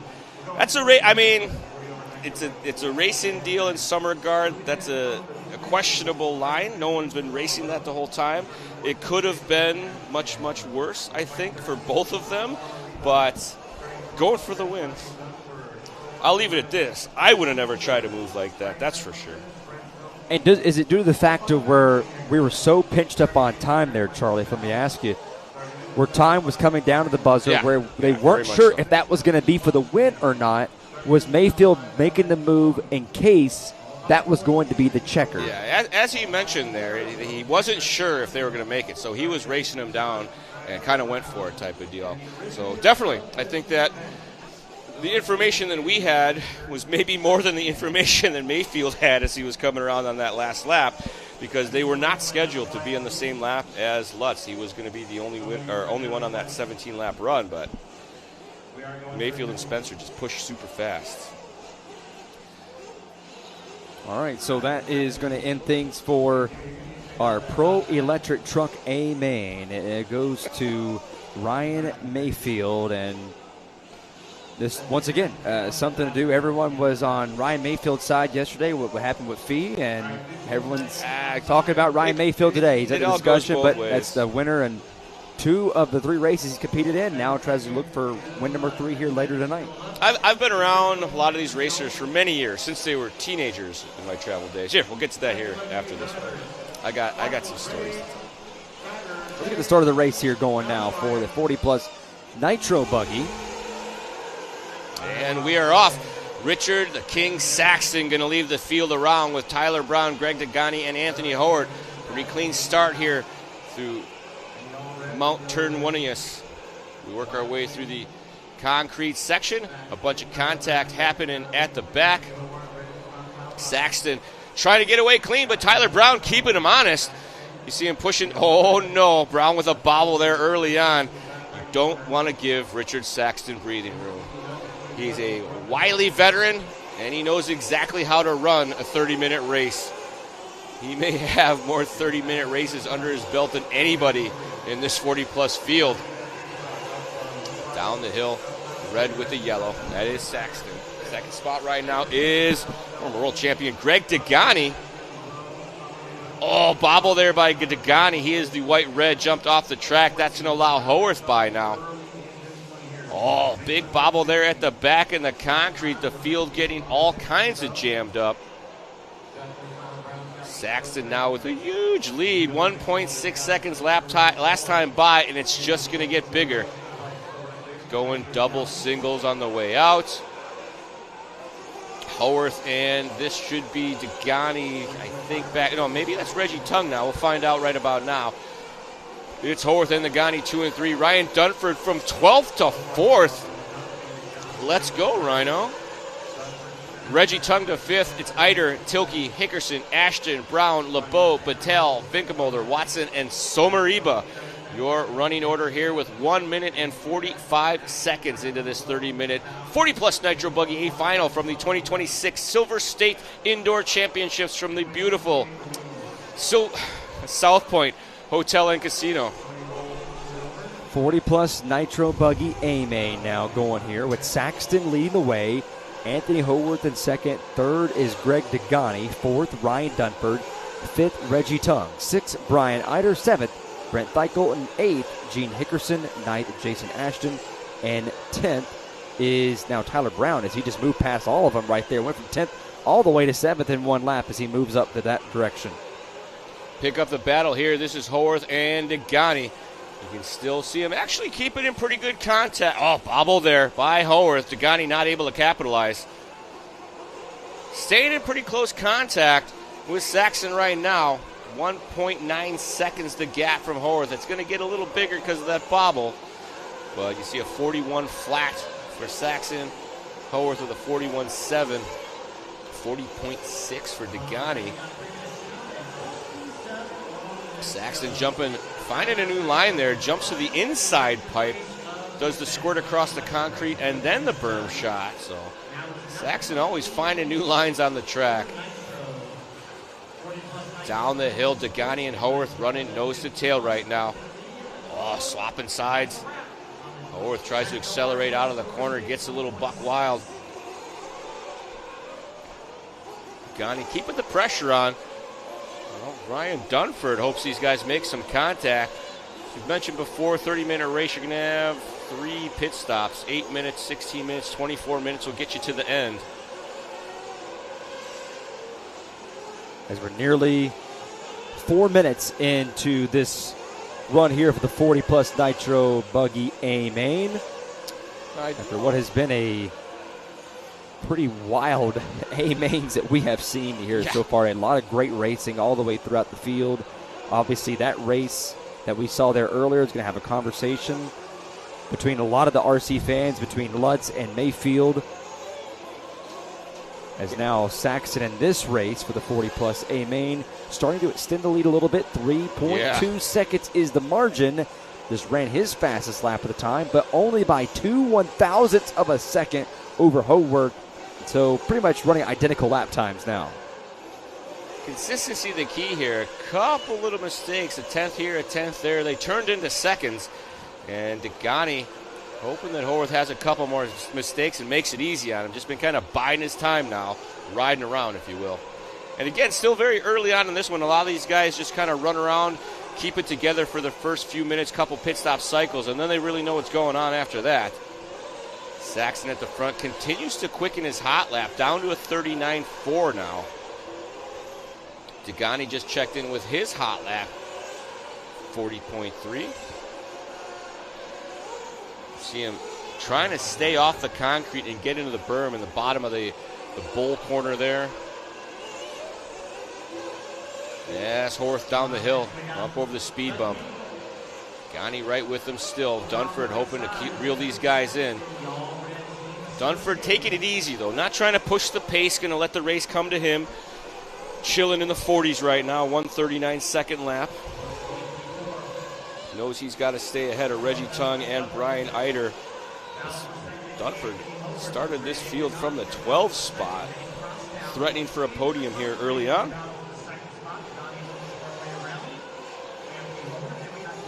A single jump to the right-hander, back over in the far corner. Don't know that Degani's got the pace to make the move, or he's just back here chilling, waiting for the mistake to happen. feel like there's been a couple opportunities where he could have pulled up beside him. Maybe he chose not to. And as we're at the 6-minute mark, Justin Watson into the pits. Kind of getting it wrong in the doubles there. If anything today, I believe those doubles have paid the price the biggest here, as there's been more nitro buggies on the track, and they beat that guy up here in the early runs.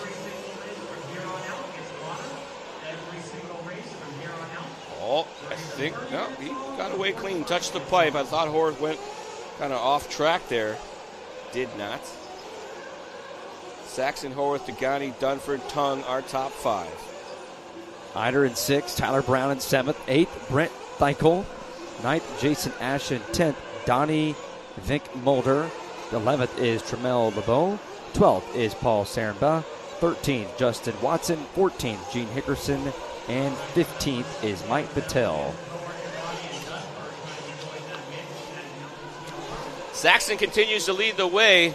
Now he's put it back into cruise control, mid-40-second lap times, just chilling. Feeling the vibe on the track out there. Oh, bobble there. That was, sure. We drop back now. This is, maybe looks like Tilke's car. The top side section, a big bobble.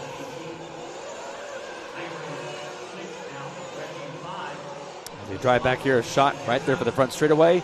Back out as we take a look over the double-doubles. That's Dunford. I recognize Dunford's paint job.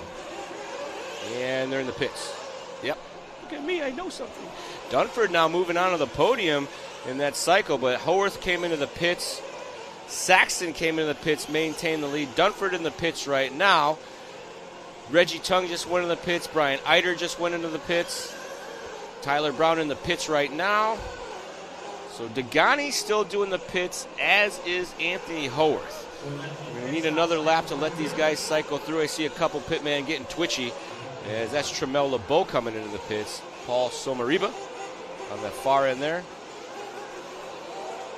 And looks like Saxton maybe has cycled. He is. This is his outlap. I just said that. So Degani now to the point. Anthony Howarth with him. Neither of them have come into the pits by our counts yet. I actually don't see any pitmen kind of with any nervous energy, so maybe Degani and Howarth on a 10-minute strategy? Could it be? A couple cars still going down at bottom right of your screen. Pit road. Oh, we got an arm up. We're going to see who that is. One just came down pit road. Was Vickemolder. Yeah. All right. Degani's pit guy, kind of middle, if I'm not mistaken, of the pit lane here. So if they don't come in soon, they got to be on a 10-minute strategy. This is 9 minutes right here. Oh, we see Degani there. I didn't see what happened. 44-second lap time for Degani. It is a couple more cars cycling through the pits, but maybe they got old transponders that don't work on the new update. That'd be the only thing that I could guess here. Saxon now back to the front. Degani in the 2-spot. Dunford worked his way into a podium position right now. Pick of our race leader, Mr. Richard the King Saxton. He's been the king of throttle ratcheting. If we can get a shot of his throttle figure, it's amazing. Degani staying in touch with him, 1.7 seconds off the back, so Degani must have pitted. Hey, drop back here as we pick up Greg Degani. They used to call him the toe. Oh, up on the bicycle there, off track a little bit. Luckily, there's a lot of dirt on the outside of that pipe, made it easy to re-enter the racing surface. 10 minutes down, 20 minutes left to go. We are 1/3 of the way there.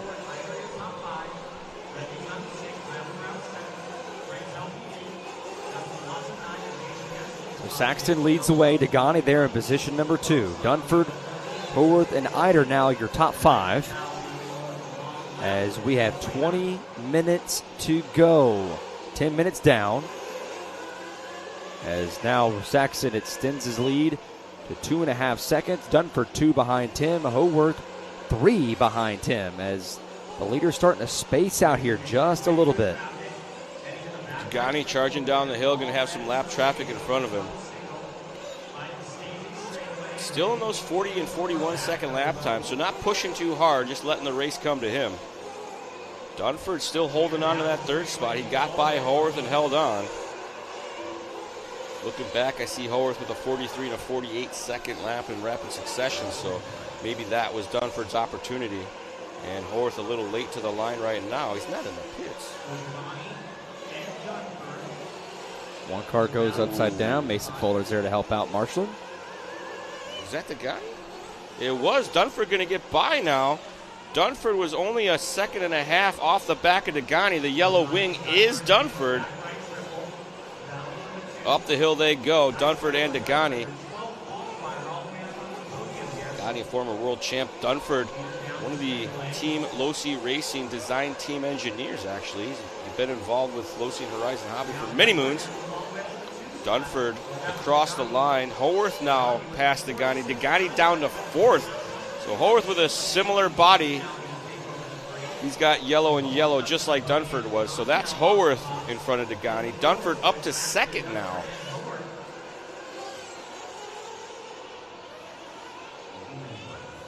They're both back down here as left-hander up to the single. Back 17, 45 here left in the 40-plus nitro buggy.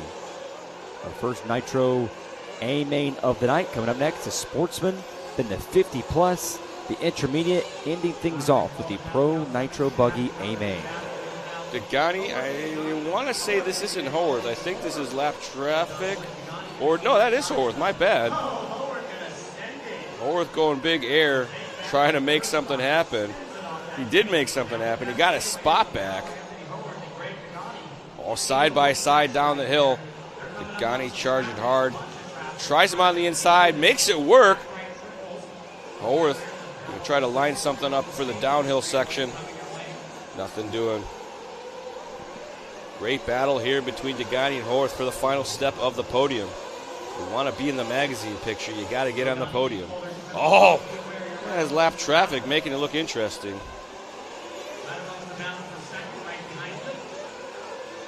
Sparks up the hill. Is lap traffic coming into play here? Degani getting run up the berm. I think they reeled it on Dunford, actually, because that's the other yellow on yellow, yeah. So Dunford having a bit of a rough one there.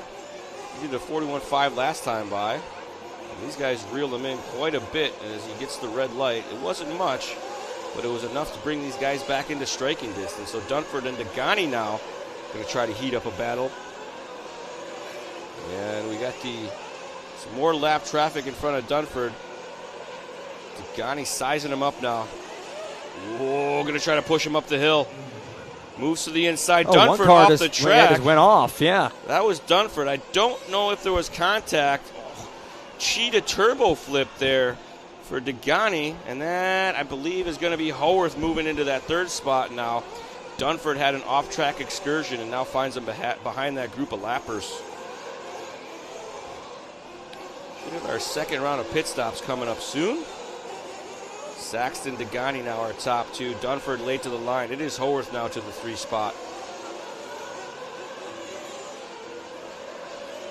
Degani coming around the concrete section. That is, I want to say, Vinkemolder in the lap traffic in front of him. Should have no problem. Degani, oh no! Degani losing the fire. Yeah.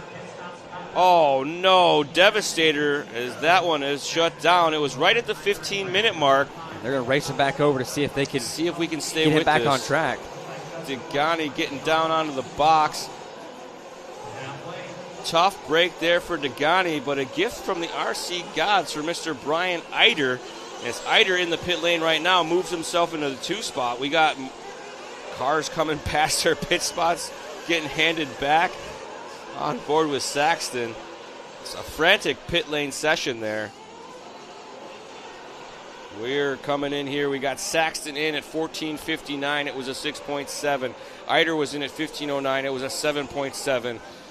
Tyler Brown came in at 15:12. It was a 10.2. Not that great.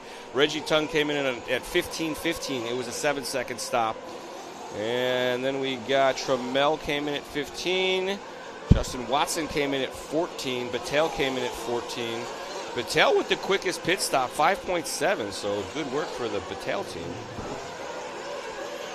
And that was, I believe, Reggie Tung's car coming out of pit lane. No, that was Dunford's car coming out of pit lane. Dunford came in at 15.57. And Tilke came in at 16.08.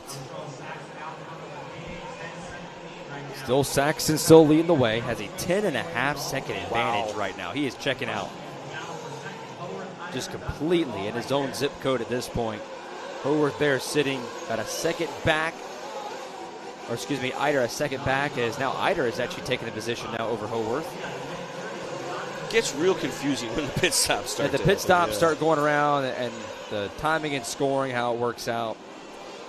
Right now, we're showing Eider, Brown, Howarth, and as far as I know, all pit stops are completed for our second round. There are a couple transponders that do not like our pit lane for whatever reason. And Saxon down the main straight up to Mount Turnwanius. Big air over the double, clean and easy to the downside. And rolling here. Oh. Dug out the dirt under that berm so much now that it might catch a couple cars if they try that line. Down the hill he goes through the rumblers. Saxon is 12.3 seconds ahead of Eider in that 2 spot. Eider started 7th, looking to get a podium here with Tyler all Brown. the way up to second. And a 40.7 to Richard Saxon's 40.2. Tyler Brown here running in that 3rd spot. We've seen a lot of Tyler Brown on the track out here today. He's up in the mix, and I believe our intermediate, maybe our sportsman class as well.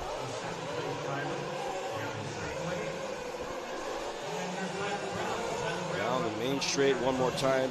Up Mount Turnwanius. Over the big double. Speed roller section keeps the power down as he lifts just a little bit to keep the tires in contact. Up the hill and into the gentle right-hander. So as we look towards Tung right here in that 5th spot, with under 12 minutes to go, Richard Saxon still leading the way. 2nd, Brian Eider. 3rd, Tyler Brown. 4th, Anthony Howarth. 5th, Reggie Tung. 6th, Ryan Dunford. 7th, Brent Theichel. 8th, Greg Degani. 9th, Donnie Van Mulker. 10th, Trammell LeBone. 11th, Gene Hickerson. 12th, Paul Sernba. 13th, Justin Watson. 14th, Mike Patel. And 15th, Jason Ashton, who retired after 16 laps, as one is stuck right there in the sandbags, right where the pipes are at. There's a battle there between Howarth and Tung for just a couple corners.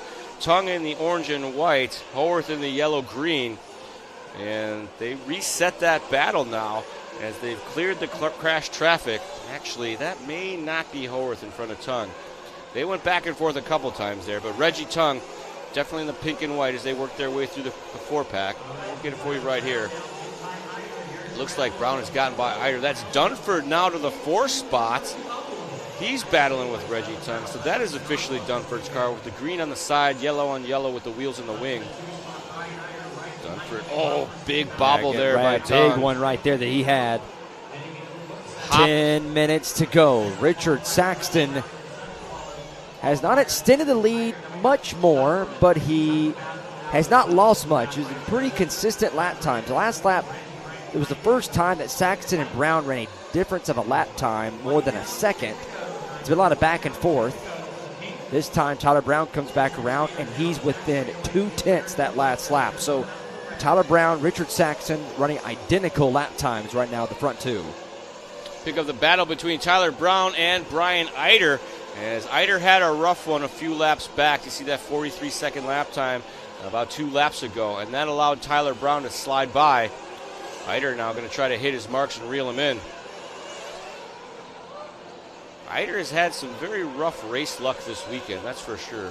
TQ2 class wasn't able to secure the win. And was on the podium a couple times, so Eider trying to collect his thoughts, put in a good run here. Back there, Eider, who just ran his fastest lap of the race at 39.6. Brown's 39.5. They did for the first time in a while that Tyler Brown ran a much faster of a time than Richard Saxton. Obviously, Saxton still, in the meantime, had to go through some lap traffic. He's able to navigate that for a little bit. Saxton comes back around and finishes that one off after running that 42. He comes back with a 40 flat. Ooh, that's a nice line. Brown, as he comes back across, a 39.1, so a near whole second faster than Saxton here.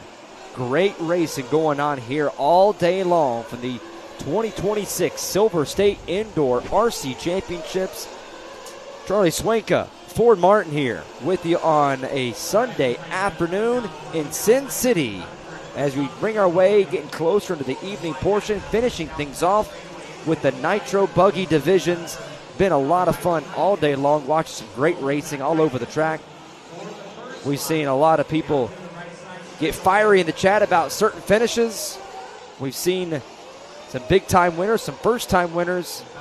Overall, it's been a great weekend here in the South Point. Tyler Brown looking clean right now as he starts to gap out a bunch from Eider. You see Eider here in the center section. He's going to have to deal with Ryan Dunford if he doesn't get this together. Dunford wants back onto that podium. Ain't nothing better than coming from double digits onto the podium. Well, there is winning, but you can take a third. Eider coming down the hill trying to keep it clean. Now 7 minutes, 30 seconds left to go. Final round of pit stop cycling through. We got Saxton in the pits right now, 6.7 on the out, 22.30 is when he came in. Brown just checked in with his hot lap on the way into the pits. He's in and out of there in 6.5 seconds. Oh no, big pile up here. That was, I want to say, probably, no. Man, LeBeau with a hot pit stop there, 3.1 seconds. He must be down at the end. 6.5 minutes to go in the 40-plus Nitro Buggy A main. A look right in the bottom right for pit road. The last time these guys will come down pit road, the money stop right here coming up for a lot of these guys. Yeah, some have already done it. We have one stuck right there. I believe on. Not sure exactly who it is. It's completely at a stop. Yeah, one of our marshals will go over there and retrieve. This guy's like, I'll take it. I think that was the all blue car. Oh, sideways all the way through. Now Eider will come across. He'll put on the move and he'll advance his position. This is still the battle between Eider and Dunford. Both of their pit stops have been completed. They did them about a lap apart, and now they're back together here duking it out. Eider who got around Dunford there, right in the concrete portion. Eider makes contact there with Dunford, and they're still side by side. All the way through the doubles they go. Across the final corner, Eider gets sideways. He's still able to hang on. They're side by side again. Eider, they trade positions. Back and forth they go. What a battle on the racetrack. I'll say this, Dunford driving smart right now. He kind of put it in on Eider at that 180, waited to go to not make it worse. And there was another situation there where he almost got into the side of him, kind of waited before he got on the throttle, made sure not to race him dirty. Clean racing is better racing, and it keeps you both quicker. So Dunford knows that. Going to try to stay in this battle with Eider. Eider with a big slide there. A big slide over the double-doubles. Here they come, the hard left-hander to the final corner. Just under 5 minutes to go. 25 down, 5 to go. For the 40-plus Nitro Buggy, it's all Richard Saxton now at the front of this field. 9.6 seconds is the gap. It was 14 a couple laps ago. Tyler Brown eating into that lap. He just ran a 40.4. Richard Saxton, a 40.1. The question is, does he check in? We saw Dunford. He makes contact there. Eider now starting to pull away to get that last spot on the podium for now. Dunford going to have to hold off Howarth here. A couple of the neon cars going at the yellow wheels there, you see. Battling for that 4th and 5th spot. Dunford still has it, but Howarth wants it. They both are trying to reel in Eider, but some tumbles have cost them. So Eider with a little bit breathing room now. Oh, interesting line there by Howarth. Jumped completely across the lane, going the wrong way. And that's the RC gods saying, none of that, sir, none of that. They reached down with their invisible hand and flipped his car over. Man, Degani finding some flow here. He had that flame out early on. It was 1 minute and 30 seconds to get him back fired, but now turning in the hot lap, 38.8, nearly matching Tyler Brown's hot lap of a 38.7. If you can't win the race, at least you want to get the hot lap. 38.7. What a lap that was. It's about 7/10 faster than Richard Saxon's fastest lap, which he had on lap 7. Yeah, Saxon's not even trying out there, just doing 39s and 41s now. 8.1 seconds, but Tyler Brown had a bobble late to the line now. Maybe not to the line. Is Eider going to get by for the 2 spot? Tyler Brown finally at the line, gave back 4 seconds. Eider at the line. He's still about 10 off the back. Yeah, so he's still got a while to go to be able to catch up to Tyler Brown. But Brown right now, he was right there at 8 seconds. He lost it back down to 12.3 behind. Dunford is catching Eider. That's Dunford. Eider just ahead of him. Dunford's got the mostly yellow with green of these 2 yellow cars. And it sounds like Eider with a bobble at the top. That's going to allow Dunford to close in and maybe move by him. And side by side, three-way battle. Together. All right there together with 2 minutes to go. Eider swapping ends there. He's still got third, but Dunford and Howarth are all over the back door.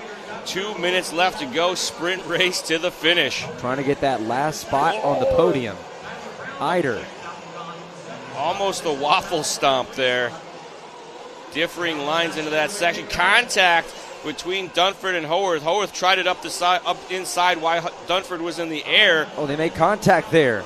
That allows Eider to... Oh, they both get away. They both get together doing donuts there in front of the field. Oh, man. Dunford got it a little wrong right there. Then Howarth spun out at the top of the hill. Contact, and Dunford leaves nothing to question. If there's anything going wrong out there, he's going to stop and let you go by. To me, it looked like Howarth had spun out right in front of him, and he could have done the drive-through. So Richard Saxton looks to be, for the moment, on his way to winning the 40-plus Nitro Buggy A-Main.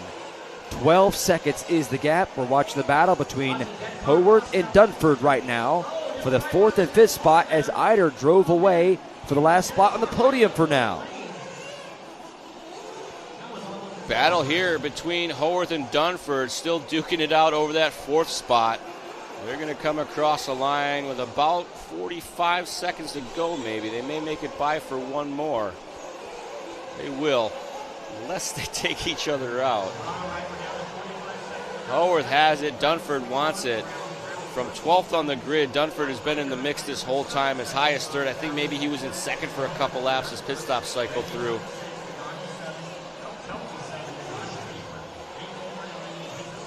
Oh, gets up on the bicycle there.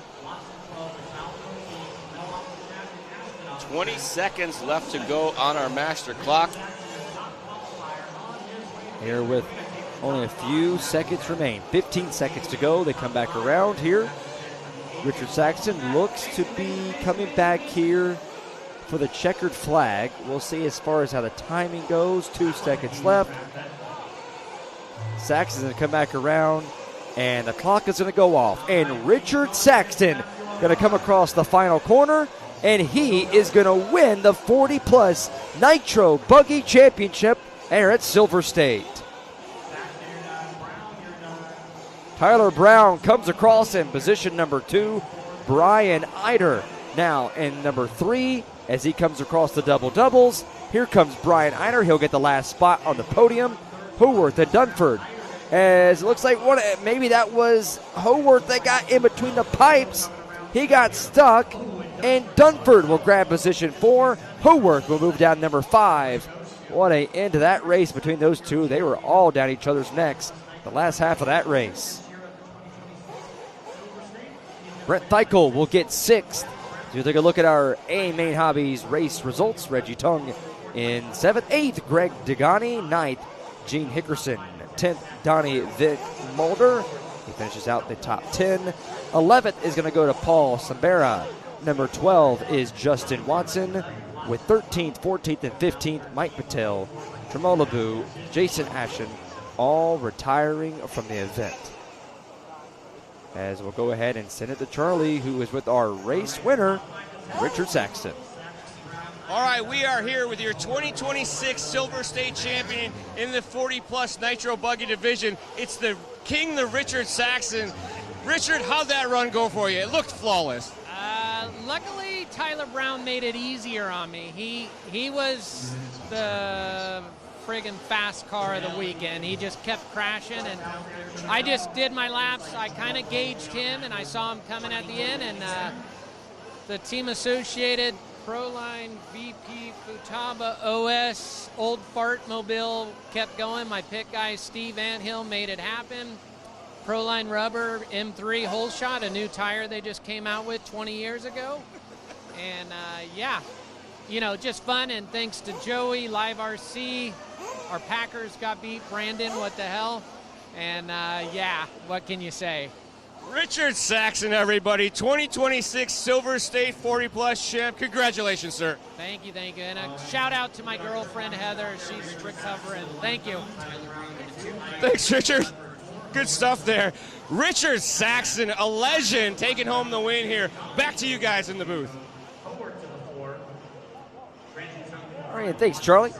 As that's going to end things out, as we'll now go to the Sportsman Nitro Buggies, as they are beginning to water things down here on the track for the Sportsman Nitro Buggy race. Take a look at the grid lineup. Reed Saunders now, as he tries to get another win in the bucket today. He already has one so far right now, currently. Travis Saunders, Thompson, Vincent, Newman, McDermott is your top 15. As they water the track down, I believe we'll go ahead and take another break here as race 45 coming right up here next, here from Las Vegas. As we thank you for tuning in to today's coverage here. More racing coming up.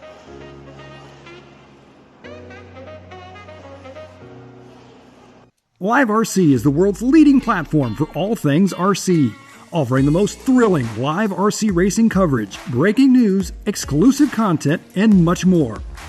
LiveRC.com lets you stay ahead with the latest RC news and articles, along with our industry-leading live racing results page that provides up-to-the-minute race results, lap times, stats, graphs, and race lineups.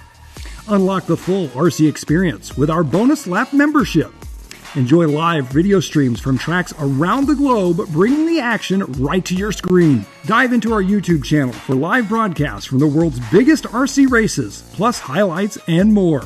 Follow us on Facebook for the latest news, announcements, photos, videos, and racing coverage from around the globe. Don't miss a moment of the excitement. Visit liverc.com today and fuel your passion for RC racing.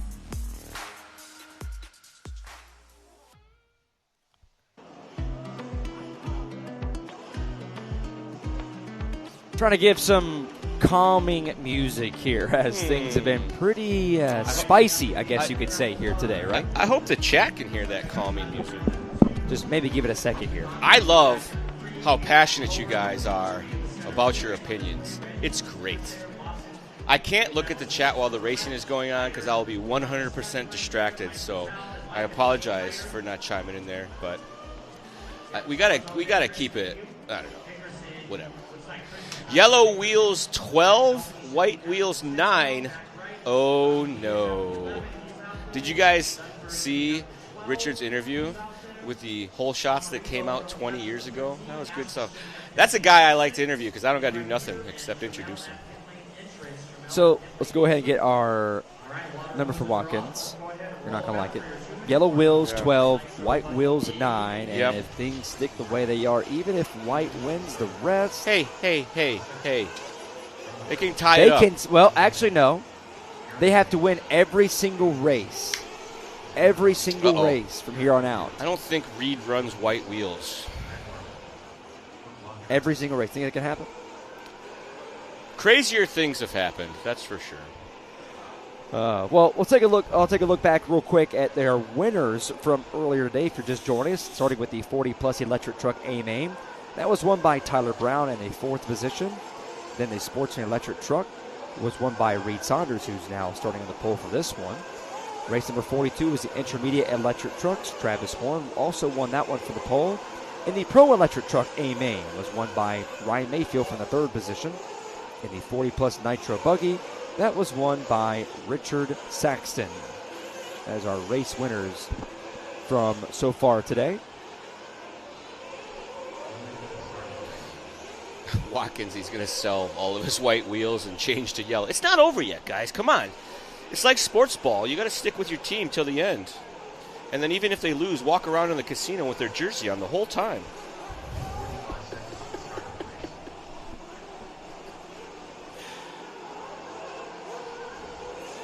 Warm-up laps underway here. Racing will get underway. It'll probably take them 2 minutes. They give them about a 3-minute warm-up, then they bring them around to the, what I'll call staging area as they set the grid. Reed Saunders already has 2 Sportsman titles to his name. He won electric buggy.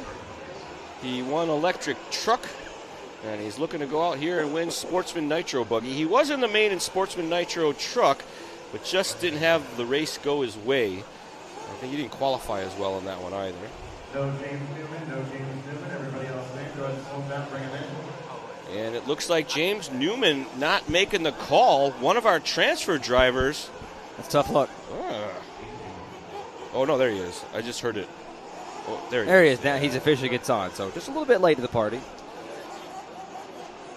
I was walking around on the way back from the interviews. The amount of cleaner that they go through hosing these cars down is nearly as much as the fuel they use to warm them up.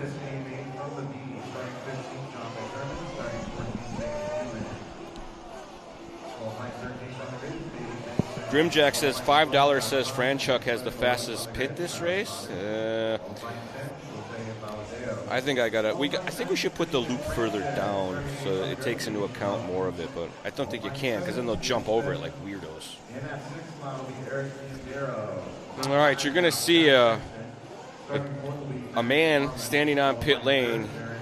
He's going to raise his hands in the air, and then he's going to do jazz hands. And that's time to fuel him up. And we do have a link there for the Pro E Truck Final. You can click the link and watch that. But you'll want to do it after this because Sportsman Nitro Buggy A-Main is about to get underway. Right-click and save for later. There's the guy. Watch, here it comes. All right, so 15 seconds, drivers. 1-5, 15 seconds. You might miss the jazz hands. This is my favorite part, though. Well, he's standing up, ready, and... 10 seconds, drivers. Oh, just missed. Just one jazz hand. 10-year-old Reed Saunders, your top qualifier, going to lead the field around. His dad was in tears after his previous A finals. You see him down there with a down and quiet. And we're racing. Sportsman Nitro Buggy off and rolling. Young Reed Sanders leads the field around. Metz, Villegas, and Marmon after that. Bit of contact at the back at the double. Not too bad. Here they come. It's going to get dicey. Saunders already getting pressure at the front. That was Metz trying to make something happen. Saunders down the hill. Metz in tow. Garen Villegas, and I want to say that might be Scott Sexton with him. Sportsman division. You're going to see some nerves come into play here, but maybe not for Reed. He has been lights out. 30-minute final here in Sportsman Nitro Buggy as usual. Probably going to be 3 pit stops. They do it at 8, 16, 24, and that usually gets them to the end. We talk about it often, but we haven't seen it yet. The threat of a 10-minute pit stop. Really only going to save you 5 seconds, so maybe not worth it. Saunders and Metz cleaning away from the field right now.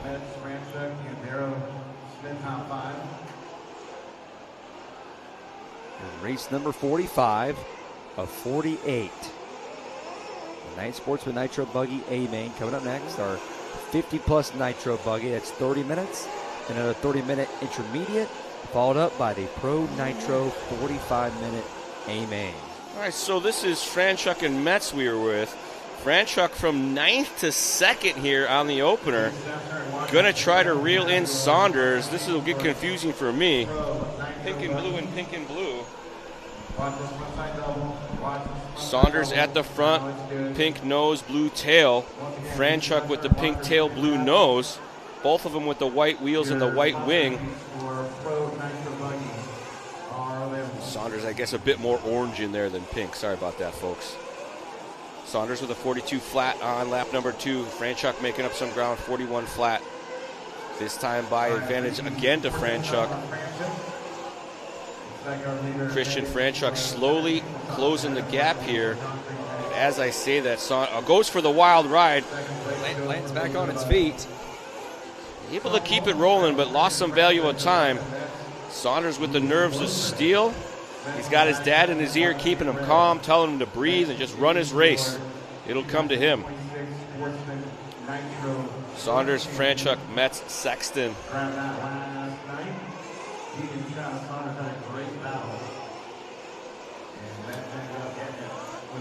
Back around, Saunders, excuse me. Over the front of the top. Franchuk second, Metz third, Sexton fourth, Smith, who just, as Sexton drops back down to fifth.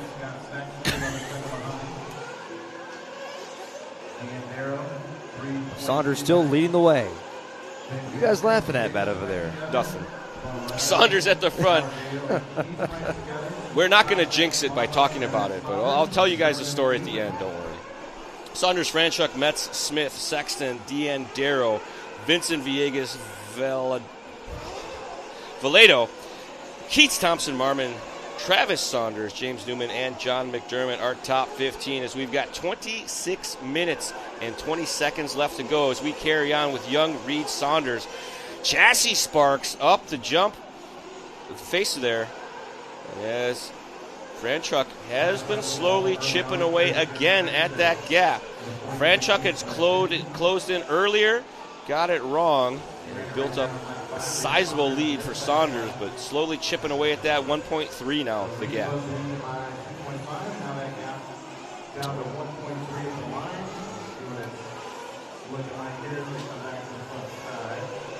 I have a technical support warning for you guys.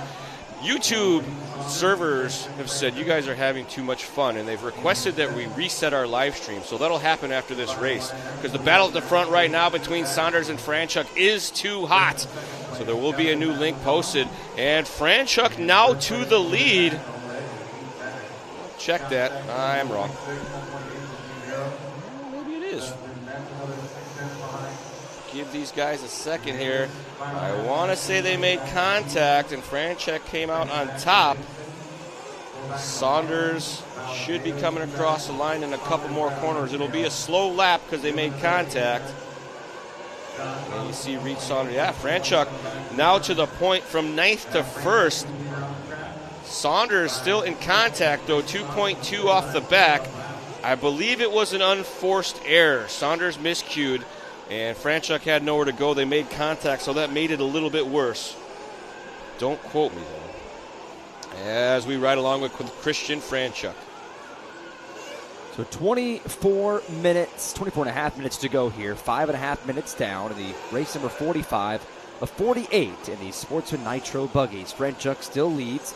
Reed Saunders second. Third, Steven Smith. Fourth, Scott Sexton. Fifth, Eric DeAndro.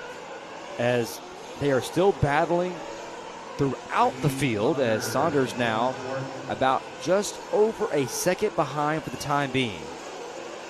Saunders just checked in with his hot lap. I bet Pops is in his ear. All right, boy, it's time to go fast. We're going to reel these guys back in. I don't know if that's how he talks. I think they're from Arizona. They don't talk like that. Franchuk, though, with a 41.5. Saunders with a 41.4, making up just a blink of time. We have seen very few instances, more so in Sportsman division, where a driver has to race his way back up to the car in front. There's usually some sort of an incident that adds to it or prevents it. Franchuk across the line, 41.9. 1.4 now the gap back to Saunders as he goes quicker with a 41.3.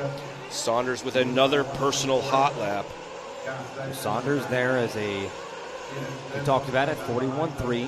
Franchuk's 41.9. Sexton with a 42.4. Smith with a 43.4 there for the time being. And as we talked before the race, Franchuk and those white wheels, he has to win. White wheels had to win every one to take the crown for the day. I've been told coming into RC, it's all whites. White's the fastest. Well, right now, the yellows have the advantage, and they've done really well so far today. Franchuk taking a 10th back from Saunders now, a 41.4 to a 41.5. But Saunders still staying nice and consistent. The last 3 laps all mid to low 41s. You see that 45 a couple laps back. That's what cost him. Franchuk going to have his work cut out for him because young Reed Saunders, a very fast driver, working his way up the hill. That right-hander. Still a second half back, so still right there in striking distance. Franchuk even has now has come down pit road. Franchuk even has pink wheel nuts, and Franchuk into the pits. And Saunders with him.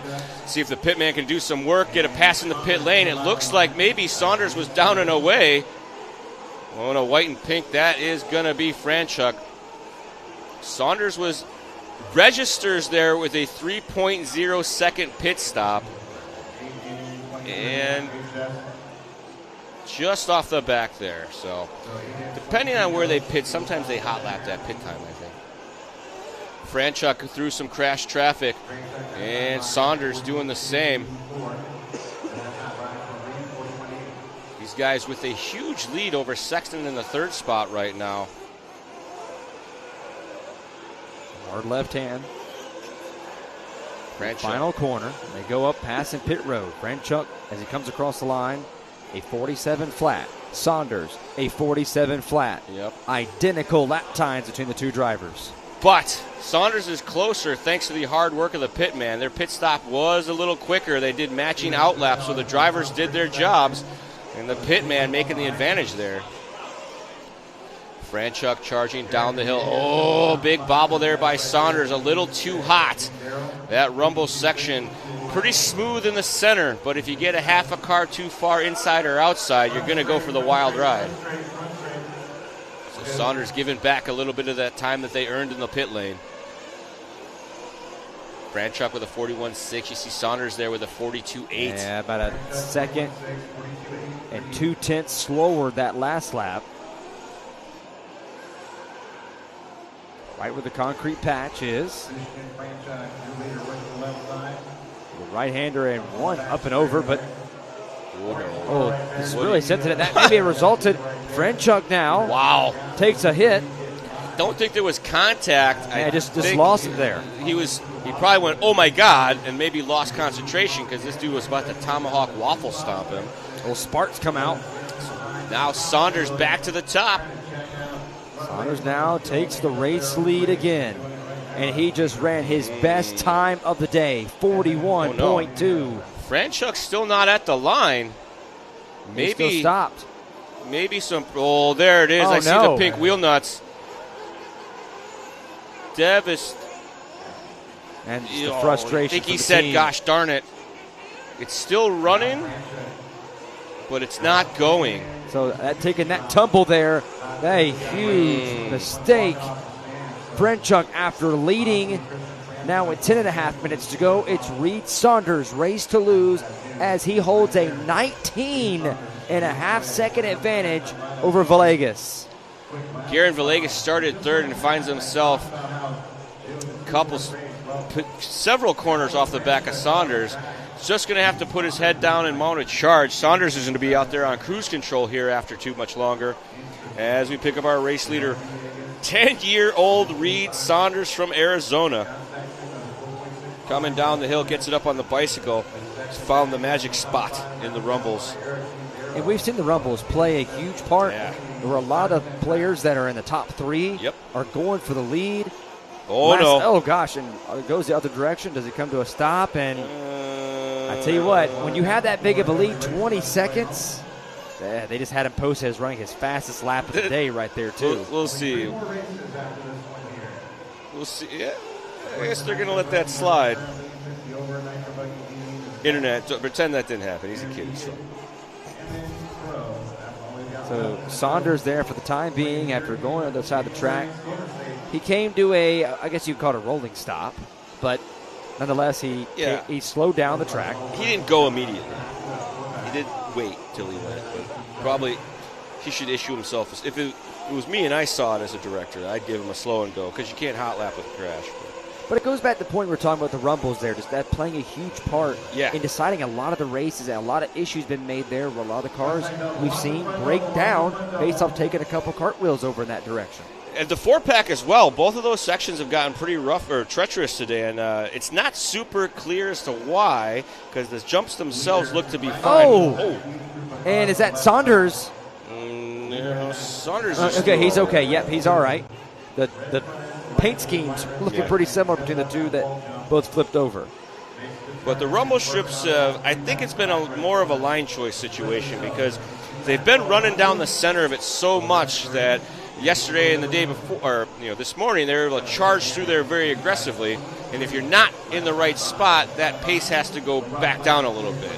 And it's hard to gauge the depth, I guess you'd say, and where you're supposed to be at all times. And every time you'll run in on your same tempo, you'll be half a car width off and go for the wild ride. And once you do that once or twice, you start to pay a little closer attention. And it's probably the same thing for the 4-pack, that corner beforehand.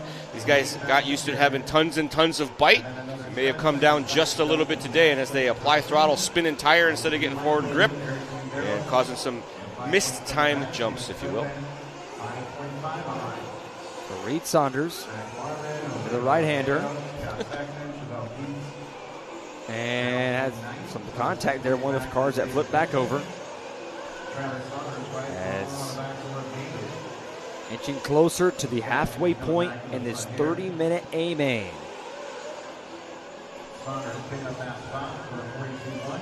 19.9 seconds the gap, hovering right around 19 seconds. So Villegas has been doing a great job of not letting that gap get too big. That way, if there is any bad luck for Saunders or some lap traffic going over the top, see Saunders there just says, go ahead, you go do your thing. I'll wait back here. Because you're going to do that, and I'm going to do this. Do the double-doubles. Kid's a smart driver, turn. and I'm sure he's got a smart mechanic helping him out here. He's one of the guys that's on comms the whole time. A lot of these racers rely heavily on their pitman or their mechanics so they can just focus on driving the car and not worry too much about knowing what's going on around the track or pit stop strategy. You can see tons of sparks now coming out from the bottom of Saunders' car. Oh, no, Saunders getting it wrong up the hill. But if you're going to get marshaled, you might as well just jump right into the marshal's hand so he can set you back down. So even when the kid crashes, he crashes smart. Saunders with a 41.5 last time by. Expect this one to be a little bit slower because the marshal had to touch it. Up and over the doubles he goes. Wisely goes single on the way out. Left-hander, and a gentle bend. And Saunders coming into the pits now as we are at the halfway mark. All the way down to the end. Dad grabs the car, down and away. And he set it on the ramp. And that's what I suspected has been happening. A lot of these guys that don't get the correct pit times, they're way down at the end and the car goes past where the loop is. And some of them are kind of right on top of where the loop is. There's only so much we can do there because if we put it on the ramp, they're going to jump off it more often than not. Big sparks there. In the little speed bump that's forming back there made some sparks. So sparks on the track means it's packed in good and hard, and we got hard edges of dirt.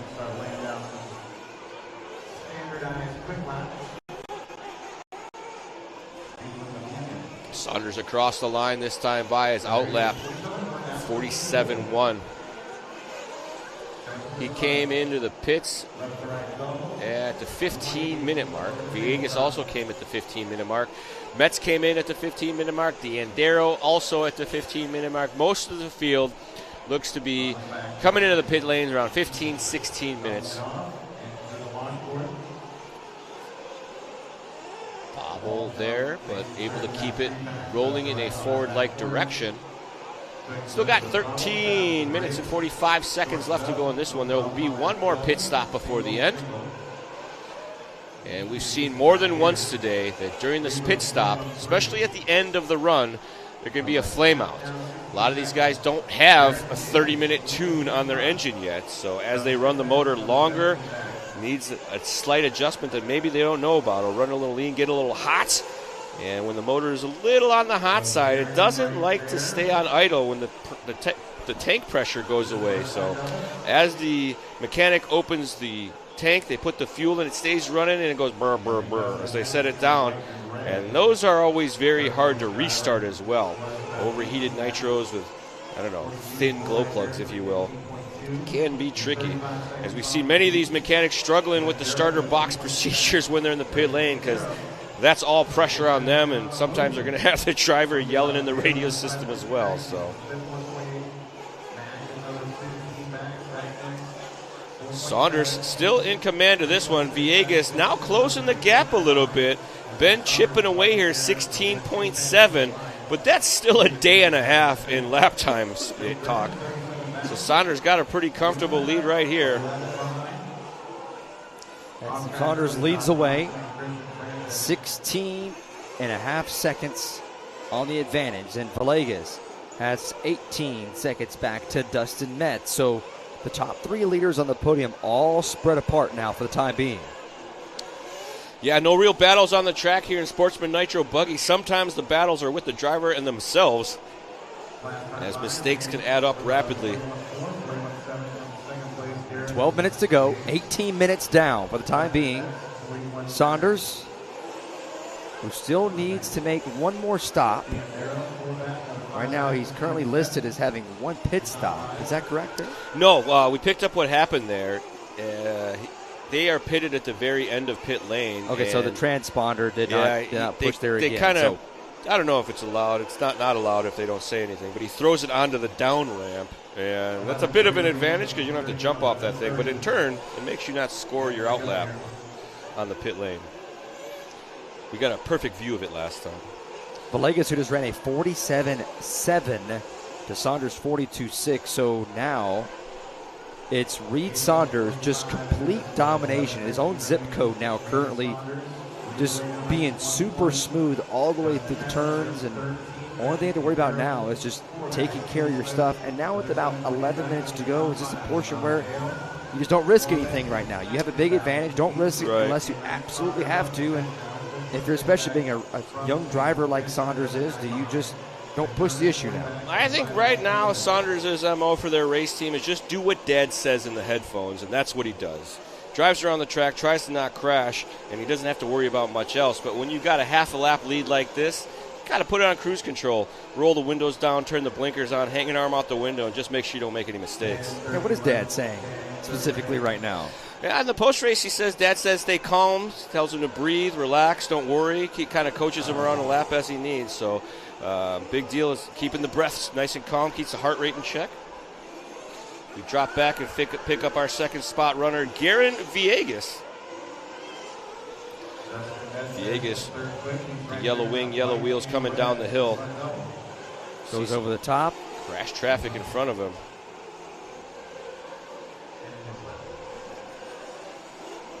Ten minutes to go now.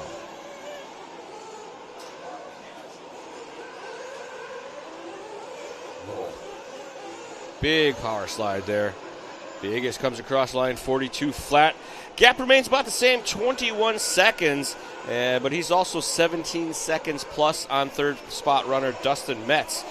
So qualifiers 1, 2, and 3 all running at the front, but they swap spots there with Villegas and Metz, as Metz had a bit of a rougher start to this one. Villegas able to capitalize. We roll down the hill with Villegas now. Up and over the speed bump, makes that right-hander. Looking pretty smooth right now. The buggy actually looks like it's not bouncing around too much. He's avoiding the little speed bumps that make the wing pop up in the air for no reason. Some smart driving going on out here. Comes back around the start-finish line here for complete lap number 29 as Saunders a half a track lead. 23 seconds is the margin now. As Saunders, once again, not sure if he's had to really break a sweat here in this race. He's just been out front. Yeah. Since Franchuk. Yeah, since Franchuk went down. Because Saunders was reeling in Franchuk there lap by lap, but here the last 10 minutes or so, it's been all Saunders, just staying cool, calm, and collected as much as he can. Yeah, early on in this one, Franchuk started ninth, was up in the mix, battled with Saunders for a bit. Saunders had a mistake that let Franchuk by, but then Franchuk's car suddenly broke down. We're not exactly sure what happened. It looked like a drivetrain issue because I think it was still running, but they couldn't get it to go. As we jump on board with third spot runner Dustin Metz. Metz now of the Double Devils, completing lap number 30. He comes back around a 43 flat for him. Currently the fastest lap right now is by Chevelle Keats with a 40.6. So he had that on lap 14.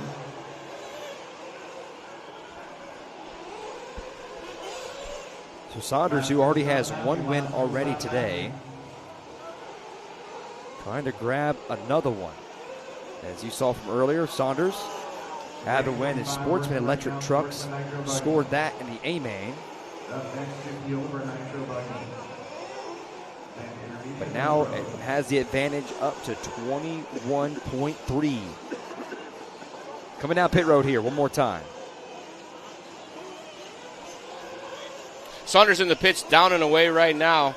And once again, not going to register the out, but we saw it happen. More pit stops cycling through. Diandero in. Metz is in. Yeah. Our whole league group all coming through here.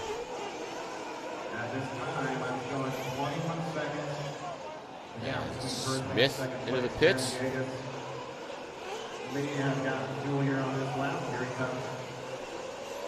6 minutes and 40 seconds left to go in this one. Saunders, Villegas, Metz, and Diandero. Wild ride coming down the hill there, as it looks like almost all the pit stops have cycled through. Travis Saunders came in at the 19-minute mark, so they may be on an interesting 10-minute strategy.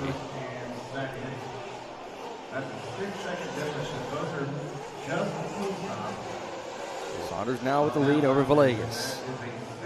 34.5 seconds, getting closer to maybe even coming around, possibly even lapping Villegas. He is scheduled to go 43 and a 30.38, and Villegas is scheduled to go 42 and a 30.32. So he'll be able to see Villegas as he comes around on final lap if they stay on this pace. Saunders up the turn 20th. Up and over the doubles, comes up just a little bit short. Mashes the gas to keep the rear end on the track. Even there's a bobble, he knows what to do. Saunders to that top side section. See him tries to park the car right in the middle of the rumblers. Up to the top side section, goes double down the hill. Down here around the 180 into our 4-pack. Goes double, single, single. He's been doing that the whole run. That's what he likes. That's what he's going to do. 41.3 last time by. Saunders across this time by 42.6. The lap times don't matter too much. He's got a 32.7 second lead over Villegas right now. 10-year-old Reed Saunders, the class of the Sportsman divisions here this weekend. I think the only one he hasn't been TQ of was Sportsman on Nitro truck. How long before we see him go pro? I hope they give him some time to have some fun with this. Pro driving is very stressful. But I'm sure that the family will put him in the intermediate next year at least, because this has been some dominating performances. It's coming up next. We'll have the 50-plus Nitro buggy. That'll be right after this. I started racing RC cars probably when I was 8 or 10 years old, but I was never this good. This is pretty impressive. Saunders with some more sparks up the face of the center side double. Looking smooth and easy right now, just clocking away, mid-42s and mid-41s. Doing the work. 4 minutes now remaining for Saunders. 4 minutes to go.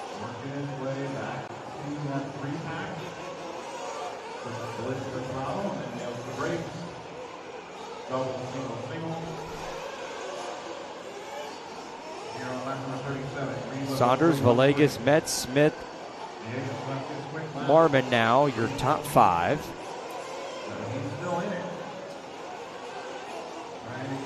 As they sit now currently, Valadeo in 6th, Keats in 7th, David Vincent in 8th, 9th is Scott Sexton, 10th is Eric Diondero, 11th is James Newman, 12th, John McDermott, 13th, Travis Saunders, 14th, Josh Thompson, and 15th, Christian Frenchuk, who retired early from that event. So Saunders and the Travis Flavor and Thompson and Franchuk all out of this one early. Saunders made it all the way to lap 32, but I think their 10-minute pitch strategy maybe didn't work, and they might have hurt the motor on that one. Sometimes you run these things out of gas, and they run real lean, and that can cause some problems for reliability, if you will. But Saunders still in a commanding lead. It's up to 33 and a half seconds right now. This kid, nerves of steel. I think we saw one mistake early on, and honestly, it might have been lap traffic that got him because I didn't see the whole thing. I just saw how it ended, and it was kind of in one of those spots where they go behind the jump. It's hard to get that angle, but we did see him upside down for just a moment, and that's when Franchuk had the lead, but that didn't last as the car gave up on it. So Saunders now with 2 minutes and 10 seconds left to go continues to drive very smooth, very clean, and very consistently. Last time across was a 41-1. Works away around the right-hander to the top of the hill now into what I'm going to call gentle bend at the top.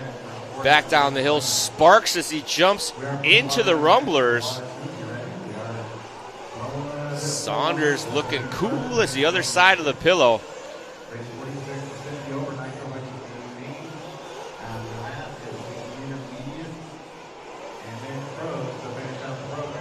.33.5 seconds, the gap now for Saunders over Villegas. Metz still holding down that 3 spot. He's got about 17 seconds over, before he can catch Villegas, but Smith in that 4 spot, about 23 seconds off the back of Metz. We got Mac Marmon running 5th, Jose Valledo in that 6th spot, Scott Sexton is 7th, Chevelle Keats is 8th, David Vincent is 9th, Eric Diondero is in the 10th spot, James Newman is 11th, and John McDermott rounding out the cars, still circulating the track with Saunders, Thompson, and Franchuk off early.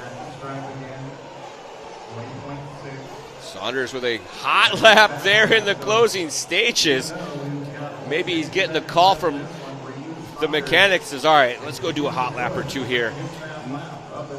Pretty cool if you can win the race and do the hot lap. He's got a 46.44. Looks like Chevelle Keats running in the 8th spot. Going to have the hottest of the hot laps with a 40.61 or 40.61. And Saunders coming down the hill, making the right-hander with 20 seconds left to go, playing even safer now. He's got a 35.1 second lead. I think that's Villegas a couple corners ahead of him.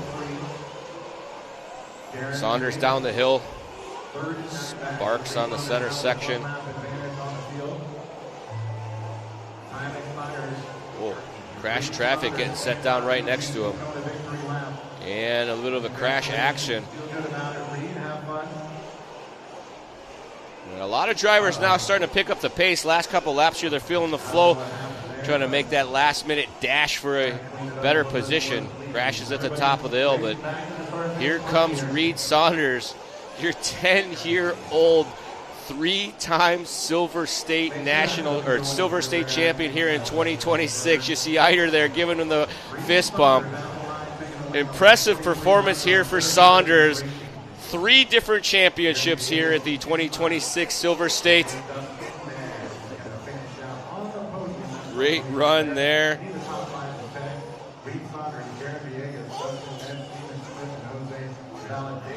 And ice in the veins. He has a mission that he goes to at the end. He hands over his equipment, then he comes on over. So there's our A-Main Hobbies race results. As you see there on the top, the youngster Reed Saunders going +1 on the field. Only driver to do 43 laps.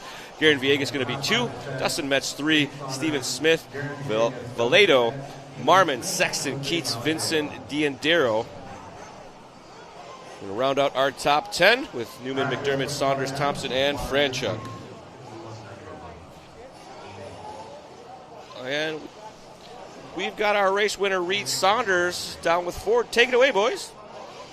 All right, we're here with Reed Saunders, the winner. Second time today, Reed. Straight up domination in that race. Talk about it. I just had fun and stayed calm, breathing. So for the rest of the weekend, you have 2 wins now, or not, actually make that 3. What a weekend it's been. Just talk about what it's like to be out here at Silver State. Just whenever I get nervous, just breathe and think it'll be good. Where can we see you next year going forward?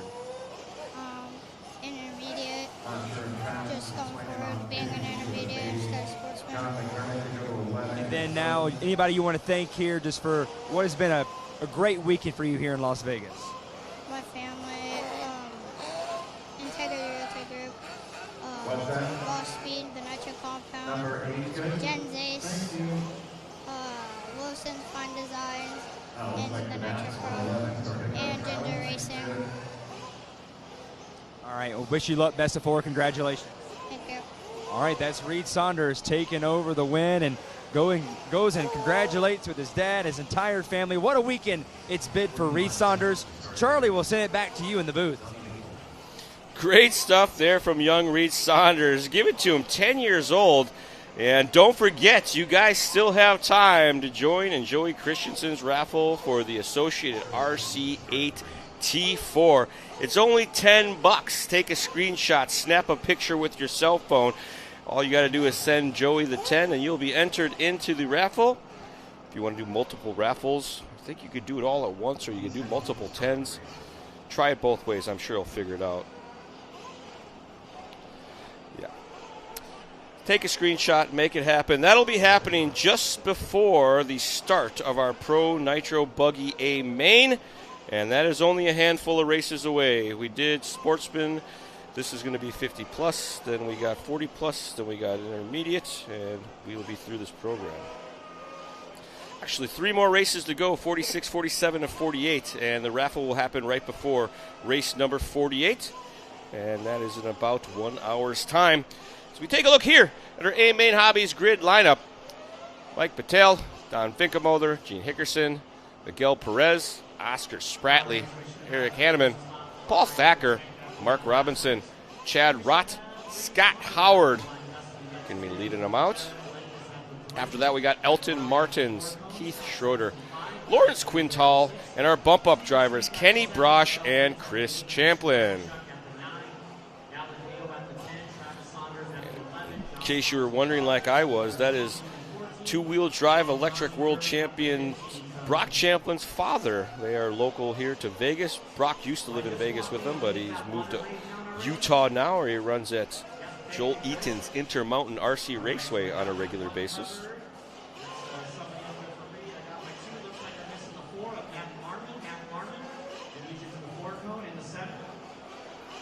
I thought the same thing. Reed did a very great job there.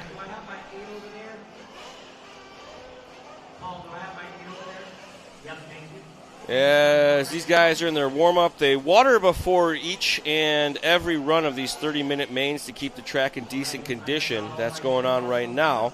And as that happens, these guys sit in the pits and rev their engines. They get a 2-minute warm-up to kick things off here. Two drivers choosing to exit out the pit lane the wrong way. This is interesting.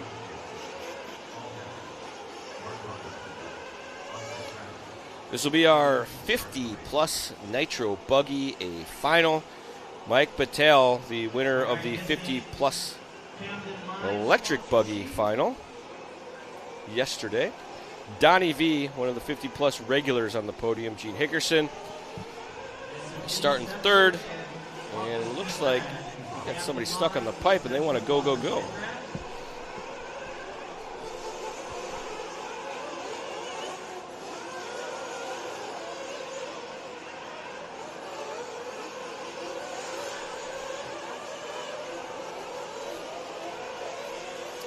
Warm-up's underway here. They're going to get a few minutes Do you guys have a bet on who's going to be the biggest mover in this field, who's going to move up the most spots? And Watkins letting us know that white wheels need to win the next two if they want to stay in it. It's a 12-1 score for yellow versus white. Yellow with the advantage right now. And there is an opportunity for some off colors to get into the mix, I guess. I don't know if the green wheels made the mains or not, but.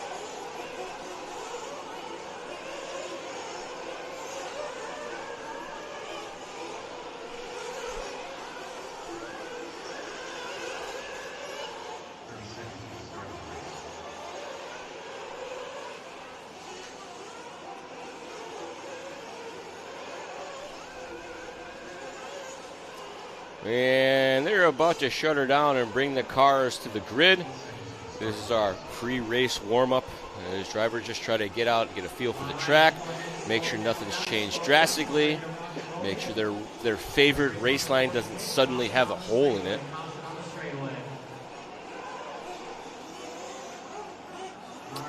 And mechanics now moving to their grid positions. They take a fuel bottle, they take a starter box and the glow igniter. Some of them take a whole tray of good times, like Dunford there. That way you got anything you need.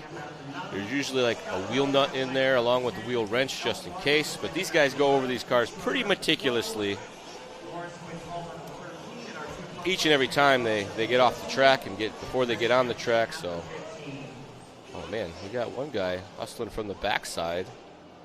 I think that was our top qualifier, Mike Patel, with a warm-up lap flameout. It's not usually a good sign.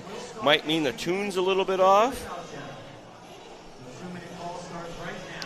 We got 2 minutes called. That is the minute of grace type thing. If a driver has an emergency, they can get a full 2 minutes to get that resolution attempted.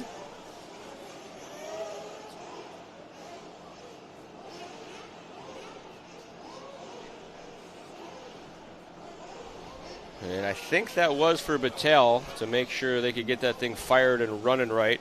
Because usually it's not just a matter of getting it refired. You got to twist some of those carburetor needles. Look at the smoke. Listen very carefully to how it sounds.